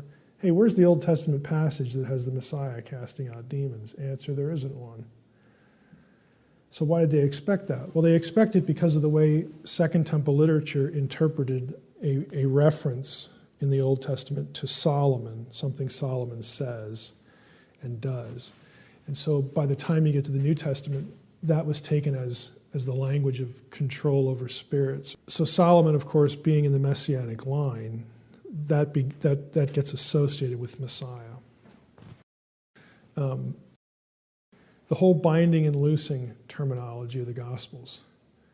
How in the world the discussion ever wound up to be, maybe it's just Catholicism of like binding people's destiny to heaven or hell or something like that. Hey, I got news for you. In the Second Temple period, binding and loosing language is used to refer to, guess what? Demons. Either binding them to cast them out, loosing people from them. So why it is we don't just sort of read it simply, that there's authority to do this, I don't know. But somehow, again, in the history of, in historical theology, we go down these strange rabbit trails when really the answer is right in front of your face. But I guess nobody's looking at the Second Temple material. I don't know. But again, you get this more fully developed demonology in the New Testament that builds off this other stuff. But they're a whole separate problem. So you got Satan, you got the original offenders, the ones in jail, till the time of the end. And I personally think Revelation 9 describes their release at the time of the end. And they are part of, again, what happens at Armageddon surrounding Jerusalem. It's basically this battle between good and evil. And you have another group. You got the demons. You have the gods of the nations. So now you have a fourth group. And they're the ones, of course, that Paul is talking about with his principalities, powers, thrones, authorities, dominions language. And they have been destined to die like men, according to Psalm 82. According to Isaiah 34, let's just go there. And you got another passage that plays off Deuteronomy 32. and includes Psalm 82. Draw near, O nations, to hear, and give attention, O peoples. Let the earth hear and all that fills it, the world and all that comes from it. For the Lord is enraged against all the nations, furious against all their host. Now, I hope I remember to just give you all this stuff. There's another really nice paper that was read 2 years ago at ETS, part of a guy's dissertation, where he points out that the phrase their host and all their host is often used of cosmic powers of darkness in other Old Testament passages. So just keep that in mind. Furious against all their host, he has devoted them to destruction. Again, the same, the Karam language there, has given them over for slaughter. Their slain shall be cast out, the stench of their corpses shall rise, the mountains shall flow with their blood. So that's probably, again, an earthly destruction. But then look at what you have. All the host of heaven shall rot away, and the skies roll up like a scroll. All their host shall fall, as leaves fall from the vine, the leaves falling from the fig tree. For my sword has drunk its fill in the heavens. Behold, it descends for judgment upon Edom. Upon the people I have devoted to destruction. Again, what you have here is akin to Zechariah 14, when the Lord, at the day of the Lord comes with the hosts of heaven to judge the nations. You have, as the Dead Sea Scrolls would put it, you have a war between gods and men. It's this language of cosmic conflict, the hosts of heaven falling. You get all these celestial portent language things in the Gospels about, the stars, doing weird stuff, or, the wormwood language of Revelation. You get this in lots of places, this day of the Lord language. So it's associated here with the nations and their hosts. So many scholars, and I'm in this group, take this as a reference. This is akin to and part of the tradition that is sort of carrying out Psalm 82. This is when the gods of the nations get what's coming to them at the day of the Lord. So that's your fourth group. So now, again, I can't point to a verse that says this, but my own feeling about how all this sort of parses out, I see no reason in Scripture to believe that every one of these groups has the same agenda. I think they hate the same things and the same people and the same God. But that is not to say that they don't have their own wish list of things they could do, or conquests they could win, or evil they could perpetuate on humanity. In other words, I don't think that the powers of darkness are robots under Satan. I think he gets primacy of place for one reason. I think he's an Elohim like all the other ones. He's no more powerful than any of the other ones. He is called Lord of the Dead because that's what he is. Because of what he did, he owns every human soul unless they are inside within the kingdom of God. That's when he loses control. He has no dominion over them. He is also not only Lord of the Dead, but his preeminence in the world of darkness is because he was the original rebel. I think he has street cred, if you want to look at it that way. He is looked upon as preeminent because he was the first. He was the first who dared defy the Most High.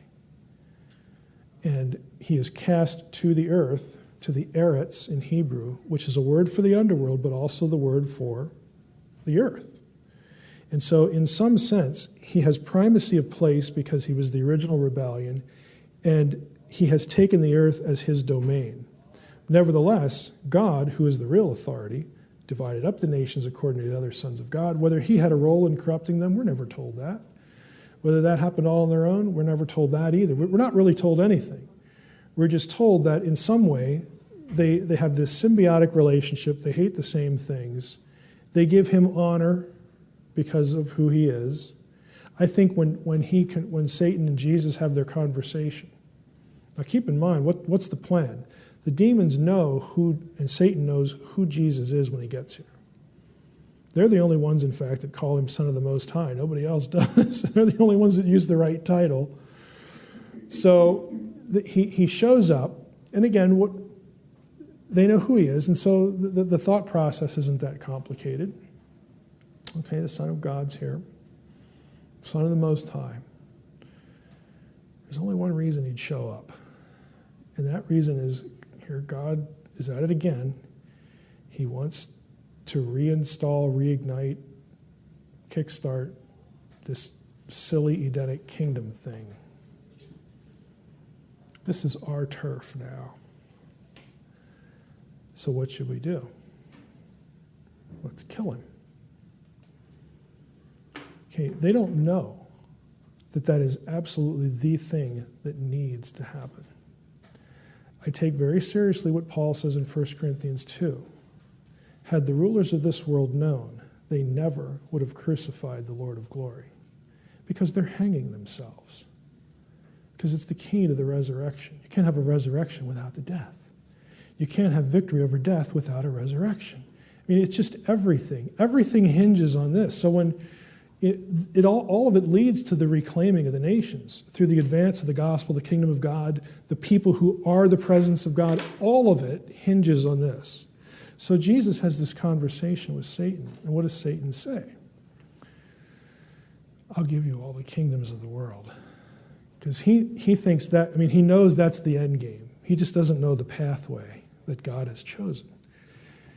I'll give you all the kingdoms of the world. I think Satan was serious. I think he believed he could deliver that. If you'll only worship me. You know, and Jesus is like, forget that. You know, I mean, he's not buying it. But it tells you, the conversation tells you that he understands, again, what the end game is. He just wants to be in charge of it all. So I look at it as a serious offer. And I think Satan thinks he could have convinced the powers that be to go along with it, because then he gets to be Lord. And he'll be a good boss. You don't want Yahweh as your boss because we all hate him. Wouldn't you rather work for me? This is my domain. I get to call these shots. I can deliver this. So I view it as a combination of consistent but perhaps competing agendas and a pecking order. And Satan gets primacy of place not because he's any more powerful, but because of his status. Again, I can't point to a verse that lays all that out. But to me, what I don't see is that they're all sort of robotized and union members, you know, and like, you know, they put no thought into the decisions that they make, and they have to report to Satan on a daily. I don't see any of that, but that's typically how, again, we think of it. I really think that they think they can either win, and winning to them is not beating Yahweh. I mean, let's give them some credit. They know they're not going to pull that off. Winning to them is endlessly forestalling the kingdom. And for that, all you need to do is corrupt the church. For that, all you need is just be a pain in the butt all the time.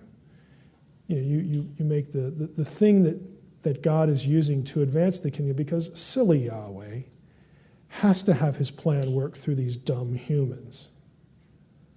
He won't just destroy them and call it good. So we're going to use that against him. We will endlessly forestall this. I think they really think they can do that. Or in the process, we get people to forsake Yahweh. We turn them to other gods so that he loses his children. It's a win-win. And I think there's an intelligence, you know, there's a sinister intelligence behind it that you know, sort of leaks out in a whole range of passages. They're not morons. They're not dolts. They're not Keystone cops. What's the term now for those little yellow guys? You know, what are they? Minions. The minions. They're not minions, okay? You know, they're just not that. So that's the arrangement of the metaphor that runs through my head, you know, as I think about, you know, the demonic world. I think they can win, if that's what you call winning. I think they look at it and think, our chances are pretty good. We ain't doing so bad right now. I mean, but again, the reverse is that the kingdom of God does gain a little bit by little. In some cases, it's almost discernible. In some cases, it takes a step back. It's never going away. I mean, we haven't even talked about the biblical concept of remnant theology. I mean, this is a real element to biblical theology, remnant theology. I'm trying to think, I think the Dictionary of Historical Books has a nice essay, a nice little summary of remnant theology. In a nutshell, it's that since God has decided to use humans and has entered into covenant relationship with humans, and humans really screw up a lot. But God, if he needs to, will step in to make sure that it never completely dies. He is committed to it.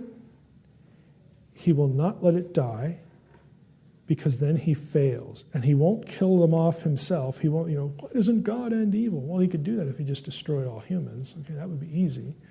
It's an easy solution. But God isn't going to do that, because then his own integrity can be called into question by his invisible, his spiritual family, just like what happens in Job. Somebody says, well, if that's the case, why, He's not going to do that. He's committed to the plan, and he will never let humanity totally mess it up so that it's lost. He won't allow it to be lost. So God does step in biblical history at times, and that's the term that's used. He will save a remnant who are loyal to him, who have not bowed the knee to Baal. God needs to step in to keep it alive, he'll do that.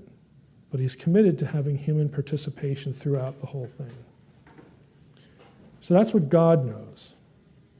But evil, again, I really think that they think they can pull something off here. And that's what they're committed to. So that's the struggle. That's the cosmic struggle. Lord, we thank you for, again, another day. Thank you that we could meet like this and go through material, talk about questions, and think together about certain things. And we pray that you would, again, give us alert minds, help us to think well about your word today. In your name we pray. Amen. We get into, let's see here, Isaiah 40. I mentioned John the Baptist, that Isaiah 40 was applied to him. In John chapter 1, I'm the voice of one crying out in the wilderness. And the passage comes from right here in Isaiah 40. So just in case you hadn't read this and were a little lost in that discussion, Isaiah 40, again, without getting into the whole who wrote Isaiah kind of question, which you're probably not surprised to hear me think I don't really think matters. There's a reason why biblical scholars, critics, and evangelicals have noticed a real sort of thematic distinction between the first 39 chapters and then the second half, 40 to 66. And it's because you have a call narrative in the first section of Isaiah, in Isaiah 6, when Isaiah gets his commissions. It's one of the more familiar passages in the book. And then when chapter 40 opens up, chapter 40 begins this language of the exile is over, this language of deliverance, futuristic language about the restoration of Israel, about the Gentiles, coming to worship Yahweh and the nations and all this stuff. So that's in the chapters 40 through 66. You get to talk about the servant, and the servant in Isaiah is both corporate, in many cases it's the nation itself, and it's also an individual, a person that, especially in Isaiah 53, that servant, what he does, his obedience is key to the restoration of the nation and all that kind of stuff. So you get these restorative, futuristic, wide net salvation kind of passages in chapter 40 and onward. And it begins, this way. Comfort, comfort my people, says your God. Speak to the heart of Jerusalem and call to her. Her compulsory labor is fulfilled. Her sin is paid for. She has received from the hand of Yahweh double for all her sins. A voice is calling in the wilderness, clear the way of Yahweh. Make a highway smooth in the desert for our God. And it's verse 3 that's applied to John the Baptist. And people noticed, if we go out to the ESV, And there are whole articles on this.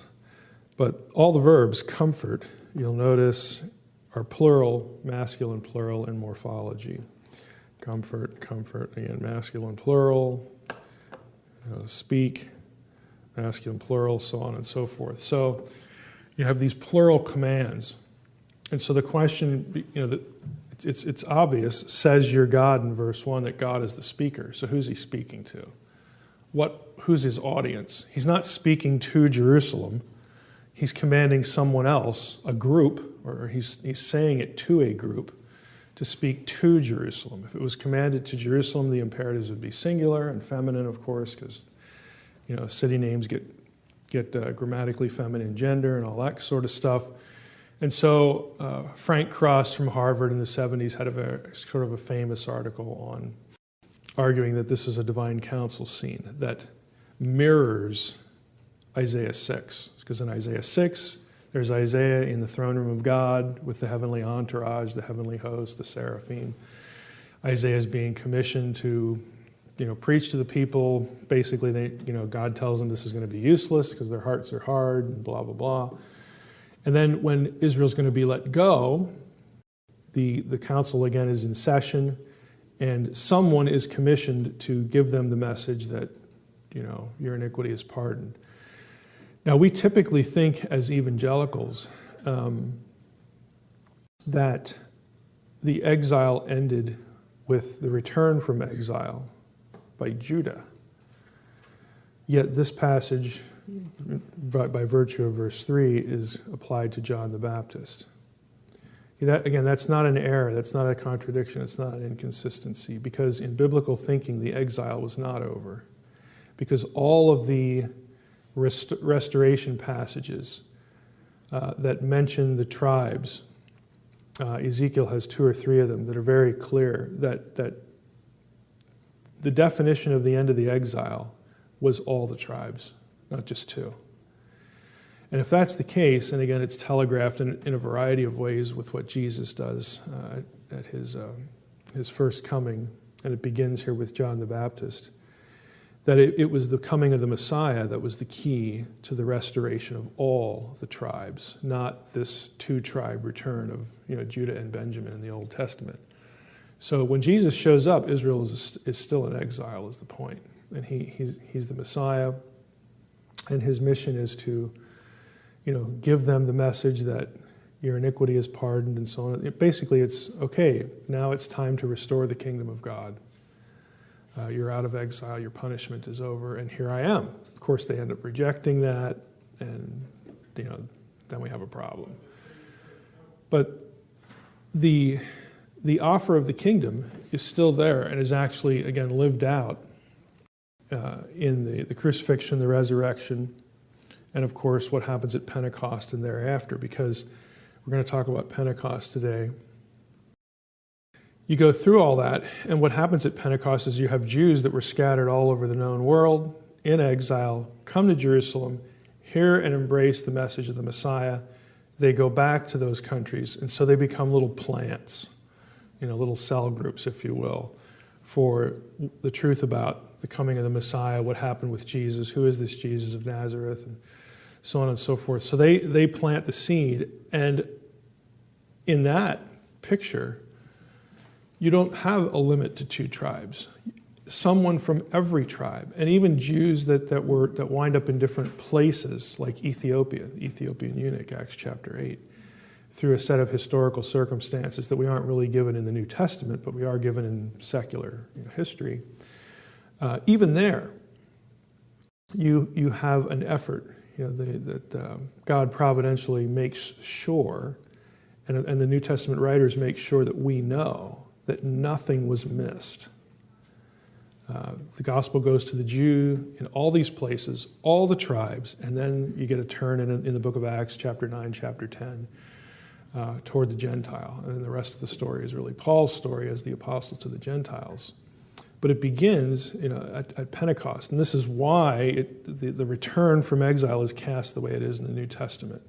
And again, it's linked to this notion of God is acting.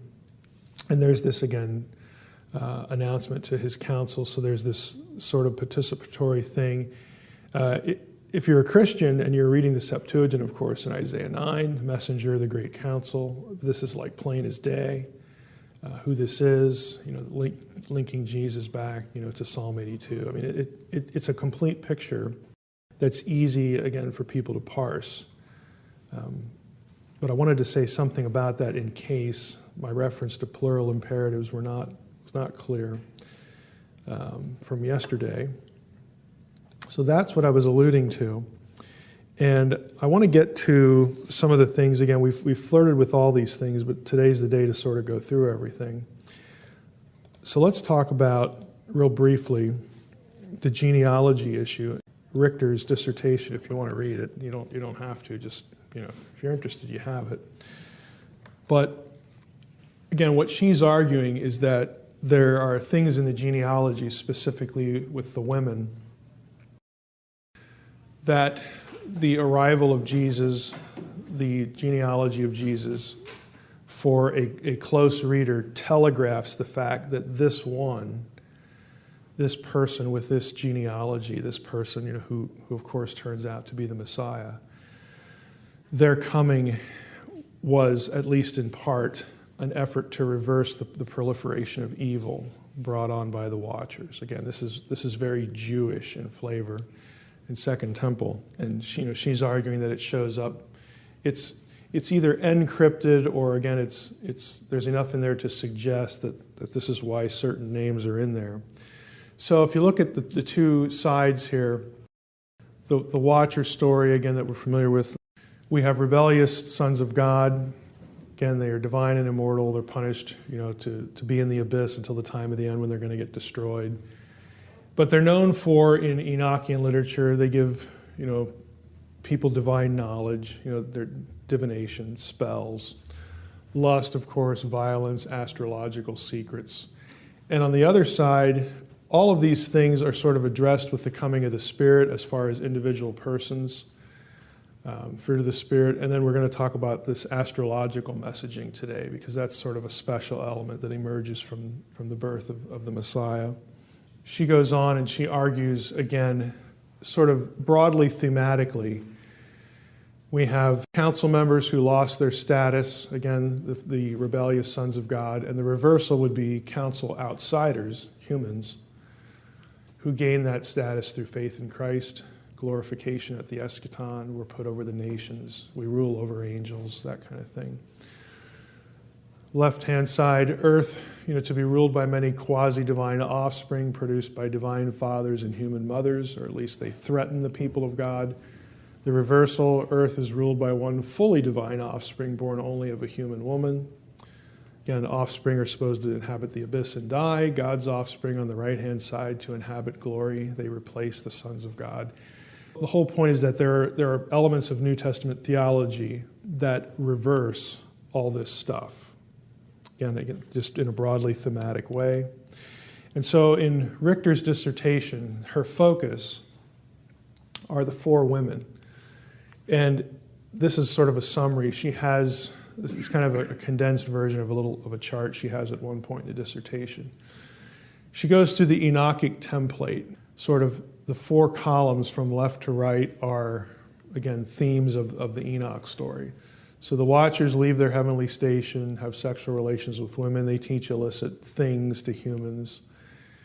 Again, the interaction between angels and women, sexual, it's very illicit. It's, again, forbidden knowledge. Issues with the offspring, again, they're Nephilim, they're illegitimate, the giants. And in the Enoch story, they're very violent, even cannibalistic. And the outcome is death, destruction by the giants. Enoch goes into great detail about the widespread violence and destruction and corruption and wickedness that all of this engenders throughout, the human population.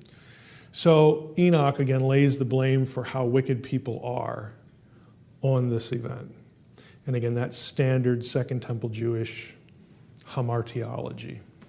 Then Richter goes through each of the women in the genealogy. So again, these are the four elements she's looking for. Some transgression issue, angelic interaction, something about offspring, and then an outcome that would sort of reverse what's going on with Enoch. So Tamar, of course, she is described in the Hebrew text with the word for sacred prostitute, even though, her circumstances are a little bit different. She does have intercourse with her father-in-law. Again, she's called the Kedoshah, sacred prostitute, which has very overt cultic associations with it, in Old Testament. When she's found to be pregnant, again, Judah assumes Tamar has acted as a prostitute and orders her to be burned to death. The children are revealed to be Judah's, again, so we have illegitimate offspring. And Tamar is called righteous despite Judah's not acting or enacting the law. Again, she's the one who turns out to be righteous. So her circumstances, despite what she does and what happens with her, in the end, she's the one who's righteous. And so Richter says this is why she is put into the genealogy, because, again, by the end of her story, she turns out to be the good one, okay, even, despite all the muck. Rahab, Canaanite prostitute. Again, we have a Gentile, obviously, Canaanite. The spies in the story are called malachim. Now, it's just messengers, but again, the word, which is the malachim, is the typical word for angels. Richter says the writer could have called them something else. There is a different word for spies, to spy out the land, but he calls them malachim. And so she believes that the gospel writers pick up on this, and that's why Rahab, again, becomes a candidate, because ultimately in her story, in later Jewish tradition, the spies are actually interpreted by the rabbis as angels, like the ones who visit Abraham, okay, in the Abraham Lot, Sodom and Gomorrah story. So her argument is that the gospel writers know of this tradition. It leads them, it prompts them to put Rahab into the genealogy, because, again, she's going to become a follower of Yahweh. Her circumstances are going to be reversed. Whereas she was filthy and dirty, she's now pure. She's a believer, all this sort of stuff. The issues with the offspring, Matthew names Rahab as the mother of Boaz, and Boaz is called a Gibor, which, of course, is a word that shows up in Genesis 6:4, Giborim, the mighty men, who were the Nephilim and all that stuff. Again, the point is not that Boaz was a Nephilim, okay? The point is that the gospel writers, according to Richter, are picking up on the terminology, and it attracts them to use Rahab in their theme of reversal. Okay? That's all she's arguing. Ruth, Moabite, again, so we have a Gentile, transgresses social boundaries through her encounter with Boaz on the threshing floor. I mean, I don't know if you realize this, but there are text-critical issues in the book of Ruth that have made people wonder if the child at the end is not Ruth's, but Naomi's. Be that as it may, there's again there's some fairly overt, again, sexual behavior. It wouldn't have been totally unusual. Remember when Ruth goes to Boaz and she uncovers his feet? Okay, feet is a euphemism in Old Testament for genitals. Okay, so the thing isn't lewd. She uncovers his feet, lays down, at his feet there at the bed. There's nothing that happens, but it's her way of asking him to marry her. But she's a Gentile, and so this is it's a little bit beyond the pale because of her status, not, so that's what they're picking up on here.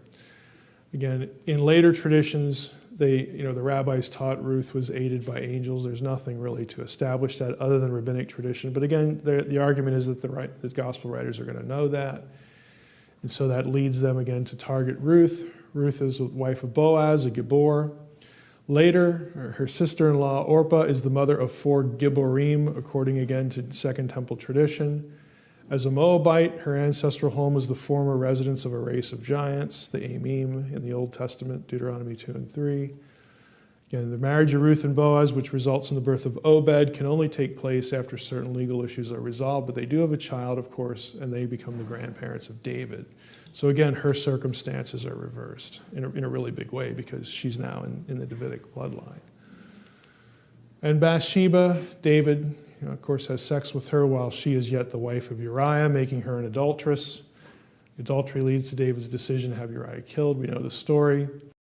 Again, she's bathing, and that's interpreted as making herself beautiful. In other words, this tradition attributes some sort of solicitation on Bathsheba's part. In other words, she knows David's going to see her, so she goes out and bathes nude and stuff like that. Again, the biblical text doesn't say that, but again, it was part of the tradition. After the death of Uriah, Bathsheba marries David, who is also called a Gibor and associates with Giborim, David's mighty men, David's Giborim. So again, the terminology leads the gospel writers to pick up on these themes. Long-term outcome is the birth of Solomon and Bathsheba's role. She is called the Gevirah. It's the female equivalent of Gibor.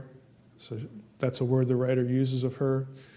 She secures Solomon's reign, eliminates the rivals. The possibility is known that the role of the Gevirah could have included taking part in a sacred marriage rite. Now, again, there is ancient Canaanite tradition for that. The role of the queen mother and all that kind of stuff. Whether that was part of Israelite thinking or not, Israelite practice or not, is an open question. But Richter's point, again, is that Jesus' genealogy, because these people are picked, and the genealogies are selective. Again, I'm assuming you know that.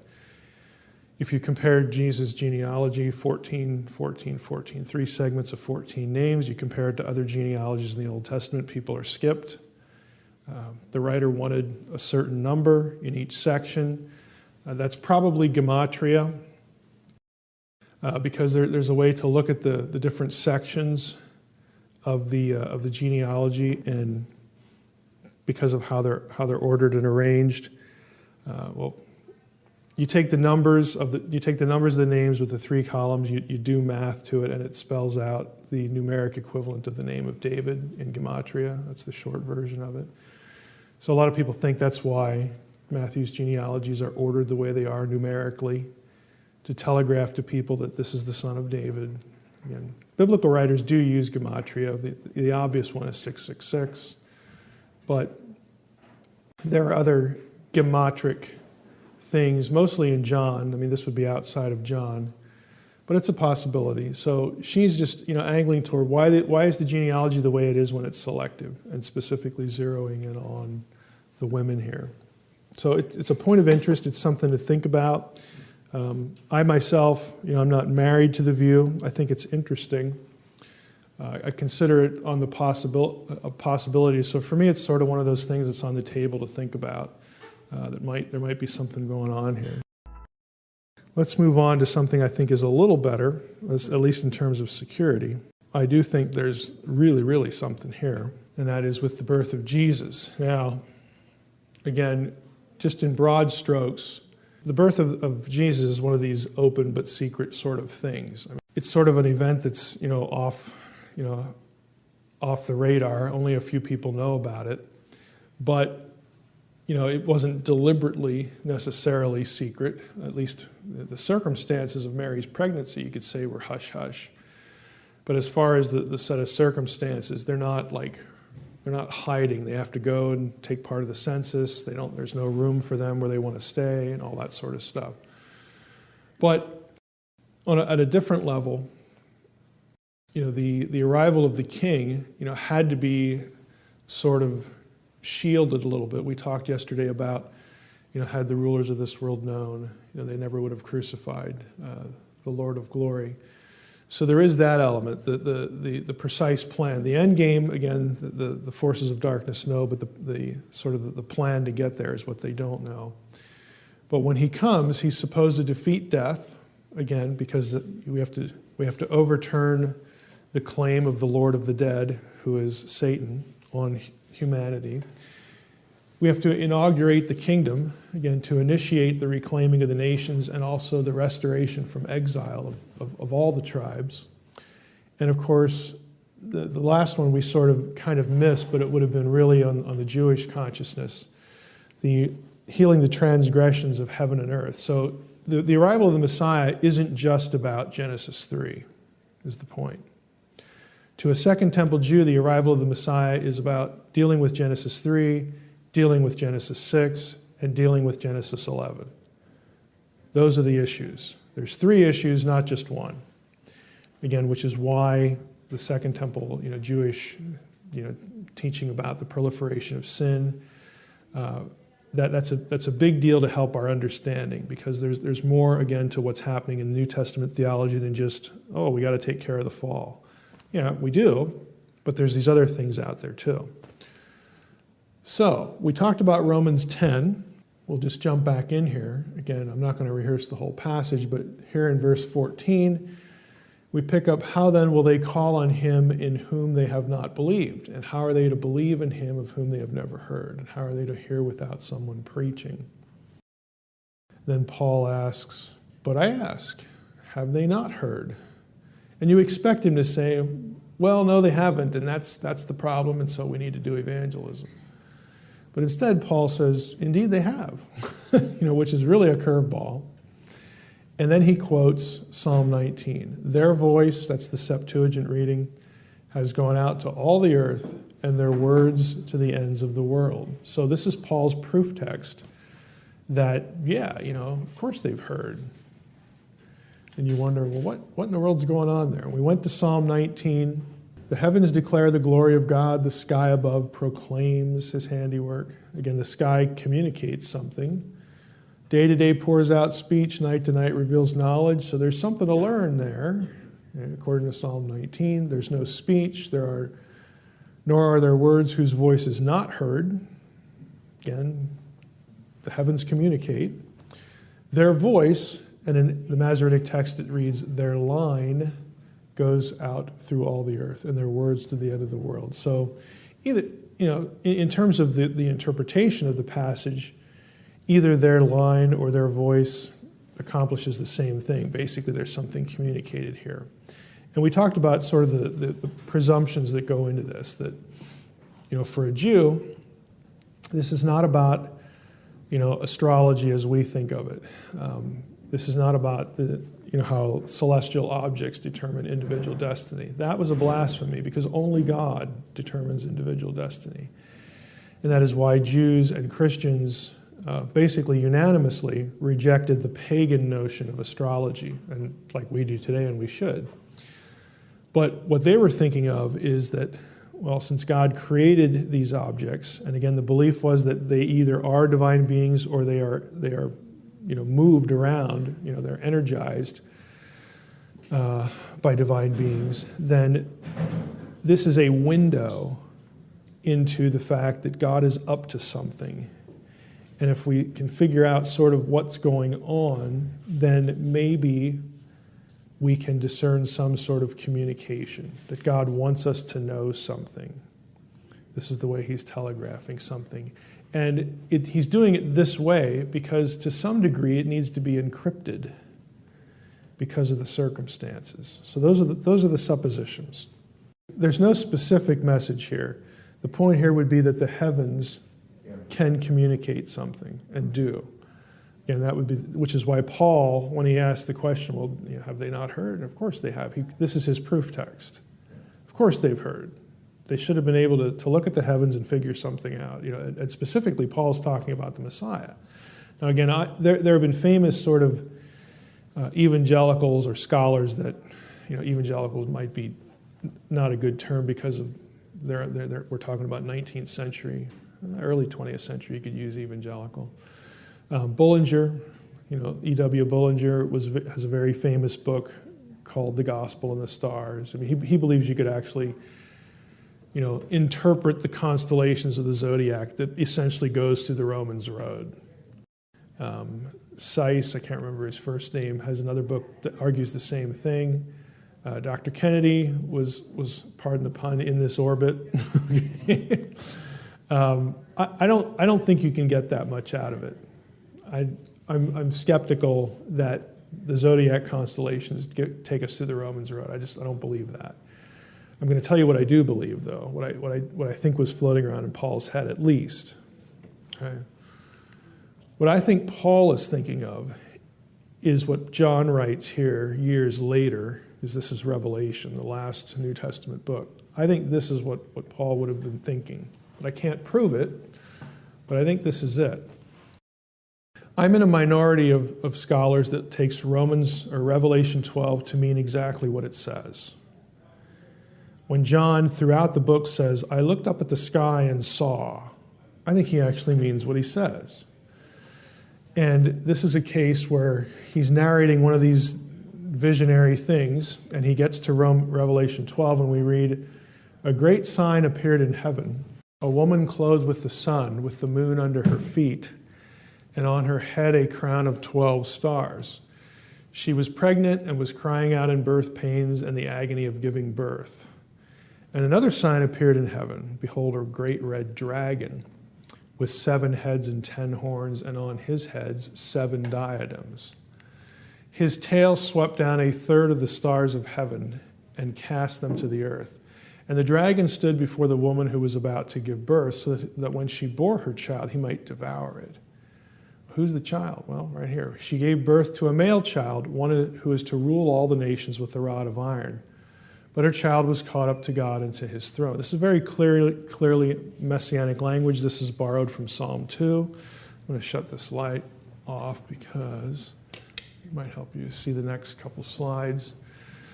This is the place where you get this third of the angels reference. It has nothing to do with Genesis, or between Genesis 1 and 2 and before create. Right there it is.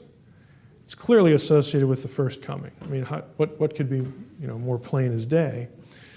But what I think John is describing, if you take it as, and the scholarly term for this, the genre of astral prophecy. Bruce Malina has a commentary called The Genre and Message of the Book of Revelation.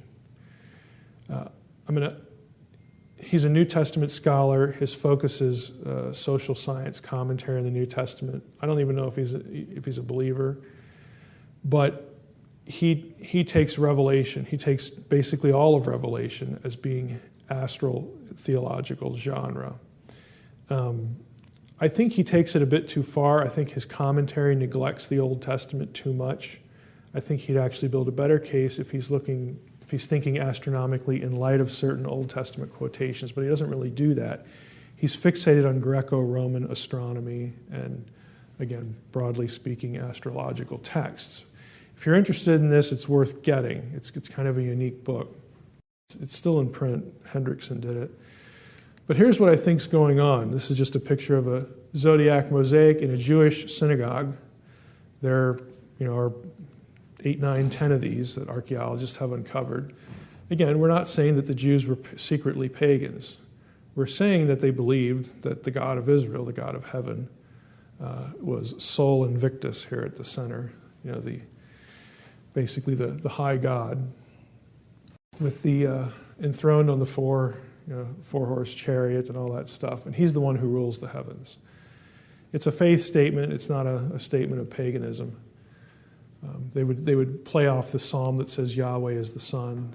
Yahweh is your sun and shield, that kind of thing. But anyway, here's what I think you can do. Now, these images are taken from an astronomy program, so I didn't make them. This is right out of an astronomy program. Starry Night. You'll notice here we've got the sun, the moon.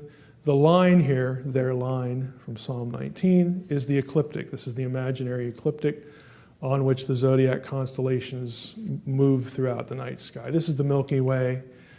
So we start with the line. Here are the constellations, again, that go along the ecliptic. And what I'm going to show you is the view of the sky over Jerusalem at a certain date. I'll tell you what the date is in a moment. So what we have is we have the woman, and Virgo is the only woman constellation, so that isn't hard to figure out, plus she's the virgin. The sun is in her midst. The astronomical language is she is clothed with the sun.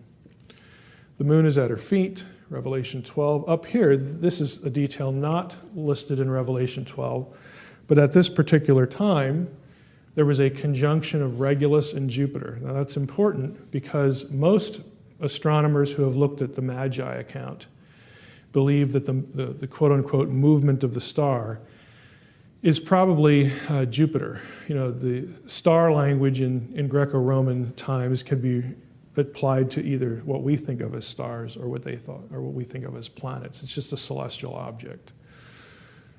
Jupiter has what is called retrograde motion. It appears to move at different times of the year. It has a pattern of movement. It doesn't really move, but it's just a visual thing. Jupiter was also the king star because it's the biggest planet. Okay, it was the king planet to the ancients. Regulus, look at the name Regulus, Latin. It's the king star. It was like the brightest in the sky at given points. So we have a conjunction of the king planet with the king star. Okay, they're right over top of each other. Again, constellation Virgo is the only one that represents a woman. For 20 days, Virgo was clothed with the sun, but the exact day when the moon was also under her feet, and of course when you get the conjunction at the top, could only occur during an 80-minute window within a certain span of days at a certain time of year.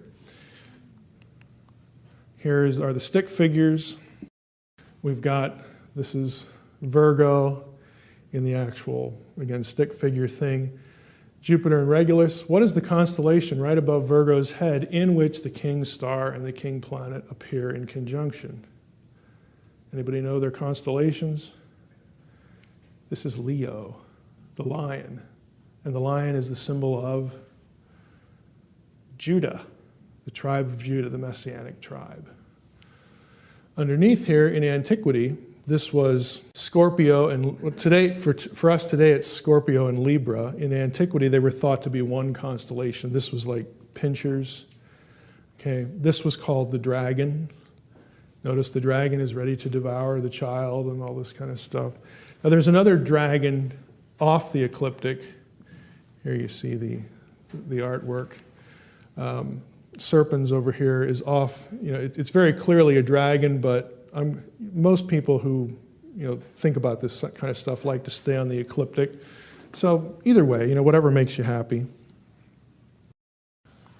Here's our picture, Virgo and Leo. All of these signs, again, and I have an astronomer friend who helps me out with this stuff, but all of these signs, and there are other things I don't have in the drawing, but these are the main ones. Clothed with the sun, moon at her feet, of course, the dragon on the ecliptic underneath, Regulus and Jupiter in conjunction, so you get your retrograde motion in the constellation of Leo. All of these things taken together are not frequent. They're actually pretty rare.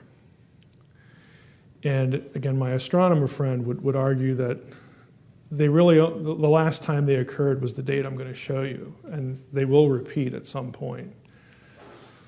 But this set of circumstances was present in 3 BC, and here's the part that freaks people out, on September 11th. So you can date this set of circumstances to an 80-minute window on September 11th in 3 BC. Okay, I actually do believe that's the birth. Now, the problem, people will point out right away, well, what about Herod? Because this would mean that Herod would have to have died, in 1 BC, because of the circumstances of the gospel. And everybody knows that Herod died in, 4 BC, because of this, that, and the other thing with Josephus or whatever. And so that's why Jesus' birth is typically put at 6 BC. Well, again, the articles by Edwards and Steinman, more recently, that I've given you, show that that is not the case. Not only can you date Herod's death differently to a different time, but if Ormond Edwards' article on Herodian coins, it's called Herodian chronology, but the article is about Herodian coins. His argument is, and it's hard to follow, but it's pretty compelling, is that the dates 4 BC that some sources would have and the date of 1 BC are actually the same date because it depends on which dating system you're using. So you can establish the death of Herod at 1 BC if you use coins, his own coinage with his own picture on it, okay? So I don't think there's a problem here at all, but it's the first thing you'll hear from someone, who sees this. 3 BC, September 11th was also significant for another reason. It corresponded to Rosh Hashanah, Jewish New Year, Tishri 1 in Jewish terminology. The Day of the Trumpets. Tishri 1 was also the New Year's Day of the civil calendar, according to the calendar accepted in Judah during the divided monarchy. The source for that is Theol, who's an authority on Israelite king chronology. That is, it marked the first day of the reign of every new Davidic king. What a coincidence. But there's more. First month of the Jewish calendar, had been Nisan. Nisan falls in the spring when Passover occurs. This first month reckoning was set in Exodus 12. Remember, when they get out of Egypt, they reset the calendar. The first month now commemorates the deliverance from Egypt, and essentially we start over. It's a new creation, new nation. That was an innovation. Passover had not existed prior to the Exodus, and they actually had a different calendrical system which began in Tishri. So, it's a bit of a mess, at least for us. But we actually have more than one New Year's as well. We have fiscal year beginning, we have school year beginning, we have the calendar. We do the same thing, and it's no different here. It's just hard to keep track of. So Tishri, the first month, brings in the fall season, the season of harvest. So Tishri 1 is the first of the year when the year number changes in the Jewish calendar. The rabbis also taught that since Tishri, the first month, was when the harvest comes in, they believed that was the first month of creation. You say, well, that's kind of cute. It's kind of bizarre. Well, they get that because of the Garden of Eden. It was lush. In other words, harvest had already been brought in. There was plenty to eat. So that's their reasoning behind it. And that'll become an issue a little bit later. Let's go to the Jewish calendar and the flood. Remember, the flood isn't just about the flood in the Jewish mind. The flood is also about Genesis 6, 1 through 4. Okay? That gets included in Genesis 6 to 8. It doesn't get chopped out. If we get into the flood chronology, I'm just going to give you again, this is an ancient Jewish tradition idea, and here's where they get it from. Noah was 600 years old when the flood of waters came upon the earth. By the way, this is all from Ellen Robbins' article. Robbins is an adjunct professor, or was when she wrote this, at Johns Hopkins again. And I point this out because I'm not getting this from Billy Bob's website. Okay, I'm getting all of this from peer-reviewed literature. I don't make stuff up, okay, is the point. So Noah's 600 years old when the flood of waters come upon the earth.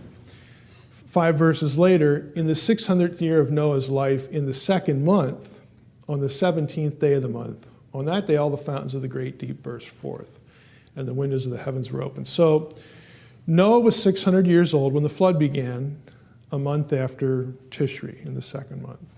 Okay? Now, we have the dove story. The dove doesn't return. So now we're getting toward the end of the flood account.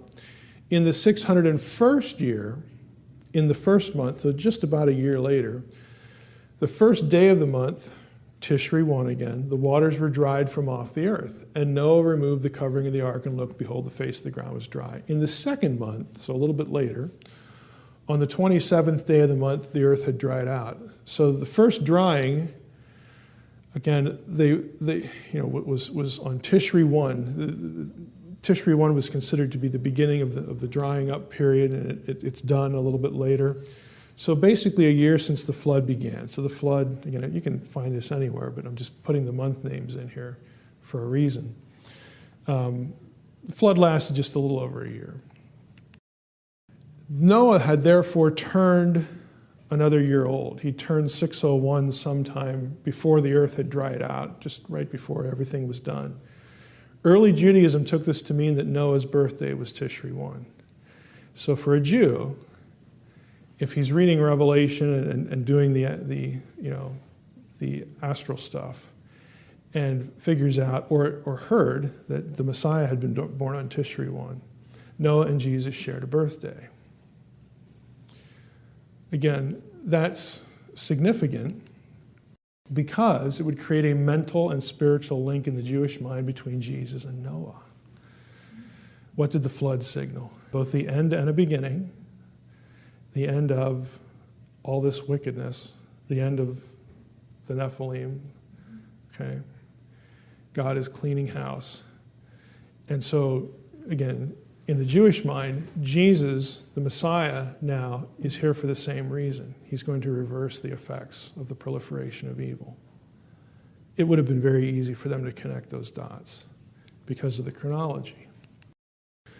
Astronomically, the second month, again, the second month when everything's dry, okay, second month is marked by the heliacal appearance of the Pleiades. Again, heliacal refers to the appearance above the horizon. The Pleiades, in Hebrew it's Kimah, are mentioned 3 times in the Old Testament, always in pairing with Orion. The Hebrew there is Casil. Okay, what's Orion? Orion is the giant in the sky. What a coincidence. And we know that the Jews thought that because look at Job 38 and then the Targum of Job 38 from Qumran, 11Q Targum Job. MT has, can you bind the chains of the Pleiades or loose the cords of Orion? The Targum, again, what a coincidence, has, can you bind the chains of the Naphilah? Again, if you've read Unseen Realm, you know that Naphilah is what I argue is the lemma behind Nephilim, means giant. Can you bind the chains of Naphilah or loose the cords of Orion? So Noah's birthday, associated with God's judgment of the flood is wipes the earth clean of evil. Source of that evil was, again, in the Jewish mind, the Watchers. The offending sons of God are put in the abyss until the time of the end. Noah's birth associated with the death of Nephilim. The evil, of course, persists because you have Nephilim on the earth in those days and after. And then Numbers 13:33.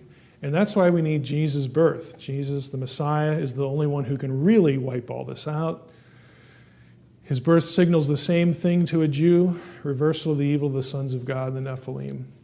Jesus is the king who, of course, represents the kingdom. So the kingdom is inaugurated during his ministry, which is why the death and resurrection are often described this way. Seated at the right hand of God with angels, authorities, and powers having been subjected to him. Again, it's messaging. It's theological messaging. It's just that we only get parts of it because we don't have the Israelite in our head. Okay? We don't have the first century Jew in our head. If we were them, we would read the same verses and different lights in our head would go off. And again, that's all I'm actually trying to do in the book. I want the lights to go off in a different way. Again, because you just have a different way to sort of process what you're reading. I do think Revelation 9 is about the return or the release of the Watchers. I think they factor into what we talked about yesterday. Again, just this imagery of a culminating battle between good and evil, Day of the Lord stuff. Because if you read Revelation 9, this is when the pit is opened and all that kind of stuff, by the angel, Abaddon, the realm of the dead, all that stuff. Is that related to, I don't know what the verse is where it says, as in the days of Noah? Yeah, it is a reference to that. Of course, Tom Horn will do something altogether different with that.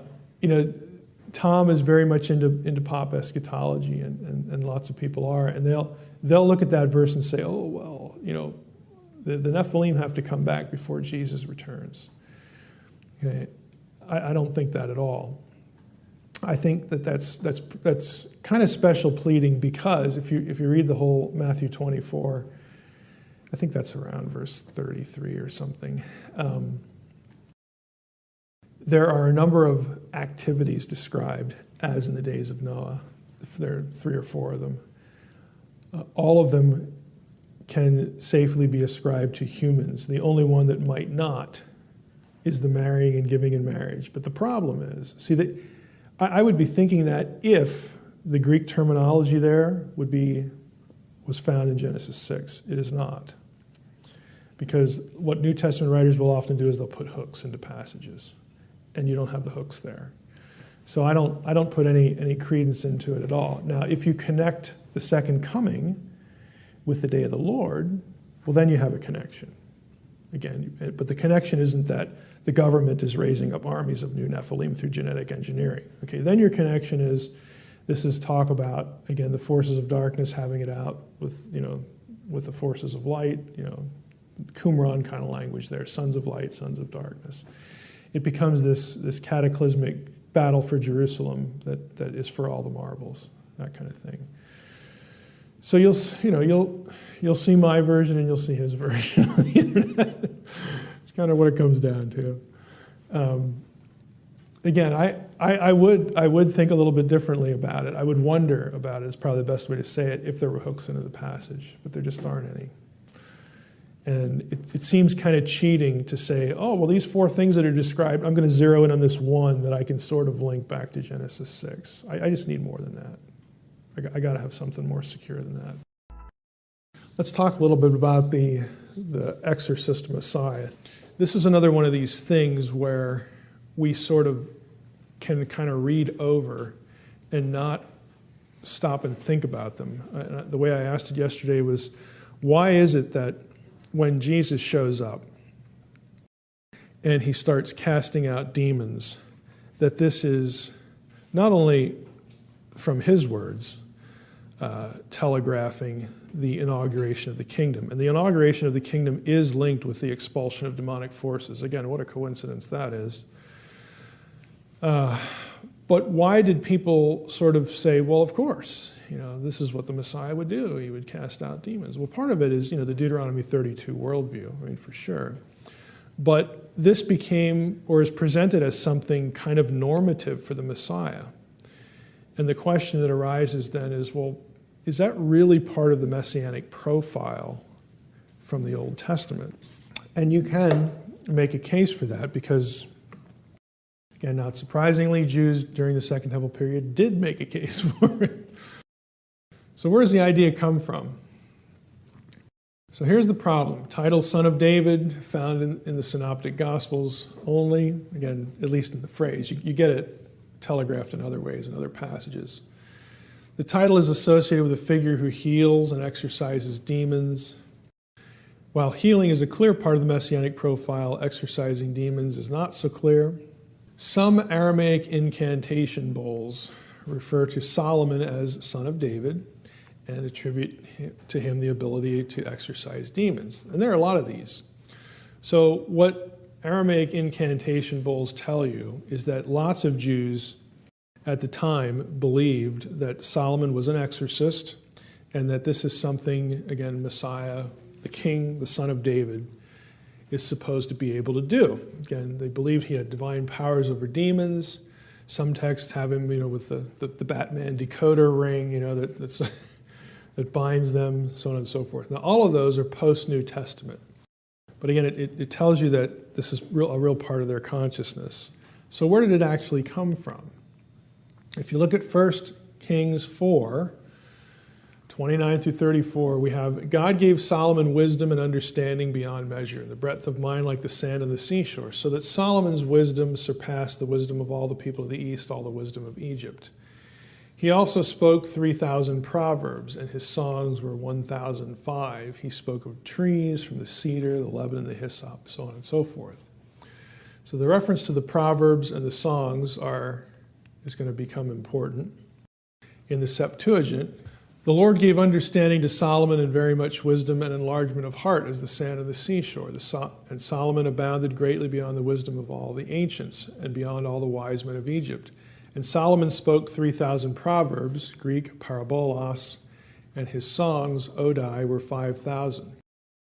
Again, there you get Greek terminology that will become important. Wisdom of Solomon, again, Second Temple Jewish, this is pre-New Testament literature.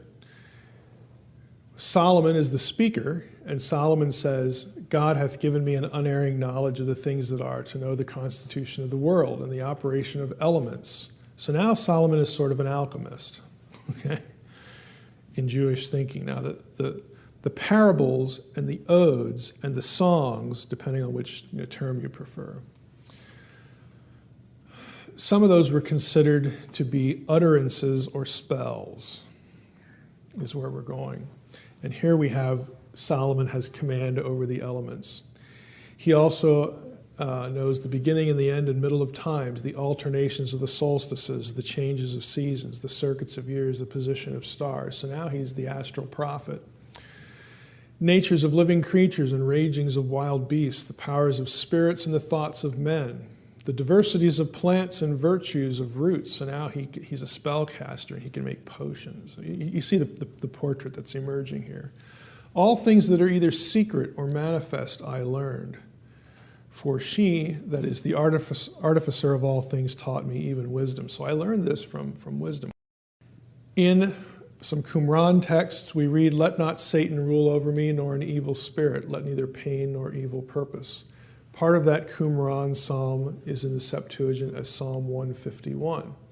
So again, the speaker here is, in this particular psalm, is Solomon. And so Solomon, again, has the authority, again, to rebuke Satan, rebuke evil spirits, that sort of thing. Again, this is Qumran material. It's pre-New Testament. It's part of what will become the Septuagint. It's part of Second Temple Jewish tradition.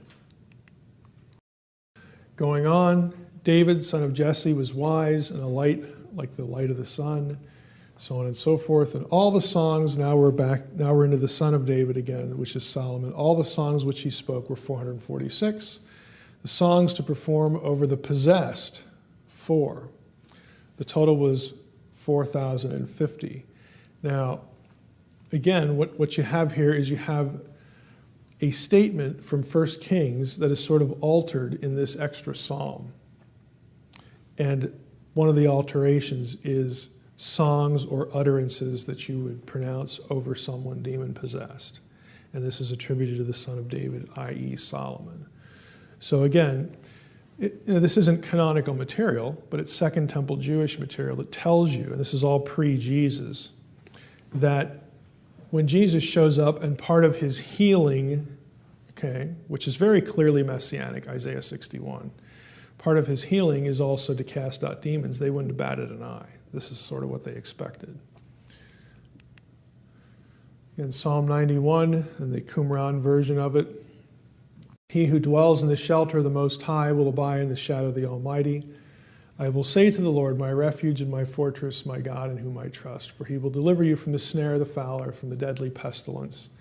He will cover you with his pinions. Under his wings you will find refuge. His faithfulness is a shield and buckler. You will not fear the terror of night, the arrow that flies by day, nor the pestilence that walks in darkness, nor the destruction that wastes at noonday. These are all underlined, all 4 of them, for a reason. All 4 of these are names of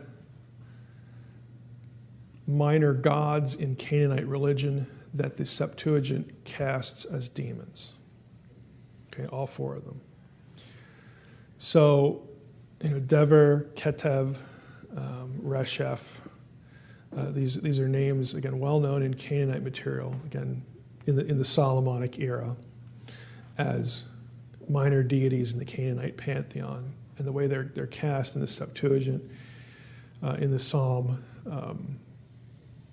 especially, it gives the king, it gives God, and of course, the king Solomon, becomes this. After David, of course, par excellence king, he has power over these things. So we would assume that theologically, obviously, but by virtue of the Psalms, this content is mediated through the Psalms and then sort of amplified a little bit in the Qumran material to have the Messianic king be someone who has command over demons.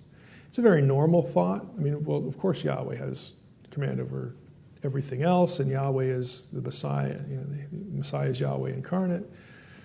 But you just don't have any specific verse, to hang it on. But you, again, like with a lot of these things, a lot of the conclusions that are drawn, a lot of the way people think, it's just this pool of ideas floating around in their heads, and then they connect certain dots. You don't have a verse that just lays everything out. And that's true, actually, of the whole messianic profile.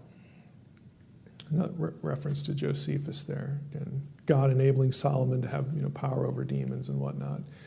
A lot of this stuff, like in the book I talk about the messianic profile. And part of it is because it is cryptic, because of what Paul says. But even I think it's actually fairly transparent. It's one of the things in the book that I would have thought even though sometimes I'm surprised by questions I get, either in a setting like this or in email. But, when I say things like, hey, do you realize that there is no verse, okay, there is no specific verse that talks about a dying and rising Messiah in the Old Testament? Well, what about Isaiah 53? The word Mashiach never shows up in there. It's the servant. Again, we presume, for good reason, that the servant is the same figure. But this actually grew, that whole section of the book actually grew out of an interaction I had with an atheist on my blog. Somebody who, I hate to put it this way, thought they weren't as smart as what they thought they were, because they wanted to pick at this. And it's like, look, you're casting the New Testament writers as though they were either kind of inept, or they're fudging things, they're making stuff up out of the Old Testament. And that's because you're looking for specific verses that lay everything out in nice, neat fashion.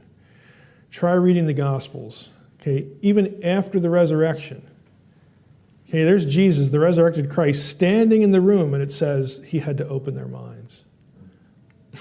Even then they don't get it. Well, why don't they get it? Or did he just pick the 12 dumbest people he could find, to follow him around? No, they don't get it because it's never laid out. The Messianic profile is scattered in 100 places. They're just dots swimming around in the Old Testament. It's like a mosaic. You have to put them together, and only in hindsight can you see the picture. Only when the mosaic's put together and you stand back, it's a picture. I get it. That's the way Old Testament prophecy worked about the Messiah. It's not spelled out because, again, demons aren't morons either. They could either overhear somebody talking about a passage they read, that's what Jesus is supposed to do, we better not kill him. Or they could read it themselves, all right? It's supposed to be cryptic. And frankly, that is my eschatology. Okay, that is my eschatology. If it was cryptic the first time around, chances are it's going to be cryptic again. You're only going to understand it looking back. So an obsession with end time stuff is a royal waste of time. Do something else. Again, that doesn't make a lot of people happy, but that's where I'm at. And this is just part of it. Again, this whole messianic, demonic exorcism thing, because this is the kind of thing that, critics will latch on to, and then they'll use to say that the gospel writers are making stuff up, or they got this or that wrong. And again, it's a total misunderstanding, and I think almost intentional of what you actually see happening in the Gospels, because they don't get it. And half the time when New Testament writers quote the Old Testament, tell me if you haven't had this experience. You go look up at the cross reference, and it's like, well, how does that fit? Like, what were they thinking? I mean, I don't get it. Is this a typo? Did they put the right cross reference in there?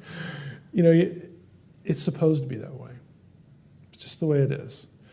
One other thing to jump to is binding and loosing. Again, this is another little frustration of mine. I don't understand why that people have made this so complicated. Again, in Matthew 16 and 18, you get this, binding and, keys to heaven idea, binding and loosing, that sort of thing. Well, again, that has a backstory. It has a whole history of tradition behind it. But traditionally, when people tackle the binding and loosing language, whatsoever you will bind in heaven, whatsoever, loose on earth and all that kind of stuff. Whatever the exact terminology is, I think you know what I'm referring to. And we'll take a look at some passages here. But Catholicism, of course, interprets these references as Jesus authorizing the establishment of the Catholic Church. What else are they going to say? The primacy of Peter and the apostolic power of excommunication. We have the power to kick you out. Okay? And take away your salvation, of course, in Catholic thought, or at least your chance for salvation. You have less of a chance now. Protestantism says, well, the Catholics are wrong. Nothing is said in either passage about the transmission of authority by apostles to any successor.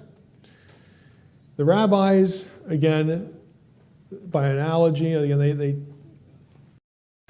again, some people say that what the rabbis were saying here is the way we ought to look at it instead of Catholicism or Protestant responses. They interpret this as either the authority to absolve or release a person of a vow. Again, does it ever actually say that? No. Authority of the scribes to determine which actions were forbidden and which ones were permitted. Again, does it ever actually say that? No. Authority of the leaders of the community to exclude persons from the community. That's akin to the Catholic, excommunication idea. So, again, binding and loosing. Maybe it's the authority to withhold forgiveness of sins. Again, some point to John 20:23 here. If you forgive the sins of any, they are forgiven them. If you withhold forgiveness from any, it is withheld. Again, he's speaking to, Jesus said to them again, his disciples. And so some take this and refer back to the binding and loosing. Again, this isn't a minority view with me. I'm with most scholars here. John 20:23 is typically thought to refer to church discipline, given that Matthew seems to say that Jesus expected his followers to forgive those who offended them without the need for authorization of clergy. And there you have some references to that idea. For the church discipline idea, taking Matthew 18:18 with Matthew 18:15 to 17. So if we go to Matthew 18, what I mean by that is, if you start in verse 15, if your brother sins against you, go and tell him his fault. So it has to do with personal offense. And so if you let verses 15 through 17 create a hermeneutical path or boundary to verse 18, the binding and loosing, then it's not about, the disciples weren't like God for a day, that we get to forgive sins or not. The reference is specifically to personal offense. And again, an offense within the community, which would be church discipline. And again, I think that's a coherent way to look at things. So again, I'm pretty mainstream there. This is from Here's article. Here's says, none of these interpretations tends to passages where the terms for binding and loosing appear in intertestamental Jewish sources. So that's a nice way of him saying, hey, lots of commentaries never even bother to look at Second Temple material to figure this out. And it's true, they don't. And they ought to be the major sources for the issue. So here's, again, quoting from his article, terms for binding and loosing appear with a wide range of meanings in the Old Testament. The Old Testament, for example, and here you have the string of verses, where you can look up binding and loosing language. None of these passages anticipates the later putative rabbinic uses. So even the rabbis don't seem to try to make an effort to link their concept of authority back to this language. They're more concerned with, again, I hate to say it this way, but they're more concerned with control over their people. I don't really know how else to say it. Sort of hanging membership in the community over their heads through Pharisaic laws and whatnot. And here's saying it has nothing to do with binding and loosing. The most common usage of binding and loosing terminology in Second Temple literature and the New Testament, lo and behold, refers to the binding of Satan and demons and the loosing of their victims. Several instances. Again, in Second Temple, look at that first. You have references in 1 Enoch, Jubilees, Testaments of the 12 Patriarchs. The context is the earlier binding of evil spirits in the days of Noah. In other words, the watchers, they are bound, they are put in prison so they can't harass people. And the future binding of Satan or Belial at the end of the age. Again, if you look at Here's article, he'll give you the references in Enoch, Jubilees, and some of these other sources. So here are a few of them. You go out to 1 Enoch. Let's just take a look at a couple.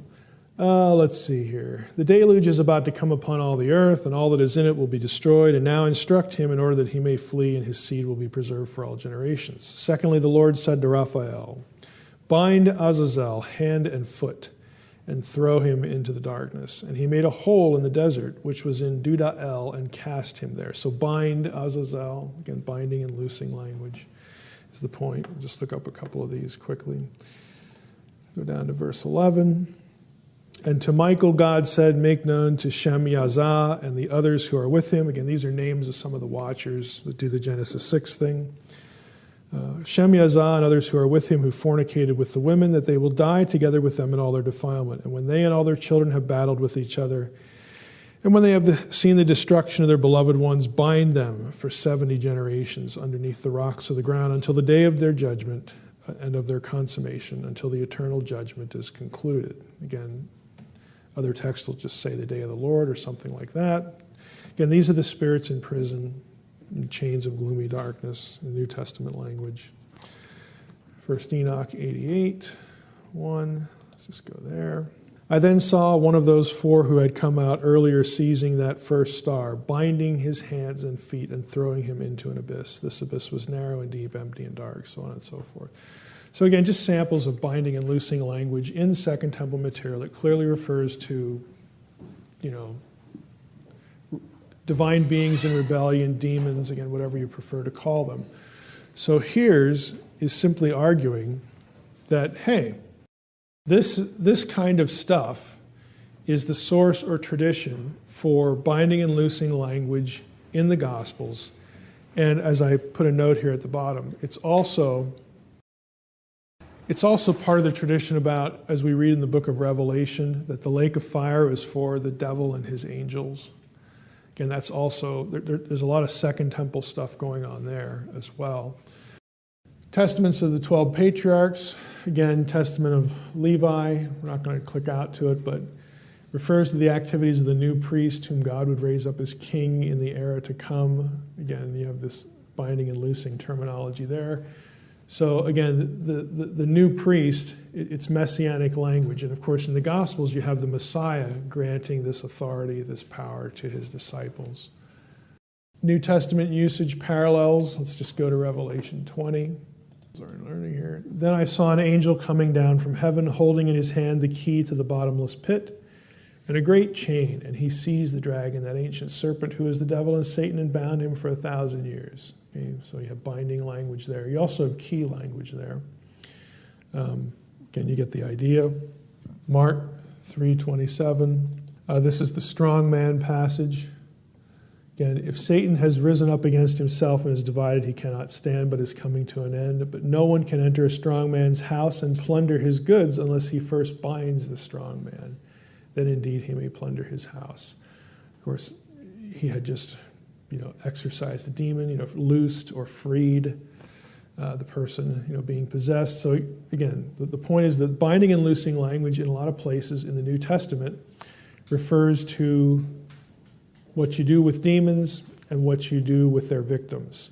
So why is it, here's the question, why is it that when we come across binding and loosing language in Matthew 18, why don't we interpret Matthew 18 in light of all these other references? And the answer is, I don't know.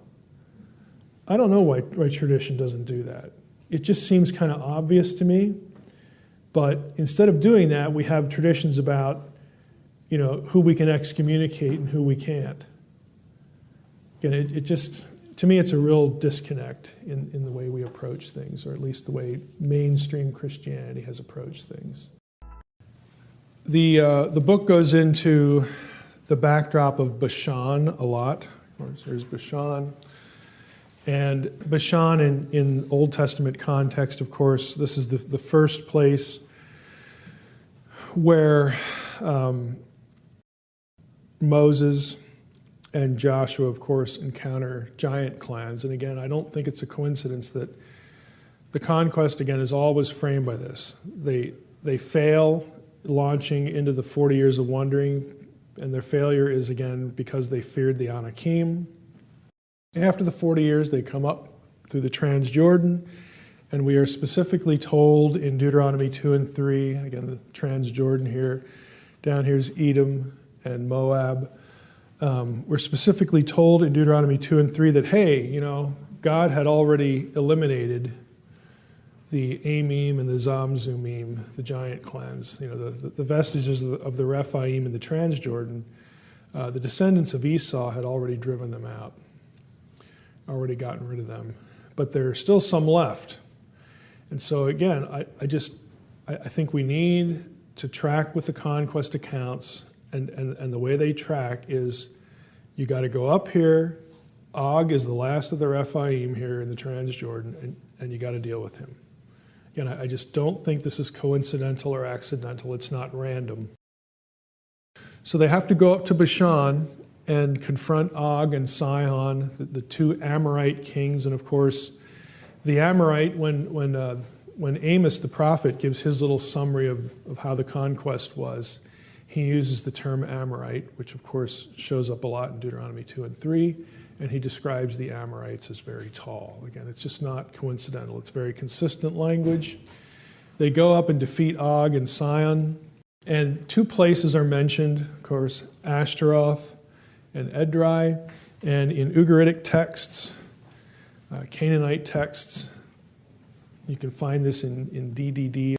In Canaanite Ugaritic texts, Ashtaroth and Edrei were viewed as gateways to the netherworld. They are the gates to hell. Okay, these are places you go because they're associated with the Rephaim, which is, again, we saw yesterday, again, these are the disembodied inhabitants of hell, which of course is where Second Temple Judaism gets the origin of demons and all this stuff. Again, this place has a history. The whole region of Bashan is associated with the Amorites and the Rephaim, and specifically these two cities, who also happen to be mentioned externally in other texts that are not part of the Bible, in very sinister ways. Bashan itself, in Canaanite, in Ugaritic, again, it's just another Semitic language, it's the closest linguistic language to Hebrew, which is why initially it was important. In the 20s. Bashan there is not spelled B and then SH consonant and N, it's Bathan. And Bathan in Ugaritic and Bashan in Hebrew as well, and other Semitic languages, either one of those, Bashan or Bathan, is also a word for serpent. Again, not coincidental. It has, again, this association with, bad stuff, supernatural stuff, evil, sinister, powers of darkness stuff, gateways to the netherworld, Lord of the dead. Who's the Lord of the dead in Canaanite religion? It's Baal. Baal is actually titled Lord of the dead because he rules the underworld. That's where he rules everything from. That's his domain. Baal-zebul is Canaanite. That's Ugaritic. That works its way into the Gospels. It's Ugaritic for Prince Baal. Baal, and then the word for prince in Ugaritic is Zebul. Prince Baal, Lord of the dead. Very obviously a Satan figure. Baal-zebub is a slap in the face to Baal. Baal-zebub, change one consonant, it means Lord of the flies, which is a reference to dung. So instead of Prince Baal, we've got Lord of crap, Lord of dung. So it's a pejorative, is what it is. But that also finds its way into the Gospels. Again, it's a punch in the nose to Baal. But this whole place, this whole region is significant. Dan is right here. Dan, in Israelite times, was a cult center dedicated to Baal. Again, gateways to the netherworld here.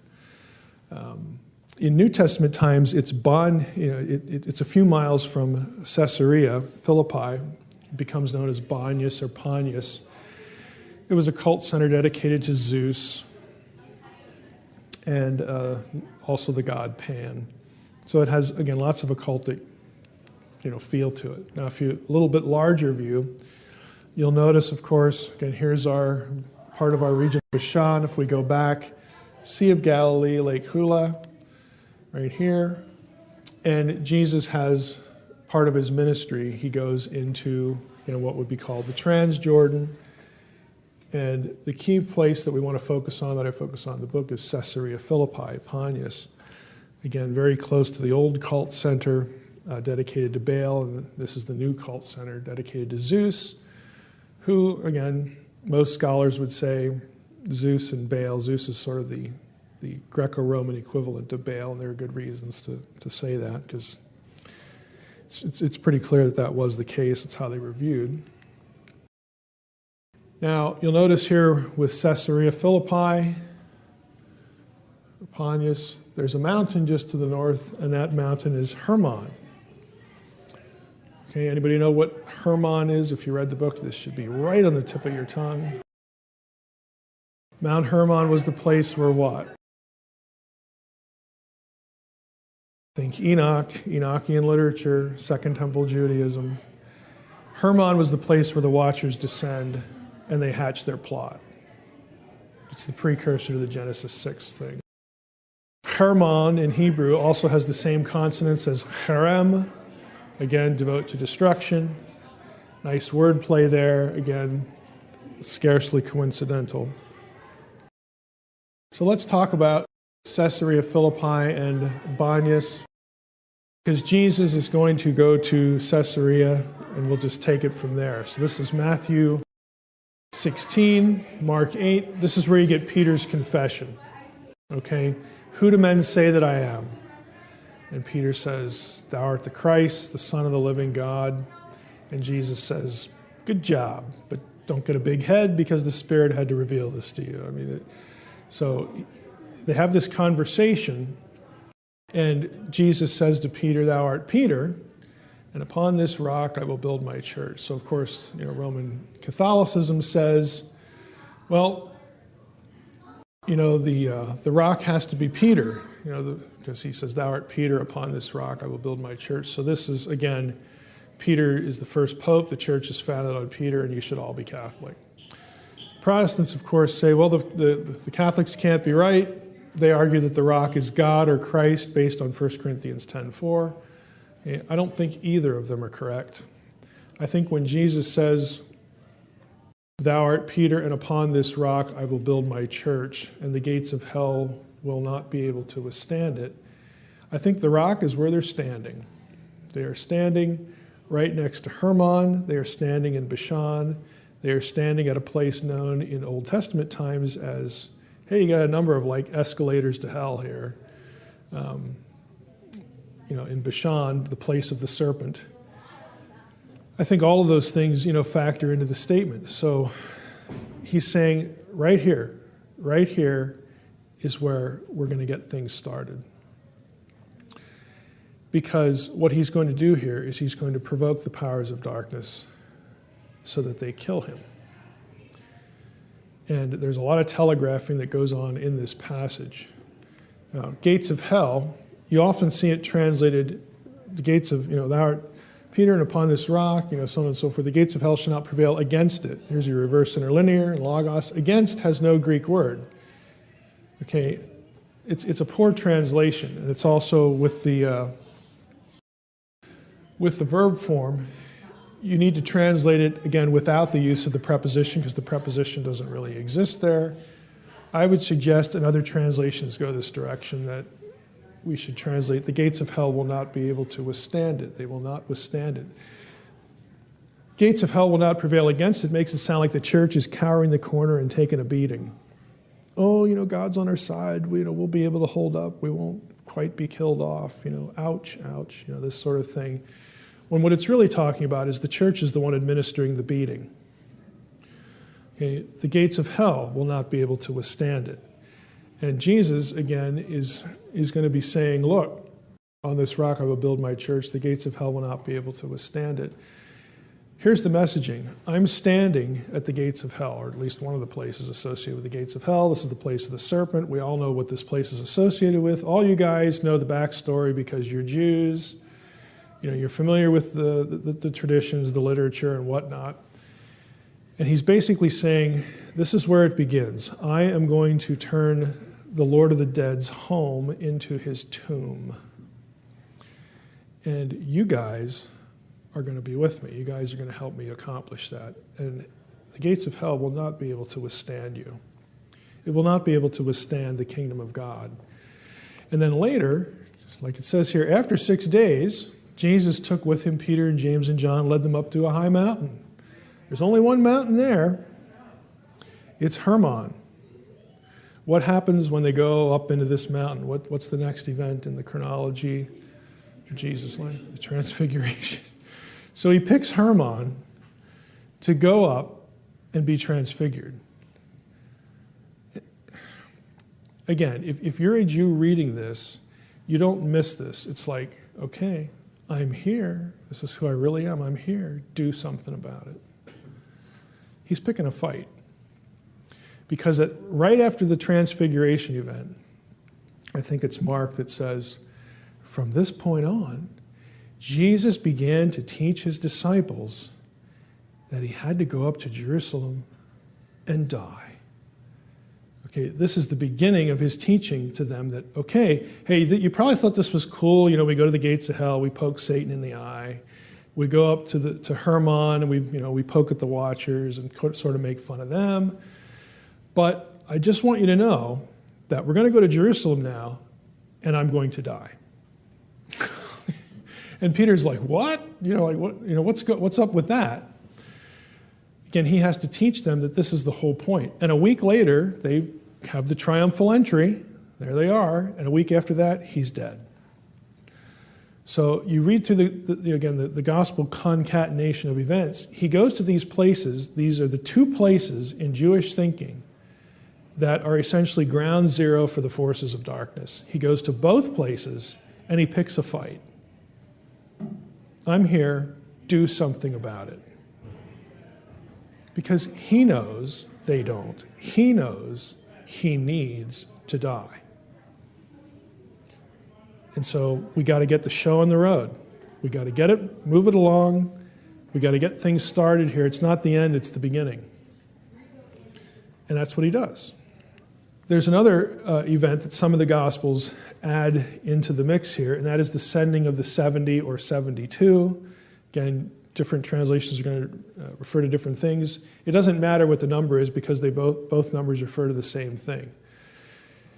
70 is the number of the nations in Genesis 10 that were disinherited and distributed among the sons of God in the Masoretic text. In the Septuagint, if you count them, it's 72 because they split one of the place names into two. So you have this. You have either combining or dividing of place names. That's the reason why you have the manuscript difference. Somebody's reading MT, somebody else is reading Septuagint. 6 of one and half dozen another. It's the same source. It's the same idea. So Jesus, this is the first time he sends out disciples. He doesn't send out the 12. He sends out 70. Okay, and of course, in conjunction with that, the demons are subject to the 70. Again, it's telegraphing. I'm not just here for Israel. I am going to have dominion in every place. This is also the same passage where Jesus says, I saw Satan fall like lightning from heaven, in conjunction with, again, kickstarting the kingdom of God.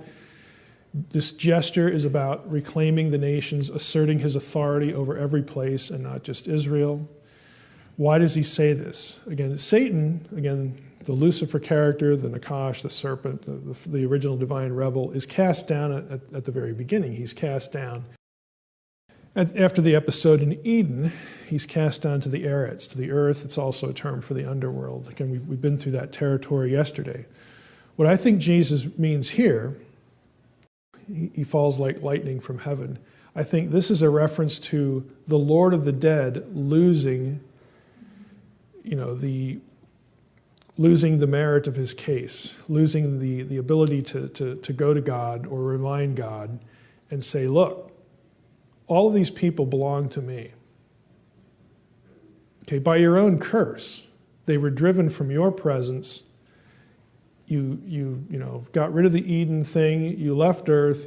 All this stuff you've done. You owe them to me. I am Lord of the dead. They are all going to die by your own word. I own them. And what Jesus is saying here, again, when he is there, he's the Son of God. He is the Son of the Most High. He is there to inaugurate the kingdom. The messaging is, every member of my kingdom is not a member of yours. Everyone who aligns himself with me, you no longer have any claim to at all. You are a prosecutor without a case. Because again, Jesus knows, I'm going to die. I'm going to pay their penalty. And if they are a member of my kingdom, you got nothing. Go away. You have an empty claim. So I take this sort of as a judicial, kind of idea, because it's in conjunction with the beginning of the kingdom of God. Jesus inaugurates the kingdom. So I wanted to make sure that we covered that a little bit before we hit Acts 2, because Acts 2 is the other phase. If this is phase 1 of the launch, to the kingdom of God, let's just go over here. Phase 2, of course, is Pentecost. And I want to take a little time to go through this. Again, it's all cosmic geography. It's all go to this place, say this thing, do this act to telegraph theological ideas. This is what the Gospels do. This is what the New Testament does. It's theological messaging with these events. So here we have Acts 2, and again, how many times have you read through this passage? This is just one of the more familiar passages in the New Testament, but there are things in it and about it that are often missed. What's typically missed is that nobody approaches it with the Deuteronomy 32 worldview in their head.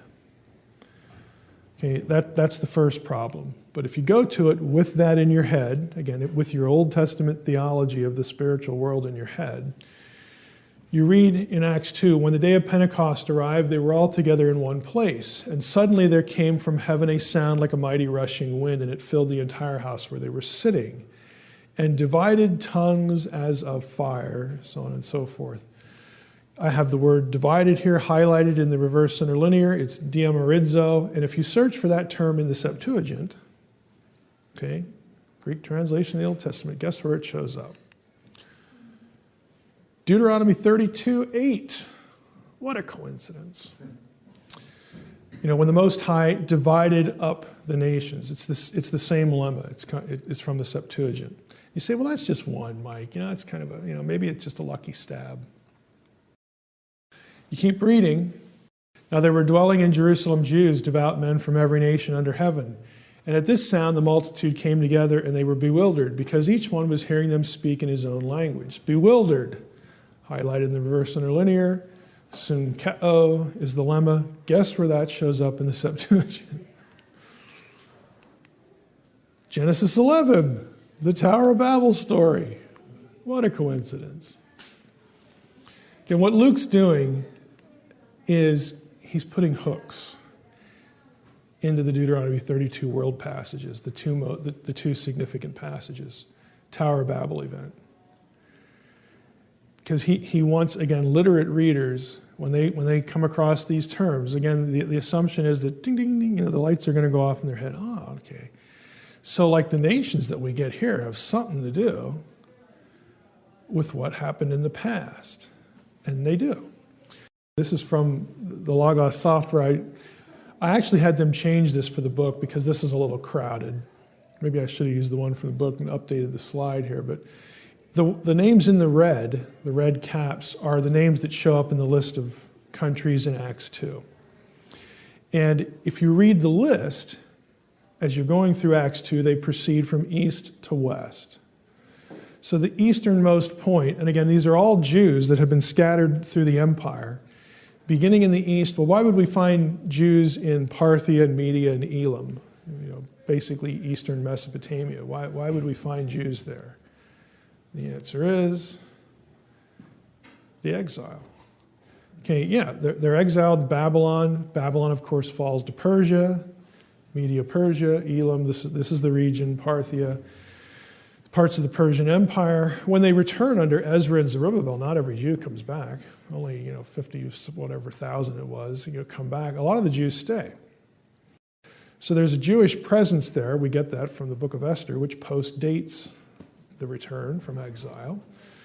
So the list begins where the Jews are, the farthermost eastern point, and as we'll see, there's another reason why we get this sort of landmass boundary here. But we move westward. When it hits the water, of course, you split. You follow both coasts. And this is where the Jews who show up at Pentecost are from. They come, 3,000 of them embrace the Messiah, the new message. at Pentecost describes. They hear the apostles speak to them in their own languages. They're amazed. They take the message back again to their own communities. And we have lots of plants, lots of little cell groups now to begin to take back those nations. Because now the news of the Messiah has penetrated. Again, it's an infiltration. Italy is the westernmost point, of course, with Rome there. And that Rome is going to factor into the story of Paul in Acts. Well, we'll get there in a moment. Just a few quick observations about Acts. If you, as you're reading through Acts, again, Luke's narrative is naturally selective. And there are a number of places that he mentions that are significant, again, in the context of the Deuteronomy 32 worldview and the whole, apostate situation with Israel. Remember, Jesus is the Jewish Messiah, but he's also the Messiah to the world. He is also the thing, the person by which the curses will be reversed. All of them, not just Genesis 3, but Genesis 3, Genesis 6, Genesis 11. All of these situations are going to be reversed. And so we need to make sure, Luke wants to make sure that the readers catch the fact that all of the places you would expect the good news about the Messiah to penetrate, we didn't miss any of them. So Samaria in Acts 8, Samaria is not in the list in Acts 2. So Luke's like, well, I didn't put this in Acts 2 because there's kind of another reason why, we did what we did in Acts 2, which we'll get to in a moment. But I want you readers to make sure to understand that Samaria also received the good news in Acts 8. What's significant about Samaria? What was Samaria in the Old Testament? It's the capital of the northern apostate kingdom, the 10 tribes that are still missing, still in exile. Okay? The 10 that don't return. It's the capital of the northern kingdom. That's where you get the whole defection. So we want to make sure we hit Samaria. Then we hit Ethiopia in the same chapter. Why Ethiopia? Well, Ethiopia, of course, penetrating south of Egypt. There were Jewish colonists there. The one you've probably heard of is Elephantine. There was a Jewish temple even built there along the Nile. But you get into Ethiopia, and there's a whole history about Ethiopian Jewry. They're called Falashas today. Still have a strong Jewish community. It's where the Book of Enoch, incidentally, survived. They still do animal sacrifices there, according to the Mosaic Law. They've had Jews there for centuries, or even millennia, really. But again, Jews of the day would have known that, hey, there are a lot of Jews living down there. So one of them shows up here reading the book of Isaiah. And of course, he has his conversation with Philip. Philip is told by the Spirit to talk to this guy. And incidentally, where does, I don't have this on the list here, but where does Philip, when Philip's done, he sort of disappears and he winds up somewhere else. He winds up at Azotus, which is in Philistine territory. Got to make sure we got that too, because the Philistine cities were part of the original boundaries of the Promised Land. Got to make sure that they're included too. We get into Acts 9 and we hit Damascus. Of course, this is where Paul is converted. He's on his way to Damascus. He gets confronted by Jesus, taken back to Damascus, where again Ananias meets him. The scales fall off. He baptizes him. He starts preaching. Why Damascus? Back to the story of Abraham. Remember Abraham and Lot? Okay, God had, they had this dispute among them about, okay, where are our herds going to go? And God takes Abraham out and says, hey, take a look at the land. Everything you see here is going to be yours. As far as the eye can see.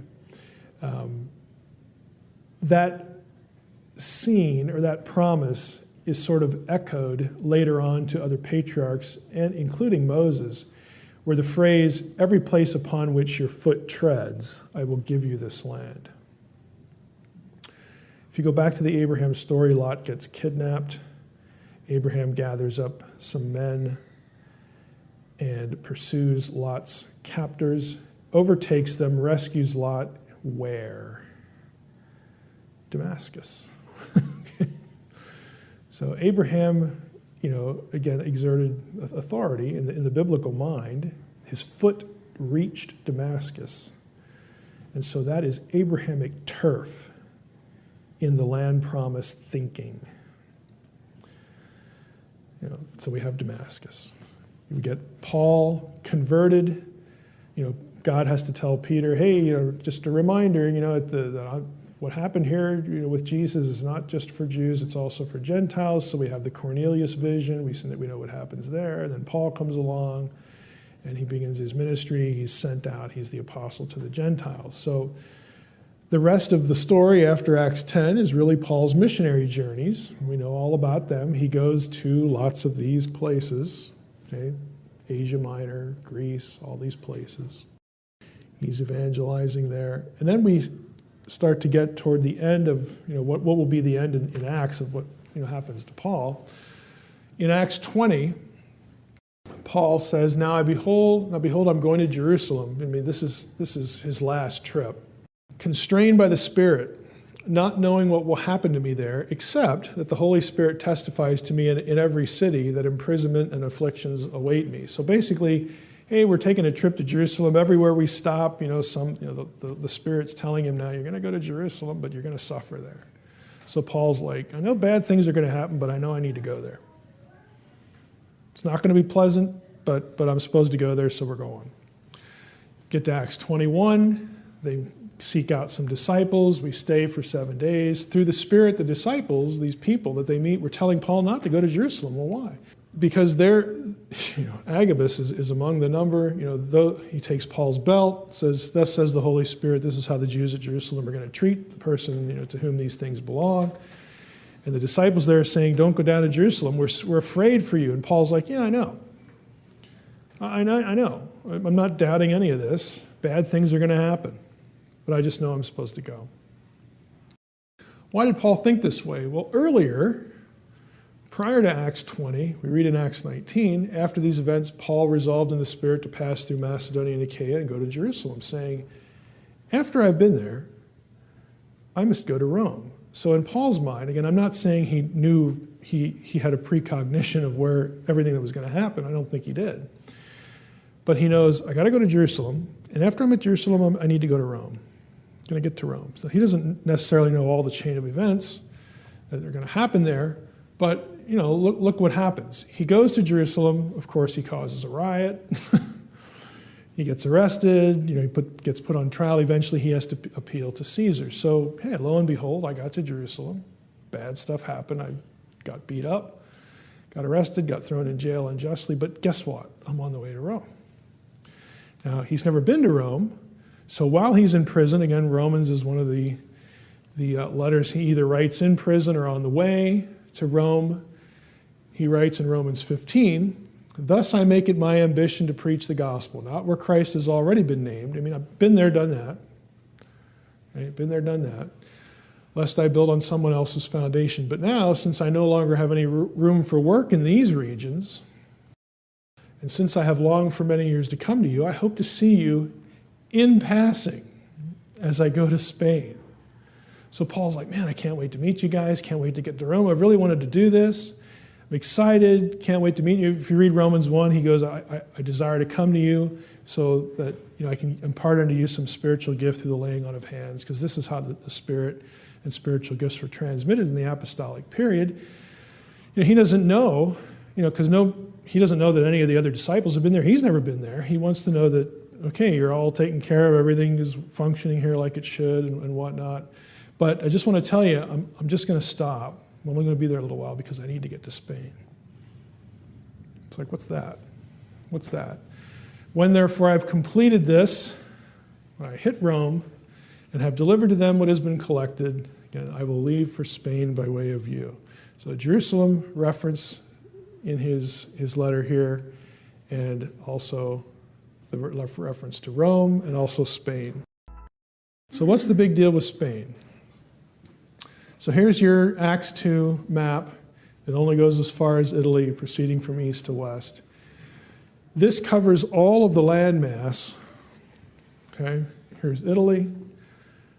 All of the nations that are mentioned in the table of nations, again, cover this territory.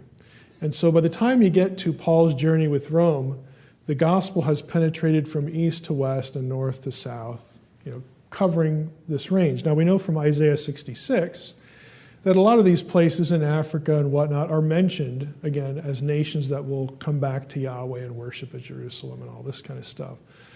And there's one that's kind of special in there because there's only one outlier in this whole picture, and that's Tarshish.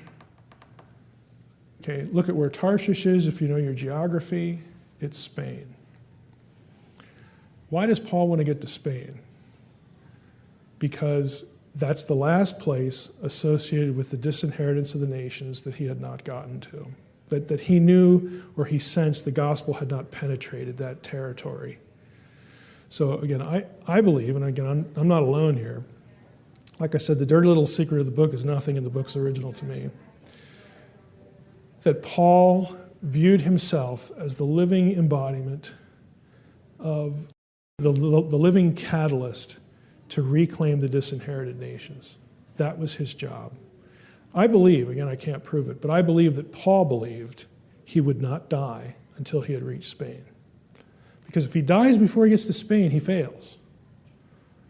Now, church history, there's a long tradition of this. Again, the sources are in your book. There's a very strong tradition that Paul does get to Tarshish. After he gets to Tarshish and ministers for a while, he's rearrested, brought back to Rome, and executed. Again, in the chronology of the life of Paul and his trial, there are whole books you can read about this stuff. But the point is that Paul is very conscious of this need to take the news of the kingdom to all of these nations, because it's through the Messiah, it's through the seed of Abraham that all the nations will be blessed. This is Paul's world. This is the world of Genesis 10. And again, I really believe that Paul had a sense that this is what, God called me to do this. I am not going to die until I get the job done. I can't wait to see you, Romans. Love to see you. But I'm only going to stay a while because I got to get to Spain. Go ahead. Why do you think the Spirit does not allow Paul and Silas to go to Asia? I think there's two possibilities. It depends on what is meant by Asia. I mean, I think the possibility is, here's the way I would approach it. That Paul, again, he had done enough of the work in these places. Again, here's Asia Minor. So what exactly is meant by Asia? I mean, he started churches in here. He has to get to Rome, but he's basically, in 3 missionary journeys, has spread the gospel through here. Of course, this is the Jewish concentration. We pick up in Acts, earlier. And of course, Pentecost sort of gobbles all this stuff up. I think the point is that it's time to move west because you've done the job here. And he actually, says that a little bit later. He talks about, I can't do any more work in these regions. I don't want to build on someone else's foundation. In other words, this is the thing that remained. And so the Spirit says, no, you're not going to go here, you're going to go there. Because after Acts 16, then he's constrained by the Spirit to go to Jerusalem. Of course, God knows when you get to Jerusalem, all this, you're going to cause a riot, I'm going to get you on a boat, you're going to go to Rome. And then you're going to get to Spain. So that's the way I think things would have worked. Am I done yet? God says, yep. Paul, I think, initially thought that there's still work here to do, and the Spirit's like, no, I need you to go over here now. Again, we talked about Paul's vocabulary for the powers of darkness. These are all terms that are used either in the New Testament or in the wider Greco-Roman world for geographical dominion. Archontes is one of the terms used in one of the versions of the Septuagint for Daniel 10. And it's pretty apparent that Paul views the world under dominion. And that his mission is to go to these places, confront the powers where necessary, but to deliver people from darkness, deliver people from bondage, bound to and by these forces. This is from a recent book edited by John Day on Genesis 1 through 11. He has a nice chapter on where was Tarshish, because you'll read other scholars saying, like over here, since Tarshish is linked to Japheth in Genesis 10, Japheth is a lot of the his lineage extends to a lot of the areas around Greece and the Aegean. And so the argument is that Tarshish isn't in Spain, and Day's article addresses that. It happened to be under Greek control, he believes. And again, I think I told you on the first day, I don't think Genesis 1 through 11 was written during the Mosaic period. I think it is later, or at least substantially later, because it's so Mesopotamian in all of its orientation. Moses' context is Egypt and Canaan. It's not Mesopotamia. And there's a dozen things in Genesis 1 through 11 that are bound in many ways to Mesopotamian theology and thinking. And I think Day makes a good case here. If that in turn is the case, that would explain the reference to Tarshish under Japheth, because by the time that Genesis 1 to 11 would have been written, that is under Greek control, which is why it gets listed under Japheth, even though geographically it's Spain. And again, he goes through all the ancient textual reasons why the other locations don't work. I'm not going to go through the whole article, but you'll see this in commentaries. So I wanted you to have a good source for that. But again, the larger point is Paul inherits this, again, Deuteronomy 32 worldview. He's very cognizant of it. He views himself, again, as the apostle to the Gentiles, and for him that means I have to fulfill my role specifically to the Gentile regions. If there's a table of nations that's in Jewish territory, hey, I'll do what I can there. Other disciples, other apostles are hitting that space. But I need to get to these places. And this is linked to Paul's concept that Jesus would return in connection with the, quote, fullness of the Gentiles. So when the gospel has reached these regions, then the Lord will come back. You say, well, we're still sitting here and the Lord hasn't come back. Unless you're a full preterist, then my question is, how did we miss that? But anyway, God knows something Paul doesn't. God knows that the world is a bigger place than Paul does. And so Paul did not fail. I think Paul succeeded in his mission. I think Paul was very conscious of his mission. I think God got him to the places he needed to get him. And Paul did the job. It's just that, again, God knew the world was a bigger place than Paul did. And so I look at passages like the Great Commission, and again, some of the more, understand when I use this term, I'm not a universalist, but some of the more universalistic language in both testaments, hint at the concept, at least, that every place there is in this thing we know as earth, creation, every place belongs to Yahweh, and every place will worship him. Every knee will bow. So you get, again, more broad universalistic language than what the Genesis 10, Deuteronomy 32 worldview sort of spells out. But again, God knows that. Paul doesn't have to know that. Paul just needs to know, point me in the right direction and I'll start preaching. That's all I need to know. Where am I supposed to go? I'll go there and do the job. And he does it. So, again, the point with this section of the book is that the New Testament inherits, what a profound thought. The New Testament inherits an Old Testament worldview, and that it leaks out.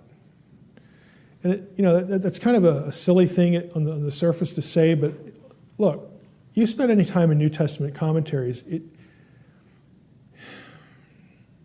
don't want to say just don't look, but commentaries that are so fixated on situating the New Testament in only the Greco-Roman world are not doing you a service. The New Testament is a very Old Testament / Jewish, which includes Second Temple context, world. So to be fixated on Greco-Roman parallels well, that's kind of nice, because it does pay off here and there. But what you need to do is be fixated on how does this bounce off or interact with or hook into the Old Testament, and how does it bounce off, hook into Jewish thinking about the Old Testament that all the New Testament writers would have grown up with, would have been reading, these books that they would have been reading. Because if you can do that, you'll start to think like one of them. You'll start to think like the people who wrote the thing. And that's, to me, kind of the point of hermeneutics. It's not how do we think like pagans, because that's the Greco-Roman approach. It's how do we think like, where we grew up, the books, the sources we grew up with. And yeah, when Paul goes out to different places like Ephesus, sure, it helps to look at Greco-Roman material, because that's where he's at now. But not to the exclusion of the thing that's really going to orient him, which is God's word in this thing we call the Old Testament. That's what's going to orient him, not the other. The already but yet not yet theme, again, is important, and I'm sure any of you who have, either because of your seminary courses or just on your own, have sort of ventured into the wild, wacky world of eschatology. You've come across this and you know it's important, because there are a lot of things in Scripture, particularly as they refer to eschatology, that talk about there's an already reality, but that's not the complete reality. There's this already not yet. So Paul can say something like in Colossians 1:13 that God has transplanted us, God has transferred us into the kingdom of his dear Son.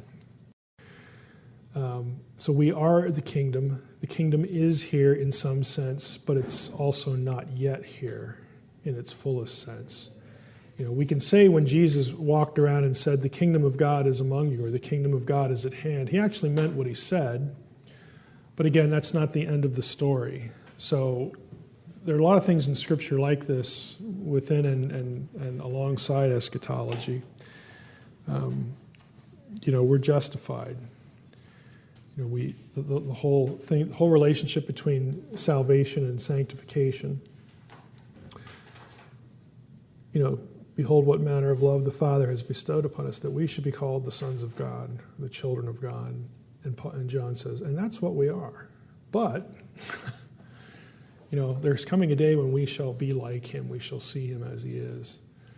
So even in terms of our own eschatology, if you want to put it that way, there's already but not yet. And a lot of that talk is, again, has hooks back into what I sort of think of as the original Edenic vision. Again, the original Edenic vision is God comes to earth. He wants to be in relationship with the beings he has made in this world, in this embodied terrestrial world. He also wants to be in relationship with the spiritual sons, his spiritual family, those sons of God, in their world, the disembodied world. But Eden is a place where those two worlds meet. They are grafted together. So God's original intention was to have both of his families be blended, have everyone participating in his rule, doing things the way he wants them done, and then enjoying the benefits of that relationship, and for those of us who are embodied, enjoying the benefits of the created world. So we've talked about, again, this is part of the rationale behind the plurals in Genesis. This is, again, part of imaging God. They image God, God's spiritual family, his spiritual sons and daughters, not daughters, because that's just the way it's portrayed in Semitic culture. But certainly, us as sons and daughters of God, these are family metaphors, family terms, and that's not a mistake. So when the New Testament, again, starts using family language, it starts referring to us as heirs. It starts talking about how we will rule and reign with Christ in, again, the kingdom, which at the end of the Bible just happens to look a whole lot like Eden. Those things are not coincidental. They're not random. So part of the divine counsel, again, worldview or theology, is this vision. And again, just a sampling of the passages. Most of these you probably know by heart. John 1:12, but as many as received him, to them he gave the authority to become the sons of God. Sons of God, children of God, family of God, adoption, heirs, inheritance. These are all New Testament terms that have a backstory. And the backstory is both the divine family and the original human family. And also the people of Israel. The people of Israel are, God's family. Again, they're threads that just can't be disconnected or shouldn't be if you're going to really get the full sort of impact and flavor of them. 1 John 3:1-3, I just quoted to you, that we are the sons of God, and John adds, and that is what we are, right in the middle of the verse, which I kind of like. Like he has to punctuate it. But we'll really be what, like him, will be what, like Jesus himself. Galatians 3, a really important passage, 3:26 and really through 29. Those who are Christ's are Abraham's seed and heirs according to the promise. So it's not those who have the physical circumcision that are the sons of Abraham, Paul says elsewhere. It's those who have the circumcision of the heart. Okay? It's all believers, whether they're Jew or Gentile, are, believe it or not, the children of Abraham. So you have Gentile children of Abraham, because the whole issue is becoming a member of this new family. And the new family was originally to encompass the nations. Why? Because that was the Edenic goal. The Edenic goal was, okay, we're in Eden now, go out into all the world and make the rest of the world like Eden. Spread the good rule of God everywhere. It doesn't change when the nations are disinherited, because then God calls Abraham, says, I'm going to raise up my own allotted people through this person. They become my children, and it's through them, it's through the seed of Abraham, that all the other nations will be blessed. You're supposed to be a kingdom of priests. What do priests do? They have mediatorial roles. They are intercessors and mediators between God and someone else. The nation of Israel, again, is supposed to, in some way, be a certain people that will attract the nations back to the true God. And ultimately, Paul in Acts 17, that this whole arrangement was somehow supposed to get everybody back into the fold. Again, and that's what happens in the biblical story when you get in the New Testament with the inauguration of the kingdom and, of course, Pentecost and these other things we've talked about. Romans 8, referring to the sons of God. Whoever has the Spirit is a child of God, the sons and daughters of God. And the creation groans and travails, awaiting what? The manifestation of the sons of God. Well, that could refer to the second coming, and I think, it probably does, because the holy ones come back with the Lord, okay, as part of the day of the Lord. Holy ones doesn't just refer to angels in the Old Testament, it also refers to people, specifically those in Daniel 7 who inherit the kingdom. That would be us. Okay? So you have this language, it's really awaiting the consummation of the kingdom, when all of us who are heirs with Christ and who are in Christ, united to Christ, in his family, in God's family, united with the elect Son, when we are revealed to be who we are, and we get the final culmination, the final gathering of the nations. The fullness of the Gentiles has been reached, and that just winds up everything. 2 Peter 1:4, we are partakers of the divine nature. Again, why would we need to be partakers of the divine nature? Because we're supposed to be members of the divine family. That was the original point back in Eden. God creates humans to be part of his family along with his other family. We're all one big happy family doing what God wants us to do. Hebrews 10 is a passage I like. It just has some cool imagery in here. Again, verse 10, for it was fitting that he, for whom and by whom all things exist, again, there's another reference to that co-creation thing, in bringing many sons to glory, should make the founder of their salvation perfect through suffering. For he who sanctifies and those who are sanctified all have one source. That is why he is not ashamed to call them brothers.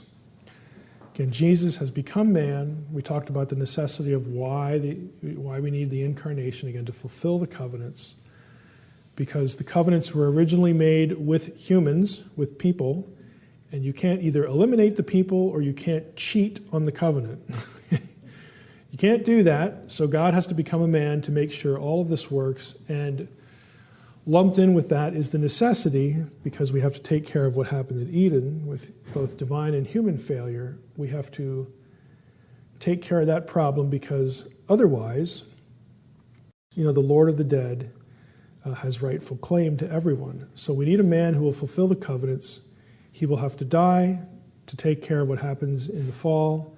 And oh, by the way, he also needs to rise, because he is the firstborn, he's the first fruits of the resurrection that is passed on to all of us. And that only then can the power of death be broken, only then can the Lord of the dead be defeated. Again, it's all one sort of cohesive, coherent system that goes back again to an original vision. So Jesus is not ashamed to call us brothers, kin, saying, I will tell of your name to my brothers, addressing God in the midst of the congregation, in the midst of the council, in the midst of the assembly. I will sing your praise. And again, I will put my trust in him. And again, behold, I and the children God has given me. You will be introduced someday to the council, and you will become part of the council. And God will be thrilled with that, because now we're getting back to what I originally started. This was the intention. This was the plan. We just had lots of bumps along the road. Revelation 2, again, the same thing thematically. Nevertheless, hold fast to what you have until I come. Again, Jesus is the speaker. The one who conquers, some translations have to him that overcomes or something like that. The one who conquers and keeps my works until the end, I will give him authority over the nations. Well, what does that mean? What does that sound like? Again, well, who's the authority over the nations now? That would be the rebellious sons of God. And once they are kicked off their perch, we take their place. I will give him authority over the nations, and he will shepherd them. The one who overcomes will shepherd them with an iron rod. He will break them in pieces like jars made of clay. Do you realize that Jesus has just quoted a messianic psalm and applied it to you? Okay. The one that overcomes, okay, he's also going to rule with a rod of iron, break them. He'll have authority over the nations, as I also have received from my Father. And I will give him, the one who overcomes, I will give him the morning star. Now, the morning star is a reference to Davidic messianic authority. Okay, you are co-rulers. Again, this is what the language means. Morning star, again, in 228, it comes from the association, again, of not just stars with divine beings, even though that's a big part of ancient Near Eastern thinking, but Numbers 24:17 about the star will go out from Jacob, a scepter will rise from Israel. Star language in the ancient world, both biblical and the wider Canaanite world, was a reference to royal divine authority. And you will have both of those things. Royal divine authority. Later in the book of Revelation, Revelation 22:16, we see the language again. Jesus says, I am the root and descendant of David, the bright morning star. And so are you. Again, back in the earlier reference. Jesus it doesn't bother him to share his messianic authority with his brothers and sisters, because that was the point. That was the original Edenic vision. So we're going back full circle. We're going forward to the past. Revelation 3. Behold, I stand at the door and knock. If anyone hears my voice and opens the door, indeed I will come into him and dine with him, and he with me. The one who conquers, to him that overcomes, I will grant him to sit down with me on my throne. Sounds like a good deal. Sounds like it's something to look forward to. I will grant him to sit down with me on my throne, as I also have conquered and have sat down with my Father on his throne. Again, there's our little divine council structure that I can't remember if I showed it on the first day or not. But at the top, the small portion, of course, is Yahweh, the Godhead. Sons of God, as I mentioned before, was a hierarchical term. The inner circle, the elite, the ones with important jobs, the inner entourage, so to speak. And then below them, the messenger divinities, the divine beings, the Elohim, who take messages.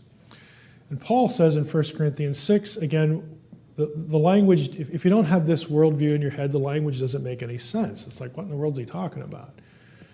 Paul says, do you not know that the saints, again, the hagioi in Greek, the holy ones, will judge the world? You know, he's mad at the Corinthians, again, for bickering among themselves about lawsuits and whatnot. He says, don't you know that the saints, the holy ones, and of course, holy ones is one of the more familiar terms Paul uses for you, for the church. Don't you know that we're going to judge the world? And if the world is to be judged by you, are you incompetent to try trivial cases? Don't you know that we are to judge angels? Don't you know this? Don't you get it? Again, you get it if you have the structure in your head, if you have the Deuteronomy 32 worldview in your head. This is easy as pie. Okay, if you have it in your head. If you don't, then it's like, boy, Paul, I don't know what you ate that morning, but it couldn't have been good.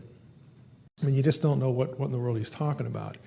It becomes this disconnected, lofty thought that really doesn't have much meaning.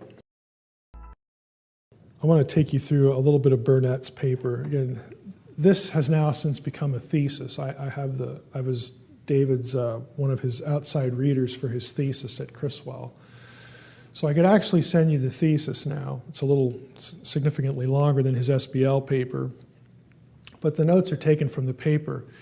And what Burnett did, he read this paper 2 years ago at SBL in one of the Pauline studies section, and really did a good job with it. He takes Genesis 15:5. Okay, let's look at just look at the passage so it's fresh in your mind. And he asks a really good question. God, again, the word of the Lord, brought him outside, Abram, and said, look toward the heaven and number the stars, if you're able to number them. Then he said to him, so shall your offspring be. And he believed the Lord, and he counted it to him as righteousness. Now, what Burnett wondered was I wonder if anyone has ever considered the possibility that it's not only about numerical reference, it's not only about quantity, but could the promise also refer to quality? In other words, since there was this view that divine sons, divine beings in God's divine family, or the family of the gods, were also referred to as stars, because that meant they were also partaking of divinity and the royal authority, the royal divine authority that went with it. I wonder if that could possibly be part of what Genesis 15:5 is getting at. In his paper, he goes through, again, not surprisingly, a long stream of tradition in the Second Temple period, Philo and other important Jewish writers that said exactly that. It's not only about quantity. This refers to us as Israelites as the sons and daughters of God, and we will reign and rule with him and be part of his family. It does refer to quality as well. I just want to show you little bits, some of the things he runs across in the paper. But catch this. In Genesis 17:5, the language is this: no longer shall your name be called Abram, but your name shall be called Abraham, for I made you the father of a multitude of nations. Well, now, wait a minute. Wait. Back here in 15:5, it's, look at the stars, so shall your offspring be. Again, there's at least a numerical, and again, he asked, was there also a qualitative feel to this? But wasn't Abraham like one nation? Why is it that Abraham will be a father of a multitude of nations? This isn't New Testament. This is Genesis 17. That's kind of unusual. Maybe it refers to something bigger than Israel. Genesis 26:4, I will multiply your offspring as the stars of heaven, and I will give to your offspring all these lands. And in your offspring all the nations of the earth shall be blessed. Now if you go to Romans 4, it gets even more interesting. For the promise to Abraham and his offspring that he would be, what does it say there? Heir of the world. Hey, Paul, where are you getting that? And not only that, but if we click on world, it's cosmos. Abraham will be heir to the cosmos. The cosmos. This promise did not come through the law, but through the righteousness of faith. For if it is the adherents of the law who are to be the heirs, faith is null, and the promise is void. For the law brings wrath, but where there is no law, there is no transgression. That is why it depends on faith, in order that the promise may rest on grace and be guaranteed to all his offspring, not only to the adherent of the law, but also to the one who shares the faith of Abraham, who is the father of us all. As it is written, I have made you the father of many nations.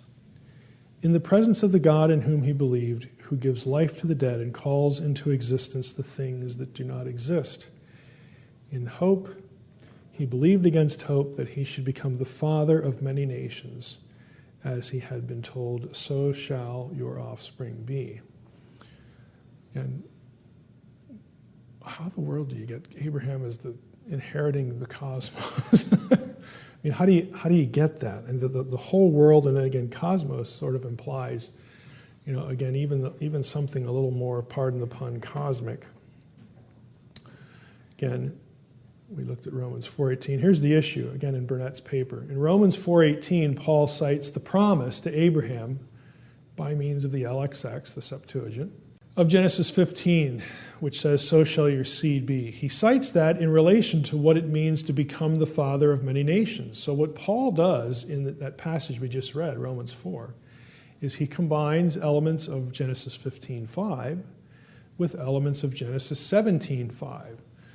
Modern scholars have traditionally understood the relationship Paul sees between these two texts quantitatively, just in terms of, hey, you're going to have lots of kids, both promising a vast multitude of descendants made up of Jews and Gentiles. Okay, well, it means at least that much. Conversely, some early Jewish interpreters of Genesis 15:5 and its cognates, its parallels, such as Philo, Sirach, and the authors of the Apocalypse of Abraham, understood the promise qualitatively, not merely speaking of multiplication, but also of transformation into the likeness of the stars, or to have their power. In other words, in evangelical language, it also speaks of glorification or deification, to cite the wider Christian tradition. Divinization is another word you'll see. Reading Paul's use of Genesis 15:5 in light of this qualitative interpretation would place him within the context of already well-established deification or angelomorphic traditions in early Judaism that see the destiny of the seed of Abraham as replacing the stars as gods or angels of the nations.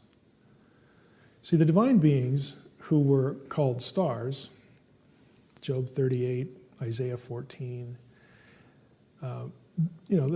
that language is used of divine beings, and right now divine beings run the nations. So maybe when God says to Abraham, hey, your offspring are going to be like the stars, he not only refers to number, but he refers, again, somewhat cryptically, to the fact that, as we read in Revelation and Romans elsewhere and a bunch of other passages, that you will rule over the nations. You will inherit the cosmos. You will have it all. You will be my children, which means you will be glorified like me, you will be like me, and you will be put over the nations. Maybe that's how we should read the text. It's probably both, you can't exclude one for the other. But again, typically the way we approach this, we only think of one. We don't think of the other. Whereas there were plenty of people thinking about their Old Testament who thought of both. In the promise, as we're told to Isaac, Genesis 26:4 reads, I will multiply your seed as the stars of heaven, And will give your seed all these lands, and by your seed all the nations of the earth shall be blessed. There seems to be a close connection, Burnett writes, between being multiplied as the stars of the heaven and the inheritance of all these lands. There you get the inheritance language again. This will result in all the nations of the earth being blessed. So again, if we really, to have all the nations of the earth be blessed, they really need to be ruled by Yahweh. And Yahweh will rule them by means of his agents, and even more than his agents, his family. And you are his family. Again, a very simple set of ideas, but you have to be able to trace the threads through the text.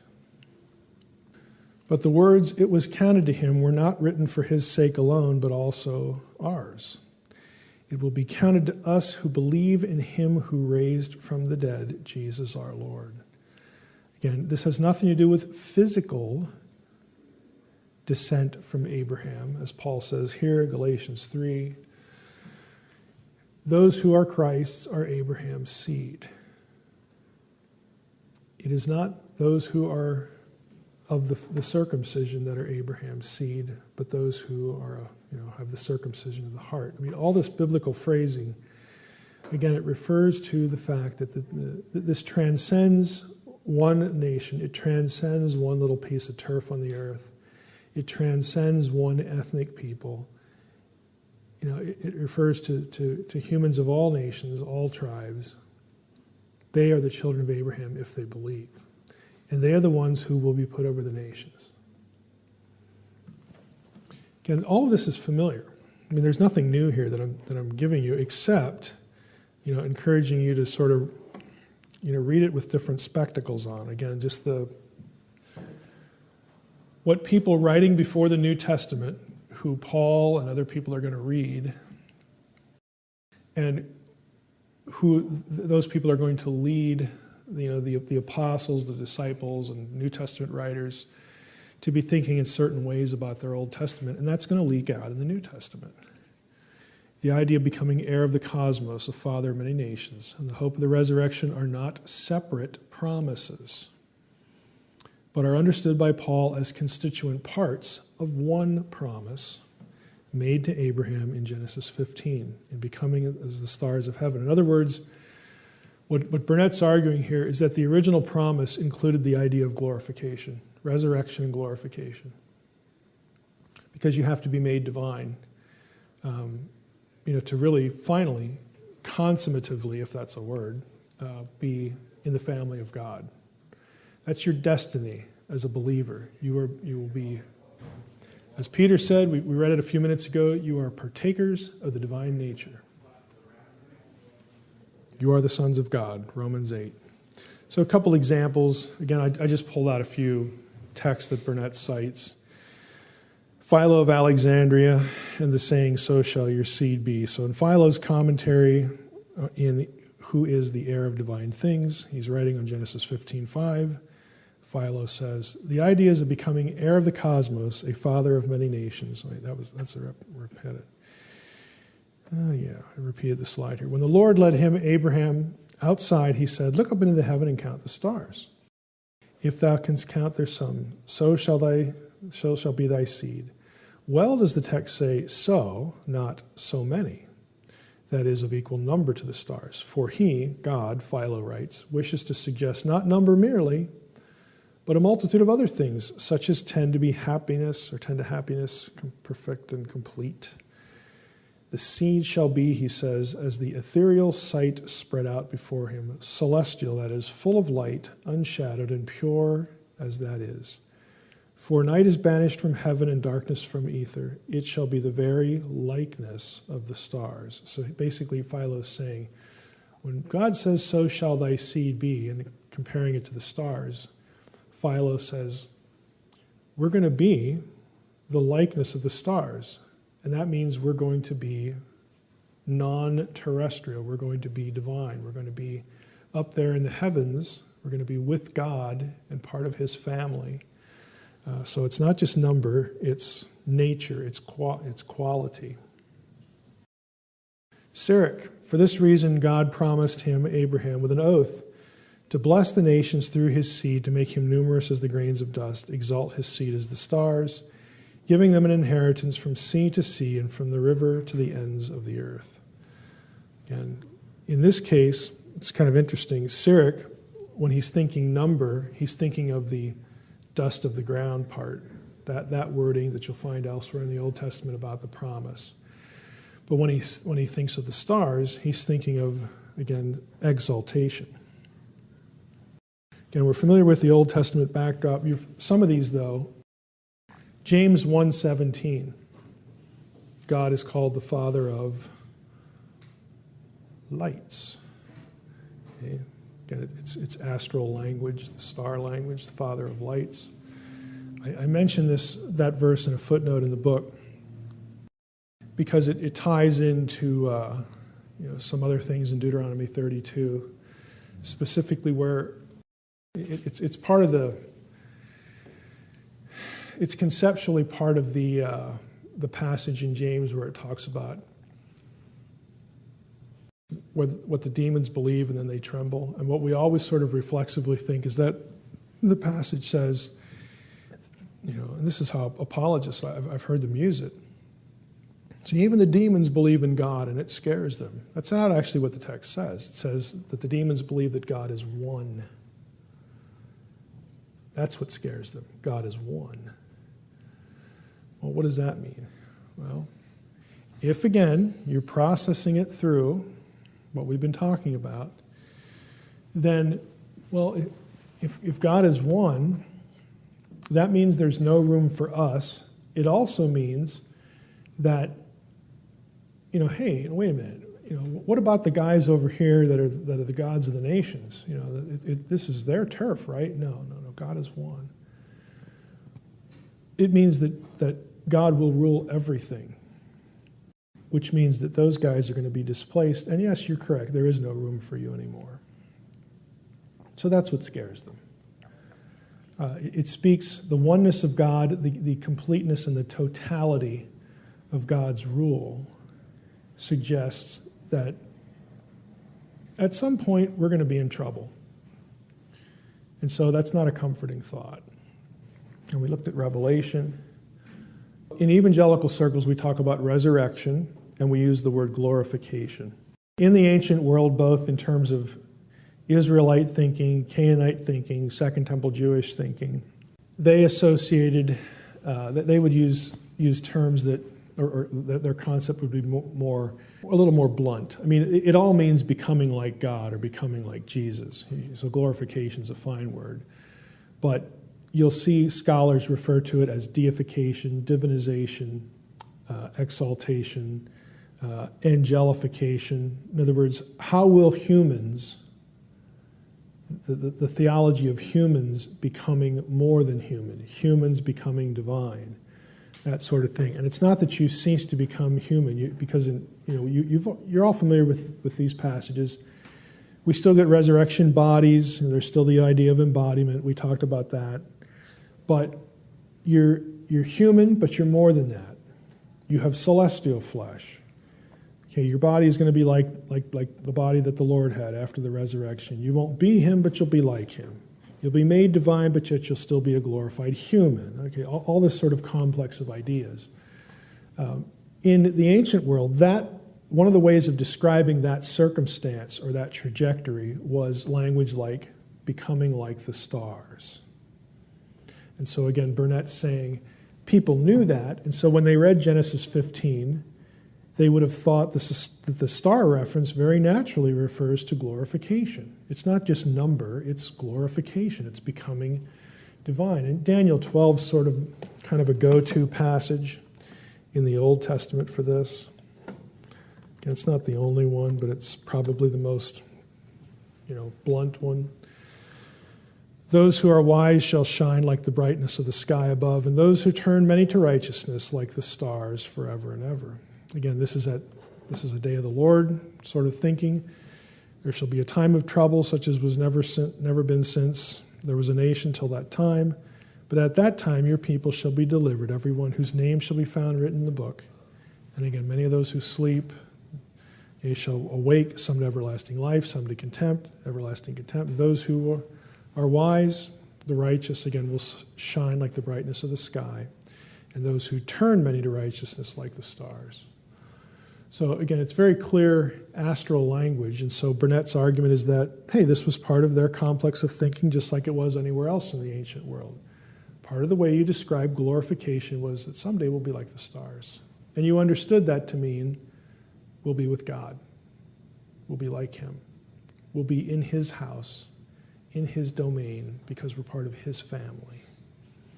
That was the way they expressed it. I'm not going to go to the Enochian language or pseudepigraphical stuff, but Second Temple texts, again, have a bunch of this. Again, to summarize the last slide, Burnett's part of his conclusion is that Paul's citations of these various verses in Genesis links all the constituent parts, inheritance of the cosmos, becoming a father of many nations, resurrection of the dead. All the constituent parts links it. They're part of the one promise to Abraham, which Paul understands to be a reference to glorified believers becoming as stars, and of course, ruling and reigning with the Lord. So, again, I wanted you to introduce you to that because it's another thing. Again, I didn't really get into it in the book. I do reference Burnett's paper in a footnote in the book a little bit. But again, there's a whole complex of tradition that ties, here's the point for us, ties a familiar Christian theological concept, glorification. It ties it back into the divine council family worldview and the Deuteronomy 32 worldview. They're all interconnected. So it's not, again, I'm not saying, well, you can't understand glorification without this divine council stuff. Well, you can. I mean, you can get the basics of it. But what you can't do is you can't see the Old Testament basis of it. You can't see how the thoughts interconnect. You can't use that to help you parse something in Revelation 2 and 3. Again, you miss the connection points. You miss the richness of it. And in some cases, like Paul, you're going to be heirs of Abraham, heir of the world, inherit the world. You're not going to have any frame of reference for that kind of language, for the bigness of it. So you need to be aware of that. The other thing, I'm not going to get into this here, but you also might be interested, a little sort of subpart to this in Second Temple Jewish thinking, especially at Qumran with the Dead Sea Scrolls, is there were certain sects of Judaism that took this one step further. And this gets you into liturgy and sort of ritual and ceremony and liturgy. But they believed that since they were God's family and Israel was supposed to be a kingdom of priests, that believers had priestly roles to fulfill in the way they worshiped and, of course, the way they lived in terms of, how they lived their life, do's and don'ts and all this kind of stuff. And so they believe that this priesthood here, because its ultimate destiny, the ultimate destiny of us is to join the heavenly priesthood, the heavenly council above, because we're going to be one family. We really are one family, but not yet. That what we do on the earth here, in terms of our worship, mimics or ought to mimic what happens in heaven. And so you'll read texts where they refer to themselves as an angelic priesthood, as a divine priesthood. It's a really big theme at Qumran. This is why they were obsessed with calendar. This is why they were obsessed with doing certain rituals at certain times in particular orders, because they wanted to align what they were doing with what they believed to be activity in the heavens. This is why you'll get astronomical texts in the Dead Sea Scrolls. Okay, this is why you'll get astro-theological thinking in Judaism, particularly at Qumran, because they wanted to be in sync with what was happening with their brethren, their priestly brethren in the heavens with God. It was important to do this ritual because as in heaven, so on earth. Heaven is supposed to be in sync with earth. And if we fail here, God is going to be displeased and chaos can erupt and all this kind of stuff. Again, we don't really think like that, obviously. But I tell you that not only because it's kind of interesting. Again, it explains again some of these obsessions, especially with calendar and ritual, post-temple. But also because I think it's at least worth spending a few minutes thinking about what we do in church. I mean, I'm not saying that liturgy, any liturgy we're familiar with today, a Reformed liturgy or whatever, has anything to do with this, even though it would be kind of interesting if it did. Some of the Eastern Orthodox stuff does. They're a little more in tune with this than Protestants. But I just think we should spend some time thinking about what we do in church and why. And it ought to teach people something. It ought to convey something important. In other words, it shouldn't just be busyness. It shouldn't just be activity or entertainment or something like that. Again, I'm not just a complete cultural stick in the mud, so don't get that impression. But what really bothers me most is that if you walk up to somebody in church and somebody asks, or a visitor comes, "Why do you do that?" Nobody has any idea why we do that. What does it mean? Well, it doesn't really mean anything. Okay. Maybe it should. Maybe it should be designed to be a thing you can use as a springboard to actually teach somebody something if they ask the question. That's all I'm saying. So again, I don't want to be too much a stick in the mud, but I do think about that. This is just a point of curiosity. Again, I'm not sure I'm buying this, but it is interesting. This is really part of what scholars like to refer to as fugitive literature. I didn't even know this journal existed. Do I have the title, the source here? I'd have to open it up, but it's in some journal I'd never heard of, but I saw it referenced in I don't know if it was a commentary or some other sort of random source, but this guy is looking at Revelation 14 and wondering if Revelation 14 doesn't, again, connect back into the Watcher's story, again, in sort of a reversal imagery kind of thing. And this is the 144,000. So let's just look at Revelation 14. Then I looked, and behold, on Mount Zion stood the Lamb, and with him 144,000 who had his name and his Father's name written on their foreheads. Isn't it interesting that those who are Christ's receive the name? I'm just saying. Let those who name the name of Christ depart from it. It's part of the name theology. And isn't it interesting that those who follow the beast also carry the beast's name? Again, just saying. I heard a voice from heaven like the roar of many waters and like the sound of loud thunder. The voice I heard was like the sound of harpists playing on their harps, and they were singing a new song before the throne and before the living creatures and before the elders. No one could learn that song except the 144,000 who had been redeemed from the earth. It is those who have not defiled themselves with women, for they are virgins. It is these who follow the Lamb wherever he goes. These have been redeemed from mankind as firstfruits for God and the Lamb. And in their mouth no lie was found, for they are blameless. Now, what the fellow suggests is he looks at, again, Revelation 14, there's an earlier list of the 144,000 in Revelation 7, where you get these, ostensibly, you get 12,000 from each tribe, okay, if you remember the passage. And, those who want to interpret prophecy, literally, to say, well, these are 144,000 real Jews, and we're looking for this in the end times with the millennium and all this stuff. Well, there are some problems with the list in Revelation 7.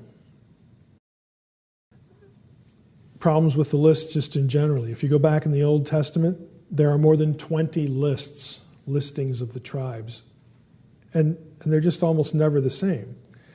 You get different orders, you get different combinations, you even get less than 12 tribes in some lists. You get 10, you get 11, you get 12. Again, is Joseph separated into two? Are they combined, or is Joseph listed? You get all this sort of variation. It's a difficult issue. But when you get to, let's go to Revelation 7 here, just for one observation before we come back here. Okay, here are your tribes. Here's your Sunday school quiz. Do we all remember what the 12 tribes were? Who's missing? Oh, you cheat. You just knew it too fast. Yes, Dan is missing. Where have we referenced the tribe of Dan today? Dan. What was Dan associated with? Bashan.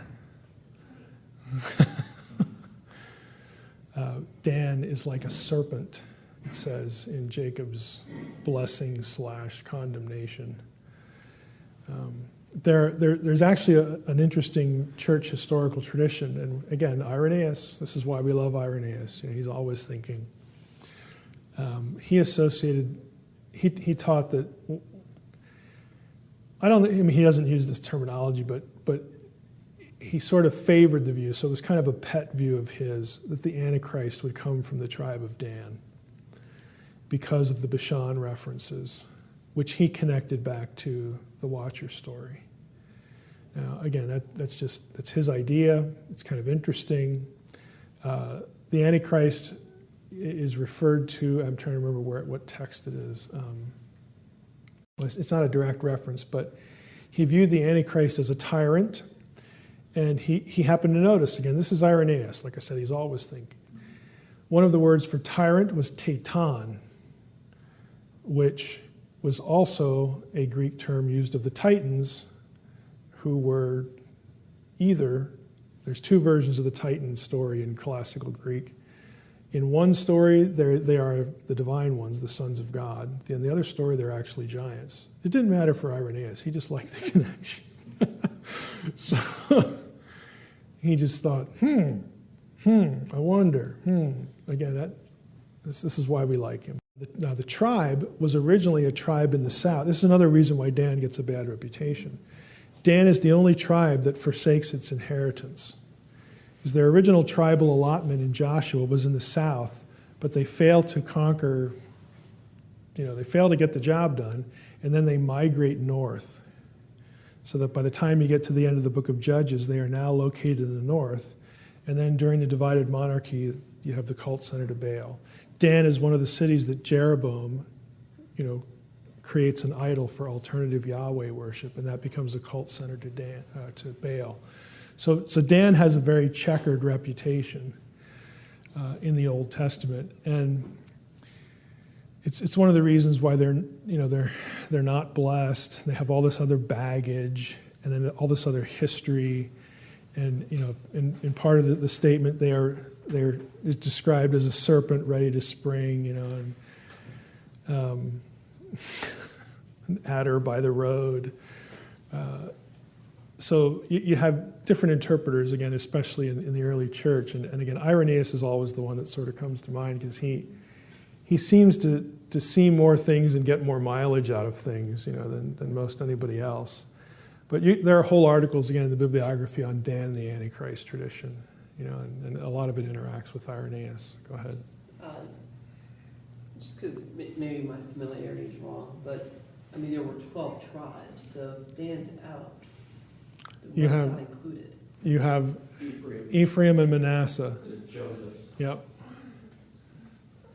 So you have Manasseh substituted for Dan in the list, and you have Joseph appear. So what usually happens is Joseph is one of the original 12, and in Old Testament lists Joseph disappears, and then he'll either get Manasseh or Ephraim. In some lists, Ephraim and Manasseh show up in the lists. So this is why when you actually go to you'd think something as simple as this would be the same everywhere in the Old Testament. It ain't. And again, part of that is in some cases the purpose of genealogies. You'll get people who get fixated on things like tribe lists, and they'll comment about how the order in which tribes appear, like, who occupies slot number 7 because 7's a special number, maybe that's what's going on. There's all sorts of ways to approach, why are the tribes numbered as they are, and why do the orders change?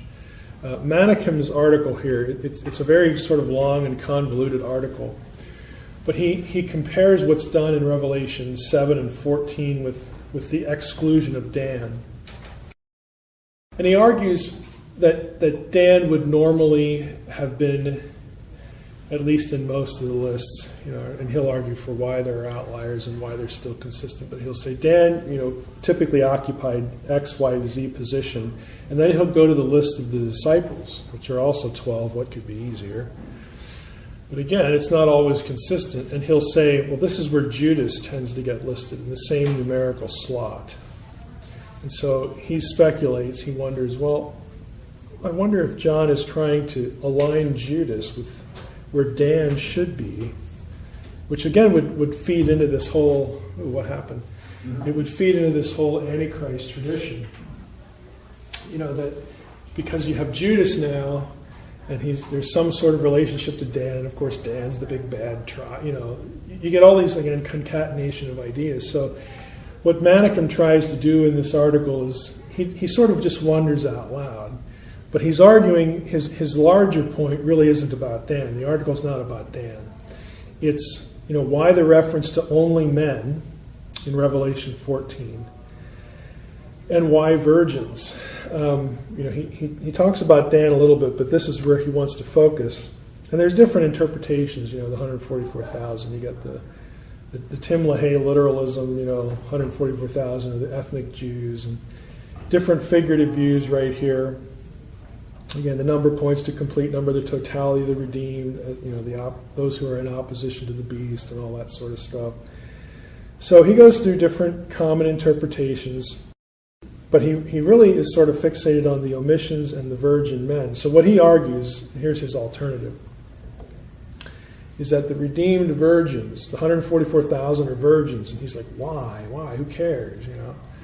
The redeemed virgins are an anti-image of the watchers who sinned sexually via cohabitation with women in Genesis 6:1-4. Now, what he's arguing is they're men in Revelation 14 because A, they take the place on earth in the war against the beast of 144,000 good angels, and they perform priestly roles. So he taps into this tradition of believers in certain sects of Judaism believing they're the angelic priesthood version of what's going on. And so he thinks that the writer of Revelation, John, says, well, we're not going to have angels fighting against the watchers who, if you take Revelation 9 as their release, rather it's believers, and specifically it's 144,000.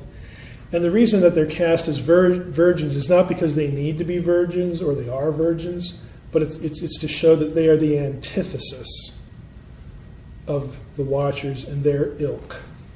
Okay, so again, it's theological telegraphing.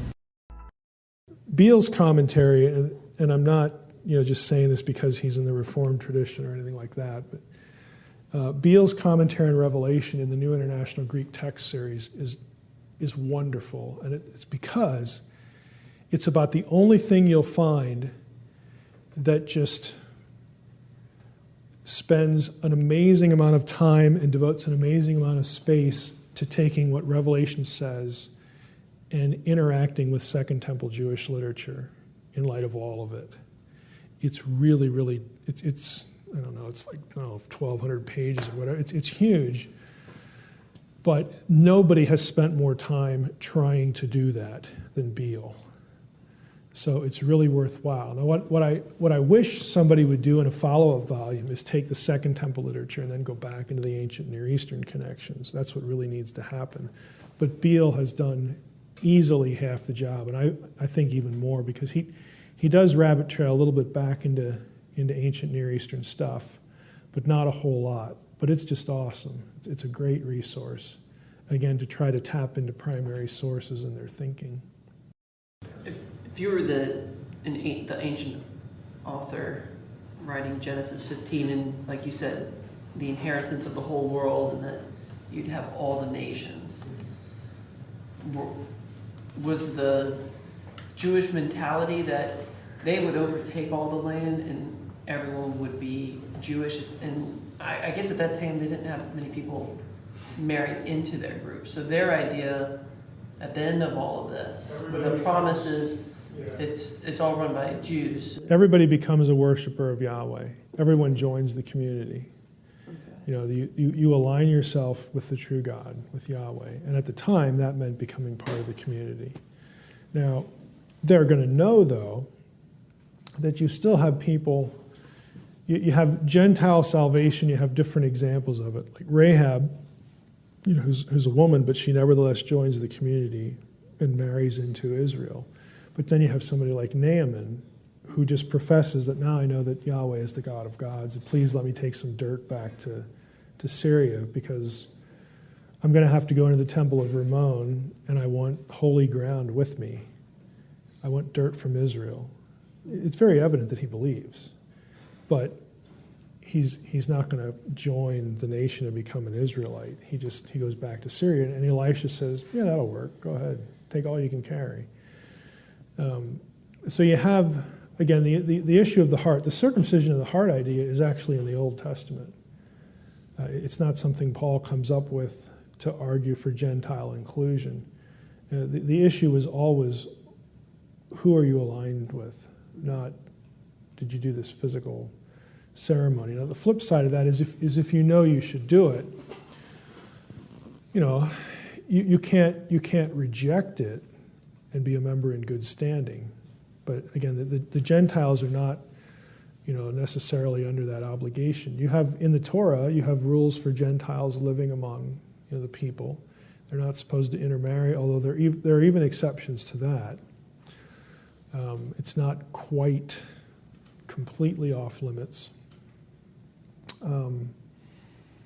But again, there are laws that allow for and presume Gentile inclusion. In other words, there are some laws that say, okay, if you're a Gentile living among the people in the land, you don't have to observe the Passover when everybody does because you're not one of us. You don't have to do this ceremony, that ceremony, but there are certain things that you do need to do to avoid polluting the land and whatnot. So you actually have this laid out in the Torah. So it's presumed that you're going to have Gentiles living among you. And, there's no passage that spells out, here's how you become one of us. And there are passages that, very clearly, even Rahab, before she joins, it's, she believes. I mean, that's why she's in Hebrews 11. She knows, she believes that the God of Israel is the real God. So you don't have it ever spelled out, but again, it's not something that you could just sort of thumb your nose at. If someone told you about it and you wanted to officially join the community, then you have to do it a certain way. But the vision is that these questions sort of become peripheral because everyone worships Yahweh. That's the vision, to have everyone return to the true God. And it's not a conquest thing either. It's a you've been persuaded through whatever circumstance that Yahweh is the God of gods. I was thinking what you were saying in the book about how God has two families, a human family, a spiritual, angelic family, and his vision of Eden, the restoration of Eden, his edenic vision. And it just makes me wonder, kind of thinking back, I have to reread my Bible now, but all the parables that Jesus taught, like the prodigal son, for example, where there's a father with two sons, and one, leaves, and the older one stays. And I'm just trying to think if you've considered, rereading or just trying to see if perhaps Jesus wasn't talking only about humans. I think I haven't done a whole lot of thinking about that. I have a friend, Ron Johnson, who likes to think about that, and we've had some conversations about it. Like the one, the parable of the son, where the enemies are the ones who they're tenants. They start out as tenants, and then they try to take over the land, and they, you know, it's kind of hard not to see the whole Deuteronomy 32 situation there, and that's where Ron's at. He thinks that people would have picked up on that, and finally you send the elect son, you know, the monogenes son, and they kill him. I think there is, you know, something to that. I don't know. Parables are a little dicey because it's hard to know whether 1 point or 5 points in them is supposed to be analogous to something. And, you know, like Blomberg's book on parables, that's one of his big things. And I think he's right that you can't press a parable into duty to be this. You can't turn them into allegories where every element is analogous to something else. But having said that, there are a number, and you mentioned the so-called prodigal, which really isn't about the prodigal anyway. It's about the father. But you look at that, and yeah, I think there are one or two things in a lot of parables that connect back into some of these big themes. So I would tend to agree, but I wouldn't want to venture into too many specifics at this point. It's something on my list of things that, you know, I need to think more carefully about. But I'm betting you're going to, you know, there would be some that, yeah, this line, you know, this sort of descriptor, this little phrase here and there is going to conjure up some image or connect back to some passage in a way that isn't obvious. But once you see it, it becomes obvious. We were talking about the different types of demons. So you had Satan, serpent, and then you had the sons of God who are trapped in prison until Revelation. And then I simply just wrote down there was demons, and then there was gods of the nations. What's the difference between separating out who these gods of the nations are from the other demons? Are you thinking like the encounter with Legion as somebody? The problem is the terminology is in part confusing, and that's in part because of our translations. You have essentially four bands of rebels, even though one band is only one. Okay, so you know you've got your rebel in Eden, then you have the rebellion of Genesis 6. Okay, those guys are never called demons, even though, again, in Jewish tradition, the original offenders, the guys who commit the crime, are imprisoned. They are referred to as the angels that sinned by Peter. They're, you know, bound and all that stuff. Their offspring in Jewish tradition, okay, Nephilim and those bloodlines, those are the ones who are referred to as the Rephaim, who are the inhabitants of hell, the underworld. Those are the ones in Second Temple tradition that is the explanation for where demons come from. So there's a relationship between the offenders of Genesis 6. Their offspring is the explanation for where demons come from. And so their offspring is really the third category, the third bunch of rebels, and those would be the demons you see running around in the Gospels. And then the fourth are the gods put over the nations, who wind up in rebellion. Now, again, are they ever really singled out as demons the way the Gospels think of them? No. But the way our translations describe them in Deuteronomy 32:17, it uses the word demon there. But that demon, Old Testament demons, and the word only occurs 2 times in the Old Testament. It's shadim. Comes from Akkadian shadu, which means a guardian entity, a territorial guardian entity, which makes sense in the Deuteronomy 32 scheme of things because they have dominion over turf. But those guys are not, again, in Second Temple tradition or even in Old Testament. You won't find them like in Sheol. You won't find them fathering, you know, creatures that become demon. You know, they're different. They're still in rebellion, but they're different. So you actually have 4 different groups, and they get conflated a little bit in our minds because of the way our translations choose to render shadim in Deuteronomy 32, and then there's a reference in the Psalms to the shadim.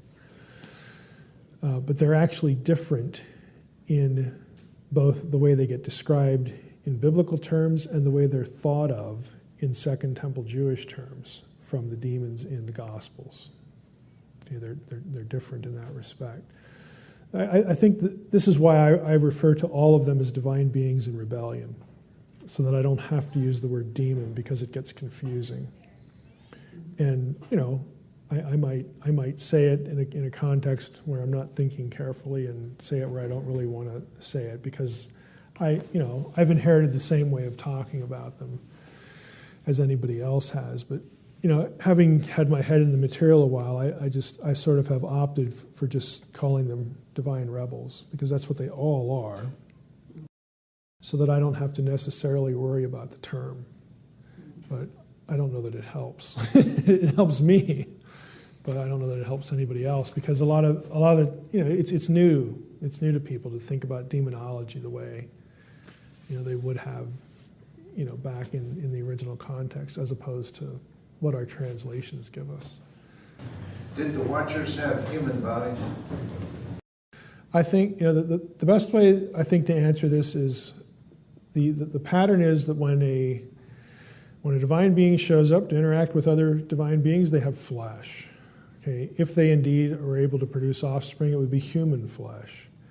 Okay, the question is, well, they're human, but are they more than human?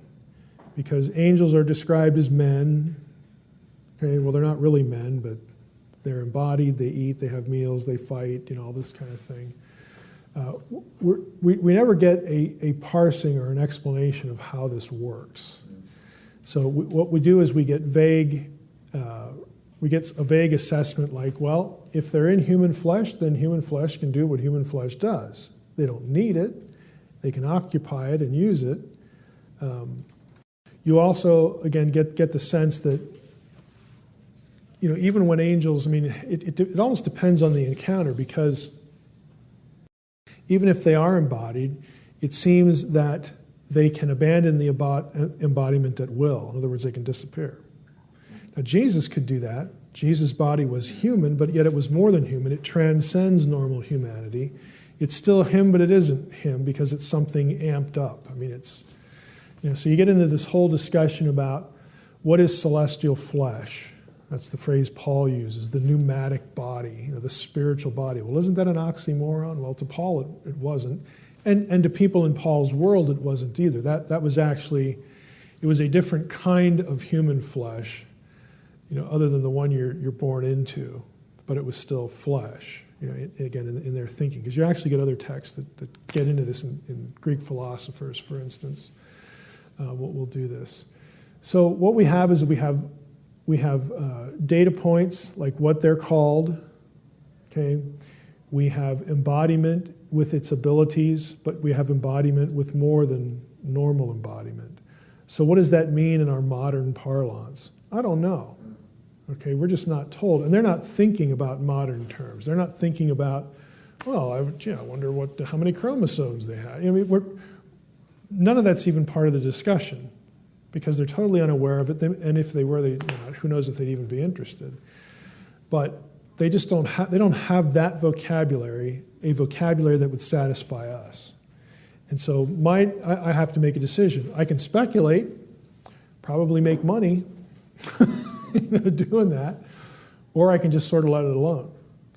So I choose to let it alone. I don't like speculating because, again, in my case, because I'm sort of known on the internet, if I start speculating about things, people will take it like it's truth. And that bothers me. So I only want to go there. I just don't bother.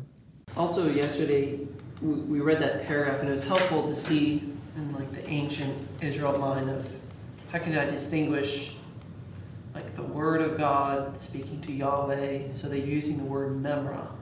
And you said it came from a Targum Bible? Targum. Targum. Okay. And what language is there memra? And that's Aramaic. And then, so Was it the Hellenized Jews, I guess would be speaking Aramaic at the time, who were reflecting back on their forefathers about how they also knew it, and so they were trying to distinguish? Depends what a Hellenized Jew means. I mean, a Jew's going to grow up speaking Aramaic. That's the vernacular. If you're Hellenized, that can mean one of two things. I adopt Greek culture and lifestyle, and it could mean I adopt it to the point where I now am speaking Greek like it's my own language. You could be bilingual, but in other words, the issue with Hellenization is, where are you at in the spectrum? I'm not offended by Greek culture the way my conservative relatives want me to be, because Greeks are Gentiles. Okay, I'm not offended with their culture, and I'll even do some of the things they do. That's one end of the spectrum, as opposed to, man, I wish I were Greek, and I'm going to pretend I am, so I'm going to go run around speaking Greek all the time. So it just depends. But a lot of people would have been bilingual, in that part of the world, because Greek is to them like English is now. It was the lingua franca. Everybody spoke Greek. So if you wanted to be in business, if you wanted to, buy and sell goods, chances are you knew at least some Greek so you could get by. But if you were a Jew, your native tongue at that point was Aramaic. Hebrew was something that would have still been used, typically by the priestly class, by the scribes, people who are going to interact with the Masoretic text and teach it and whatever. People probably knew a little bit of Hebrew, but most of them did not. I mean, even Ezra, when they come back after 70 years in Persia, Babylon and Persia, Ezra has to read the text to them and then give them the sense, which a lot of scholars believe, and for good reason, that Ezra had to actually translate their own Bible to them into Aramaic because they had lost their language. That was a problem. It never sort of completely went away, because by the time you get to the 1st century, Aramaic is what you speak if you're a native Jew. So Targums were translations into Aramaic of their own Bible, because most people could read that. Some people could read Greek too, so they might use a Greek text. They might use the Septuagint. We just don't know. There are a lot of scholars who think Jesus was trilingual, that he could handle Hebrew, certainly knew Aramaic, would have known Greek, again, because everybody knows Greek. It's a little hard to tell, but Aramaic would have been really, really familiar. And so Targums were important because they allowed the masses to read Scripture, masses of Jews anyway. And later on, after the New Testament was put into Aramaic too. They're also called Targums. In the east of the empire, the Aramaic form, the Aramaic language in the eastern part of the Roman Empire was Syriac.